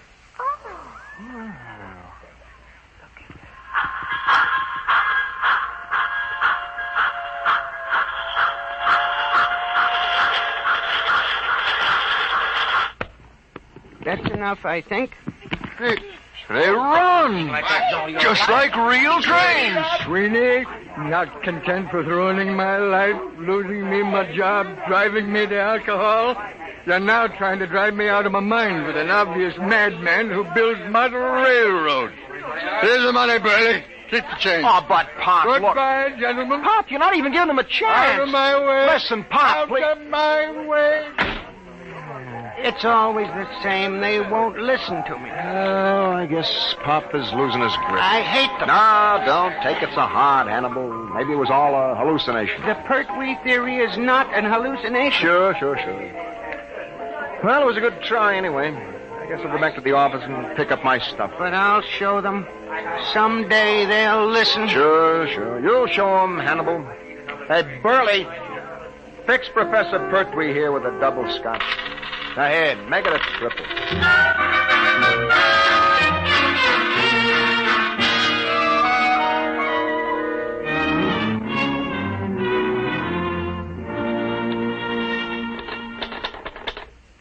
The newest use of the isotope will enable medical experts to trace with accuracy the growth of Darwin. Oh, nuts. Yeah, maybe it's better to be unemployed. Science editor speaking. Pop? Yeah. Sweeney, listen, I got a story. I thought Colburn canned you. Can't fire me. Listen, you know Burley's bar? Does DiMaggio know Yankee Stadium? What about Burley's bar? It's gone. Oh, sweet. On the level, Pop, just a few seconds ago. Take a look at the window. Sweeney, I warn you. Take a look. Okay, Sweeney, hang on. Albert? Yes, Pop? Do me a favor. Stick your head out of that window and tell me if anything unusual is going on at Burley's corner. Okay, Pop. Holy jumping catfish! Huh? It's gone. Come here and look. Well, I'll be a monkey. Hey, where's Colburn? He went to a polo match out on Long Island. Who's on the city desk? Young Stan. Come on. That's the city desk. Okay, I'll give it to rewrite. Just a second. City desk. What? Are you nuts? What? Everybody listen to this, will you? It's Martinson down at 34th Street. He says the Empire State Building has disappeared. Can you feature that? What are you going to do about it? Do? Am I supposed to do something? He's gone nuts. Give me that phone. Hey, let's Give me that phone. Hello, Marty. This is Pop. Pop, what are you doing on the desk? Never mind what happened. Well, I'm down at the precinct. 5 minutes ago, a cop staggered in. It's gone, he says. What's gone, they say? The Empire State, he says. Well, I figured I better call. Okay, get down there and get the details.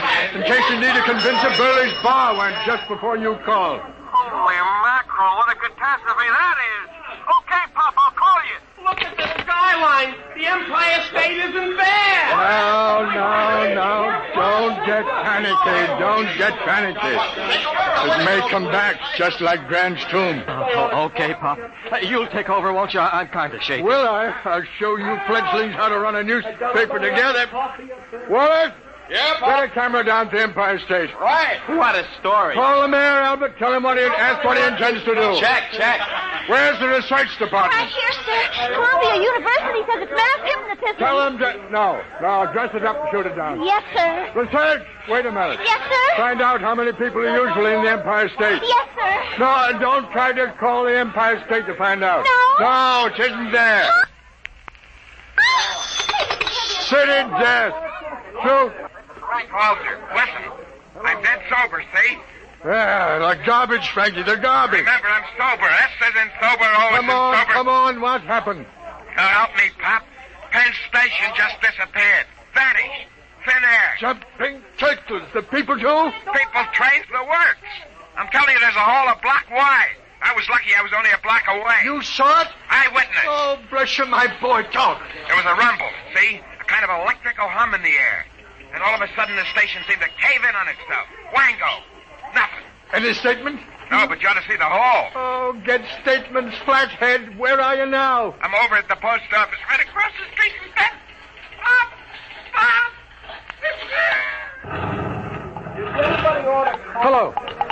Hello, Frankie. Frankie, operator. Pop, we got a flash. The United States Post Office just went. The whole darn city is going piece by piece. Don't lose your head, Albert. Hello. This is the composing room about that Empire State Building story. Well, it's old news. We've just lost Penn Station and the post office. Get out a new banner head. New York City vanishing. What about copy? You don't need copy for a story like this. Tell the linotype operators to use their imagination. Albert! Pop? Anything else missing? Chrysler Building, maybe? Nothing yet, Pop. Oh. Anything reappeared yet? No word on anything. Maybe things are stabilizing. Call composing. Tell them to start rolling. Right, Pop. And find Sweeney. He telephoned from downstairs a while ago. I forgot all about him. Mm-hmm. Tell him he's hired again. I'll print any statement that isn't immoral. Uh-oh, Pop. Here comes Mr. Trouble. Oh, now take it easy, Colburn. Adam B., what are you doing at the city desk? Where's Sanborn? What's going on here anyway? Has everyone gone out of his mind? Listen, the Empire State, the Penn Station, and the post office have all been missing for almost 5 minutes. Get away from that desk, you. Drop that telephone. Listen. I don't care if Washington, D.C. has been bombed by the Martians. I want you out of this office in 2 minutes. Albert, cancel those extras. Pop, you get out, you're fired. Oh, you're not being reasonable. I'm not interested in the other papers. Just get out of here before I go stark raving mad.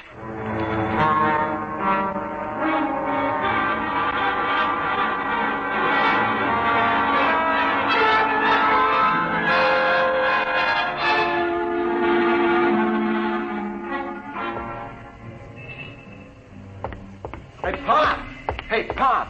Oh, hello, Sweeney. Where have you been? I've been trying to make up my mind whether to come up or not. When you left me hanging on the phone, I thought you was insulting me. Hey, how come you aren't on the desk? Oh, I'm canned. Are you kidding? Oh, it's been coming. I really had the place jumping. You should have seen me, Sweeney. It was like the San Francisco earthquake. Oh, I need a drink. How about... keep forgetting. Isn't any Burleys anymore? No. Just a big hole in the ground. Let's walk over. I want to browse around. Oh, Pop, there's nothing to see. Well, let's take a snoop anyway. Just for old time's sake. Well, okay, Pop, let's cross. We got the light.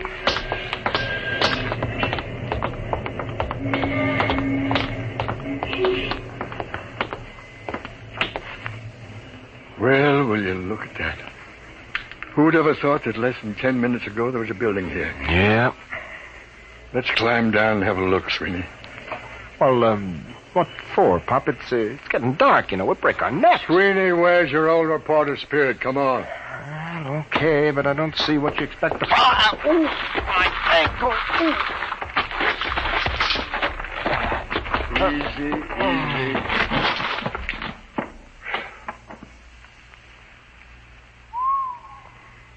Clean as a bone. Well, let's walk around a bit.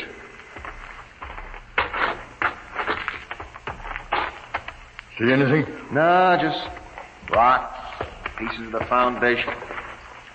I'll bet you that... Pop, wait a minute. What? Will you look at this? So small I almost missed it. Well, I'll be a son of a perfect scale model of Burley's. Less than 4 inches tall. What do you suppose this is doing here? I don't know. Can I help you, gentlemen? Wait, wait. What are you doing down here? I'm looking for my model. Thank you for finding it. Oh, this is yours, is it? Certainly. Now, if you'll be kind enough to hand it to me, I'll just put it back in my suitcase. You better give it to him, Pop. All right. Thank you. There we are. Thank you, gentlemen. I thought you just went in for model trains. I have always been preoccupied with tiny things, but lately I've been branching out. Well, I really must be going. Thank you very much. He's as loony as a bat. Ah, the geniuses are all crazy. I read it in a book. Sweeney, you get a look in that suitcase? Sure, I've seen it when he opened it in the bar this morning. I mean just now. Oh, why? This morning when he opened his suitcase, he had a little round tube and a set of model trains in it. Nothing else. So? This time he had 3 other models.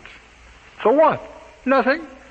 except they happen to be models of the Empire State, Penn Station, and the United States Post Office.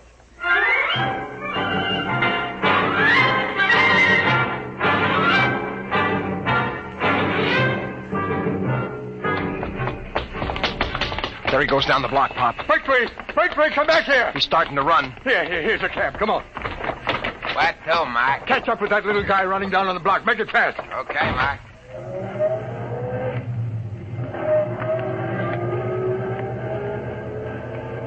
There he is. Hold it, cabby, hold it. Come on, Sweeney. Hey, how about my dough? Hey, you bum! Stop, gentlemen. Stop, I warn you. Hey, Pop. He's got that little tube out of his suitcase. He's pointing. Grab him, Sweeney. All right, give me that thing. Let go of my arm. Give it to me. There. I warn you. Never mind the warnings. Just you come along with us. We're going to have a little talk. Take him up to the office, Sweeney. Pop. What? Where's the taxi? What? The taxi. If you look at the curb, you'll find your taxi. Jumping saints. Pop, look at it. Now, gentlemen, perhaps the world will believe in the validity of the Pertwee system of infinite acceleration.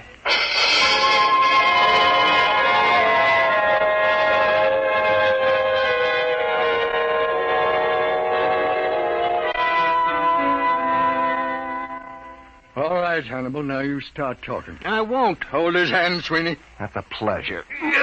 Well, Hannibal? Let me out of this office. Talk. Never. Sweeney, where's the tube? It's right here, Pop. Now, Hannibal, I give you 5 seconds to talk, after which I'm turning this tube on you for a taste of your own medicine. Now, think it over. 1, 2. No. 3. I hate them. Why should I save them? 4. All right. Put it away, please. That's better. Now, how did you do it? Many years ago, Einstein posed the theory that if an object were sufficiently accelerated, it would gradually flatten out and eventually disappear altogether. Working on this approach, I evolved a method of accelerating the atoms within the molecules, setting an object spinning in 4 rather than 3 dimensions. For many years, I tried to sell my idea to the railroad for condensing freight and storage. And you start the thing spinning with this little tube? The tube sends out a whirling ring of electrons which engulf the object. Why did you turn it on those buildings? I was driven to it. Only something dramatic could shock the world into realizing my greatness. But you'll restore them. You brought back Grant's tomb. I can restore them, yes. Not can, Hannibal. Will. On one condition. Well? That your paper give me full credit for my scientific achievement. Front page, pictures, a complete story. It's a deal. Wait a minute, Pop. We don't even work for this paper anymore, remember? We'll take care of that little matter, Sweeney. Mr. Coleman, this is Pop Adderby. You've just rehired me. Now, if you'd care to step down the hall into my new office, I think I can show you something make your hair stand on end. I have 3 missing buildings in my desk drawer. Well?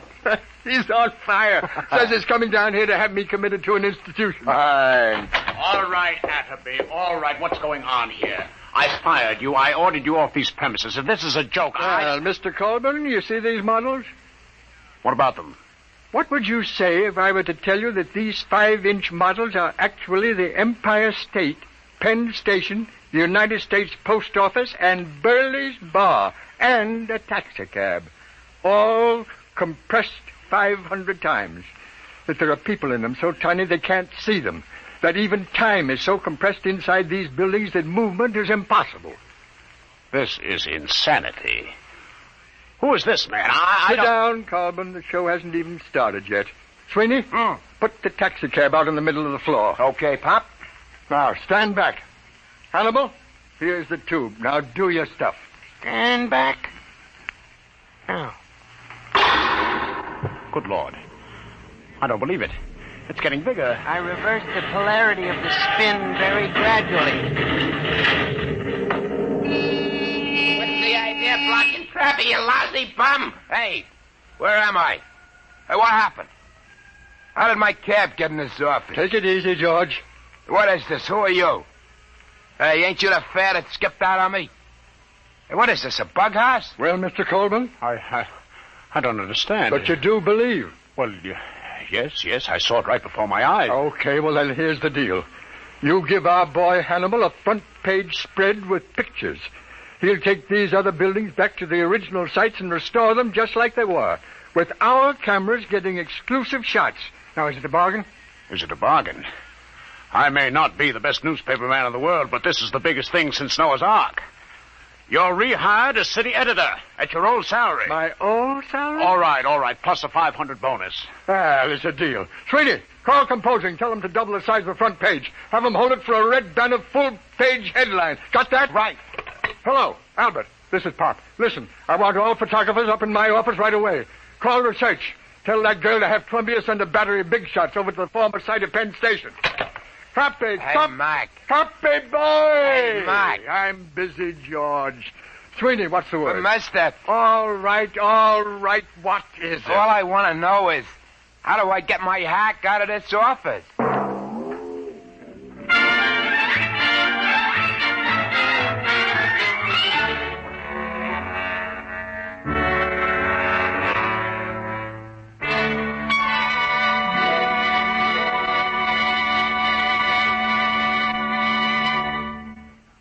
You have just heard another adventure in time, space, and the unknown world of the future.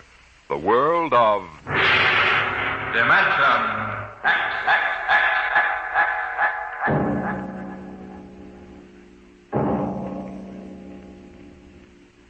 How would you like to leave your home and friends for a trip that might last for 10 years or forever? You'll hear all about it on Dimension X next week when we present Shanghai. Today, Dimension X has presented The Professor Was a Thief, an adaptation by George Lefferts of a story by L. Ron Hubbard. Featured in the cast were Arthur Maitland as Pop, John Larkin as Sweeney, and John Gibson as the Professor. Your host was Norman Rose. Music by Bert Berman, engineer Bill Chambers. Dimension X is produced by William Welch and directed by Edward King.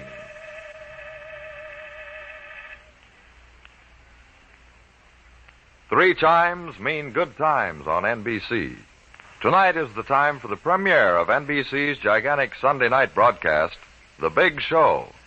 Every Sunday evening, starting tonight, you'll hear an hour and a half of the greatest stars in radio.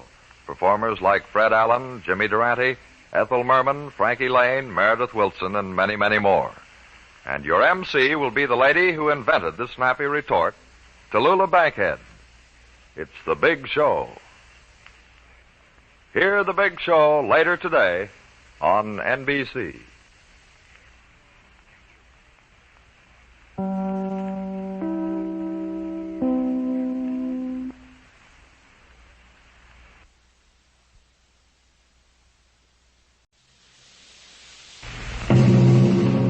Adventures in Time and Space, transcribed in future tense. Dimension X.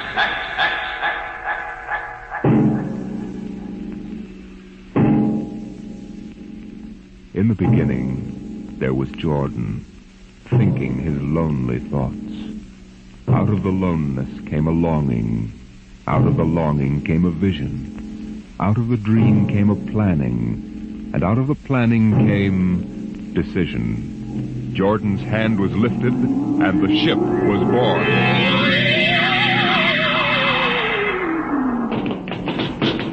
You, look out! Are you all right? Yes, it missed me. What was it? A mutant with a slingshot. I think it dashed down that passageway. You want to go after it? We'd never catch it, Alan. It's probably 12 decks above us by now. I didn't think they ever came down this far. Patrols usually get them before they reach this level. They get more daring with each generation. This one looked like a female. Male or female, it might have killed us. I told you this trip was pure foolishness. Climbing 24 deck levels to hear a crazy old man rave. We're almost there now. Compartment X15, level 24. This is the place. This area smells as if it hadn't been visited by a sanitation crew for generations. Part of the ship is almost deserted.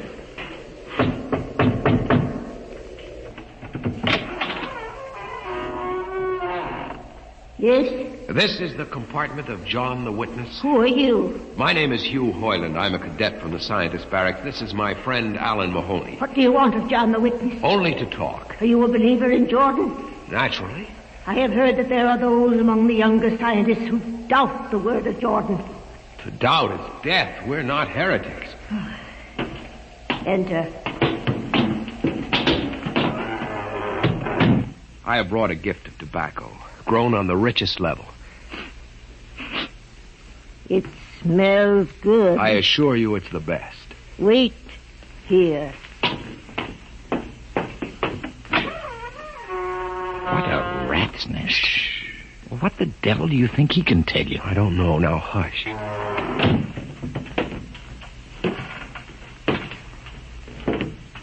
Well? You are John the Witness? I am. Good eating to you. I am Hugh Hoyland. This is my friend Alan Mahoney. And what brings a gentleman of the scientist class to my humble apartment? I have heard that you and your parents before you have long been keepers of the legend of the ship. Since Jordan gave the word. I am anxious to hear the word as Jordan spoke it. Why? You see, among the young scientists, there have been some who talk against the word. Regulations against such heresy? Some of them say the ship has no purpose. They say that we're here accidentally. That we have no more grace in Jordan's eyes than the most deformed mutant who dwells in the highest level of the ship. What shall I say to you? I wish to hear the word from the mouth of one who knows, that I may become more convinced. Sit. You have gift for the witness? The finest tobacco. Good.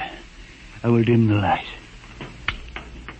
Now, pay close attention, for these are the words as my father's father's father gave them to his son's son's son. This is how the ship came into being, how our people were created. In the beginning, there was only Jordan, thinking his lonely thoughts. In the beginning there was darkness, formless and dead. Out of the loneness came a longing. Out of the longing came a vision. Out of the dream came a planning. And out of the planning came decision. Jordan's hand was lifted, and the ship was born. Mile after mile of good compartments, tank after tank for golden corn, ladder and passage, door and locker, fit for the needs of the yet unborn. He looked on his work and found it pleasing, meet for a race that was yet to be. He thought of man, and man came into being. Then Jordan checked his thought and searched for a key. Man untamed would shame his maker. Man unruled would spoil the plan. So Jordan made the regulations, some to speak and some to listen. Order came to the ranks of men. Crew he created to work at their stations, scientists to guide the plan. Over them all he created captain, made him judge of the race of man. Thus it was in the golden age.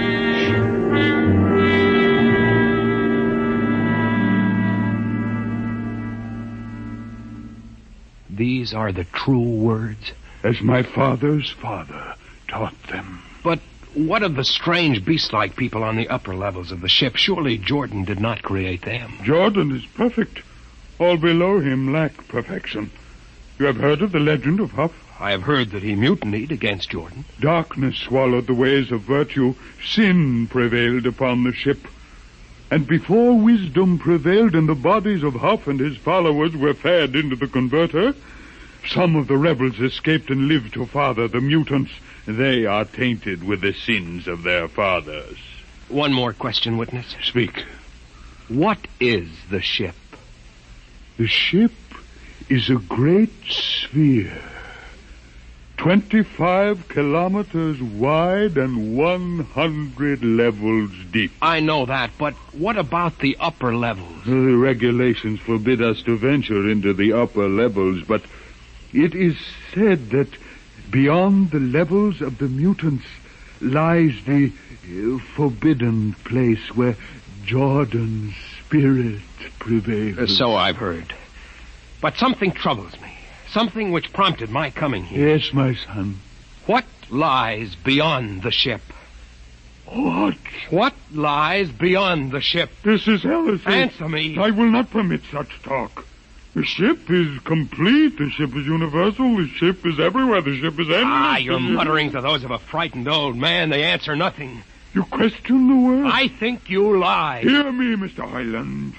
For what you have already said, I can have your body fed to the converter.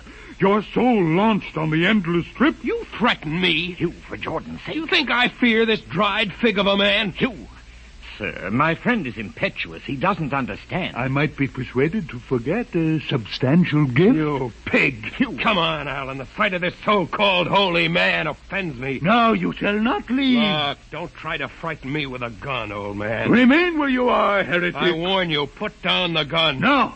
No closer. Drop it. Very well, then. Dip to the heretic. Alan, get him! Is he dead? I don't know. Come on, Hugh. We've got to get out of here. Now where? We can't go back. They'd feed us into the converter. What's that? The old woman must have turned in an alarm. Come on, the patrol will be here in no time. Where can we go? The upper levels. But the mutant. We'll have to take our chance. Listen, that's the patrol we've got to climb. There's a hatchway. Down the corridor. Quickly. Halt! Hold do we fire? The ladder.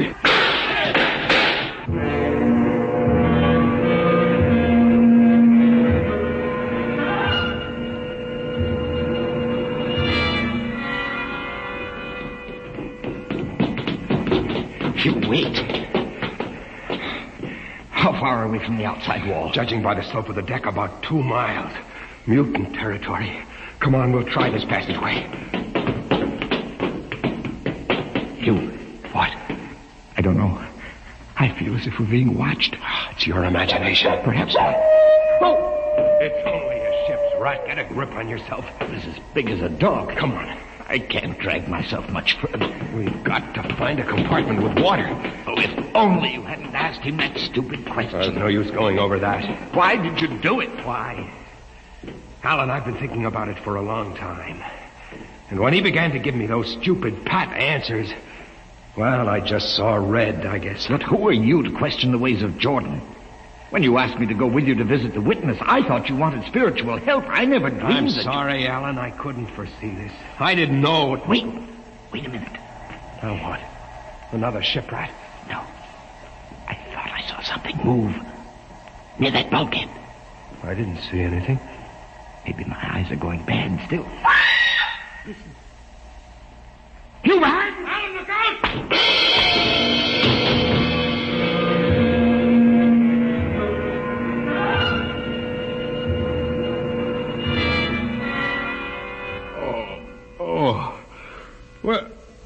Where am I? What are you? Get away from me! Alan! Alan! Look out with that knife! Stay away from me! Alan! Alan! Don't kill him, Bobo. Not yet. Who are you? Forgive my friend Bobo. Like so many of my people, he's rather impetuous where members of the so-called super race are concerned. Who are you? What place is this? As you can guess from my leg, I'm a mutant. Where is Alan? Your friend is dead. I was not able to restrain my people in time to save him. Why don't you destroy me and get it over with? We do not kill for pleasure, Mr. Hoyland, only when necessary. You know my name? I read your identification tag. Who are you? Mutants can't read. My name is Gregory. I'm a leader of my people. Although we are unfortunate in our heredity, Mr. Hoyland, many of us are quite intelligent. Why do you live like animals? We would rather live like free animals than like regimented slaves, as you do. I've heard that you practice cannibalism. Undoubtedly, you hear many things about us. We raise our own cattle on the upper levels, and those of our people who choose to farm raise enough crops for our small population. You turn your head. Why? This one. I've never seen a creature like him. Bobo is an unfortunate. He was born without the power of speech. How can you tolerate a monstrosity? We have learned to live with difference. If we began to destroy our imperfects as you do on the lower levels, there would soon be no one left. It violates the regulations. The word of Jordan You know, states... Mr. Hoyland, your people are really primitive and barbaric. You dare say that to me? I dare say a good deal more. Let us go to my compartment and speak further. I'm always interested in information of the lower levels. I won't give you any information. Bobo, I want Mr. Hoyland in my cabin, please. Hey. I advise you to go quietly, Mr. Hoyland. Bobo has a hatred of superior beings, which is unfortunate, but quite understandable. Proceed.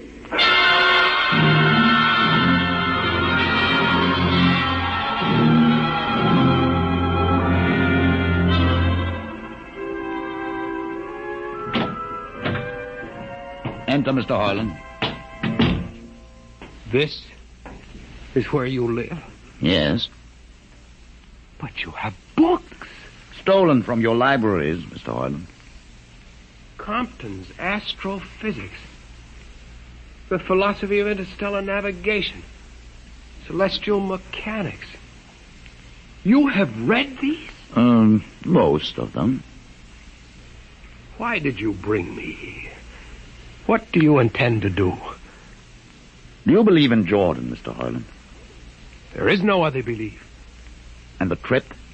I suppose you believe in the trip, too. Well, what else is there to believe? When you die, your remains are fed to the converter, and your soul makes the trip. And where does the trip take you? Why, to Centaurus, of course. Huh? And what is Centaurus?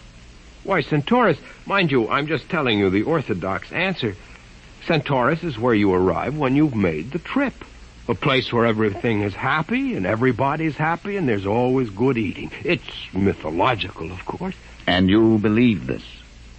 The peasants believe it, literally, but many of the younger scientists like myself know that it's figurative, symbolic.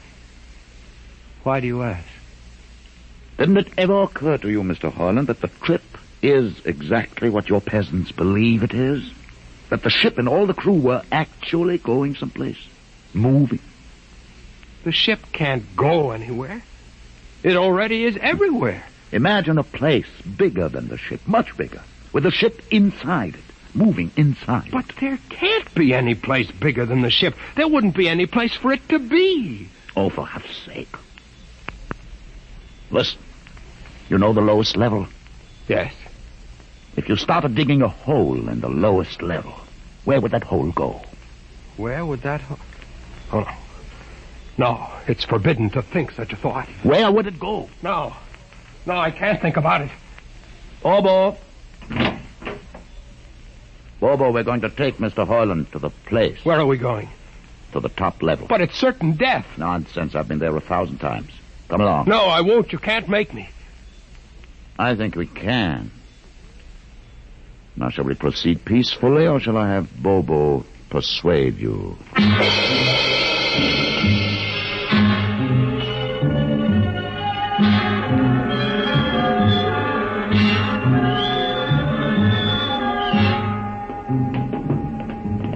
Open the door, Bobo.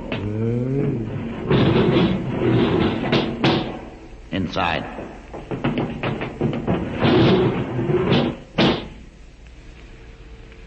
What place is this? This, Mr. Hoyland, is the main control room. Why, Mr. Hoyland, you're trembling. It isn't true. There is no such place except in mythology. Oh, you younger men are so wise, Mr. Hoyland, except for one thing. This happens to be the main control room of the ship. But it's nothing but a huge room with an instrument panel. What did you expect? How do you know this is the main control room? See these instruments? Using them, the navigator, many hundreds of years ago, actually steered the ship on its voyage. I don't understand. I didn't suppose you would. Your people have been so steeped in superstition and ignorance that the whole concept has lost its meaning. Sit in that chair. Don't be frightened. Sit down. Very well. Look up. What do you see? Nothing but a huge shield. Watch it for one moment, Mr. Hoyland. You are going to see something that few of us have ever been privileged to witness. Something so dazzling that you may find it hard to accept at first. But it is there. It is a reality. And ultimately you must accept it. What are you doing? I'm dimming the lights. Don't be frightened. Keep your eyes focused on the shield above us. Ready? Watch. The shield. It's sliding back. Ghost of Jordan. Well? What am I seeing? The universe, Mr. Hoyland. The universe in all its beauty. The stars, the planets, the suns, the moons, and the constellations. This is your heritage, Mr. Hoyland. The heritage you've been too stupid to see. But it can't be. The ship is the universe. There is nothing but the ship. Ah, but there it is. You see it before your eyes, spread out like a canopy of glory. You still deny it? Answer me, Mr. Hoyland. Do you deny it? No, I can't. They lied. They lied to us.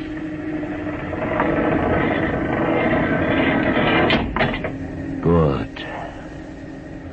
Why did you close the shield? You will see it again if you're not afraid. I'm not afraid. Many times. I've shown this to others of your people whom we captured, and though they saw it before their very eyes, they would not believe it. Tell me about it. Tell me about the ship, about the universe. What are these things? How did this come about? Many thousands of years ago, on a planet like those you've just seen, a planet called Earth, a scientist named Jordan decided to build a ship that would carry men from one planet to another. For many years, Jordan and thousands of others studied and planned. And when they were finished, they built the ship. A ship so large that it had to be assembled in its own orbit beyond the place called the moon. 60 years it took them to construct. And when it was finished, a whole new science had been conceived. Then the trip was begun. The trip that was to land a colony of Earthmen on a far-off planet called Centaurus, millions of light years beyond the furthest planet ever reached before. How do you know these things? Among my books are the log which Jordan himself kept, and the records of the journey for the first 40 years. What happened? There was a mutiny. A man named Huff led a rebellion of those who wanted to turn back. In the struggle, the navigators were killed, and the crew fell into a state of anarchy. In the years to follow, small groups of men tried to organize the ship for navigation, and each time they failed. Finally, the whole idea was abandoned. And so for centuries, we have swung in space, unmanned, undirected, living in a lost world of our own making, without purpose, without direction. Why have you told me this? Why have you brought me here? You could have killed me. Can you guess? No. No, I can't. Unless... But it would be too fantastic. Well? You want to finish the trip. Yes, that's it. What would it take to do it? A miracle, almost. The crew would have to be trained. Many people, each skilled in a certain duty. Couldn't you train your own people? We are too few. Besides, the main drivers in the lower levels where my people are forbidden to go. No. It would mean that both our peoples would have to work together. our differences encouraged rather than denied. It can be done. You showed me. You can show others. I can show them. Can you? I'll see the captain himself. I have an uncle on the central board. I'll tell him what I've seen here. And do you think he'll believe you? Send one of your people with me. That's asking a good deal. I'm risking a good deal by going back. Very well. Bobo will go with you. He can't talk. There will be no need for talk. I will write a message guaranteeing safe conduct for a group of unarmed scientists to visit the main control room. Bobo will take you safely through our territory. What happens when you reach your own level is up to you.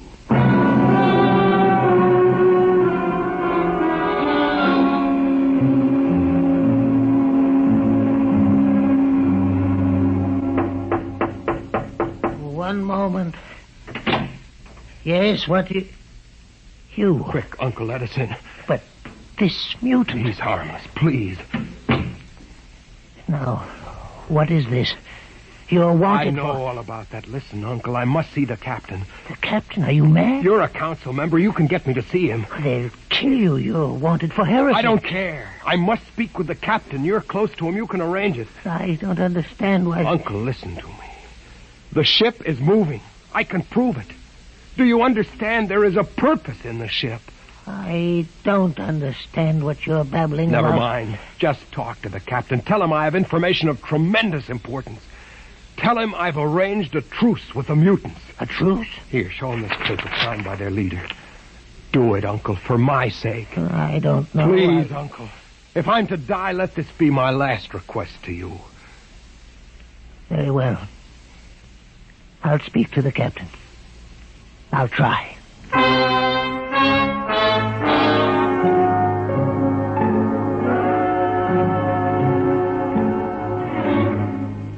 And you say, Mr. Harlan, that you saw this with your own eyes? I swear it, Captain. I swear it on the word of Jordan. Let me see that paper again. What do you think, Commander Erst?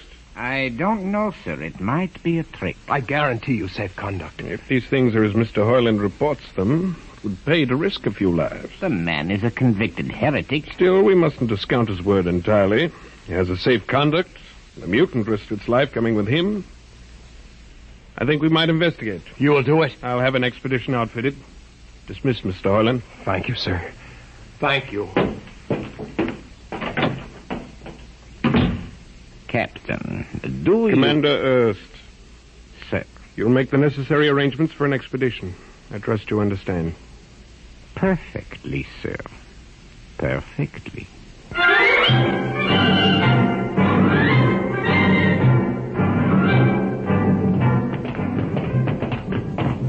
Lieutenant. Mr. Harlan. You'd better halt your men here. This is the spot. Patrol, halt.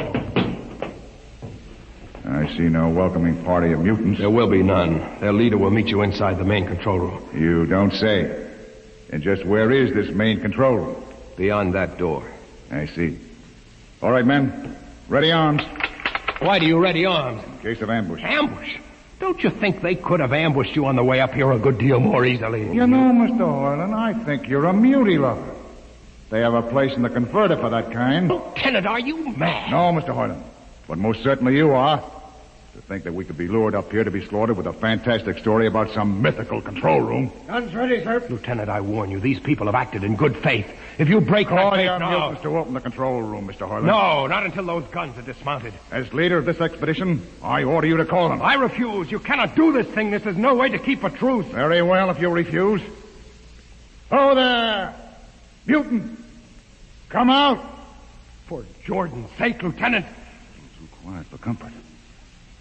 Mutant! Open the door! Please, Jordan, don't let anything happen. Please don't. It's opening. Ready, men. Someone's coming out. Look at his leg. Horrible. Steady. He's walking toward us. Yeah, I can't stand this. Look out! Gregory! No! You fools! You've killed him! Here come the rest of them. Fire!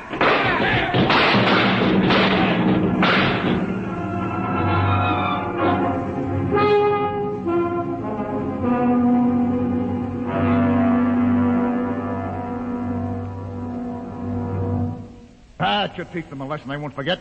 All right, men. Inside the room. Orland, you're under arrest as a conspirator in this ambush. Ambush, you fool, you blind, stupid fool. That'll be enough. Have you been inside this place before? Yes. What's all this machinery? These are the controls he would have used to steer the ship. He's gone out of his mind, Lieutenant. Steer the ship? Who? The leader. The one you killed. This ugly mutant? This ugly mutant happened to be a man of true greatness. You're mad. Am I? This man had a vision which could have saved you, but you chose to kill him because you couldn't stand the sight of his difference from you. I'll not listen to these ravings. Close your ears. Shut your minds against the conscience that tells you it's wrong to kill. That tells you that your need to be arrogant only proves your inadequacy to yourself. Shut him up. Don't listen to him, man. You can't shut your ears. My words sting you. You cannot shut your mind. And you cannot shut your eyes. Don't do this! The roof. It's moving back. Look. Let the vision of this confound your ignorance and blind your eyes. This is the heritage you tried to stifle in your own breasts. This is the heritage of stars and open skies for which men have yearned for centuries.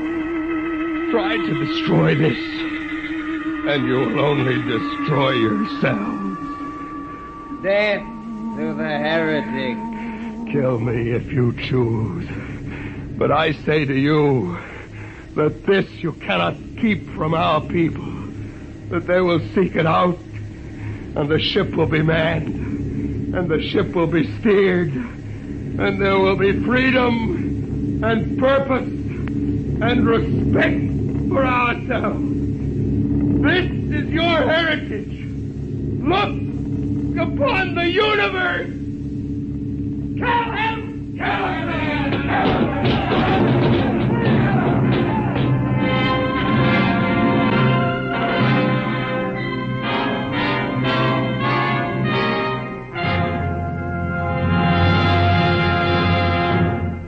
You have just heard another adventure into the unknown world of the future.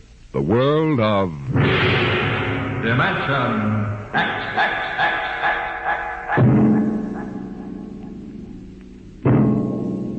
This has been the concluding broadcast in the current series of Dimension X. If you're interested in the continuation of this series, please write and tell us so.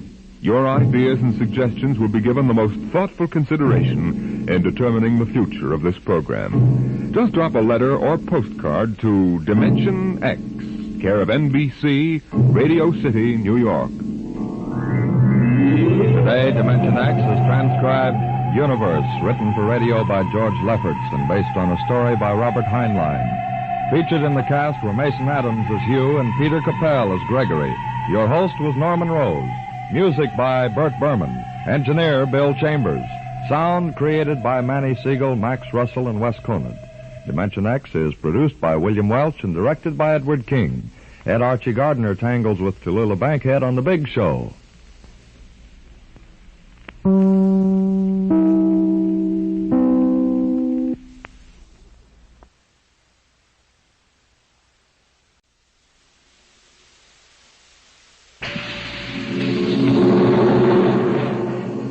Adventures in Time and Space. Transcribed in future tense. Dimension X.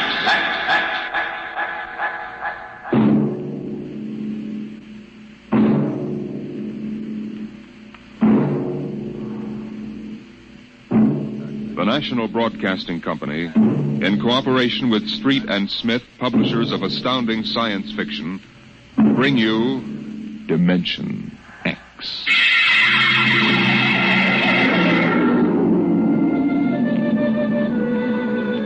Nobody knows exactly when the nightmare began. They must have planned it for years, though, because looking back, you can find little incidents here and there. Like the concrete mixer in New Jersey that killed the bricklayer, and the time Senator Milburn was sucked into the roto-press at the Capitol Office Building. Unrelated accidents, we thought at the time. But they add up now. The day we really should have suspected was when the men walked off the construction job at the new Brookmeadow atomic pile on Long Island. I'll never forget that day. I was working as a statistical clerk in the project then, operating one of those miracle computing machines developed to fill the requirements of Army ordnance. They called it ENIAC. Mr. Gurney? Huh? Oh, yes, Bella? The chief wants to see you in his office. Me? Unless you're no longer Samson Gurney, he wants to see you. Oh, well, of course. What do you suppose? I do not read minds, tea leaves, or crystal balls. Of course. I'm sorry. I shouldn't have asked. Don't apologize. I'm sorry. And don't wait for me. Mr. Hawk is in a hurry. Yes, I'll go in right away, of course. Her name was Bella Roscoe. She was Mr. Hawk's secretary. I had always thought her a very attractive woman, but for some reason she didn't seem to like me. Of course, on a clerk's salary, I couldn't exactly afford to take ladies to the best places. But I've often thought that if there weren't such a disparity in our ages, I might have... But then... Come in. You wanted to see me, Mr. Hawk? Gurney, I thought those electronic computations were infallible. They are, sir. Well, we got a kickback from the chief physicist. These nuclear equations are inaccurate. No, they aren't, sir. I'm telling you what the memo says. Well, sir, occasionally, if there's an overload, the machine goes haywire.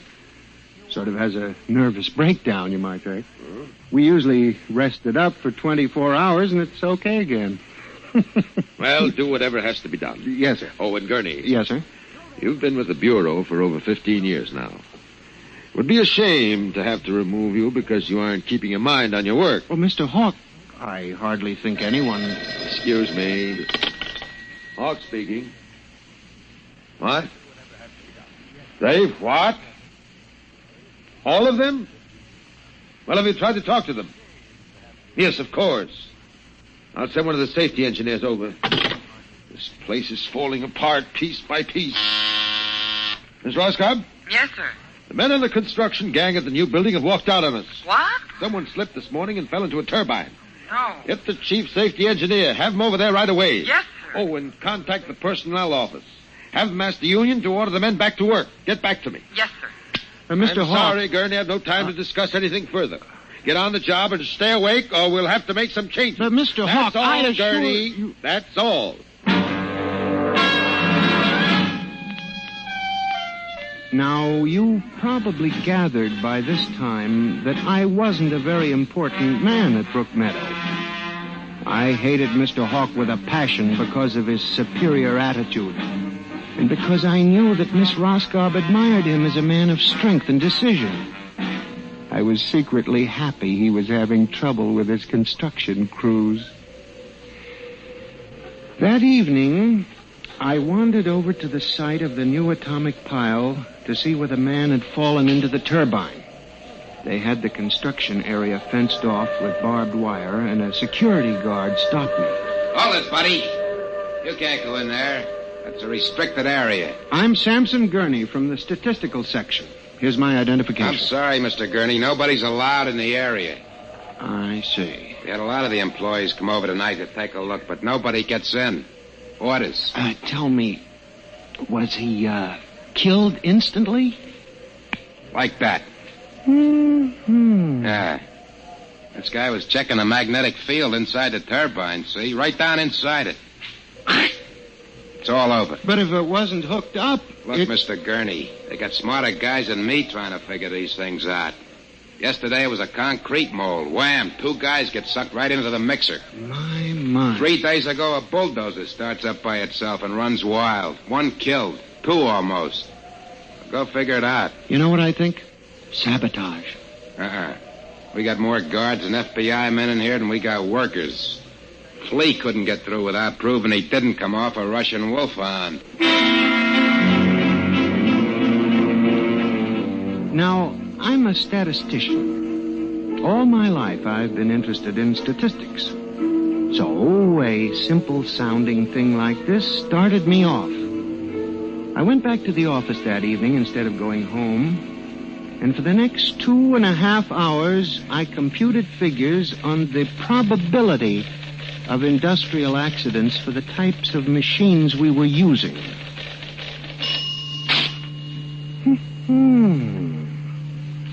I took one look at my figures and went down to Hawk's office. Just as I figured, he was staying late working on a settlement with the construction workers. Yes? Oh, good evening. I saw the light. Oh, Mr. Gurney, what are you doing here? Is Mr. Hawk working late? Yes, I am too. Oh. I wonder if I could see him a moment. We're busy right now. Could you make it tomorrow? It's very urgent. I'll wait, if you don't mind. Suit yourself. Miss Roscoe, I wonder if perhaps you would consider having dinner with me this evening after you're through. I have a date, Mr. Gurney. I was thinking we might go to Raymond's. They have very good spaghetti. Mr. Hawk has already asked me to have dinner with him at the Golden Shish Kebab. Well, of course, that's out of my class. Yes. Yeah. Mr. Hawk, yes, Mr. Bella? Gurney would like to see you a moment. He says it's very urgent. Urgent? All right, I'll give him a minute. Okay. Thank you, Miss Roscoe.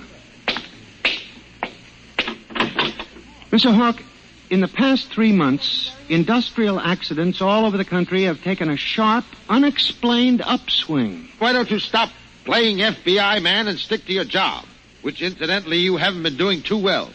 You and our computing machines have made mistakes before. Now this is probably another. I'll have Miss Ross come so...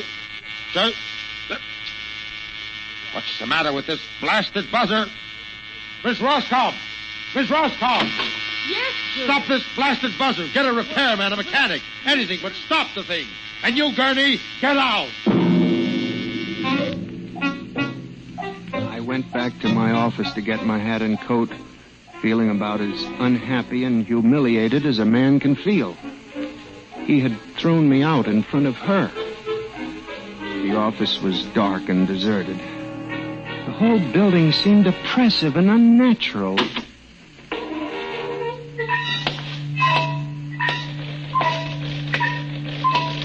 I walked across to my desk. In front of me, the ENIAC glowed and chattered eerily as it worked on the equations we had fed it that morning.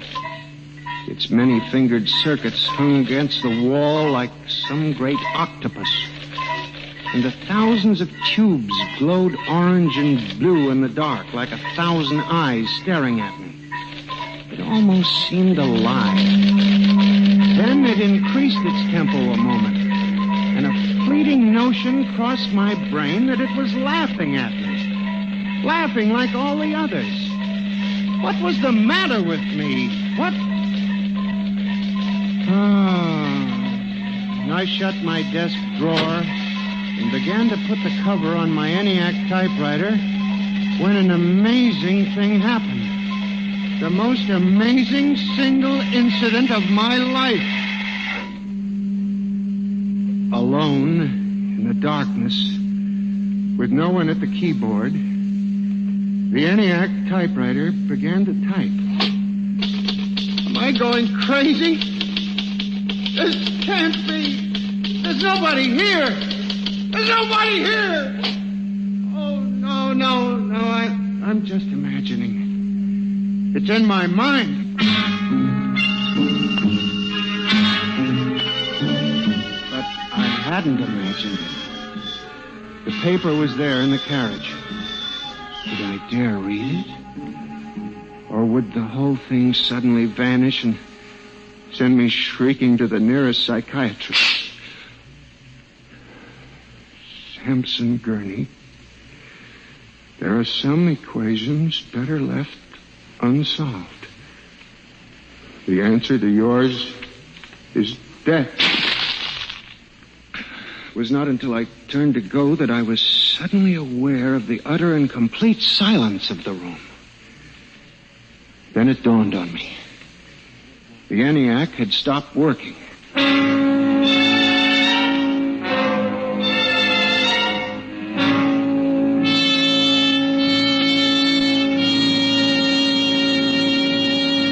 Gurney, Do you expect me to believe this? It's insane. Mr. Hawk, I'm a saint. Take it easy, Gurney. Now, this is just some practical joke someone in the office is playing. There was no one in the office. Of course not. They wired up the machine and left. I checked the machine myself, Mr. Hawk. All right, Gurney. You leave this note with me, and I'll turn it over to the security force for further investigation. But... No buts, Gurney. The security men will handle it.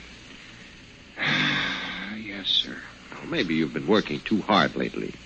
You've got to relax more. Now, here, let me light that cigarette for you.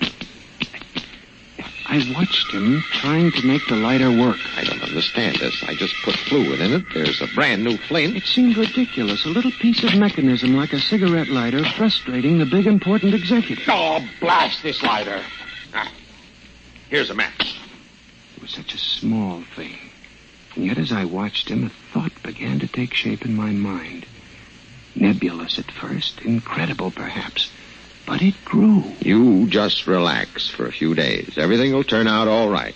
Well, the main thing is not to let little things upset you.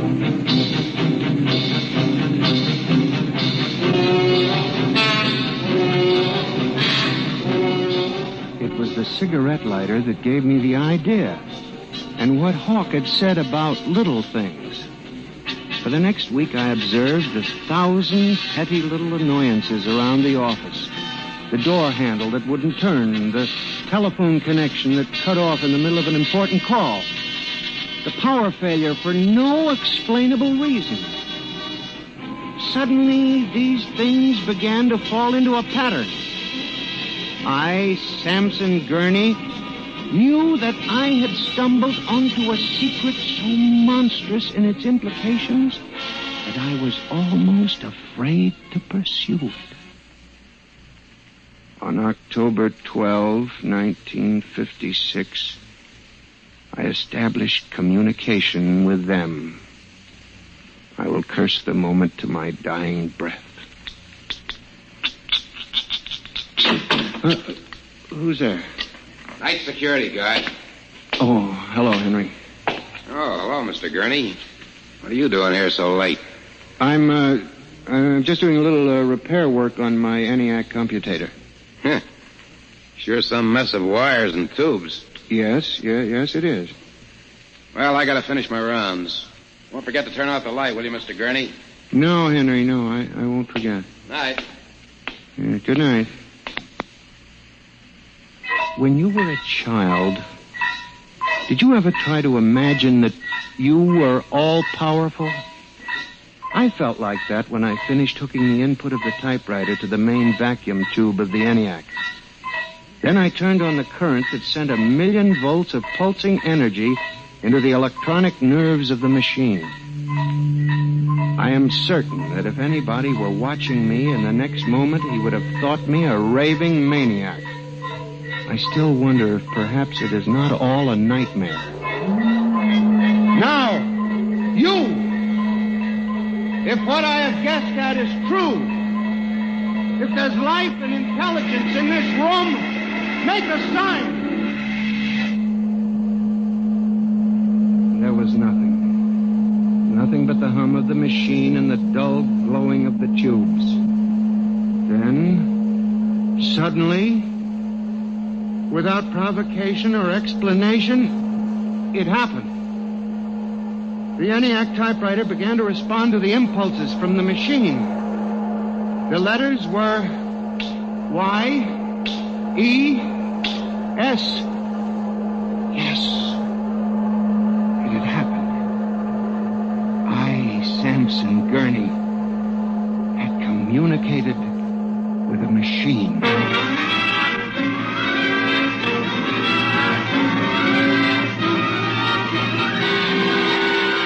I was about to try to communicate again when suddenly, on ball-bearing casters, a heavy metal filing cabinet began to roll away from the wall toward me.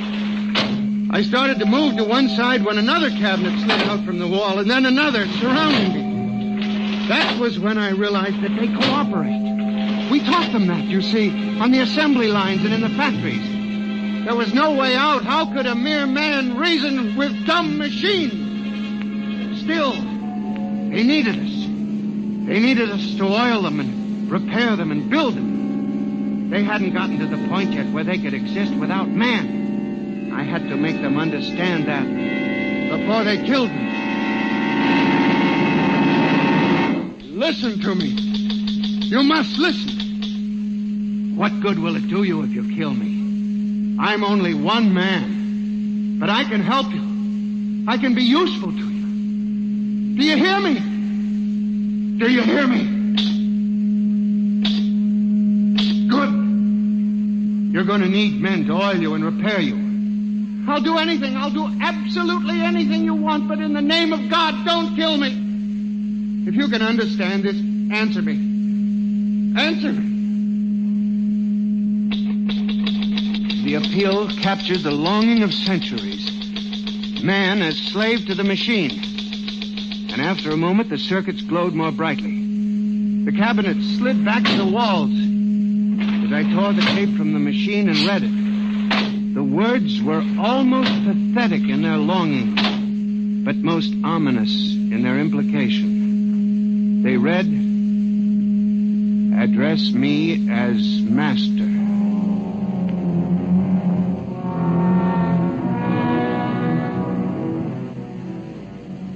My life for the next 6 months was a nightmare. The ENIAC gave me messages which I had to transmit into my telephone. I was frantic. I began to lose weight. I couldn't sleep. My nights were torture, a constant fear. It was in December, just after Christmas. I was sitting in my room, listening to a broadcast. Ladies and gentlemen, a special bulletin. Already 24 hours before the peak of the New Year's traffic, over 1,000 deaths have been reported. This is an unprecedented figure. Again, if you... That very afternoon, I had transmitted a message to the telephones for relay to all machines of transportation. The message was one word. Kill.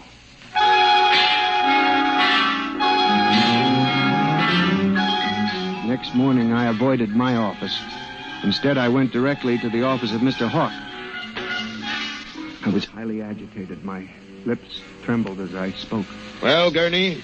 Mr. Hawk, what I'm going to tell you sounds crazy.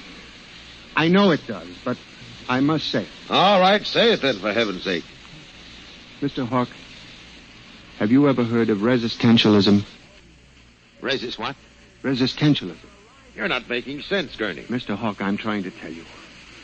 All these accidents, the trouble with the machines, Mr. Hawk, they're alive. They think, they cooperate, and they hate us. Who? The machines. Gurney. You've got to believe me. I've communicated with them. I know. What are you doing? Now, just relax, Gurney. Everything will be all right. What are you doing? Miss Roscoe, send for the plant physician at once. Mr. Gurney has had a nervous collapse. But, Mr. Hawk... Everything will be all right, Gurney. We'll give you a nice, long rest. You fool. You blind, stupid fool. Can't you see what you're doing? Fool, fool, fool!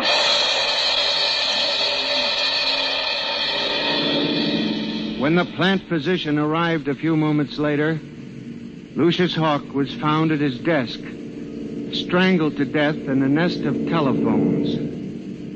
The wires were still humming softly.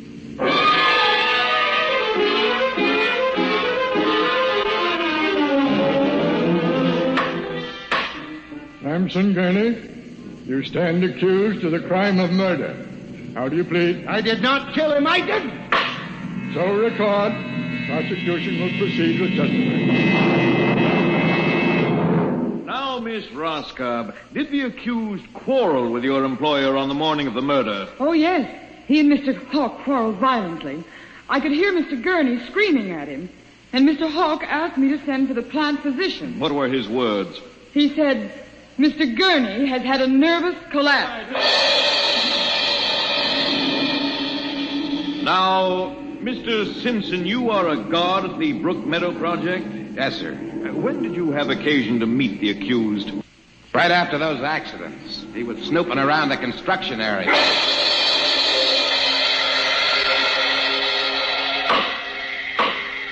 Samson Gurney, Court hereby finds you guilty of murder in the first degree. Recommendation that you be examined, committed to the state hospital for the criminally insane at Mattawan.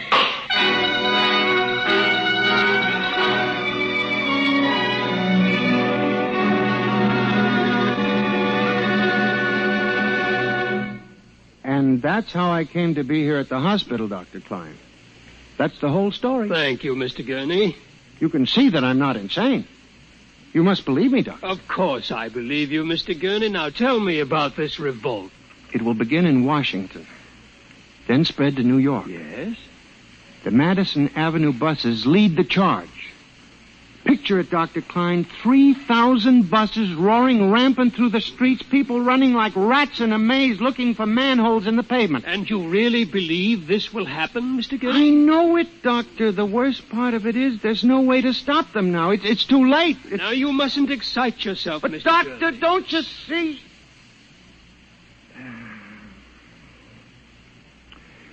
It's fair enough, I suppose. We built them. We taught them to think for themselves. It was bound to come. I guess the female machines will be worst of all in the beauty parlors. They're more high-strung, you know. Well, since there's nothing we can do about it, Mr. Gurney, suppose you go to your room and Maybe if I went to my old Plymouth, I could make a deal before the police cars got me.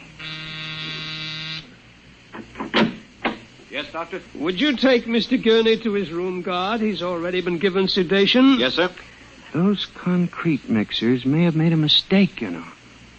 Just high spirits and all that, but if they got so they liked the flavor... We'll see you later, Mr. Gurney. Now, try not to worry too much. All right, guard. This way, sir. Oh, machines revolting. Telephones strangling people. Oh, blasted cigarette lighter. Why won't it work? I just filled it. Flint is good. Oh, well, you can never trust this newfangled machinery.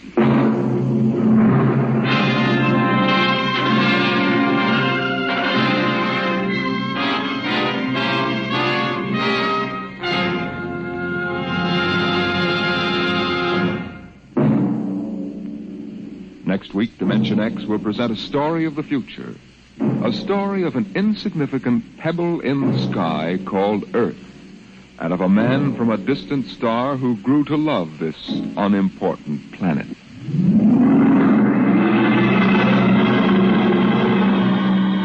Dimension X is transcribed each week by the National Broadcasting Company in cooperation with Street & Smith, publishers of the magazine Astounding Science Fiction.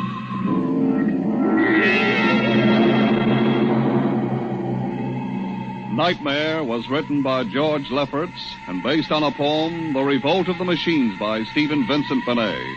Featured players in the cast were John Gibson as Mr. Gurney and Rita Lynn as Bella Roscoe. Norman Rose is your host. Music by Albert Berman. Engineer Bill Chambers. Dimension X is produced by William Welch and directed by Edward King.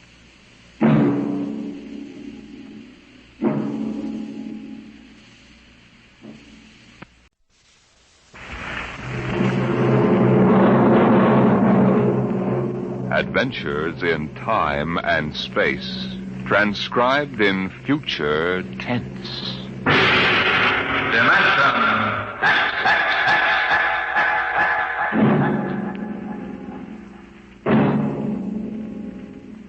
The National Broadcasting Company, in cooperation with Street & Smith, publishers of astounding science fiction, bring you Dimension X.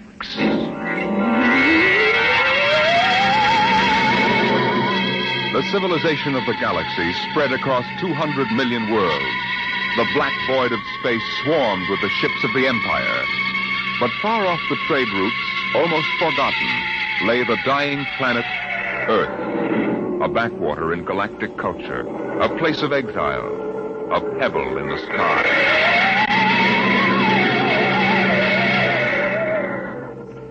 I landed on Earth, on the one spot which I would have called civilized. A patch along the desolate heights of the Himalayas that surrounded the palace of the imperial governor of Earth. Dr. Bell Averdan of Sirius Sector. That's a familiar name. Perhaps you've seen it in the Galactic Archaeological Journal, my Lord Ennis. Me? No. I'm a soldier, not a scientist. It was a newspaper article. You gave an interview about your expedition to Earth. I suppose you want to start digging. Whatever can you find on this miserable heap of rubble? I don't consider Earth a miserable heap, my lord. It's absolutely unique in the galaxy. Unique? It's the only inhabited planet that is radioactive. It's a pig pen. Yes, I know. But this planet is inhabited. Biologists have proven that on a radioactive world, high forms of life cannot develop. High forms? The rest of the galaxy hates the Earthmen, and they return it with interest. I don't think you understand. I'm not intolerant of anyone, and that even includes Earthmen. My theory is that life on Earth originated before it was radioactive. There's a story like that in the Earth lore of the ancients. I know, I've read it. Oh? I wouldn't admit that here if I were you, Dr. Averdan. It's forbidden for outsiders to read it. The Earthmen get pretty violent about their religion. Do you mean the Imperial police power here is defective? It is in case of sacrilege. Well, now, what do you actually want to prove? That man originated in prehistoric times on Earth before space travel and spread to the other planets. What? Are you seriously suggesting that at one time Earth was the only inhabited planet and that man descended from Earthmen? There's a chance it might be so. You'll change your mind when you see them, Doctor. I'm not an anti-terrestrial, but as far as I can see, they're lazy and ignorant and generally inferior to us. I'm as liberal as the next man, but it's a fact. Once an Earthman, always an Earthman.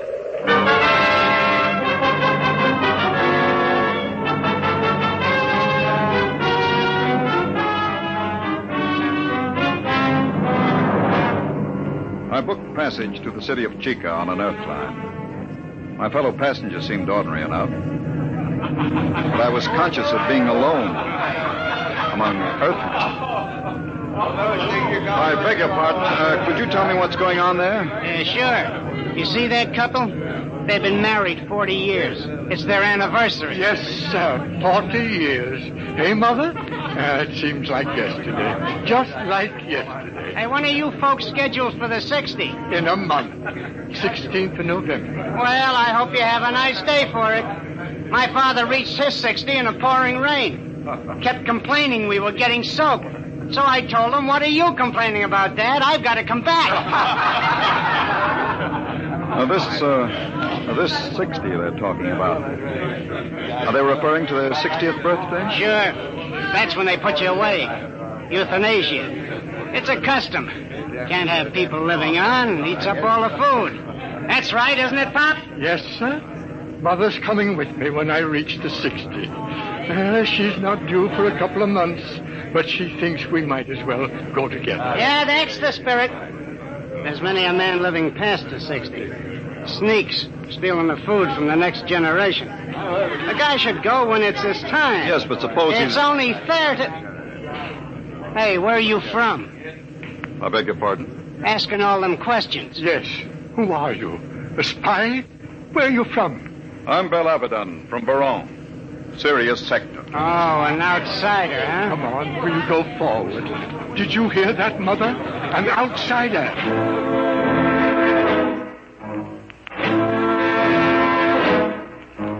I burned with indignation.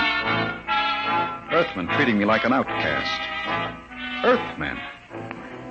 When we landed, I followed my intention of observing the human animal, subspecies Earth, in its native habitat.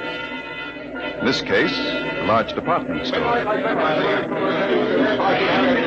Perhaps I resembled a floor walker, for a young Earth girl came up to me and asked a question. Pardon me. Well, it's my father. He's about 5'4". He wears eye lenses. I think he had on a brown coat. I'm afraid I don't remember seeing anyone. But they followed me here. I've got to find him. Are you in trouble, miss? No. No, it's nothing, really. I'm sorry I bothered you. Attention. Attention, please. What's that? All patrons of the store will kindly leave by the 5th Street exit. This store is being evacuated for radiation fever quarantine. What's all this about? They're after me. It isn't really radiation fever at all. Who's after you? How am I going to get out of here? They'll be checking registration cards at the door. Haven't you got one? Yes, but it has my name on it. I don't know what to do. Come on. But you don't even know me. I don't know anybody here. But you're an interesting species. Person. This way. Show your own car. Come on. Step along. Next. Next. Wait a minute. Polishek? Yes, sir. Stand right there. Look here, officer. Are you with her? Yes, but you'd better find out who I am. Later. Stand over there. Next. Come on. What is it now? The Imperials. Are you afraid of them? Of course. Don't worry about the outsiders, Miss Sheck. I'll handle them. Oh, no, don't try anything. Don't talk to them at all. Just do what they say. Don't even look at them. We'll see. Here they are. All right, now. You, guard. Yes, sir? I'm Lieutenant Cloudy, Imperial Garrison. Who's got the fever? If it please your honor. Not so close, idiot. You might be infected. I'll take over. You, Worthy. What's your name? Speak up, squaw. Polishek, sir. Your registration papers? Here you are, sir. Thank you. All right, now. Pick them up. Go on. Say, look here now. What did you say, Earthy? If you please, sir. This man has nothing to do with me. I never saw him before. What did you say? I don't like the way you treat women. And I'd advise you to improve your manners. And where have you been brought up, Earthy? Here's lesson number 1. Are you... My arm! Let go! Sergeant, the Ronic whip! Oh, no, no! Yes, sir.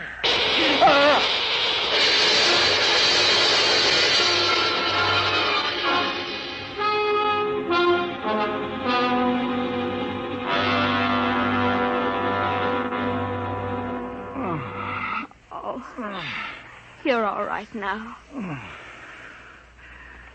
What happened? They gave you full power and the neuronic whip. Where are we? The military base. Oh, you should... Is that... Well, Dr. Abaddon, we seem to have had an unpleasant contretemps in this city this afternoon. Unpleasant? I should put it stronger, Colonel. As a free citizen of the Empire, I had every right to resent such illegal treatment. I consider the whole incident unfortunate, Doctor. Don't you think it would be best to forget the whole matter? I think not. I have an appointment in a week with the procurator. Procurator, huh? What do you intend doing with Miss Shecht? What would you suggest, sir? I had... Free her immediately, and offer her your apologies. Of course. If the young lady will accept my sincere regrets, I will give the order for your release immediately.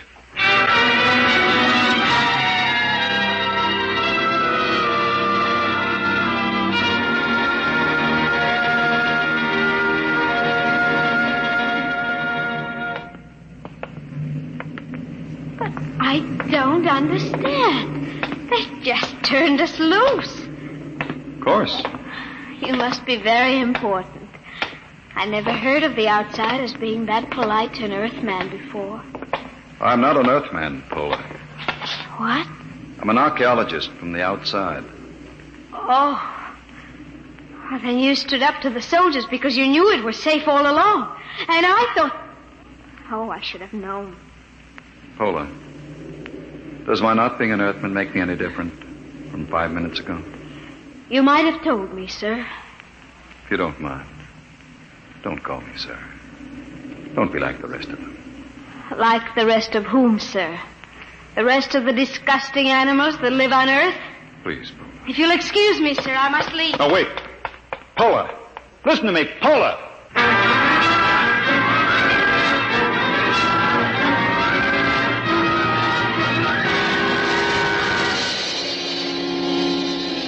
I had access to the garrison files, and to satisfy idle curiosity, I indexed Pola Shecht.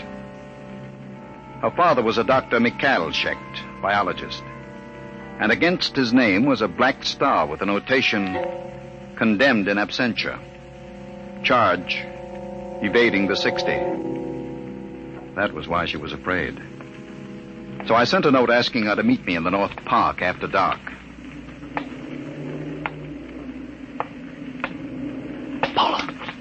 Over here. Dr. Avedon? Sit down. Oh, I want you to understand. I wouldn't have come except... I understand. I've seen your father's record. You know about it. I looked into it, Paula. There doesn't seem to be much that can be done about the 60. Oh, it isn't that. It's not for my father. It's for the whole galaxy. What is it? Earth is going to revolt. No. All of it? Oh, don't laugh at me. Paula. The galaxy has a volume of several million cubic light years. It contains 200 million inhabited planets. Earth has a population of only 20 million. And no resources. What can Earth do? I don't know, Doctor, but my father does. He's told me that Earth knows a way by which it can wipe out all outside life and... Wait. Listen. Someone coming. Park Patrol. Quick, kiss me. Don't be stupid. Kiss me. They won't suspect anything. Oh, yes, of course.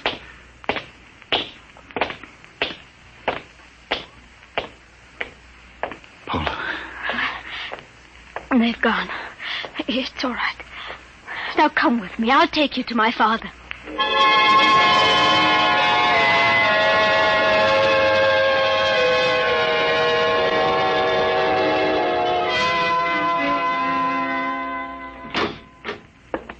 Dr. Avedon, this is a pleasure. I have read your articles in the journal. It is hard to get copies. Our neighbors don't care to trade with Earth. It's part of the nearly insoluble problem of anti-terrestrialism. No one seems to want a solution. Earthmen and outsiders alike? Oh, no, that is not true.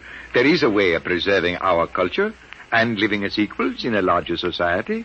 But the zealots don't think so. The zealots? Yes. They rule Earth now. They are a small minority, but they have power. They have plans. They planned the revolt, Paula told me of? Yes. I see. Well, why didn't you report this to the Imperial garrison? The Society of Earth Ancients have guarded me too well. Besides, they had a hold on me. I am 62. You know the customs of Earth. The 60 years. They allowed me to live on. The price was silence about the weapon. You agreed to this? I wanted to live. What is this weapon? You are aware of Earth's peculiar environment, the radioactivity?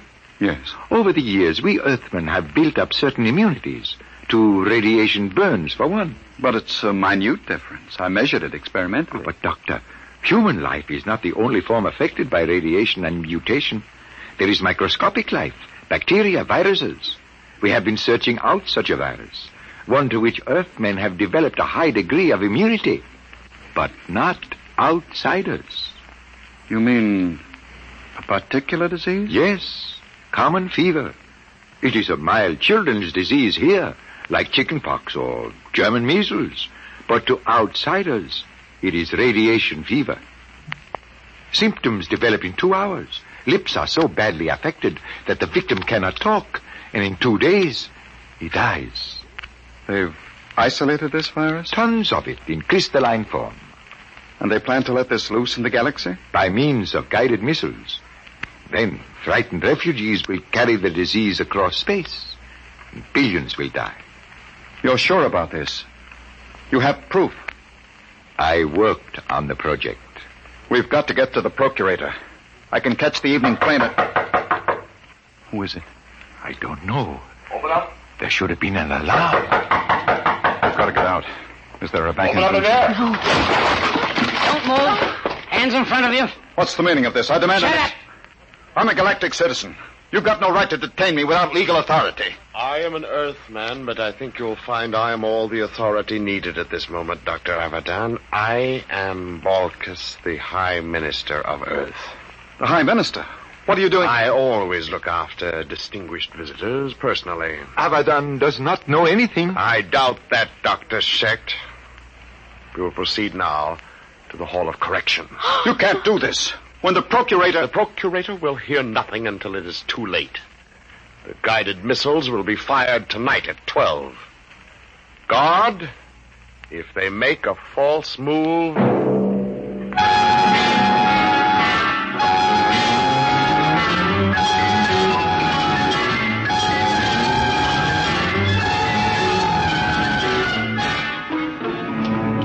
for God, right? Hold on. Can you scream? What are you... There, coming down the street.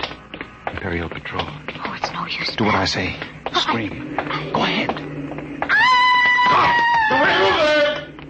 Hold it. They're outsiders. You're right. That's the Imperial Patrol. All right, Earthy. What's going on here? Good morning, Sergeant. Sir?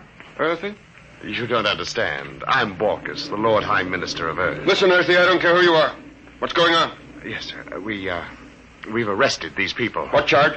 Blasphemy. All right, get moving. Thank you. Sergeant. What do you want, Earthy? I'm a galactic citizen. I demand the right... You? May we proceed, sir? Listen, Sergeant. I've something more to say to you. What? This. No Earthy's going to get away with this. Get a squad car. But, Sergeant, I'm the Lord Minister of Earth. Tell them about it at the Imperial Barracks. Now move, all of you, before I give you a shot of the whip.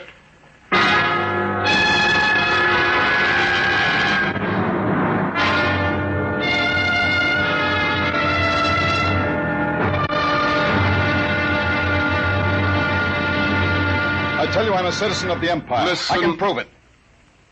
You'll get into a lot of trouble if you don't believe me. I'll admit no Earthy would dare spit in my face. It was the only way I could get to the garrison. I insist on seeing the officer of the day. I sent for him. You better have a good story. Attention! Steady. Which one of you claims he's a citizen of the Empire? I am. Bella, it's the one from the store. You, eh? The smart louse that broke my arm. Well, well, well. I've got to see the colonel, Lieutenant. Now, Dr. Abadan, I could hardly do that unless it's important. It is important.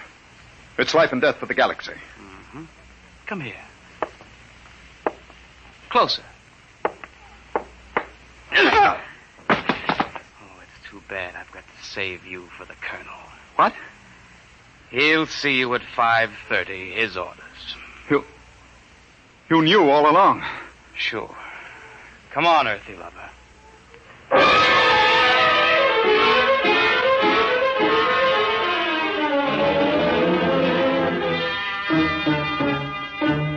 afraid you're in serious trouble, Dr. Abadan. The man you're accusing is the High Minister for Earth. I know, but I have proof. Well? I can only speak to the Procurator. You've got to contact him. There are channels, Dr. Abadan. We haven't time for channels. I have the details of the plot from Dr. Schecht. You've got to let me speak to the Procurator. I've already advised him of your arrest. He's flying in. You had better be able to prove what you say. If you don't, we'll have to hand you back to the native authorities and their courts, notoriously savage.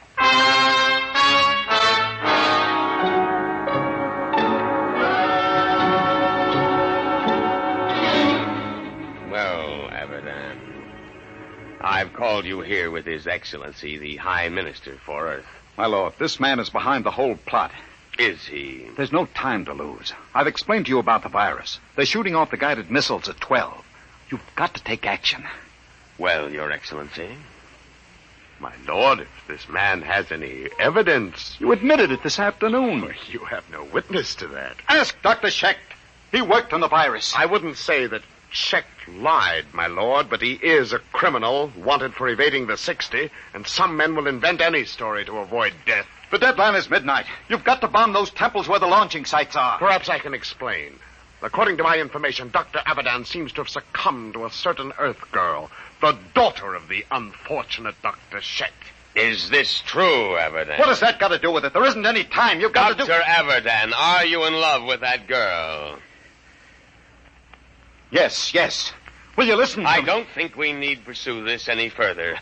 Your Excellency, I shall order you released with an apology. No. Dr. Abadan, I can hardly believe a degenerate who fraternizes with Earth women. You scum, you pot-bellied scum. I warn you, Abadan, you're in trouble enough. I'm in trouble.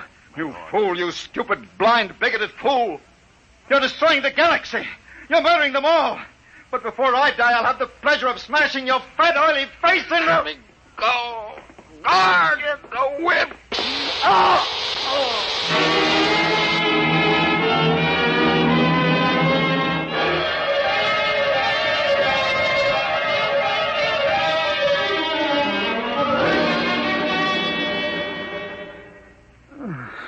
Belle, are you all right? Paula. What time is it? 1:30. Past the deadline. It's all over. Lord Ennius released the High Minister with an apology. It doesn't matter. The Empire can wipe Earth out. It won't save any lives. The virus must have been spread here, too. Earthmen are immune, but outsiders... Belle, you're an outsider. Yes, Oh, I am. We're paying, Paula. The rest of us. Paying for centuries of intolerance. oh, Belle. Look out there. Through the bars. The night sky. Pinpoints of light. The Empire. Doomed. Oh, Belle. Belle, don't. I was just thinking. I came to Earth to prove a theory that man started here. That once in prehistoric times, Earth was the only populated world of the galaxy. It's funny. Now it will be that way again. Man living only on Earth. He'll forget the science, the machinery of the Empire. He'll forget the stars. And there will be only Earth. Alone in the universe. A pebble in the sky.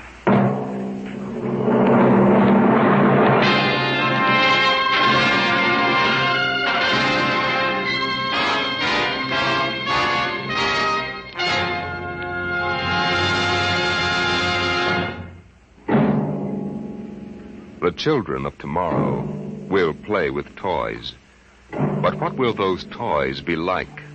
An ordinary clerk in an ordinary job finds a terrifying answer to that question next week as Dimension X brings you Child's Play. Dimension X is transcribed each week by the National Broadcasting Company in cooperation with Street and Smith, publishers of the magazine Astounding Science Fiction. Today, Dimension X has presented Pebble in the Sky, dramatized for radio by Ernest Kenoy. Featured in the cast were Santos Ortega as Abaddon and Susan Douglas as Pola. Your host was Norman Rose, music by Burt Berman.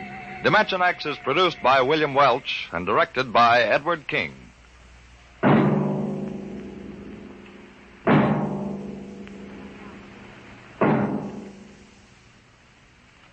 This is NBC, the National Broadcasting Company.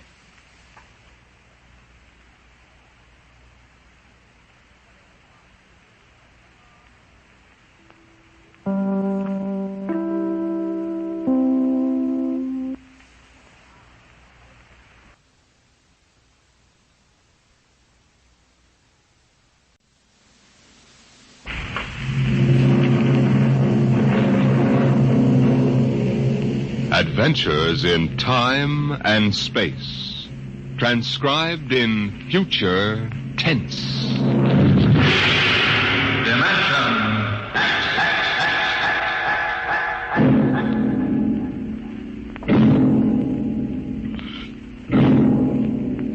The National Broadcasting Company, in cooperation with Street and Smith, publishers of astounding science fiction, bring you Dimension X.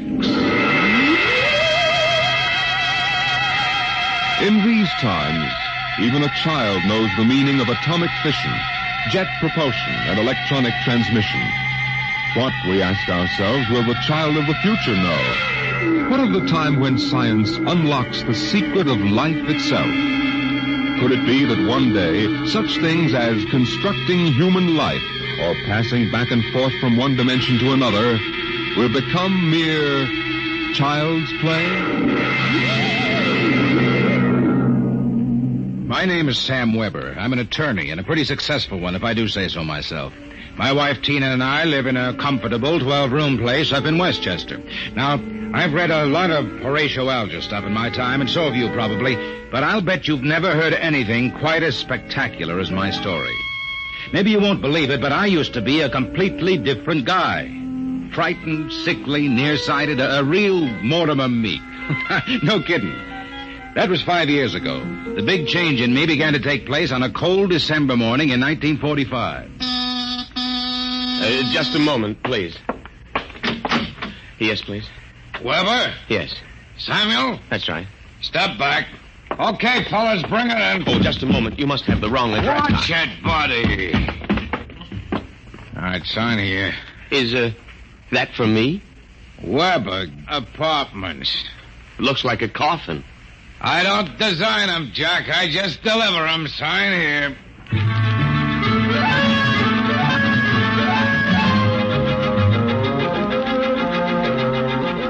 After much straining, I wasn't in very good physical shape those days, I managed to push the box under my single light bulb. There was a card in a small envelope. Let's see. To Sam from your classmates at the Interdimensional and Cosmic Institute. Merry Christmas. 2145 A.D. Holy jumping catfish. Hey, mister, there must be some mistake. Hey! Holy jumping catfish.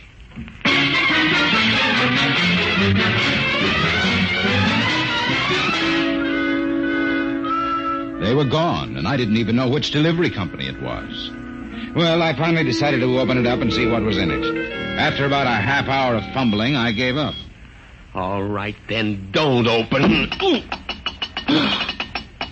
No sooner had I said the word open than it came apart like the skin off a banana. There inside was something resembling a kid's chemical set. Vials, jars, tubes, wires. You never saw so much scientific-looking junk in your life. And on top of it all was a book of instructions. Build a Man set number 3. This set is intended solely for uses of children between the ages of 11 and 13. The equipment will enable the child to build and assemble complete adult humans in perfect working order. A disassemblator is provided so the set may be used over again. Refills and additional parts may be acquired from the Build-A-Man Company, 928 Diagonal Level, Blunt City, Ohio. Remember, only with Build-A-Man can you build a man.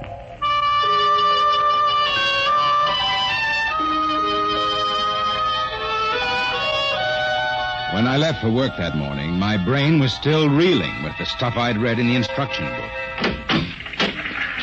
Somerset and Ojack, attorneys at law. Just a moment, I will connect you with Mr. Ojack.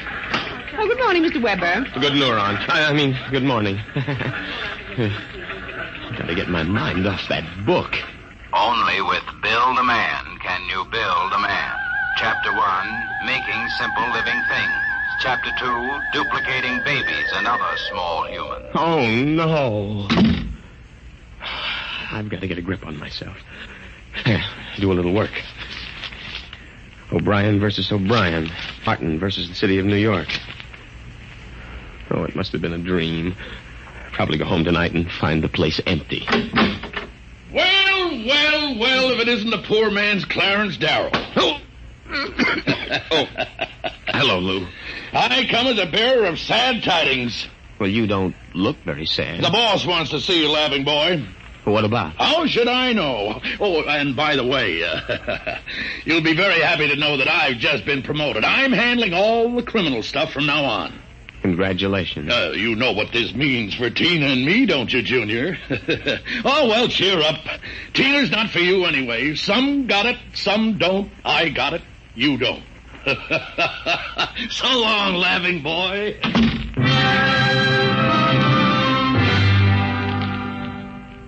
That was my good friend, Lou White. In the year I'd known him, he'd already managed to steal the job I wanted, and he was now working on the girl I wanted. Her name was Tina. Tina Velvet. Good morning, Sam. Oh, good morning, Tina. My, you look good enough to... Yes? Take to lunch. Oh, I'm sorry, Sam, but I promised Lou. Oh, sure. I hope you're not too disappointed. Me? Oh, no. Some got it, some don't. I don't.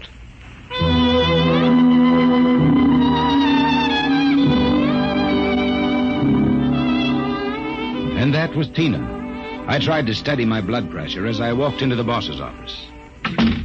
You sent for me, Mr. Rojak? Oh, yes. Sit down, Weber. Sit down. Oh, thank you, Mr. Rojak. Weber, I've been reviewing the work of my staff counselors for the past 6 months. I want to know only one thing. Yes, sir? What happened? I don't understand. You haven't had a single new client in 6 months. But no one has come in, Mr. Rojak. My boy, in this business, you've got to be aggressive. You've got to go out and create new clients. You've got to show some zip. Yes, sir. Do you have any zip? Oh, yes, Mr. Rojak. Oh, I've got zip, all right. I just can't seem to turn it loose, that's all. Well, get in there and punch now, Weber. I want to see a change in you in the next few months. As a matter of fact, I'd better. You got that? Yes, Mr. Rojak. I'll try to show some zip.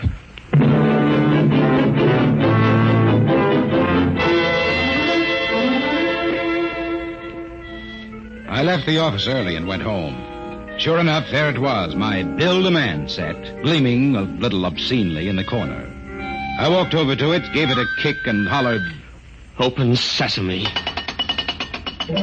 3 minutes later, I was flopped down in bed reading Chapter 1, Making Simple Living Things. An hour later, I was fooling around with such complicated items as the Junior Biocalibrator, which measured everything from blood pressure to hemoglobin content, and the Jiffy Vitalizer, which was actually supposed to put life in your creation, providing you had followed instructions carefully.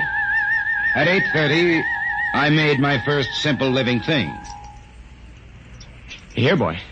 Here, boy. Oh, maybe you aren't a boy. Oh, let's see. According to the book, you are a rubicular oyster hog. Not much to look at, but I made you. Me, Sam Weber, attorney at law. I have created life. Hey, come back here. Come back. Here, boy. Here, boy. Hey, hey, hey.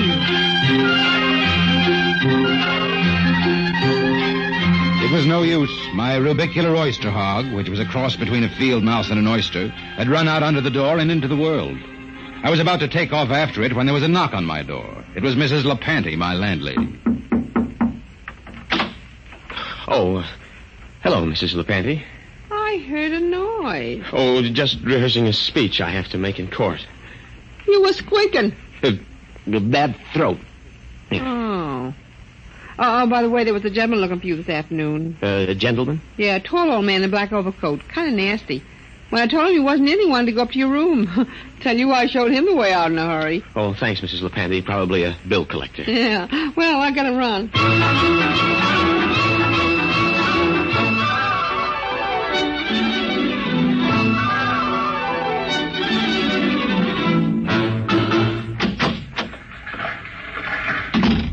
Good morning, Sam. Here's that memo on Rosenthal versus Rosenthal and also a letter for... What's the matter? You look tired. Oh, I had a bad night. Your lumbago again? Yes. Oh, say, by the way, your client was here again this morning. The client? Mm-hmm. Yeah. Oh, it must be the same fella that called at my house the other day. Yeah. Well, what did you tell him? Oh, I said you'd be in later. Oh, thanks. Will that be all, Sam? Yes. Oh, no. Are you doing anything New Year's Eve? Oh, Sam, you haven't even noticed. Noticed what? Well, the ring, silly. Third finger, left hand. What? Lou gave it to me. Isn't it simply gigantic? But you're not We're going to be married as soon as Lou finishes his next case. Lou is so sharp and businesslike. So is a guillotine. Sam, after Lou gave me the ring last night, I began thinking how I used to hope that it would be you. But, well, then I realized you'd never have the money, and, well, a girl has to think of things like a good steady income and a husband with... Zip. Yes, with a zip. Well, Lou has plenty of zip. I'm sure you'll be very happy zipping around with each other.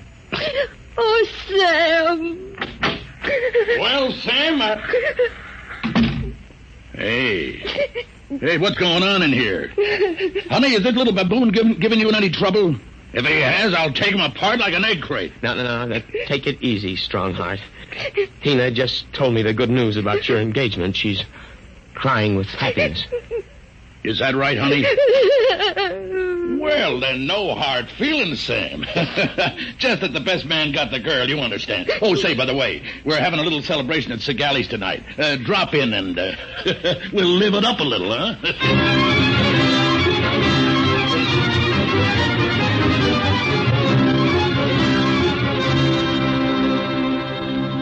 I went home feeling like a man who has been stuffed into a washing machine with the dial set it rinsed dry. I was a failure. I walked over to the mirror for a heart-to-heart talk with myself. Nothing. That's what you've got, Sam Weber, in unlimited quantities. Nothing. We ought to just tear you down and start all over again. We ought to take you... Hey. Oh, no, not that again. But why not? Think of it. A Sam Weber without the psychological problems you've got. A dynamic, uninhibited Sam who could win a girl like Tina by sheer magnetism. Then when it was all over, we could just take the old disassemblator and presto. And I can do it, too.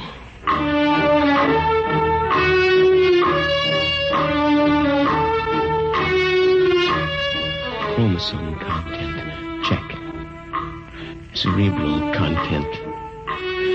Maybe a little more id and a little less superego. Limbs, eyes, hair, general endocrine reaction. Well, here goes. It's moving. Holy mackerel, it's alive. It's getting up. Say, I feel great. Well, now, take it easy. Do you know who you are? Of course I do. I have all the thoughts you ever had up until the point I was vitalized. My brain is an exact duplicate of yours, except that I'm not all blocked up psychologically. It said in the instruction manual you'd be uninhibited. Say, this is all right. Oh, by the way, since we both have the same name, it'll simplify things if I call you Weber. I'll be Sam. Oh, now look here. I'll make the decision. How would you like a good punch in the nose? Well, is that any way to talk to your own parent? I did create you, you know. Well, don't think I don't appreciate it, Weber, old man, but let's get one thing straight. I live my life and you live yours. You got that? Who pays the rent? You do, for a while anyway. I haven't decided whether or not I want to stay in the law business. The law business? I may want to spread out a little. Tina's the kind of girl to whom money is very important. Tina? Well, what did you expect? I have enough of your likes and dislikes to want her just as badly as you do. The only difference being that I can get her. No, we're not quite the same, you and I. I've got zip. Don't use that word. Now, how about some dinner? You know, I'm starved. I'll have to go out. I'll need some clothes. Sorry, I only have this one suit. Fine, you can lend it to me. Well, what about me? I'll bring you a sandwich after I come back from Segali's. Segali's? Well, you haven't forgotten, have you, Weber? We're invited to the celebration. Tina and Lou White. Only it wouldn't look quite right if we both showed up, so I'll tell you all about it. Now, off with that suit, and no nonsense. Well,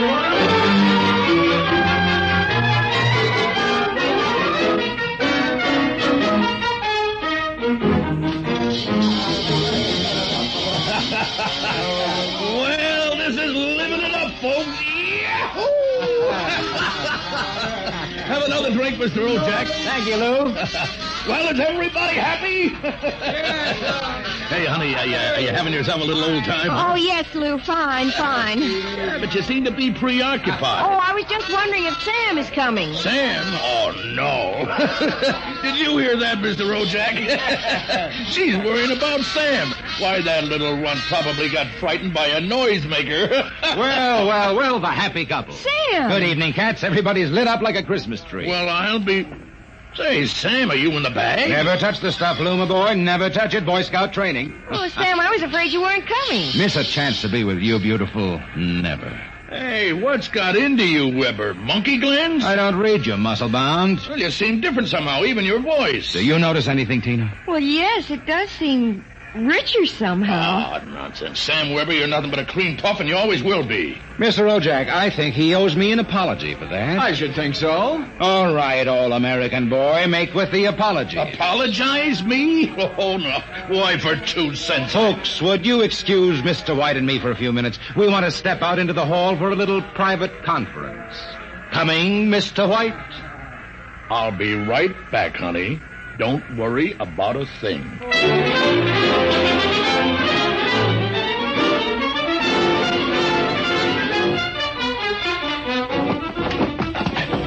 Okay, big boy, you've taken enough punishment. Now. Sam! Lou, don't kill him. He did... Oh, dear. He'll be all right in a little while, baby. But did you... Oh, Sam. Tina. We really shouldn't kiss like this. It's what you've always wanted, isn't it? Well, isn't it? Oh, Sam.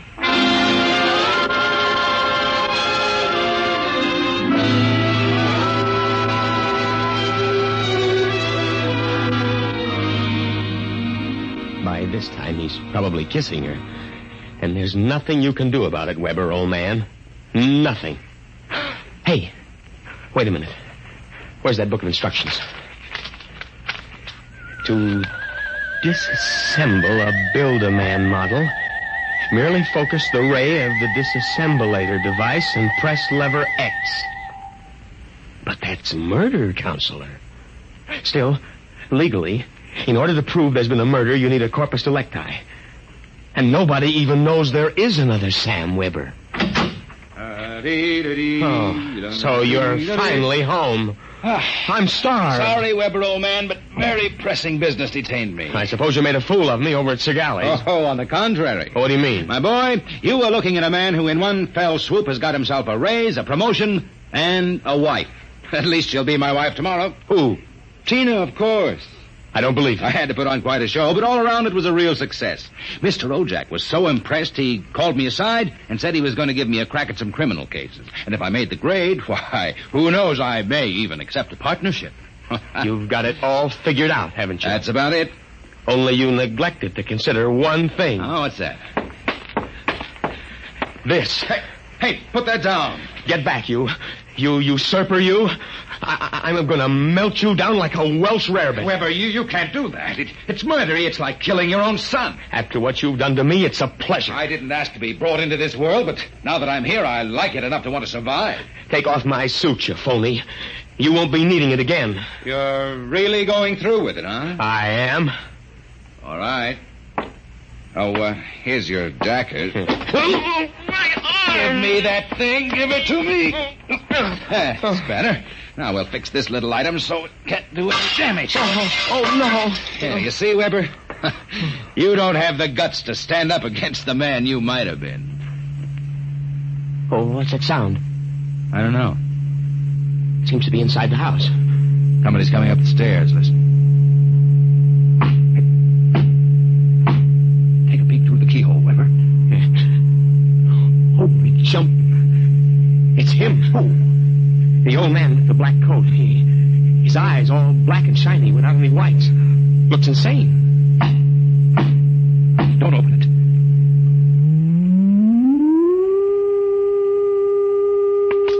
He's burning it. He's burning a hole right through the door.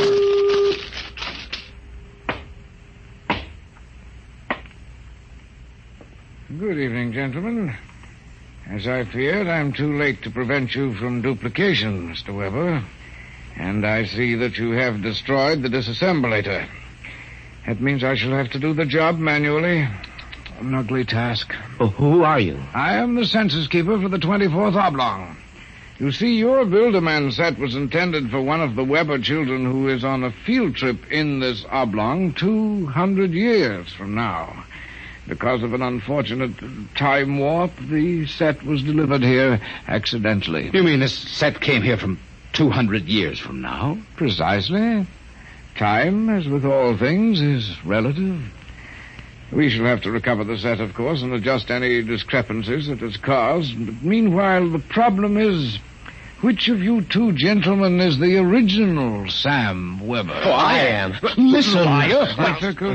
Difficulties. Why cannot I ever have a simple case like a double conuplication? Now, look here, Mr. Census Keeper. The duplicate will obviously be... less stable and more emotionally unbalanced. Certainly, a man of your qualifications can decide which of us is the more valid member of society. Which of us will conform more readily to the standards Naturally. I observe that one of you is naked. Oh, wait a minute. And you also seem to be trembling. Whereas this gentleman seems quite calm. No, hold it. You're making a mistake. I hardly think so. No, stay away from me. Please do not struggle. Help, please, you... Mr. Weber. Yes? It would be better if you didn't watch. Of course.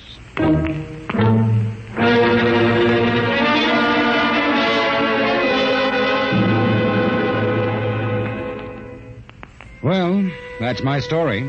Within 10 seconds, the old Sam Weber had been completely dismantled and packed into the box. Tina and I were married, and I went on to become a full partner in the firm of Ojack, Somerset, and Weber. Oh, and by the way, Tina and I have been doing quite successfully what the old Sam Weber and his Build-A-Man set made such a mess of. We have 1, 2, 3 little conuplications. Sam Jr., age 4, Sameta, age 3, and Samina, age 4 months. Good night.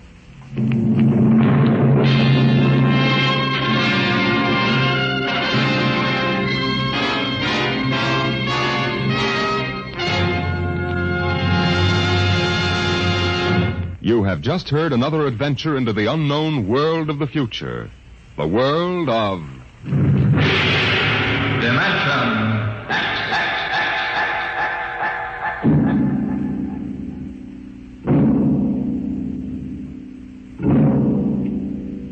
Time is a strange and mysterious dimension. Could we alter the future if we could travel back in time to our own youth? Next week we bring you a story of a man who found the answer in Time and Time Again.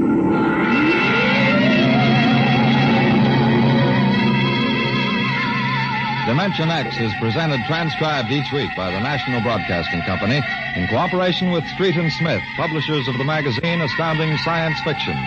Today, Dimension X has presented Child's Play, written for radio by George Lefferts from the story by William Tenn. Featured in the cast were Leon Janney as Sam, Carl Weber as his alter ego, and Patsy Campbell as his girl. Your host was Norman Rose, music by Burt Berman. Dimension X is produced by William Welch and directed by Fred Way.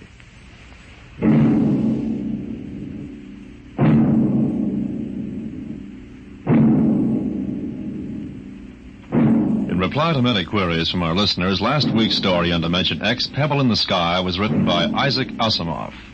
This is NBC, the National Broadcasting Company.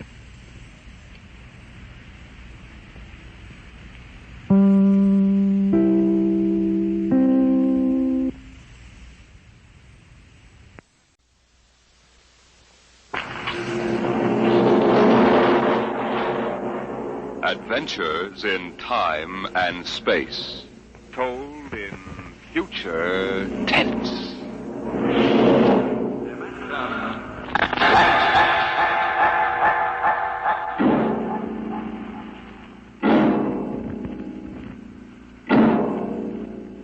The National Broadcasting Company, in cooperation with Street and Smith, publishers of astounding science fiction, bring you Dimension X.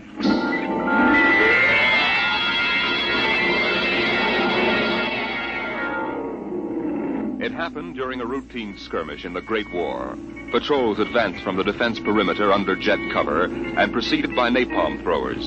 The enemy defended in depth and mopped up with guided 98s fired from 40 miles to the rear. The blast area was 10 miles in circumference, and the medics didn't find much to pick up over 500 yards in. Hey, get in here. Look out, it's lousy with mud. Okay, man, find me. More. That left. Okay. More. Hold it. Stretchers. Come on, Travis. Get those men out. Yes, sir. Get a move on. Line them up. Come on. Easy. You want to kill him? Okay, take it away.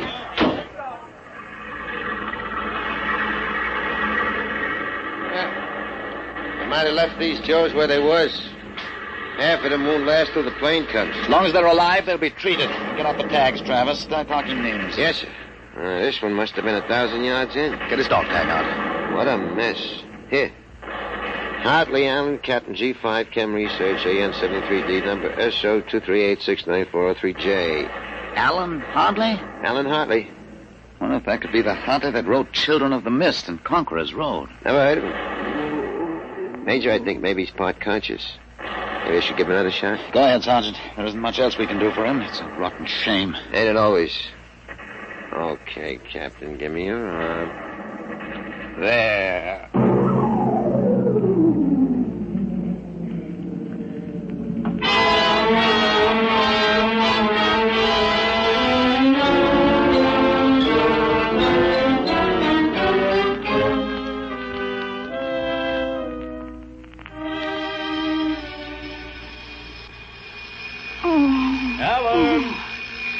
Alan! Look out, down! Get up, Alan. You can't stay in bed all day. I remember that. Clear as if it were real. Up and at 'em. Hit the deck. Remarkably vivid. Strange. Alan, you all right? I'm all right. What's wrong with my voice? It's too high. What are you doing? Practicing singing? My voice has changed. Is that all? You're growing up. Happy birthday, son. Happy birthday? Hey, wake up, son. Wake up.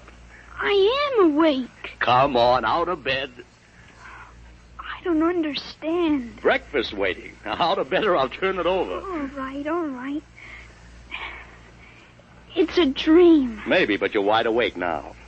I am awake now. Well, half awake anyway. That's the Bell of St. Boniface, isn't it? What day is it? You kidding? You forget today's your birthday? No, I didn't forget. Neither did I. Here, son. Happy 13th birthday. You won't guess what's in here. A rifle. A light .22 rifle. How'd you know that? I remembered. Did I spill the beans sometime? I could have sworn it'd be a surprise. Well, go on, open it. Like it? Yeah, it's perfect, Dad. I'll be shaving, Alan. Come down to breakfast when you're ready. It's a big day today. You're almost a man. Almost. You're still groggy. Snap out of it, Alan. I will. There's a dream in it somewhere. But I'm not sure which. What?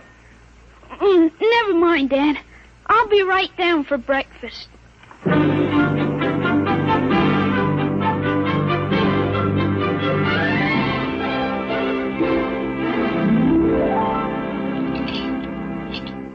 Now for coffee. Mrs. Stauber makes the best in town. A black for me. What? You may be 13, Alan, but they're still a little young for coffee, especially black. I wasn't thinking. What are you going to do today, son? I want to do some reading this morning, I guess. That's always a good thing to do. After breakfast, suppose you take a walk down to the station and get me a Times. Didn't it come? What, the Times? They don't deliver. Be a good idea, though. Maybe I'll talk to Sam Ashburn about it. Here's $50, Alan. Get anything you want for yourself out of the change. Thanks, Dad. Finish your milk before you go. Oh, sure, Dad. And hurry back. I like to finish the crossword puzzle before lunch.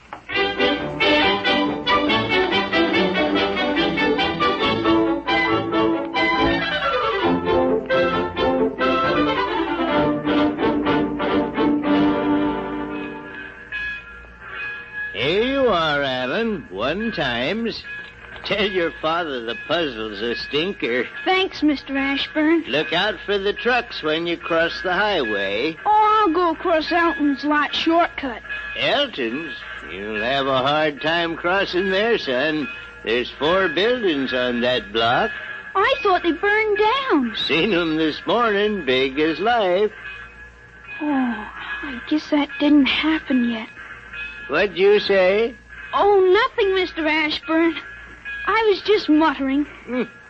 In my days, youngsters talked up. Yes, sir. Bye, Mr. Ashburn.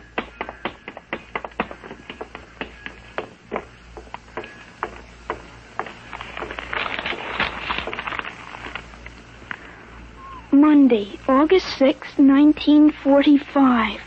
Okinawa 1, bombing Japan. Hey, Alan, wait up. Larry Morton. Hey, Larry! Hi, Al. Hey, you want to have a catch or something? No, I have some things I want to do at home. Wow, get him. Fancy pants talk. Things I want to do at home. Oh, go chase yourself around the block. Go jump in a garbage can, will you? Go take a flying jet to the moon. Hey, that's a new one. A flying jet to the moon. Hey, you thought up a new one, Al. Yeah. Hey, how about us going swimming at the canoe clubs after? Gee, I wish I could. I gotta stay home. After. You see the football movie at the Grand?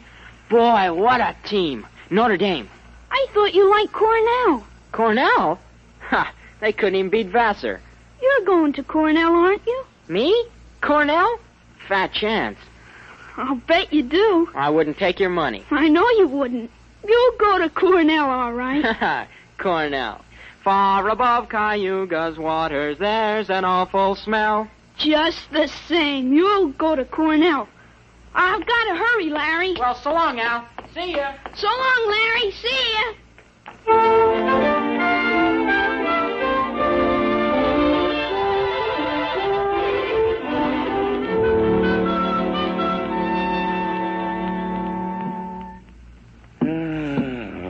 I'm stuck in this corner. A 7-letter word to mix in proportion. Titrate. Huh? T-I... It fits. How'd you know that, Alan? What? Oh, I read it somewhere, I guess. Oh. What are you reading now, Tarzan again? No, not Tarzan. It's refreshing to see you with a book. Sometimes I think I ought to forbid comic books in the house. Yeah, they must be raising the devil with those bombing raids in Japan. How long do you think the war in Japan will last, Dad? Oh, I'd say the middle of 1946. We'll have to invade those islands foot by foot. I wouldn't be surprised if the war was over very suddenly. How, by magic? There isn't a thing on earth will make those Japanese surrender. You expect somebody to make a pass and it'll be all over by this afternoon? That's just about it. Mr. Hartley, excuse me. Could I see you for a minute? Oh, hello, Mr. Gutchall. Sure. That's Frank Gutchall, Dad? That's right. Excuse me. Didn't mean to disturb you, Mr. Hartley. That's quite all right. It's a lovely day, isn't it, Mr. Gutchall? The Lord's world is always beautiful. Oh, of course, Mr. Gutchall.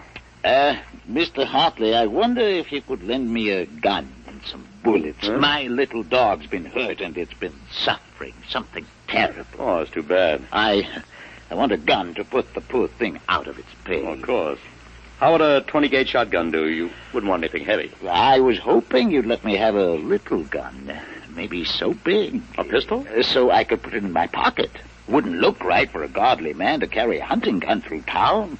I don't hold with killing innocent creatures. People wouldn't understand that it was for a work of mercy. Of course, I understand. You're a very religious man. The whole world is evil, Mr. Hartley. Well, sometimes it certainly looks like it. Well, I have a Colt 38 special from the auxiliary police outfit. That's fine. You'll have to bring it right back, Mr. Gutchall. I might be called out. Dad, Dad, wait a minute. I just remembered. Remembered what, son? Aren't there some cartridges left for the Luger? Then you wouldn't be without the Colt. Hey, that's right. I've got a German automatic, Mr. Gutchall, I could let you have. That way I wouldn't get stuck. Wait, Dad, I'll get it. I know where the cartridges are. Well, be careful, son. Well, Mr. Gutchall, it sure turned out nice after all that rain.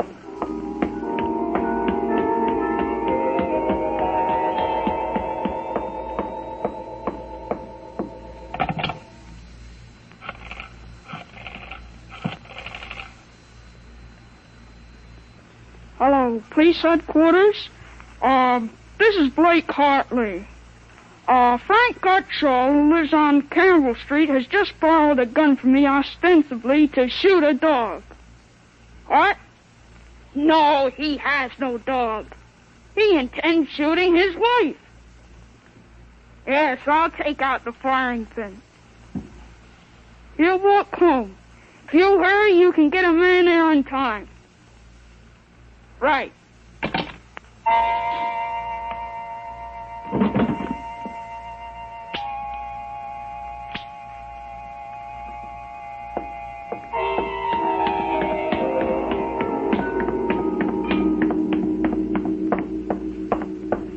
Oh, there you are. What kept you, Alan? I couldn't find the cartridges at first. I'll show Mr. Gutschall how it works. It's all loaded, ready to shoot. This is the safe, Dean. Just push it forward and up. There are 8 shots in it. Did you load the chamber, Alan? Oh, sure. It's unsafe now. You understand how it works, Mr. Gutschall? Yes, I understand. Thank you, Mr. Hartley. Thank you, Sonny. Goodbye. Goodbye, Mr. Gutschall. Return the gun when you're done. Yes, I'll be done with it soon. Goodbye. Alan, you shouldn't have loaded that gun. I guess it's all over now. I had to keep you from fooling with it. Didn't want you to see I took out the firing pin. You what? Gutschall didn't want that gun to shoot a dog. He's a fanatic. He sees visions, hears voices. The voices probably put him up to this. I'll submit that any man who holds intimate conversations with disembodied spirits isn't to be trusted with a gun. He wants to shoot his wife. What are you talking about? While I was upstairs, I called the police. I put a handkerchief over my mouth and told them I was you. Why'd you have to do that? I couldn't have told them. This is little Alan Hartley, 13 years old. And suppose he really wants to shoot a dog. What kind of a mess will I be in then? No mess, because I'm right. But you'll have to front for me. They give me a lot of cheap boy hero publicity, which I don't want. This is crazy, Alan. This is absolutely crazy. We'll have the complete returns in 20 minutes.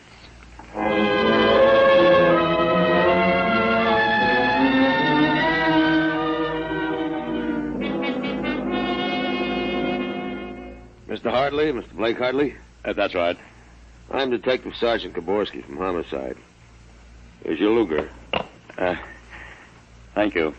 I don't know how you spotted that guy, but when we busted in, he was pointing that gun at his wife, swearing a blue streak because it wouldn't go off. Well, I'm glad I was able to help. They may have some kind of citation, Mr. Hartley. Oh, I don't think that's necessary. Well, in the department, we figure a little publicity never hurt nobody. Even a lawyer, huh? I really prefer to have it kept quiet. Well, whatever you say. We'll want you to drop around in the morning for a statement. I'll be glad to. Well, thanks, Mr. Hartley. Goodbye. Goodbye. Goodbye, Sonny. Goodbye, Sergeant. Why don't you take the citation, Dad? Well, you were right. You saved that woman's life. Let's see you put back the firing pin. Sure. There. Suppose we have a little talk. But I explained everything. You did not. Yesterday, you wouldn't even have known how to take this pistol apart. Today, you've been using language and expressing ideas that are outside of everything you've ever known before. Now I want to know. I hope you're not toying with a medieval notion of obsession. What? You say I'm changed. When did you first notice this? Last night, you were still my little boy. This morning, I don't know. You've been strange all day. Alan, what's happened to you? I wish I could be sure myself, Dad. You see, when I woke up this morning, all I could remember was lying on a stretcher injured by a bomb explosion. I was 43 years old and the year was 1975.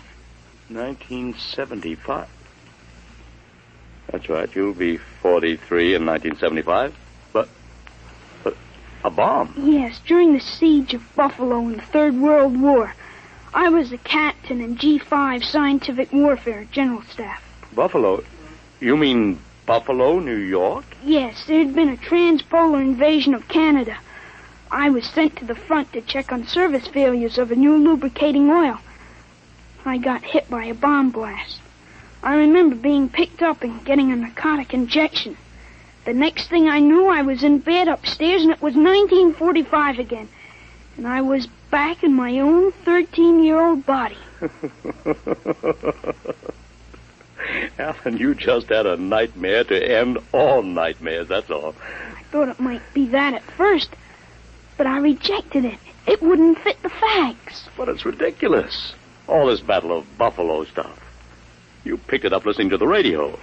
All the commentators have been going on about another war after this one.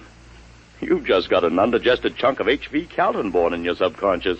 But that isn't everything. I remember 4 years of high school, 4 years at Cornell, 7 years as a reporter on the Philadelphia Record, 3 novels, Children of the Mist, Rose of Death, and Conqueror's Road. I wrote detective stories under a phony name. I worked in chemistry. You think a 13-year-old can dream up all that stuff? But it's the only possible explanation. Maybe, but I can speak 5 languages today that I couldn't yesterday. French, German, Chinese, Russian, and Spanish. Although I've got a Mexican accent you could cut with a knife. But how did it happen? I can't believe it. All I know is here I am. I've been reading up on time theories. Nobody seems to know much about them. Evidently, time exists parallel as another dimension. And I've got kicked backwards and somehow. But how? It may have been the radiations from the bomb. Or the narcotic injection. Or both together. But the fact remains I'm here with full knowledge of my future identity. This is quite a shock, Alan. But you do believe me, don't you? Yes, I suppose I must. You seem so strange, as if you weren't my son. I'm your son, all right. The same body as yesterday. I've just had an educational shortcut. Wait a minute.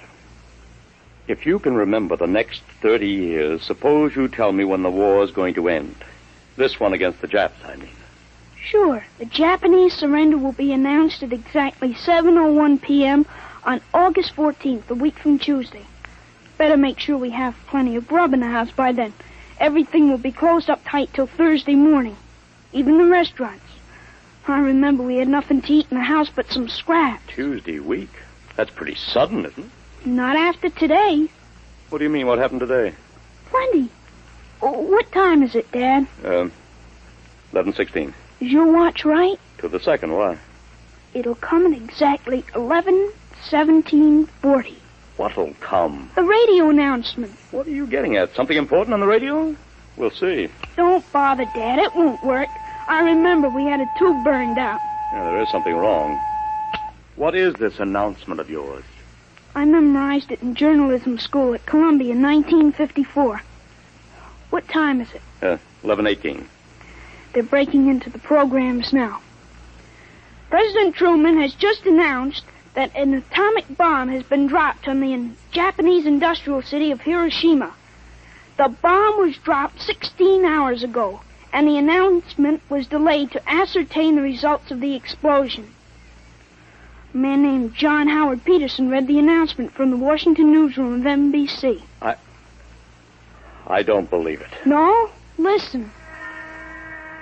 That's the Burt Plate factory whistle and the bells at St. Boniface. Next, the whistle at the volunteer firehouse. And it's true. It is true. Sure. Then Larry Morton came by on his bicycle. Hey, Al, you hear? You hear about the bomb? An atomic bomb. Yeah, we heard. Boy, atomic bomb. Oh, boy. I gotta go find my pop. He's on the golf course. Bye, Al. Bye, Mr. Hartley. You knew. You knew about it. The next bomb hits Nagasaki. I thought that stuff about atomic energy was so much fantasy. What? Was that the kind of bomb that got you? That was a firecracker compared to the one that got me. It was a guided 98, exploded 10 miles away. And that's going to happen in 30 years? I remember it. How about me? Oh, wait, never mind. I don't think I better know when I'm going to die. I couldn't tell you anyway. I had a letter from you just before I left for the front. You were 78 then, and you were still hunting and fishing and flying your own plane. But another war and fought on American soil. Alan, I wish this hadn't happened to you. It happened. I remember it. But if I can help it, I'm not going to get killed in any battle of Buffalo. But if you remember it, if time exists as a parallel dimension, then every tick we're getting closer to that Third World War. Dad, you know what I remembered when Gutcho came to borrow that gun? Well, I suppose that you suspected him and warned me. No, that wasn't it. The other time, the first time, when I was really 13. I wasn't home. I'd been swimming at the canoe club with Larry Morton. When I got home about half an hour from now, I found the house full of cops. But if the gun didn't fire... What makes you think it didn't? Gutcho talked the 38 out of you, went home, shot his wife 4 times in the body, once behind the ear, and used the 6th shot to blow his own brains out. That's what you remember? Yes, but now it hasn't happened because I warned you. Dad, I found out the future can be changed. One man can't change the whole future. I stopped the murder and the suicide. I know, son, With but... 30 years to work, I can stop a world war. I'll have the means. The means? Unlimited wealth and influence. I've got a good memory, Dad.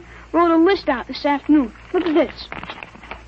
Assault, jet pilot, citation, ponder, middle ground, counter...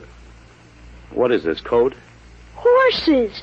That's a list of Kentucky Derby winners from 1946 to 1970. You sure? I learned that list on a bet at the Officers Club in Cincinnati in 1971. Assault paid 8-1. You figure out what we can take in. Oh, but gambling, This son. isn't gambling. It's a sure thing. When we get rolling, we'll make the Rockefellers look like pikers. Assault at 8-1. I suppose I could scrape up $5,000. In 10 years, that'll make a lot of money. Any other little thing you have in mind, Alan? By 1952, we start building a political organization here in Pennsylvania. In 1960, I think we can elect you president. Oh, of course. President? Isn't that going a little too far? Why not? Who wouldn't vote for a politician who was always right? Besides, that's one thing we've got to change. In 1960, we had a man in the White House who was good to his wife and sang a nice tenor. And that's about all. He fouled up so completely we ended up at war. I think President Hartley might be a little more trusted to take a strong line. But I don't know anything about international decisions. I do. I know all the wrong ones. If we can stop a murder, with time we can stop a war. How do I start? Well, as I remember, just after that bomb announcement, you got a phone call from the City Fusion Party about the next election. Well, there's a lot of talk about a reform ticket. That call is going to be important, Dad. It's the turning point. You've got... There it is. Well, what do I do? Answer it. Go ahead. But, Alan, Don't worry. I'll tell you what to say. Go ahead. Hello? Yes, this is Blake Hartley. Judge Crimmins? Well, just a moment. Alan, he's asking me to run. Oh, my head. Alan, what's the matter? Alan. Oh. He passed out. Alan, what do I do now? Alan, listen to me. Alan, what's the matter? Alan!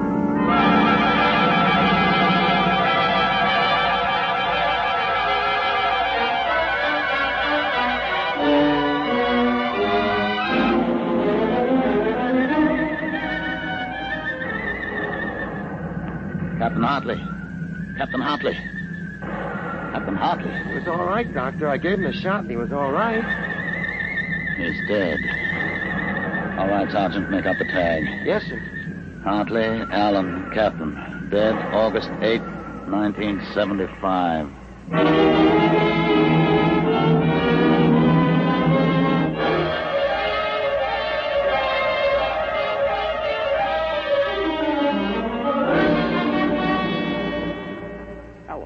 Alan, what happened? Alan! Huh? Alan, are you all right? I Hi, Dad. I've got Judge Crimmins on the phone. What do I tell him? What? Alan, are you all right? You passed out. Sure, I'm all right. Hey, today's my birthday, isn't it? What did you get me, Dad? What did you get me? Alan, are you all right? Sure, I'm okay. What did you get for my birthday, huh? Don't you remember the Third World War? What Third World War? Gee, Dad, what's the matter? You're looking at me funny. Judge Crimmins, I'll have to call you back. Goodbye. You don't remember. You're back again, aren't you? Back to 13 years old. Sure, I'm 13 today. For corn's sakes, Dad. You must have died up there. It was only a mind transfer. That means now I'm on my own. I have to do it myself without your help. Help for what? Oh, if it's the grass, I said I'd cut it tomorrow. No, it isn't the grass. I've got to save your life, Alan. I can't let you die that way in 1975. What are you talking about, Dad? You sound goofy. I've got to change it all by myself. Change what? Never mind, Alan. You don't know yet. Come on, let's have lunch. Sure, Dad. Hey, how about my present now? What did you get me for my birthday? Hey, in a minute, son. Go on in. Hurry up, Dad. All right. Now, where'd I put that list of horses?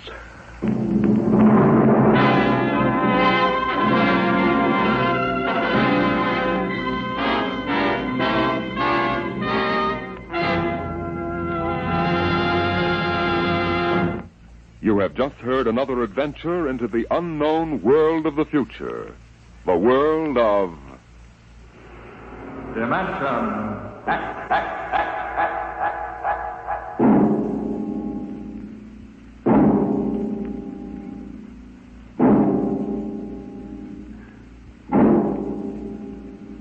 Homecoming is a joyous word. But when the home you're returning to is a burned-out radioactive planet, and when you cannot even imagine what terrible changes you will find there, the word then takes on a very different meaning. Next week, Dimension X brings you a strange story called Dwellers in Silence.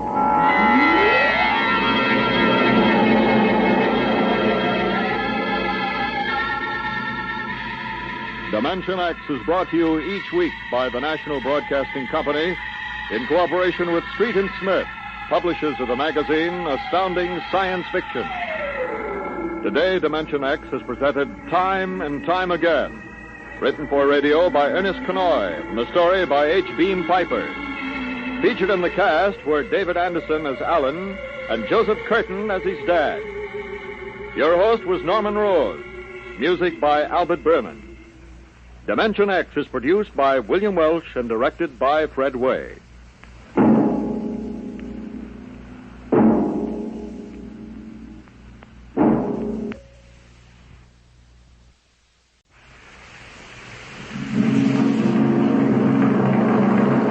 Adventures in time and space, told in future tense. Dimension X.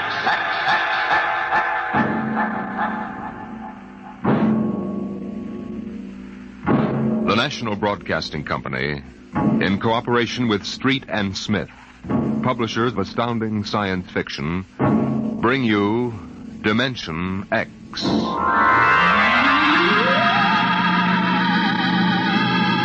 20 years had passed since the last of the giant migration ships had crashed to the surface of Mars, bearing its pitiful handful of survivors of the Earth Wars. 20 years of scratching of the stubborn Martian soil.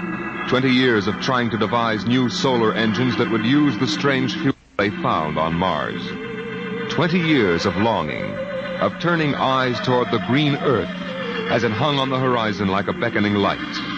And now it was done, and the first new ship, built of shining Martian chromaton, had lifted bravely toward home with 3 men locked in its metal belly. Would they return to an Earth made barren by cosmic dust, to a blackened radioactive hell? Or would they find intelligence still alive on the scourged planet?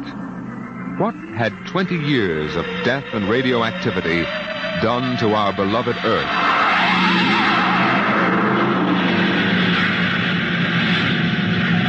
That's it, Captain. We've intersected the course vector.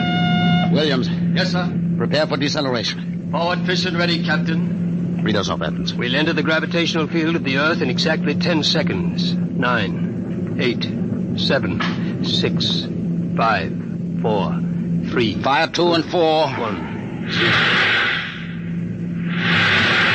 2 and 4.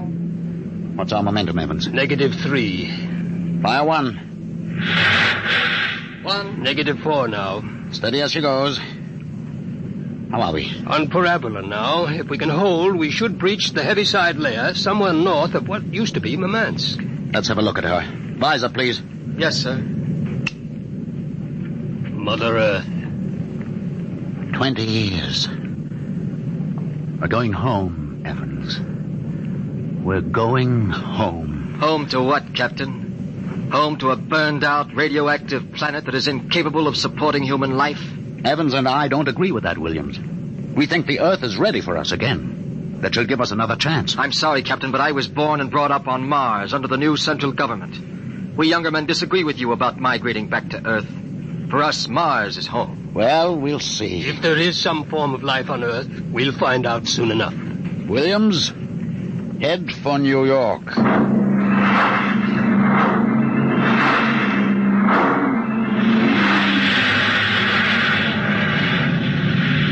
There it is, Captain. You can barely see the top of the Atomic Trades building in the twilight. They never finished building it. Dark as a tomb. Slow to cruising speed. Cruising speed. It begins to look as if Williams is right, Captain. Not a sign of life on 4 continents. Now, we'll make a radiation check and then head back for Mars. You agree with me, gentlemen? That for all practical purposes, the planet is dead? It's still my Captain. What is it? Am I going out of my mind? Look out that way to the west. Could that be? By heaven, it is. Those are lights. Turn the ship. Heading west-southwest. Full speed. Full speed. They are lights.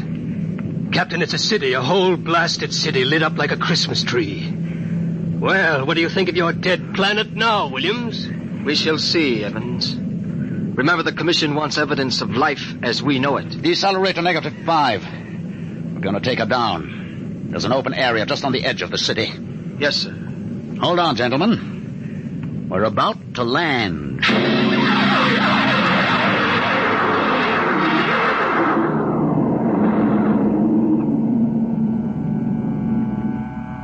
Landing jacks are down, sir. Open the airlock.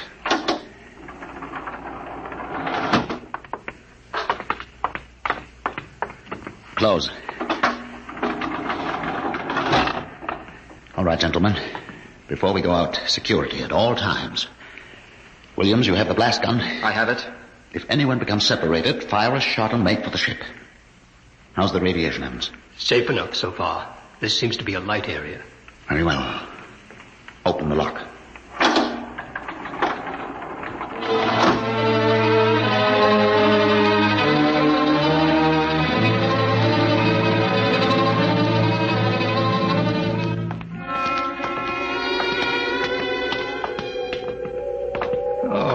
It's unbelievable. We've been walking for hours now, and not a soul to be seen.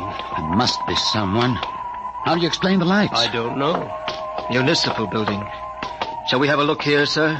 Possibly the records might contain some clue. Good idea. Keep your weapons ready.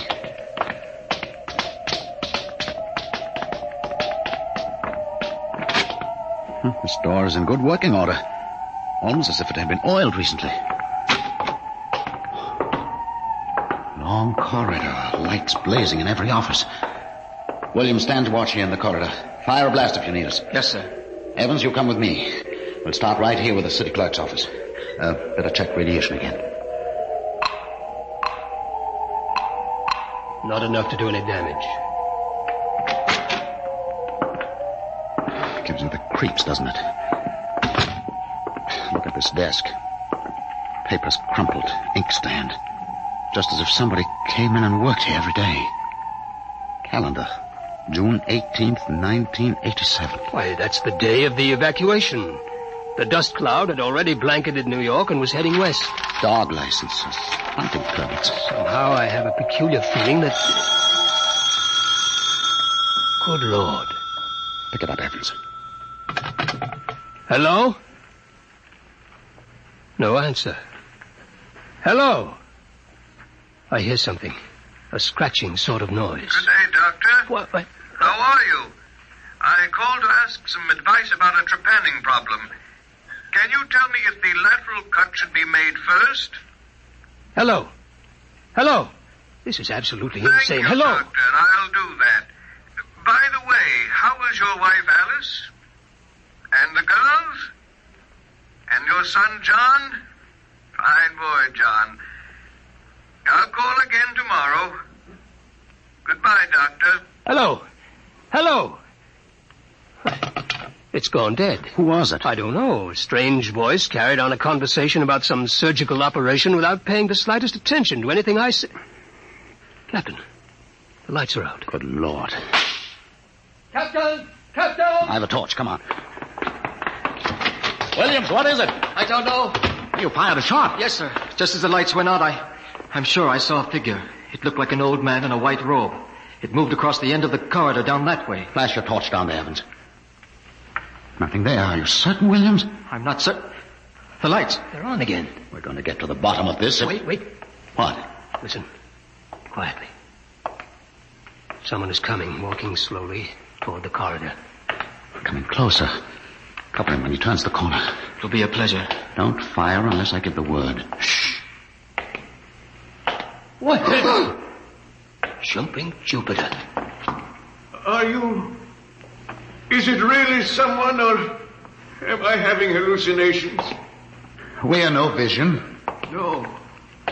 No, you seem to be real. I saw the ship come down. I thought perhaps I was losing my mind. It's been so many years. I'm Captain John Parsons. These are my assistants, Dr. Evans and Mr. Williams. We've returned to Earth from Mars.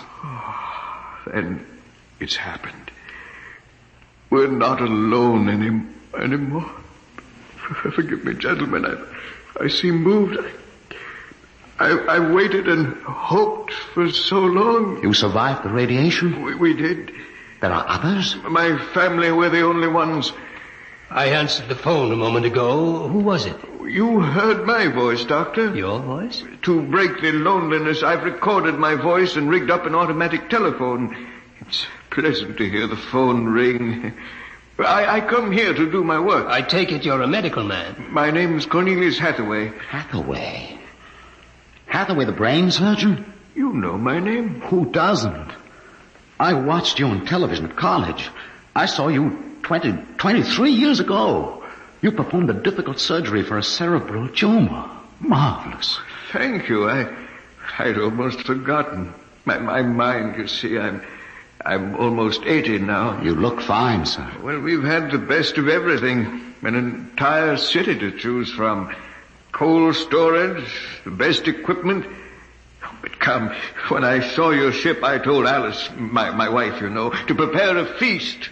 This is a great day for me, gentlemen. A great, great day.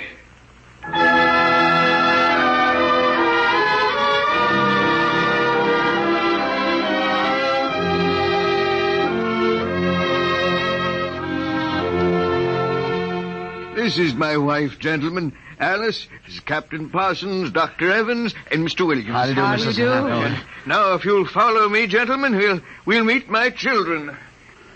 Lord, what a beautiful woman. She looks no more than 35. These are my daughters, Susan and Marguerite. This is my son, John. Sit down, gentlemen, sit down. We'll have a feast in honor of this occasion. Susan, Marguerite, get the best silverware and the damask napkins. John, fetch the glasses. Oh, yes, Father. It'll only take... Excuse me, John. Sir? How old are you? 23, sir. Thank you. Now, if you'll excuse me. What is it, Captain? Something wrong? Nothing except that it's impossible. You see, Dr. Hathaway's son was already in college when I started. That would make him at least 45.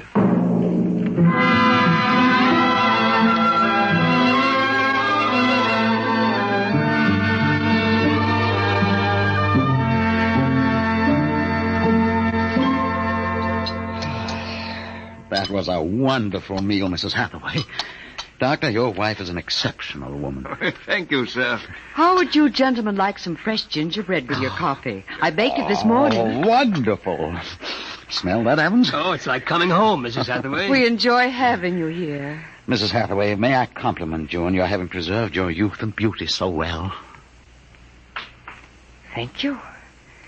We have had no worries here, no competition. Only the things we need for material comfort. Parsons and I were wondering, Dr. Hathaway, if the radioactivity had any effect in preserving tissue. Your children all look so young, too. It is possible, gentlemen, of course. Radiation does strange things to living tissue. Alice, could we have some champagne? Of course. I'll only be a moment. An amazing woman. Did you ever see such grace?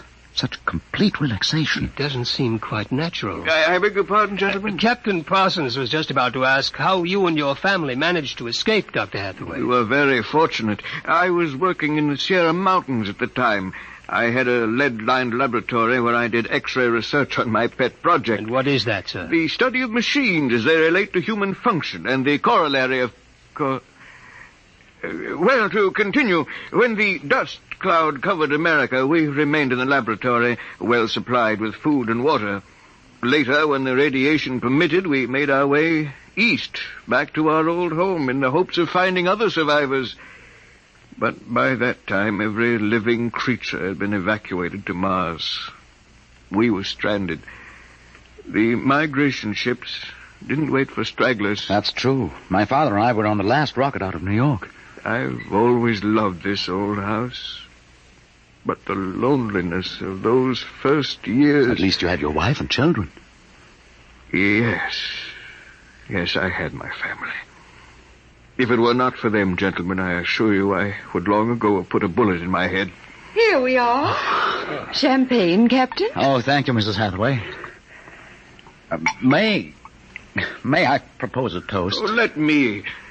Gentlemen, to Earth. To Earth. Earth. May she never be a stranger to man again. Hathaway, what is it? Nothing really. It's just a rather sharp pain in the chest. I think you should lie down, Doctor. Yes. Perhaps you're right. Let me help you. No. John and Susan will help. Of course, Father. Why don't you gentlemen go out on the porch, enjoy the air? I'll see you all in the morning. Good night, Doctor. Good night. Come, John. Yes, Father.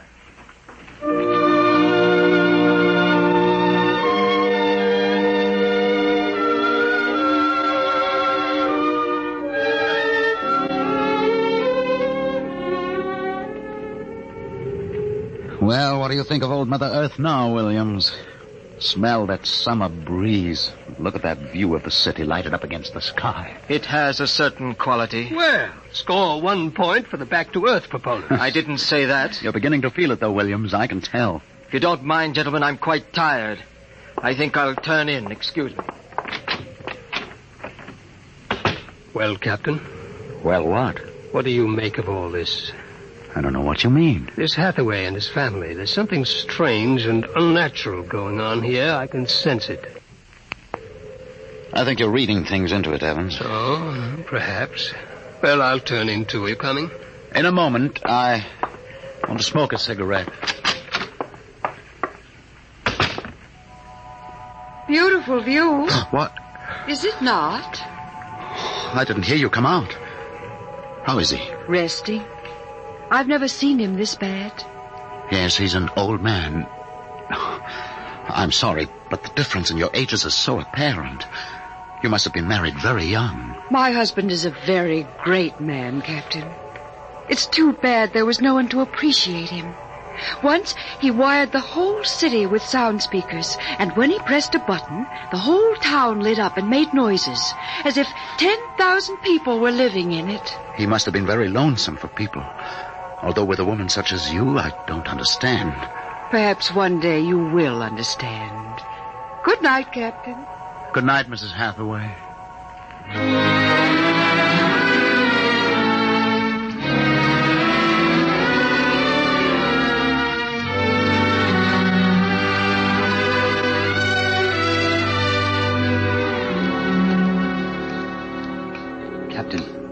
Captain Parsons.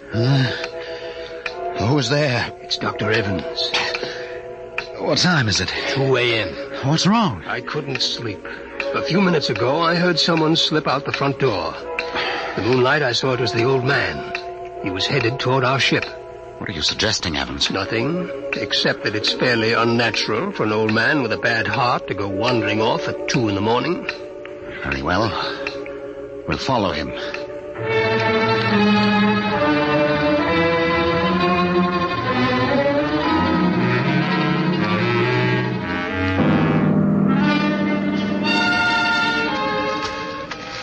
See him yet?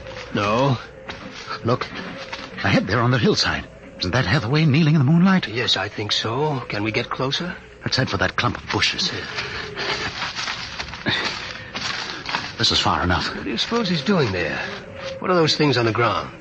Good Lord. Those are grave markers. 4 of them. You're right. Seems to be praying over them. Listen. Do you forgive me for what I've done? I had to do it. I was so terribly lonely. You do forgive me, don't you? Yes, I feel you do. I'm glad. I think perhaps I can rest now. I think He's having another attack. Come on. Hathaway! Dr. Hathaway. Raise his head, Evans. His lips are moving. What is it, Doctor? Lean closer. I'm sorry I had to spoil all of this. I've expected it for some time. We'll fix you up. No, this is the end for me. It really doesn't matter. Except for them. What about them, Hathaway? You suspected, didn't you? Yes, I suspected, but I couldn't believe it until now. Do they know? No, they wouldn't understand. I wouldn't want them to know, ever. The Earth. Don't try to talk. The Earth is so fair. Doctor. He's dead, Captain. He knew it was the end this time. Yes, he knew. What was it he meant about your suspect? Light a match, Evans. Look on those 4 grave markers and tell me what you see. Good Lord. Well? Alice Hathaway, Marguerite Hathaway, Susan Hathaway, John Hathaway. Died July 1987. But that's 20 years ago.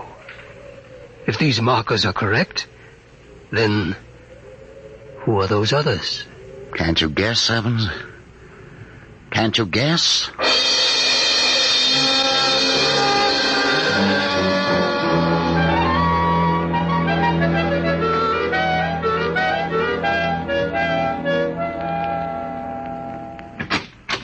Mrs. Hathaway, are you awake? Yes, Captain? May I come in? Yes. It's about my husband, isn't it? You knew. I saw him go out tonight. He felt it was near the end. He died less than an hour ago. I'm sorry. Thank you. How do you feel? He told us it would happen one day, and that he didn't want us to cry. He didn't teach us how, you know. He said it was the worst thing that could happen, to know how to be lonely and unhappy. What will happen to us now that he's gone? I don't know. Will you stay with us? I would like to, but I cannot. You know about us. Yes, I know. I didn't think that you knew yourself. The children don't. I've been aware for a long while. No one would have guessed. You're so perfect. Oh, he would have liked to hear you say that. He was so very proud of us. After a while, he came to love us, and at the end, he took us as his real wife and children. He even forgot sometimes that he had made us. You gave him a great deal of comfort. Yes. Over the years, we sat and talked. He loved so much to talk. I was first, you know. Then he became lonesome for the children, and so he made them. He told me about the things he did, about his laboratory. Well, surely the children must suspect. Oh, no. You see, there were no other beings with which to compare themselves. He must have been a great, great genius. Each morning he took a recording of his voice into town and put it on the automatic telephone. Each night it would call us. I think, what with the phone ringing and the sound of voices and the lights on, he was happy. There was only one thing, one flaw. And that? He couldn't make us grow old. And so he had to watch himself become an old, old man, while we stayed young. It was a great blow to him.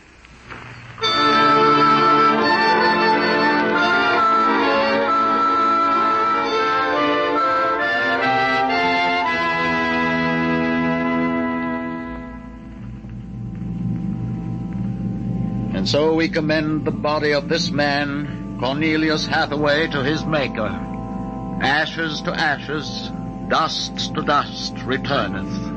Amen.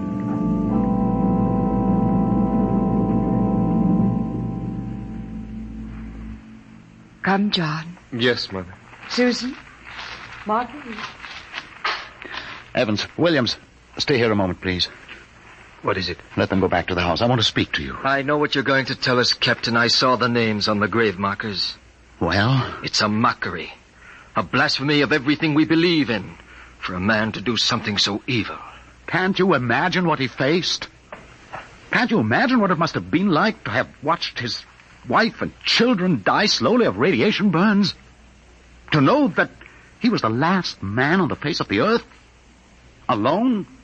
Eternally and unalterably alone? Good Lord, man, what would you have done if you'd had his medical and technical genius? That's incredible. Yes, it is. But with an entire American city on which to draw for supplies and equipment, a brilliant man might accomplish anything, even that. What are you suggesting, Captain? That we take them back? We haven't enough space on the ship for that. Every ounce counts. Still, to leave them here, like that, alone... I think I have an answer, cold-blooded as it may seem. Go on. I suggest that we turn them off. Do you think that I could do that? No, but I could. After all, they aren't human. They're worse than robots. They're ghoulish. Have you talked to her? Has she smiled at you with that quiet, beautiful smile? Captain, we can't take them with us, and it would be less than human to leave them here without Hathaway. Could you do it, Evans? Give me the blast gun, Williams. We'll wait in the ship. Take off in half an hour. Half an hour.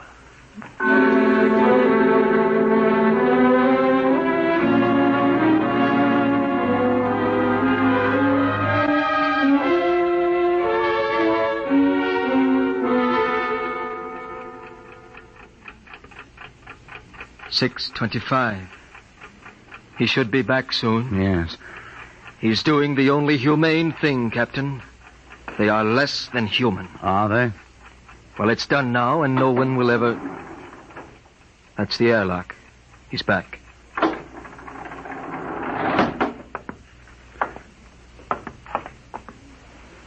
Well? Here's your gun. Did you do it? When I entered the house, she looked at me with those fine, intelligent eyes. I couldn't do it. It would be murder, cold-blooded murder. I prayed you wouldn't be able to do it. There will never be anything as fine as they are. Built to last 200, 300, perhaps 1,000 years. Well, get the course in the integrator, Williams. We'll take off in 20 minutes. I should be back by then. You're going out, sir? I'm going to say goodbye.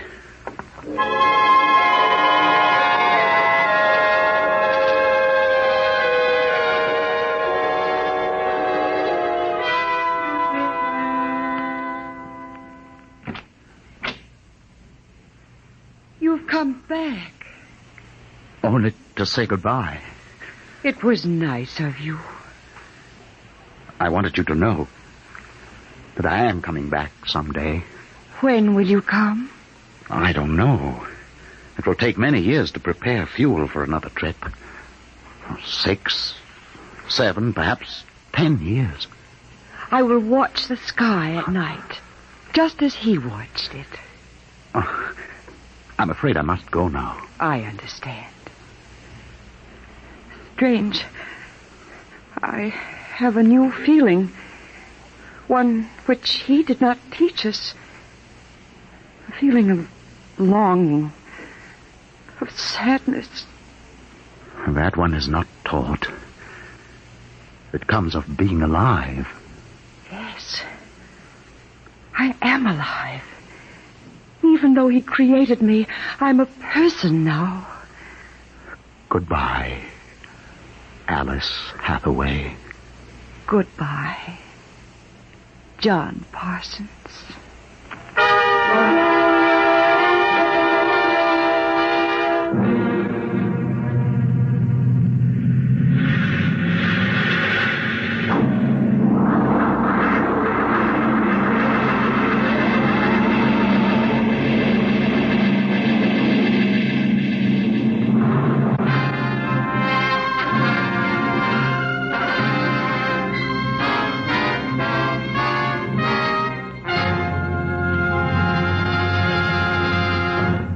You have just heard another adventure into the unknown world of the future.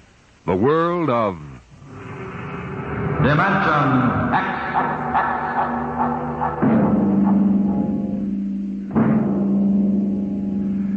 When the time comes for man to explore the universe, to deal with the strange inhabitants of other worlds, there will be much to remember. Perhaps the most important lesson of all will seem too fundamental to be included in the training manuals. Listen at this time next week as Dimension X brings you a story from the pages of the August astounding science fiction. A story called Courtesy.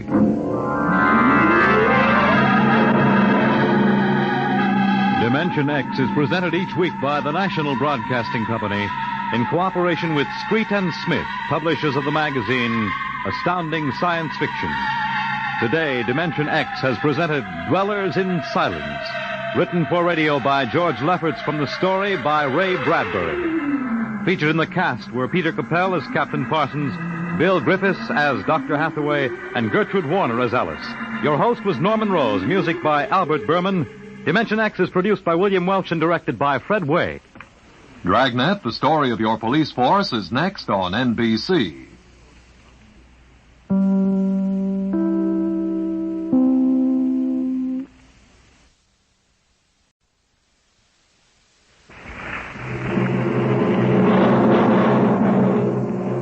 Adventures in time and space, transcribed in future tense.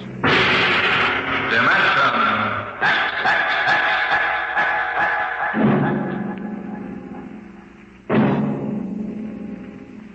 The National Broadcasting Company, in cooperation with Street and Smith, publishers of astounding science fiction, bring you Dimension X.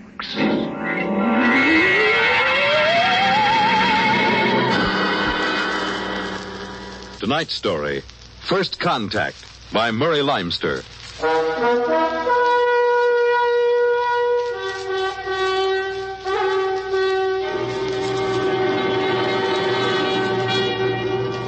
They had been in space 6 months now, moving with the incredibly faster-than-light speed of the overdrive.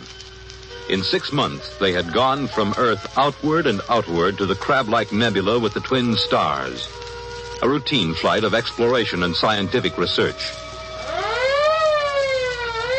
Solid object about 90,000 miles away, sir. Located, Dort. Exactly. Identify it.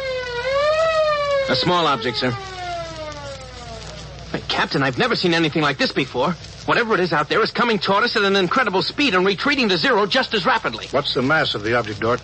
Well, it varies with the distance from us, sir. Step up the scanners. Well, nothing, sir.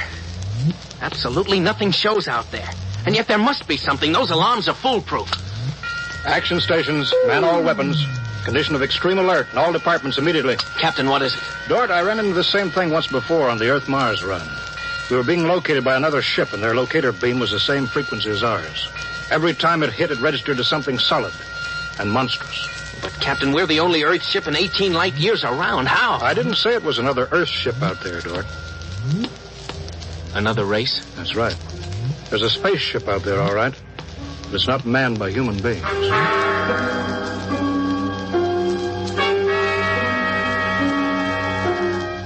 It had been contemplated and speculated upon. Mathematically, it was almost a certainty that such a race existed. But in 18,000 Earth years, no human spaceship had ever encountered them. Now the situation was precipitated, and somewhere outside the Earth vessel there was an alien race. Of what shape? Of what quality? Of what psychology? It's moving, sir. Heading right for us. At that speed, we'll be in touch in 10 minutes. Heading right for us, huh? Just what we'd do if a strange ship appeared in our hunting grounds. Friendly? Well, maybe. We'll try to contact them. We have to do that. But friendly? Thank the Lord for the blasters. They may not be hostile, sir. Well, they may be. That's what I'm paid for. Put on this job for, to worry about the troubles that may never happen. To all hands, now hear this. A ship is approaching manned by an alien race. I'll give the signal for attack or defense if it be necessary. There'll be no move made unless I give the order. I do not wish to provoke trouble. Stand by. Their ship is slowing down, sir. It's stopped. Weapons Department, report. Weapons Department, report. Alien ship remarked. Target fixed. Weapons alert. Communications Department, report. Communications Department, report. We're receiving a modulated short wave, sir. Frequency modulated. Apparently a signal. Not enough power to do us any harm. We'll try to make some sense out of it. Report any progress to me immediately. One thing in their favor, sir. They didn't attack immediately without question. They're trying to establish contact. That seems to indicate they're reasonable. We'll see. What are they doing now? Can you make out the locator screen? Bring that power up. They're doing something now, sir. There's a section of the hull opening. Probably an airlock, sir. If they breathe there. They're letting something out. Oh, it's round. A bomb, sir? Unknown object released from alien ship. Observed by Weapons Department and targeted. Stand by. See what they're doing, sir? They've left the object out there right where they were. And now they're withdrawing the ship. There's no reason why that object couldn't be a bomb, Mr. Dort. Intended to let us think precisely as you're thinking right now. I just have a hunch, sir. I think they're friendly. I think whatever it is out there is a means of communication. You're probably right, but I won't gamble the ship on a probability. Sir, I'd like to volunteer to go out there and look that thing over. So you understand whoever does examine it is expendable? Yes, sir. Requisition a lifeboat. If it's all right with you, sir, I'd prefer just a suit with the drive in it. It's smaller and the arms and legs won't make me look like a bomb. And I'll carry a scanner, sir. You may leave when you're ready. Thank you, sir.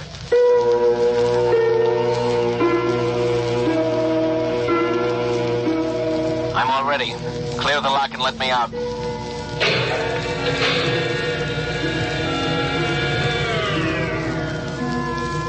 Weapons Department reporting to the captain. Mr. Dort located.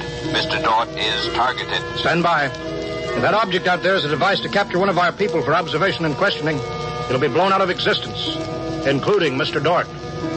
Stand by.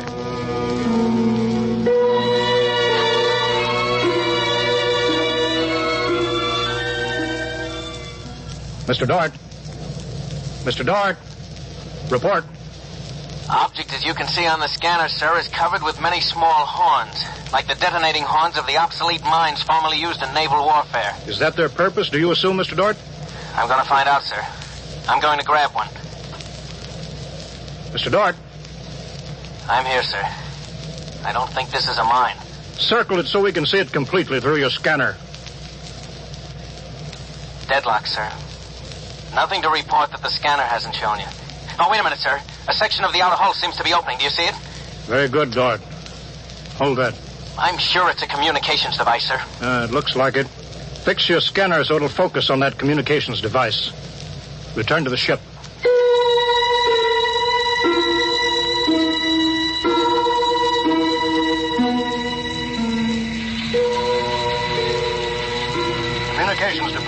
Communications Department. Progress report, please. We've established communication, sir. Is there a psychologist on the team down there with you? Yes, sir. Mr. Burns is working with us. Will both of you please report to the bridge at once?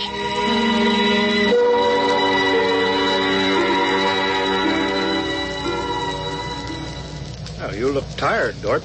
We've established fairly satisfactory communication, sir. They seem to have highly developed thought patterns. We got a satisfactory translation from the machine on the 4th attempt. We can say almost anything we want to say to each other now. Of course, how much of what they tell us is the truth, we have no way of knowing. Mr. Burns, you're the psychologist. What do you think?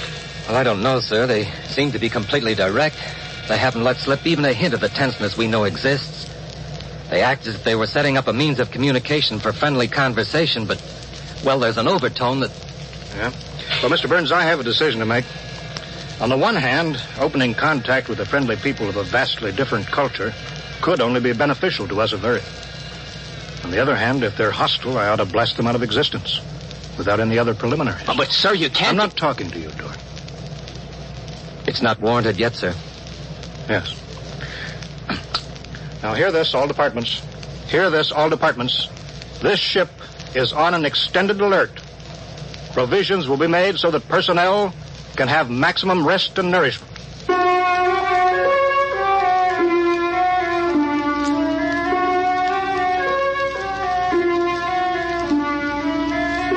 Communication continued by means of the artificial language set up arbitrarily between the Earthman and the aliens, decoded by the mechanical decoders.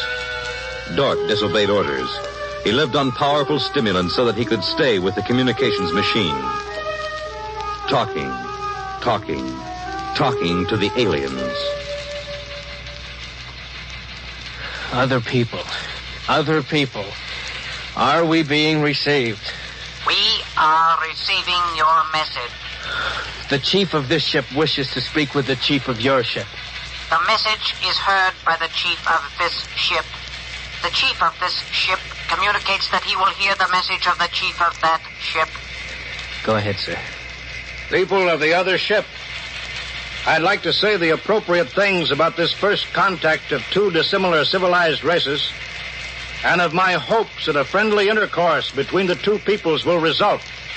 People of that ship, what you say is all very well, but is there any way for us to let each other go home alive? That's all, sir. They've stopped sending. Very direct people. Very direct. But, sir, I don't follow. I didn't know what that meant. You know, is there any way for us to let each other go home alive? It means what it says, Dort. Sir, what's to stop us from just cutting communication and leaving, and they can do likewise? What's to stop us?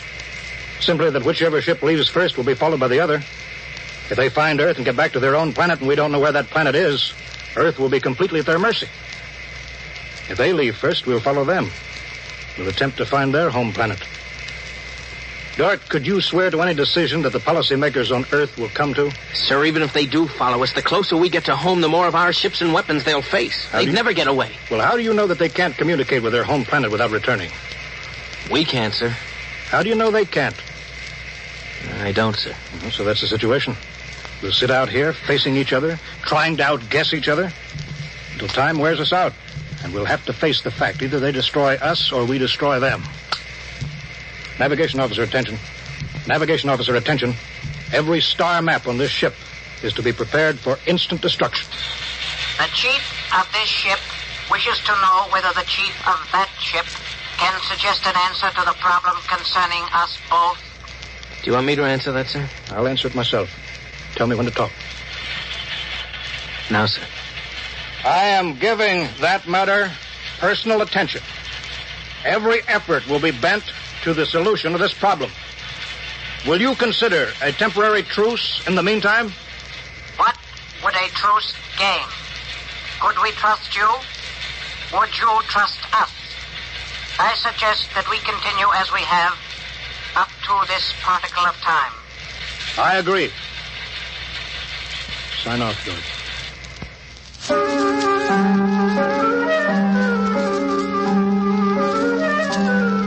Weeks went by, and during the weeks, the exchange of information continued without let-up.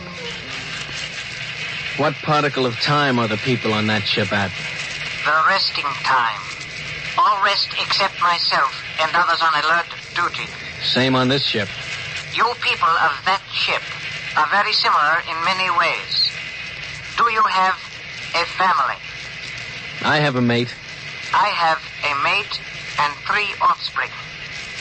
It is too bad for them, as well as us, to have to kill each other. This ship can't see any way out of it. Can that ship? If we could believe each ship, yes. Our chief would like it. But we can't believe you, and you are afraid that we do not tell truth, although we do. This ship would trail you home if this ship were able to. That ship would do the same. But this ship feels sorry about it. I believe you're a friend. I share your belief and like you. But there is a possibility that you were put to make a trap for me. I will stop now and think it over.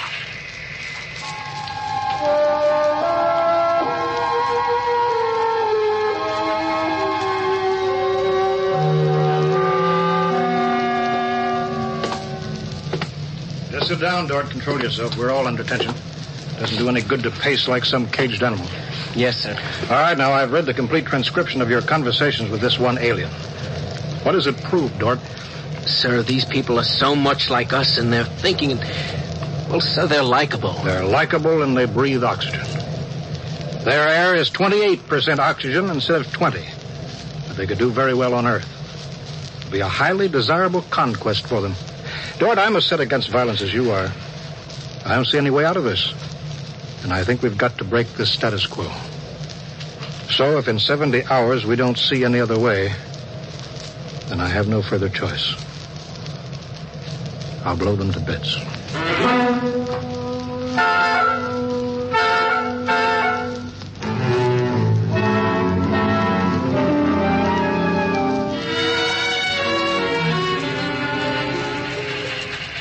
Will that ship receive communications? Will that ship receive communications? This ship is listening. It seems to me better to communicate than to sit by the machine silently. I would have called you, but you signed off before. The problem goes around and around. I find no answer. Perhaps we could turn our thoughts to other things. The psychologist of this ship tells us that you people on that ship have a threshold of tolerance to tension. He tells us that you will be forced to take one action or another in a period of less than 100 time particles. I have no communication on this matter. Well, this ship is not trying to extract unwilling information from that ship. A truth is mentioned in passing. A report of this conversation will be carried to the chief of this ship. It would be so. We are prepared. If only the people of this ship could meet in direct contact with the people of that ship, it might be better. We could not communicate then. The communications machine is too large to carry from place to place. In direct contact, the peoples of the two ships would be further apart than now. That's true. I am sad. Much that is pleasant has passed between us. I am sad, too. We are not yet ready for each other. We are not yet ready for each other. It's hard, isn't it, Dort? Well, Captain, I'm sorry. I didn't know you were here, sir. I've been here for quite a while. Eavesdropping, I'm afraid.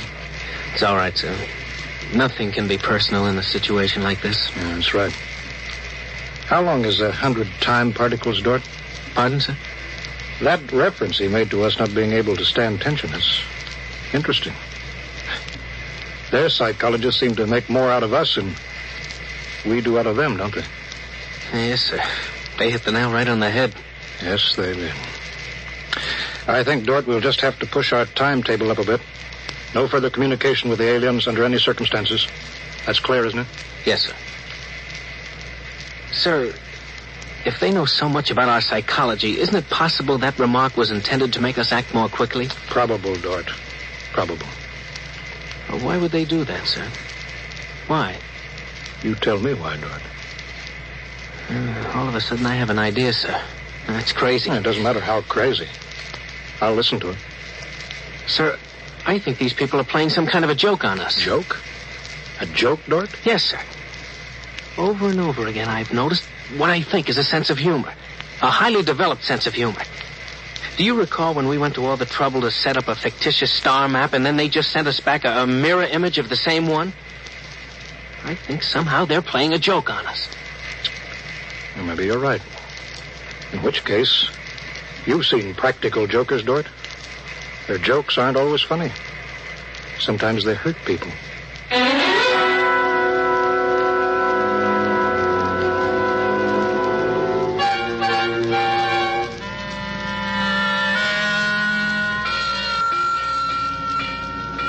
All departments, man, instant alert. All departments, man, instant alert. Report instantly. Report instantly. Weapons Department alerted. Target, the enemy ship. On target, sir. Stand by. Fire!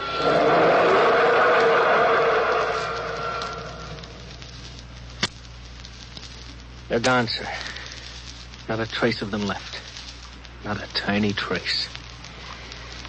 Now we can go home.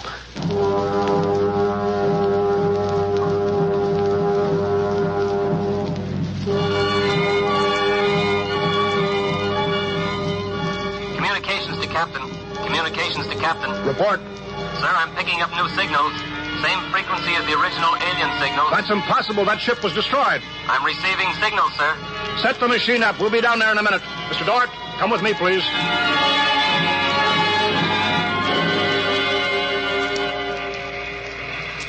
It's good to be on the way home. Yes, it is good. Do you suppose we'll ever figure out what happened to the other ship? Never. A blinding flash and they were gone. I suppose they couldn't figure a way out of the situation. An unstable people. They had no sense of humor to cope with the situation.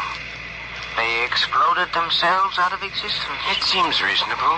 They must have had powerful weapons to destroy themselves so completely. Yes, what a shame. In a way, I grew to like them. This isn't meant for us, sir. I don't know what's happening, but I think we're overhearing a private conversation. I understand, Dort. Be quiet, will you? Many things might have come out of a relationship with that people. They were describing a disease they call cancer. I think it is similar to the Fulgren syndrome. We might have helped them. They might have helped us, too. Well, too bad. We'll never find them again, I think. The odds of such a chance meeting in the vast space of the whole universe. There are no figures for such odds, are there? Turn it up, Dort. Turn it up louder. That's all there is, sir. The signal stopped there. Sir, I don't know how, but somehow when we fired at them, we didn't destroy them, but we did set up a condition whereby they've become invisible to us and we've become invisible to them. Captain to Engineering Department. Halt forward motion. Captain, why are we stopping? Listen, Dort, you say they're invisible. All right, they are. But they're not destroyed because we just heard them. They're out there somewhere. Invisible. Well, you heard them, sir. They're heading for home. We're invisible to them, too, sir. How do you know, Dort? How do you know this whole thing isn't a setup? Well, suppose that's true, Captain. You heard their conversation. They weren't talking like any monstrous people. They seemed decent and warm, just as decent and warm as we are. How do you know this conversation wasn't planted, deliberately set up for us to hear? How do you know that, Dort? Yes, sir, you're right. They may be out there and they may not.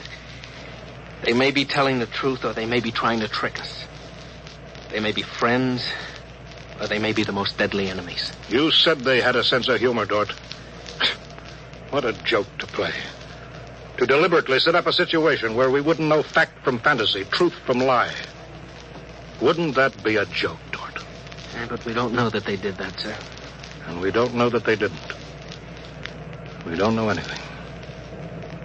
Sir, does that mean we never go home again? I don't know. I have to think about it. I have to think about it.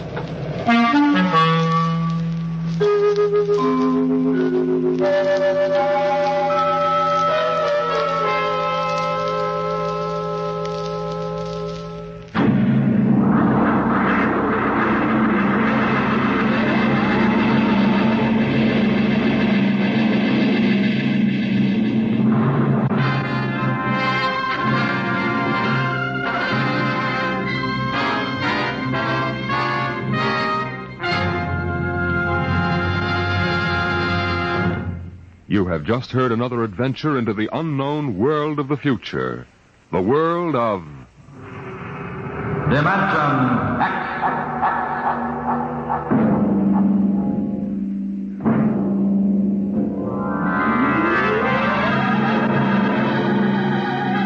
Dimension X is presented each week by the National Broadcasting Company in cooperation with Street and Smith, publishers of the magazine Astounding Science Fiction. Your host was Norman Rose, music by Albert Berman. Dimension X is produced by William Welch and directed by Fred Way. First Contact, written by Murray Leinster and adapted for radio by Howard Rodman. Featured in the cast were Wendell Holmes, Bob Hastings, Clark Gordon, William Lally, and Stan Early. Your announcer, Fred Collins.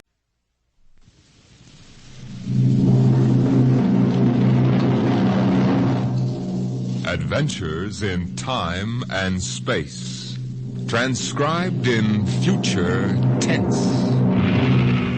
Dimension X.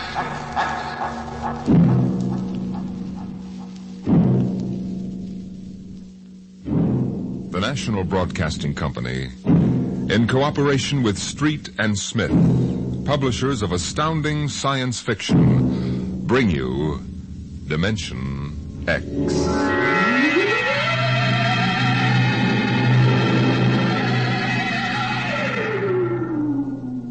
Ralph Waldo Emerson speculated, if the stars should appear one night in 1,000 years, how would man believe and adore and perceive for many generations the remembrance of the city of God? Now, this was philosophically interesting. But on the edge of the galaxy, there is a planet which swings on its orbit in a cluster of 6 suns. These suns hang in the sky above. Never less than 2 shine down through the entire 23.8 hours of the planet's day. The yellow light has burned down on the planet continuously into the past, till the mind of man runneth not to the contrary.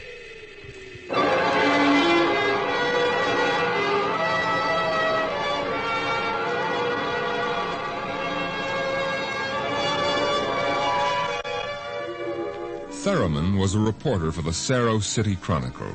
He covered them all, from the night police beat to politics to the sports pages.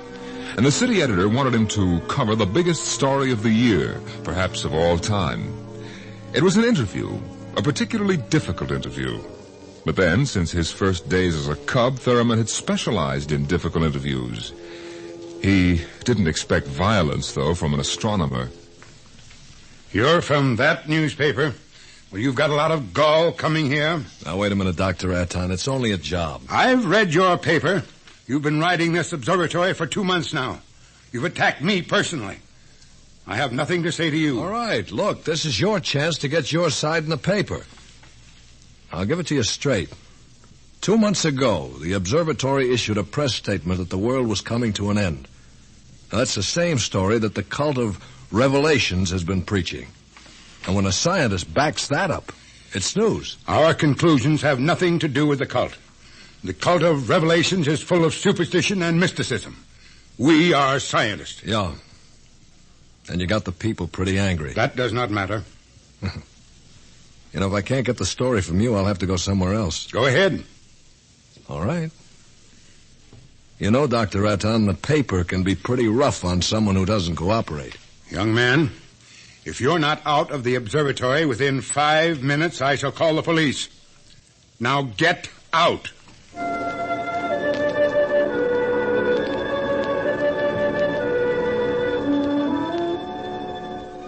The reporter walks down the long hall from the observatory.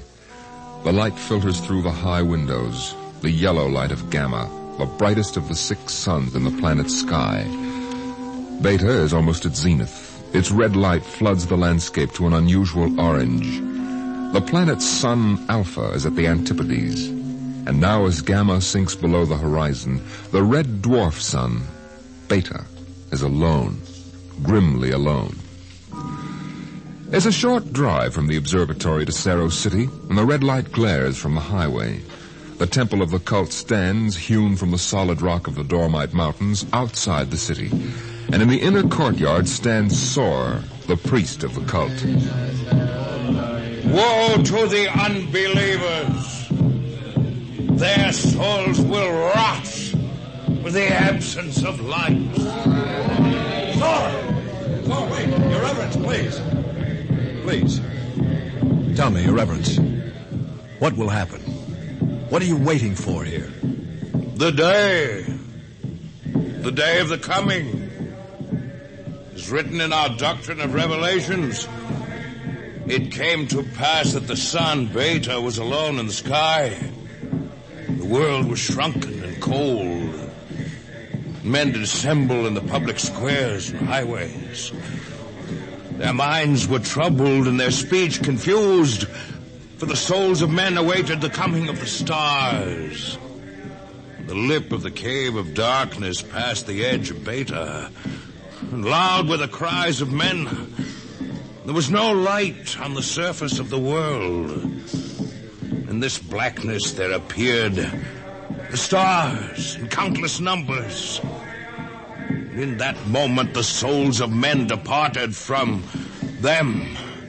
Their abandoned bodies became even as beasts. And the stars then reached down the heavens' flame, and where it touched, the cities of the world flamed to destruction. So that of man and all the works of man naught remained.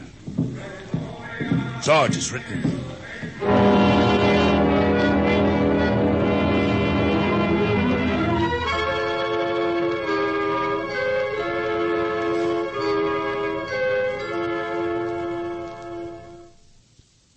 Dr. Sharon, you're the only scientist I could find in the city. Where is everybody? In the hideout. In the hideout? The place bored me. I wanted to be out here where things are getting hot. I want to see the stars the cultists are talking about. Besides, they don't want me at the hideout. I'm too scrawny to survive. Now, wait a minute. What is the hideout? Well, we professors have managed to convince a few people that our prophecy of doom is valid.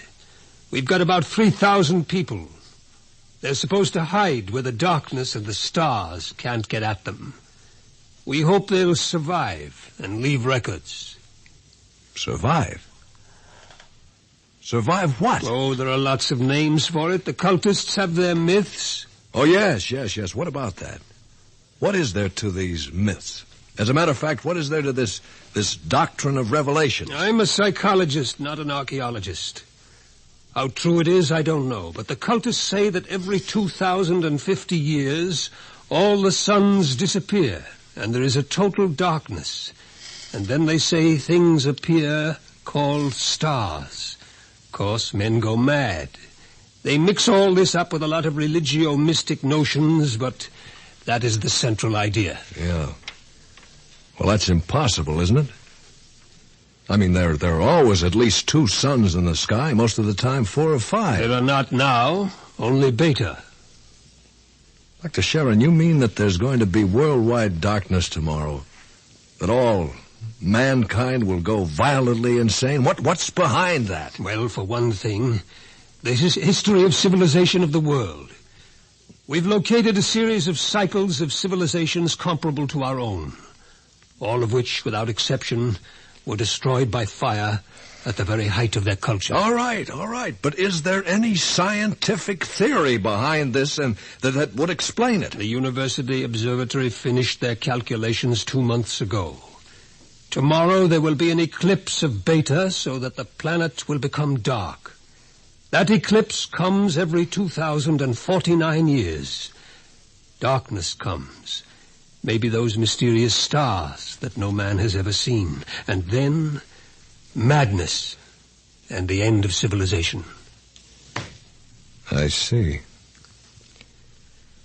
And the scientists expect to live through this at the hideout, huh? They plan to photograph the eclipse and leave the records, and then the rest of mankind will know what to expect.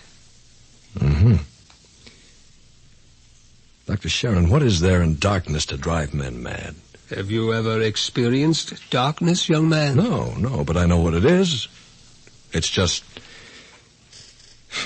well, no light. Draw the curtain. Well, what for? If we had 4 or 5 suns out there, we might want to cut the light down for comfort, but with only beta... That is the point. Just draw the curtain and then come here and sit down. All right. What? Dr. Sharon, I can't see you. Feel your way. Yeah, but I can't see. I can't see anything. Do you like it? Well... No, it's awful. The walls. They seem to be closing in on me. I want to keep pushing them away. All right. Draw the curtain back again. The light. The light. Dr. Sharon, have you got a drink? Right here. That was just a dark room. Yeah. It wasn't really so bad. You're afraid. Yes, I am. Just darkness can do that? This isn't just a metaphysical theory, young man. It's promulgated from observed data. Come with me. Where? The locked ward down the corridor. All right. Were you at the Saro City Centennial Exposition 2 years ago? No, I was overseas on assignment. You remember hearing about the tunnel of mystery that broke all records in the amusement area? Yeah. Wasn't there some fuss about it? The Anti-Vice Society had it shut down? It was shut down, all right, but the Blue Noses had nothing to do with it. Oh? That tunnel was nothing but a mile-long passage through darkness. You rode in a little car, and it took 15 minutes to get through. Very popular while it lasted. Popular? There's a fascination in being frightened when it's part of a game. Absence of light is one of the instinctive human fears. People came out of that 15 minutes of darkness shaking and half dead with fear. Half dead? I thought there were some deaths. Bad hearts, but that wasn't the big danger. Now, which key is this? Wait a minute, Dr. Sharon. Where are we going? You'll see. No, the heart attacks were actually good for business, but there was something else. Here, I'll show you. I want you to see somebody. Latimer. Latimer. Go away. Latimer, I want you to meet somebody. This is Mr. Theremin. No, go away. Hello? He's pushing me. Make him stop pushing me. Go away. I'm not touching him. What's wrong? Latimer is afraid. The walls. They're falling in on me, the walls. I've got to get out. Let me out. You can't go out, Latimer. It's all right. I've got to get out. Let me out. Let me out. At sleeping period, we have to give him a shot of morphine. Otherwise, he'd bat his brains out against the wall. Well, what's wrong with him? Nothing. Nothing but 15 minutes in the darkness of the tunnel of mystery. Oh, Doctor, that's impossible. 1 person out of 10 came out of the tunnel that way. That's why we had to shut it down. Why? Why should darkness do that? It's obvious man cannot exist without light. Longer periods of darkness would obviously be fatal. The scientific theory is that the consciousness of light is necessary for mental activity. Please, doctor, let me outside. Let me outside. Please, I can't breathe. They're pushing me. They're always pushing me. I can't stand it. I can't stand it. There you are, Theremin. That's what 15 minutes of darkness will do. Man just wasn't built to operate without light. There are always at least 2 suns in the sky, most of the time more. Yeah. Just 15 minutes of darkness. Now then, look out of that window. Imagine darkness everywhere. No light as far as you can see. Black. Everything black. And the stars, whatever they are, well, can you conceive it? Your mind wasn't built for that conception. When the real thing comes, you'll go mad completely and permanently. There's no question of it. Tomorrow there won't be a city left standing in the world. Well, why, Doctor? Why should the cities be destroyed? If you were in darkness, what would you want more than anything else? What would it be that every instinct would call for? Light. And how would you get light? I don't know. You'd burn something, and every city in the world will go up in flames. Shall we go back to my office, Mr. Theremin, and have another drink?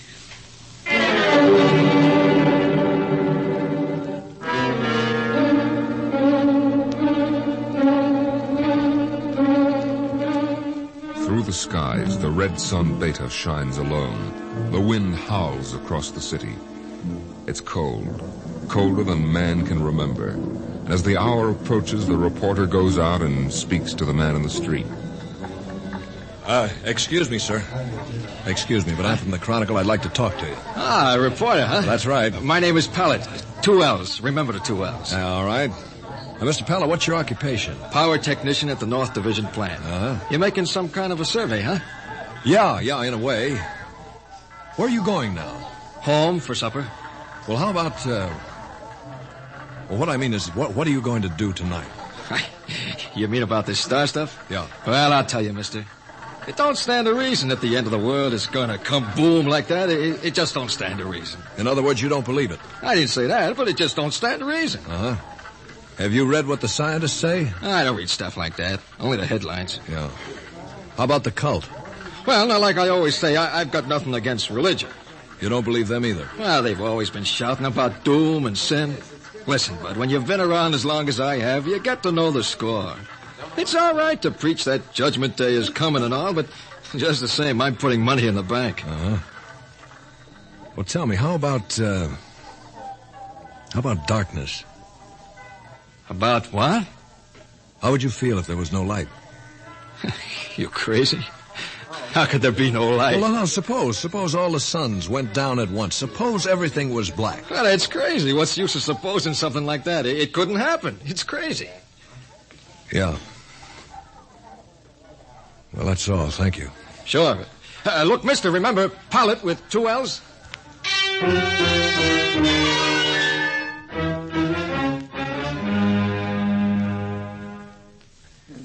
Excuse me, sir, but I represent the Chronicle, and we're conducting a poll to determine public opinion with regard to the predicted end of the world. How do you feel about it? All this talk of scientific explanation. It's sinful. That's what it is. Oh, I see. Well, then you're a member of the cult, sir. I sure am. Been a member since I was a boy. My daddy was a member, too. I've seen the books. It's all writ down in the books. Well, don't you believe the scientist's explanation? Don't need it. Going to save my immortal soul. Going to stay on the mountaintop in a white robe while the stars carry me away to glory. Blessed be the stars. Amen. Well, tell me, what are the stars? The glory. The breath of the heaven. The spirit of the ultimate. That's what they are. Uh-huh. Well, sir, the observatory has announced that it intends to take pictures of these stars. Blasphemy. I sold my house, gave all my money to the poor. Won't need it anymore. Going to heaven with stars. Glory, glory, going with the stars.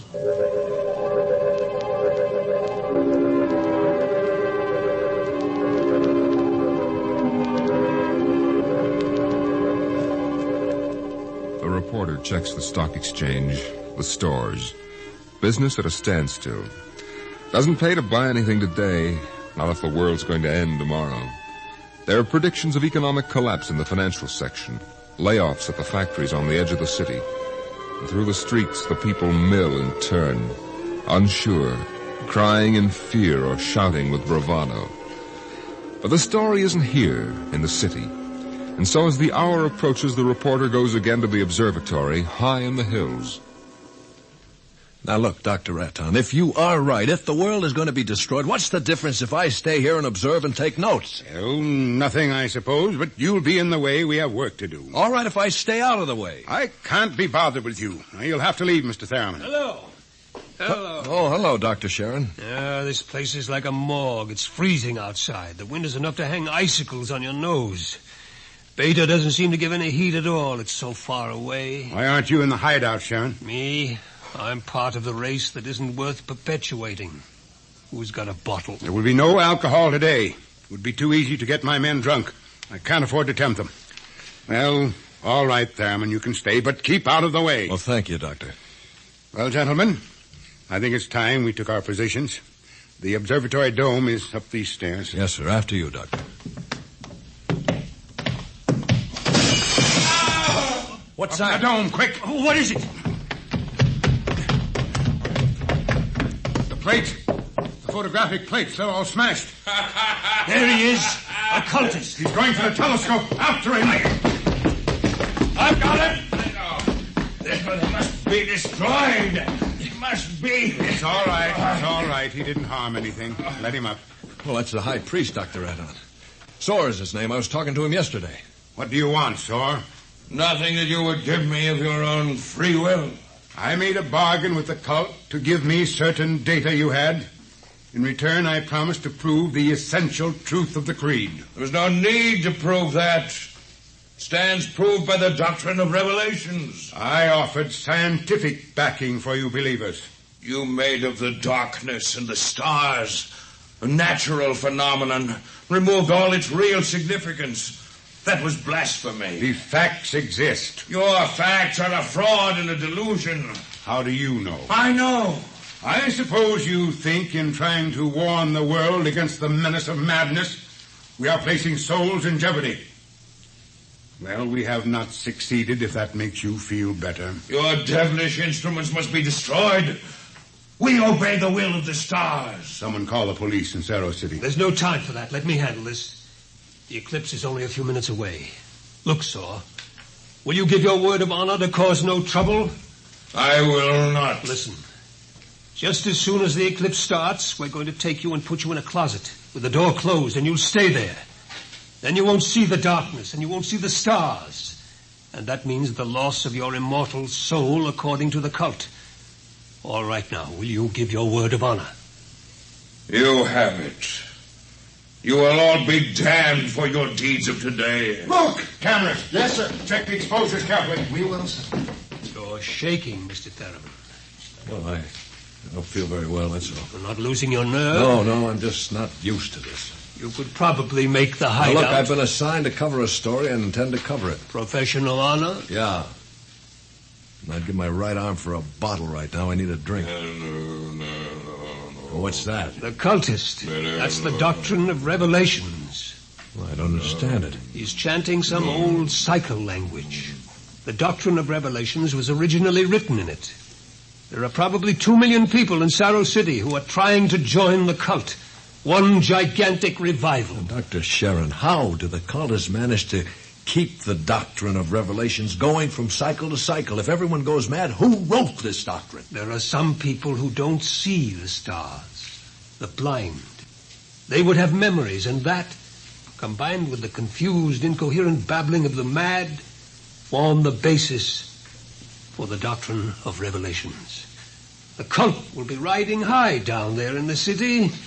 I hope they make the most of it. Dr. Sharon, I've just heard from the hideout on private line. They're in trouble? They are safe, but the city is in shambles. You have no idea. It'll get worse. What are you shaking about, Doctor? How do you feel? You don't understand. The cultists are rousing the people to storm the observatory, promising them salvation, promising them anything. How long till the total eclipse? An hour. I'm going to check those cameras. It's a gamble. It'll take time to get a mob out here. If the darkness comes first, we're all right. Look at Beta. Yeah. It's cut in half. It's getting darker. An interesting phenomenon. My collar's suddenly tight. Are you having any difficulty in breathing? No. Why? Difficulty in breathing is one of the first symptoms we've experimented. I'm cold. It seems to be getting colder. We'd better keep our minds on something else. Yeah. One of the astronomers has a theory about the stars. He thinks they may be suns that are too far away to see in the light. He developed a fantasy about a planet revolving around one sun. It's a mathematical possibility. Of course, there couldn't be any life. Part of the planet would always be dark and without light. Well, it's obvious. Without light, there can't be any life. It's time for the artificial light. We can't read the instruments. Artificial light? One of the researchers in the university worked it out. It's animal grease packed around a wick. Here, I light it with this spark. Why, it's beautiful. Yellow light. After 4 hours of red. It's beautiful. Light. Light.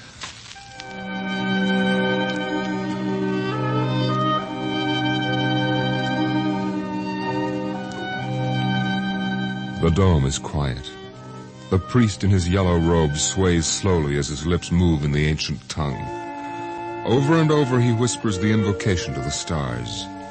The technicians hunch over the instruments, and the sky gradually turns a horrible deep purple red. The air grows denser. Dusk, like a palpable entity, enters the room. The dancing circle of yellow light about the torches etches itself into ever sharper distinction against the ever-gathering grayness beyond. Outside, Beta is a mere smoldering splendor, taking a last look at the world. The western horizon in the direction of the city is lost in darkness, and along the highway to the observatory surges a menacing, shadowy mass. The mob from the city.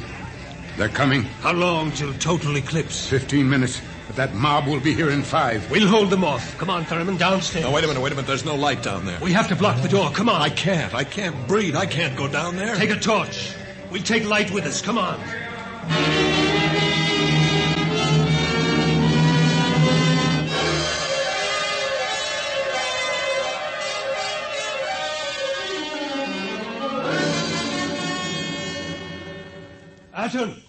Atten! I'm here. Did you bar the door? They won't get in. All right now, everybody. 1 minute till totality. 1 minute.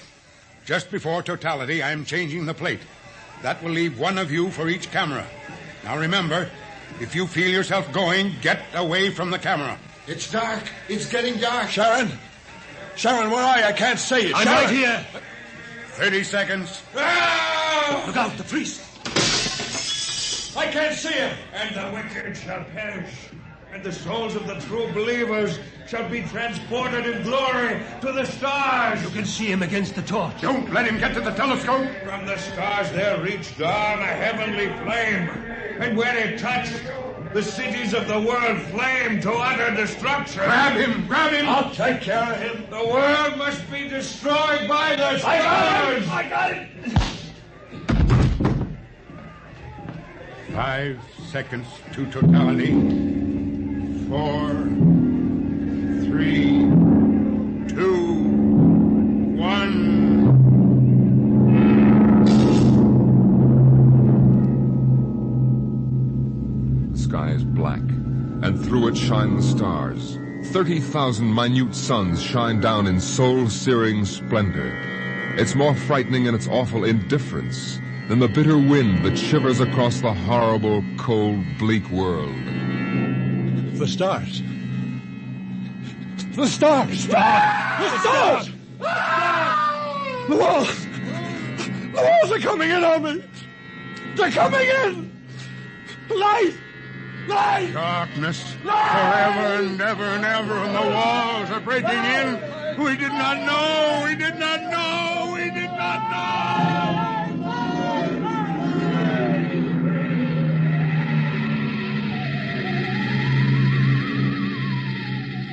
On the horizon in the direction of the city, a crimson glow begins growing. 1,000 fires strengthen in brightness that is not the glow of the sun.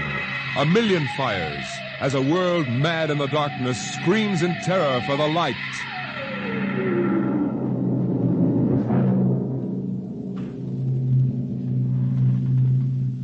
The night has come again.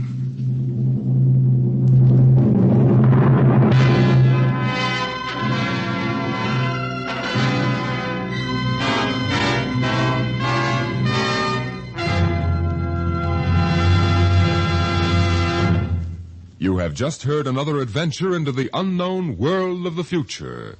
The world of Dimension X.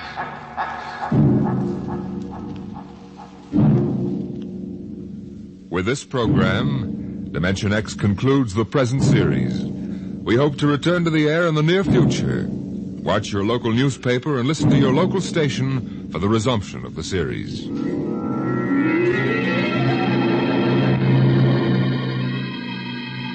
Dimension X is presented transcribed each week by the National Broadcasting Company in cooperation with Street and Smith, publishers of the magazine Astounding Science Fiction. Today, Dimension X has presented Nightfall, written for radio by Ernest Kinoy from the story by Isaac Asimov. Featured in the cast were Lyle Sudrow as the reporter, Cameron Prudhomme as the astronomer, and John McGovern as the psychologist. Your host, Norman Rose, music by Bert Behrman. Dimension X is produced by William Welch and directed by Fred Way.